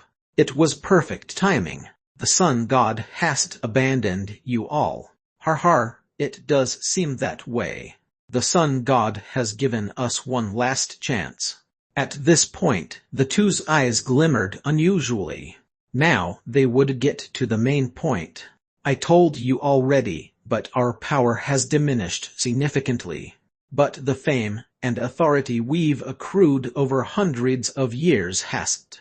If you're truly as skilled as you say, then we can give you wings. Will you help us revive our order? You said it yourself, that your order has declined. I think it's too much to hope for one man to resurrect your order. But keep this in mind. The moment people see you, they'll consider you the sun god's hero. It's both authority and recognition. We can rise up again if we're given the chance. More firmly and more radiantly than ever before. Then the Pope added, you accepted the title of the sun god's hero. Obviously, the Emperor doesn't appoint people of the religious order. If you want to go far, then there's no other way than to align with us. I'm confident that I can do it on my own. But I suppose there's no reason to reject your offer. At that time, Li Xin-Wu paused and acted like he was thinking deeply about it. However, he never intended to reject the Pope's offer. Since there was no better support in cementing his position than a religious order, he wondered how much they could support him, but he would be able to find that out slowly, starting now. All right. First off, please tell me more about the sun god religion, as well as how you'd like to use me. In detail. Okay, well, do it your way. It'll definitely be a trade that's worthwhile for the both of us. The Pope gave a presentation for the next 30 minutes or so. As he'd thought, the Pope had a progressive way of thinking and at the same time, looked at his religious order like a business. He was a good fit for Li Xin-Wu as he didn't believe in the sun god. So, unconquered dungeons. Above all, the method he suggested was something that Li Xin-Wu approved of. Exactly. In this flourishing empire, there's only one thing that concerns the public: the unconquered dungeons. If our order actively conquers these dungeons, then your name, and by extension, ours, will become more widespread. Indeed, he was right, as the matter with the dungeon countercurrent would indicate. Kuror's glory, which was protected by the golems and possessed plentiful food and a variety of industries, was an attractive commercial city, yet had been put in danger from a mere level 5 dungeon countercurrent. The reason K had become so popular and was called the Sun God's hero was because he had taken care of the dungeon countercurrent in such a short period of time. Moreover, conquering dungeons aligned with Li Xin-Wu's quest of gaining high-level bones and becoming stronger. Rem had found a few dungeons as well, but he couldn't be satisfied with just a handful of dungeons. There are dungeons nearby that have been neglected because no one lives near them, or dungeons that have been ignored because the people around them are all dead. Those dungeons are managed by periodically suppressing the monsters that come flooding out of them. But if all of the monsters come out with a boss, like in this instance, then there's a chance that an entire city will fall. Then why are they left alone? Because we lack time, money, and people, he said ardently. They were lacking in everything. The biggest problem amongst them is people. Level 6 is don't grow on trees. The emperors, knights, and magicians, as well as each religion's paladins and priests have their hands full doing their jobs. Plus, they could die in the dungeon. Whenever the matter is brought up, the higher-ups probably reject it. Li Xin-Wu gazed at the Pope with an expression that said, "Then what about me?" And the Pope replied calmly, "We don't have the luxury of playing fair. We've already picked a few of our paladins and priests to assist you in your dungeon conquests. That's their priority right now. They've even written their last wills and testaments." Human rights were being violated in the name of religion. Li Xin-Wu looked at the Pope condemningly and asked, "You seem strong yourself, so why don't you go? I've concealed my identity and have my hands full already. Just because I'm a pope doesn't mean I can just sit back on the balcony and drink wine all day." Considering how the Pope kept talking and talking about the situation, he must really want to sit back on the balcony and drink wine. How did this religious order decline so much? Li Xin-Wu felt slightly bitter. Anyway, keep listening. Your name won't become more renowned by blindly conquering dungeons. That's where we come in. We advertise your abilities on a large scale, publicizing what dungeons you've conquered and how you did it. In addition, we emphasize the strength of our paladins and our priests, drawing people's interest. We can't lie, but it's not that hard to exaggerate things. If results follow, then this contract will definitely succeed. Har har. It's quite the aggressive plan. This is our struggle. Will it just end in our struggle, or will it turn into a great success? That all depends on you. The Sun God religion had gone from a commercial business to an entertainment business, but if it all went according to the Pope's plan, then Li Xin-Wu's position in the magic empire would strengthen. As he thought, this Pope meant business. They're not only giving me info on the unconquered dungeons, but support as well. I suppose I can't say that the golems possess all the information in the empire. All right. These are conditions too good to say no to. The plan was of the high-risk, high-return variety. However, Li Xin-Wu had looked forward to fighting strong opponents over everything else once he came to the surface, so he could say that there was no risk. But there was no reason to tell the Pope this, so Li Xin-Wu continued while acting calmly. Repeatedly attacking unconquered dungeons that are so dangerous that no one has laid a finger on them. Ultimately, the plan relies entirely on me subjecting myself to incredible danger. Besides the fame, is there anything else that I get out of this? The loot is all yours.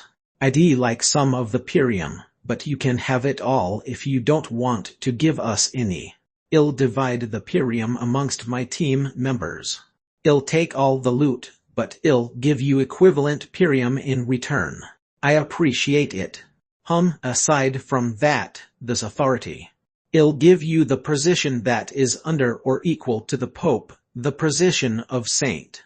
This title is only conferred when someone of extraordinary strength appears. Of course, I'd be okay with giving you the title of Pope, but no thank you. I can't even sit on a balcony and drink wine all day. I knew you'd say that. The Pope's voice became a bit quieter. Oh, I heard that Lawrence, the peddler, is hosting an auction. Wine, right? I wonder how great the wine could be. Not really asking for any.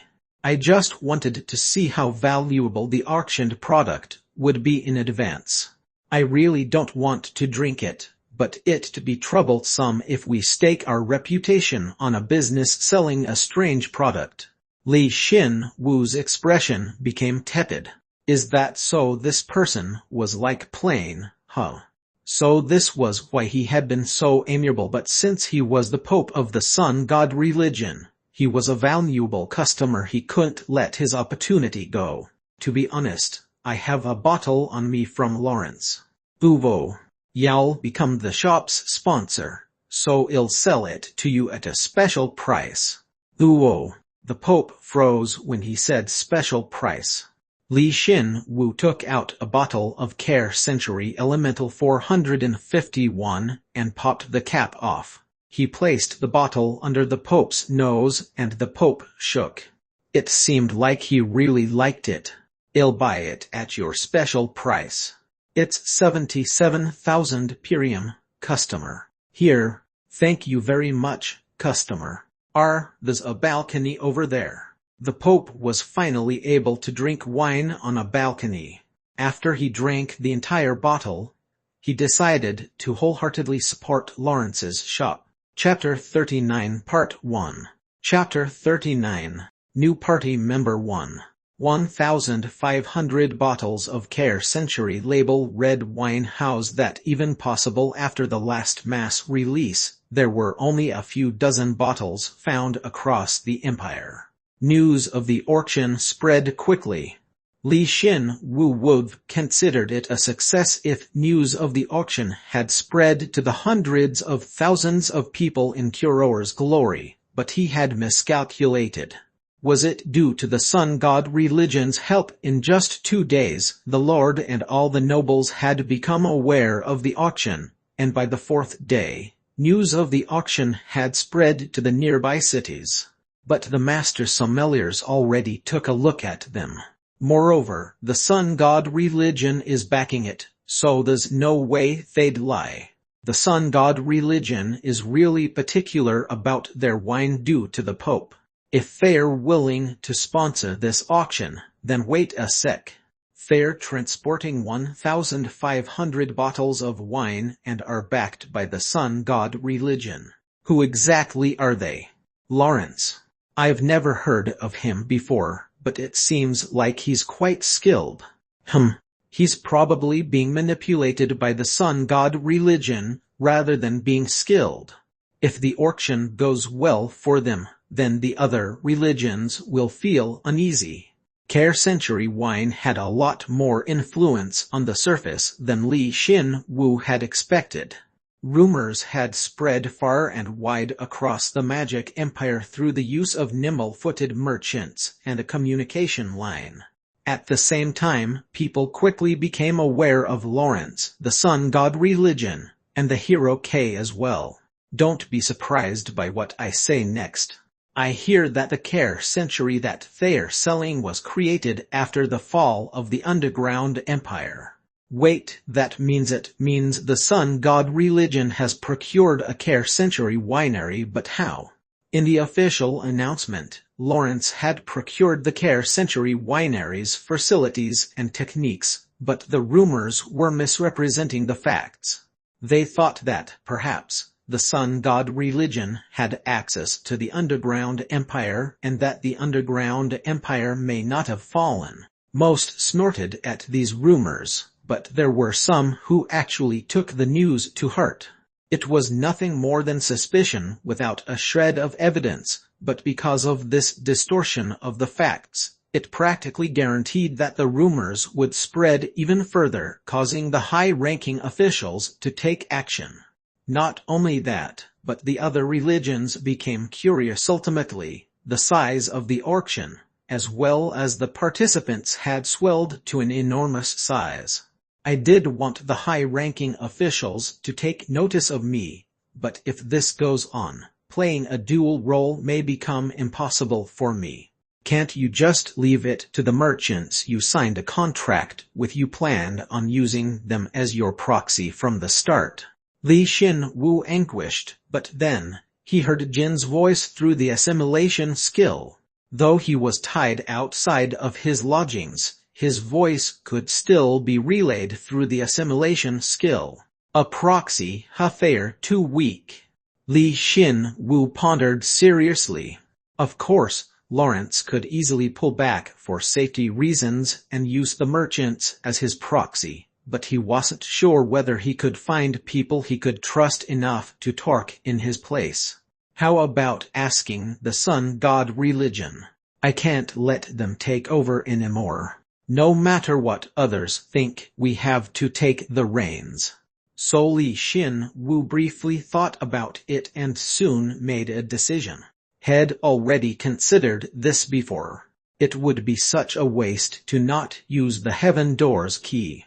Couldn't he just bring a trustworthy human to the surface? A human you can trust. Tracer would be really happy, but she's in the middle of special training with Prince, so she can't leave. I'd rather not bother her right now. Although they were acting separately now, he contacted her once every week. He had left the Hugin's eye to her, and she was simultaneously studying magic and the artifact. That's right. Then you're not going to ask Ritadane, are you? Why would she even come up? You never know when she'll blow. It looked like you guys really got along. Why was this happening? For the past few days Jin seemed to be in a good mood, yet his voice was turning melancholy again. Did he hate Ritadane or something? Li Xin-Wu tilted his head and refuted him. No way. There are only two choices for her. I either reform her and use her as an ally, or I take her out before something goes wrong. The whole reason I even talked to her was because of that decision. Really? Yeah. So don't worry about her too much. Not sure how I'm supposed to get closer to that psychopath though. Then it's fine. Jin replied as though a burden had been lifted. It seemed like he'd misunderstood, thinking that Li Xin-Wu actually trusted Ritadane. Li Xin-Wu felt relieved, and Jin took that time to ask another question. Wait a sec. So who are you going to pick then? You wouldn't pick Lloyd. There's only one person that'll work. Jin. That's right. Jin. Yeah, she'd be fine. Jin must completely forgotten about her, but Li Xin-Wu acted like he did notice. It's easy to deal with Jin. She trusts anything I say, and she knows about our identities, so we don't need to hide anything from her. Remember, you shouldn't say that a woman is easy to deal with. Don't treat her pure love and faith in you as a tool. Bad. Li Xin-Wu politely apologized in response to Jin's sound rebuttal and requested a private chat with Jin. If she wasn't fighting or sleeping, then she would immediately Jin. Yes, Mr. Xin-Wu. Fasty Jin, your voice is still so cool. Yeah, that's why he didn't want to contact her first. She'd definitely met him when he was a skeleton, so he couldn't understand why she liked him more and more. Maybe she was romanticizing Li Xin-Wu in her imagination more and more, so her feelings had grown. Well, that's what he assumed at least. Her feelings were so clear that even Li Xin-Wu, who was no expert in relationships, could tell how she felt about him.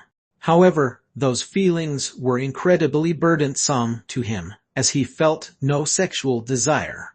A part of him was uneasy at the thought of meeting her, and the other part hoped she would snap out of it when they actually met again. "There's something I wanted to ask you, Jin, something you'd like to ask me. What is it? Whatever it is, I'll do it." Yeah. Thanks." How taxing, as he thought. His best bet would be for them to meet so her feelings for him would abate. Li Xin-Wu hated himself for not doing this sooner and told her about his plans. Jin was obviously excited at the prospect of meeting face-to-face and marked her coordinates for Li Xin-Wu. Fortunately, he recalled passing her location, so he felt like he'd be able to get there quickly with a heaven door's key. Jin, I can't leave here for the time being, so please take your time. It's the level 2 danger zone, but you have to be careful on your way here. Following the hero's battle with the 12 generals, it seemed as though the undead had become more violent. If she couldn't find a dungeon, then it would be difficult for her to hunt monsters, so she was hiding for the time being. Li Xin-Wu nodded his head, promised he'd come and find her right away, and ended the chat. Immediately after, a sigh naturally came out. Of course, he didn't have lungs, so no breath actually came out. "What do? I don't want to meet her. She'd cry if she heard you say that. But I guess I have to go anyway. I'll leave behind a simple message here for now." They were currently living in a house they'd bought within Curore's glory.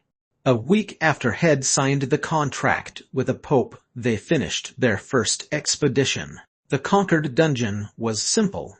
It consisted of mostly level 5s, with level 6 elites occasionally popping up, but the dungeon had a bad reputation, as there were several monsters that could use poison or acid-type status ailments strong enough to even kill level 7 knights or magicians. However, Li Xin-Wu was covered in flames, and those flames burned away the acid and poison. He charged through the dungeon like a bulldozer and pushed his way through from the start to the finish, the boss room. All the paladins and priests did was pick up the loot. Rather than feeling dispirited, they responded with "He truly is the one bestowed with the sun god's power," and looked at him with sparkling eyes. "At latest, I should take a day, but they may come to find me before then. It should be fine if I just write that I went out with Lawrence for a bit. They might misunderstand if you write that." Jin didn't explain any further, so Li Xin-Wu didn't change his message and stuck it to the front door. Because at least 90 of the language used on the surface and underground were the same, he could write without difficulty due to God's help. "Then, I'll be back, Jin. You're going without me?" "Yeah, I'm pretty fast now too. I was going to bring a couple of other guys with me along the way. It might be boring, but just wait patiently for me." "Hey, if you're going to do that, then at least let me out of the city. I suppose there's no danger out there since you're a veteran level 7. Alright, let's go." Level 6 bones didn't really have any effect on Li Xin-Wu, since his stats had surpassed 10,000, but for Jin, whose agility had developed much more than his other stats, they would still have an effect on his strength, health, or magic. So Li Xin-Wu had given him most of the bones that he'd acquired on the surface, and as a result, Jin had gotten to 8,000 total stats. Don't be late. And make sure you don't encounter another one of the 12 generals and kill them. It depends on which of the 12 generals it is, but I got it. You lie all the time, so why are you only honest when it doesn't matter? Then, see you tomorrow. After Li Xin-Wu had left Jin to graze outside the city, if Jin knew how he'd described it, then it wouldn't end with him just giving him another rodeo. He took a deep breath and activated the Heaven Door's key. Contrary to when it was the Bone Gate, the Heaven Door's key used both bones and mana to activate. Ironically, a single activation lessened the strain immensely. Moreover, Head acquired a ton of bones that he couldn't use on the surface, so he would be able to activate it as much as he wanted. You have become more familiar with the Heaven Door's key. 5 people can now accompany you. Nice. We're going underground. The light flashed, and then Li Xin Wu arrived at his designated coordinates. Head arrived in the level 2 danger zone, and with his speed, he could group up with Yi Jin in just 3 minutes. Once Head gotten out of the tunnel of light, he quickly looked around and looked for anything that might be dangerous. Then, he nodded his head in satisfaction, and moved his feet. As expected, the more I use the Heaven Door's key, the less its functions are limited. 5 people can accompany me, excluding myself, so 6 people can go through it now. It went up by 2 all of a sudden. Honestly, he didn't need it that many. He wondered whether he should've brought Jin along or not, but it was already water under the bridge, so there was nothing he could do about it. For the time being, let's keep this a secret from Jin, Li Xin Wu inwardly muttered and quickened his pace. He soon arrived at the entrance to a hidden cave. Yi Jin, are you there? Yes, Mr. Xin Wu. Was she waiting for him when he called for her? She appeared right away. Her equipment had changed since they'd last met, and she assumed a pose befitting a veteran hero, but she still gave off the impression of a junior hero, perhaps because she was a girl. Her impression didn't change, but why, you looked cool. Li Xin Wu then realized that he was still disguised in his human form. If he wanted to get her out of her shell, then he'd have to work a little harder from now on. End of Vol 2 Part 3.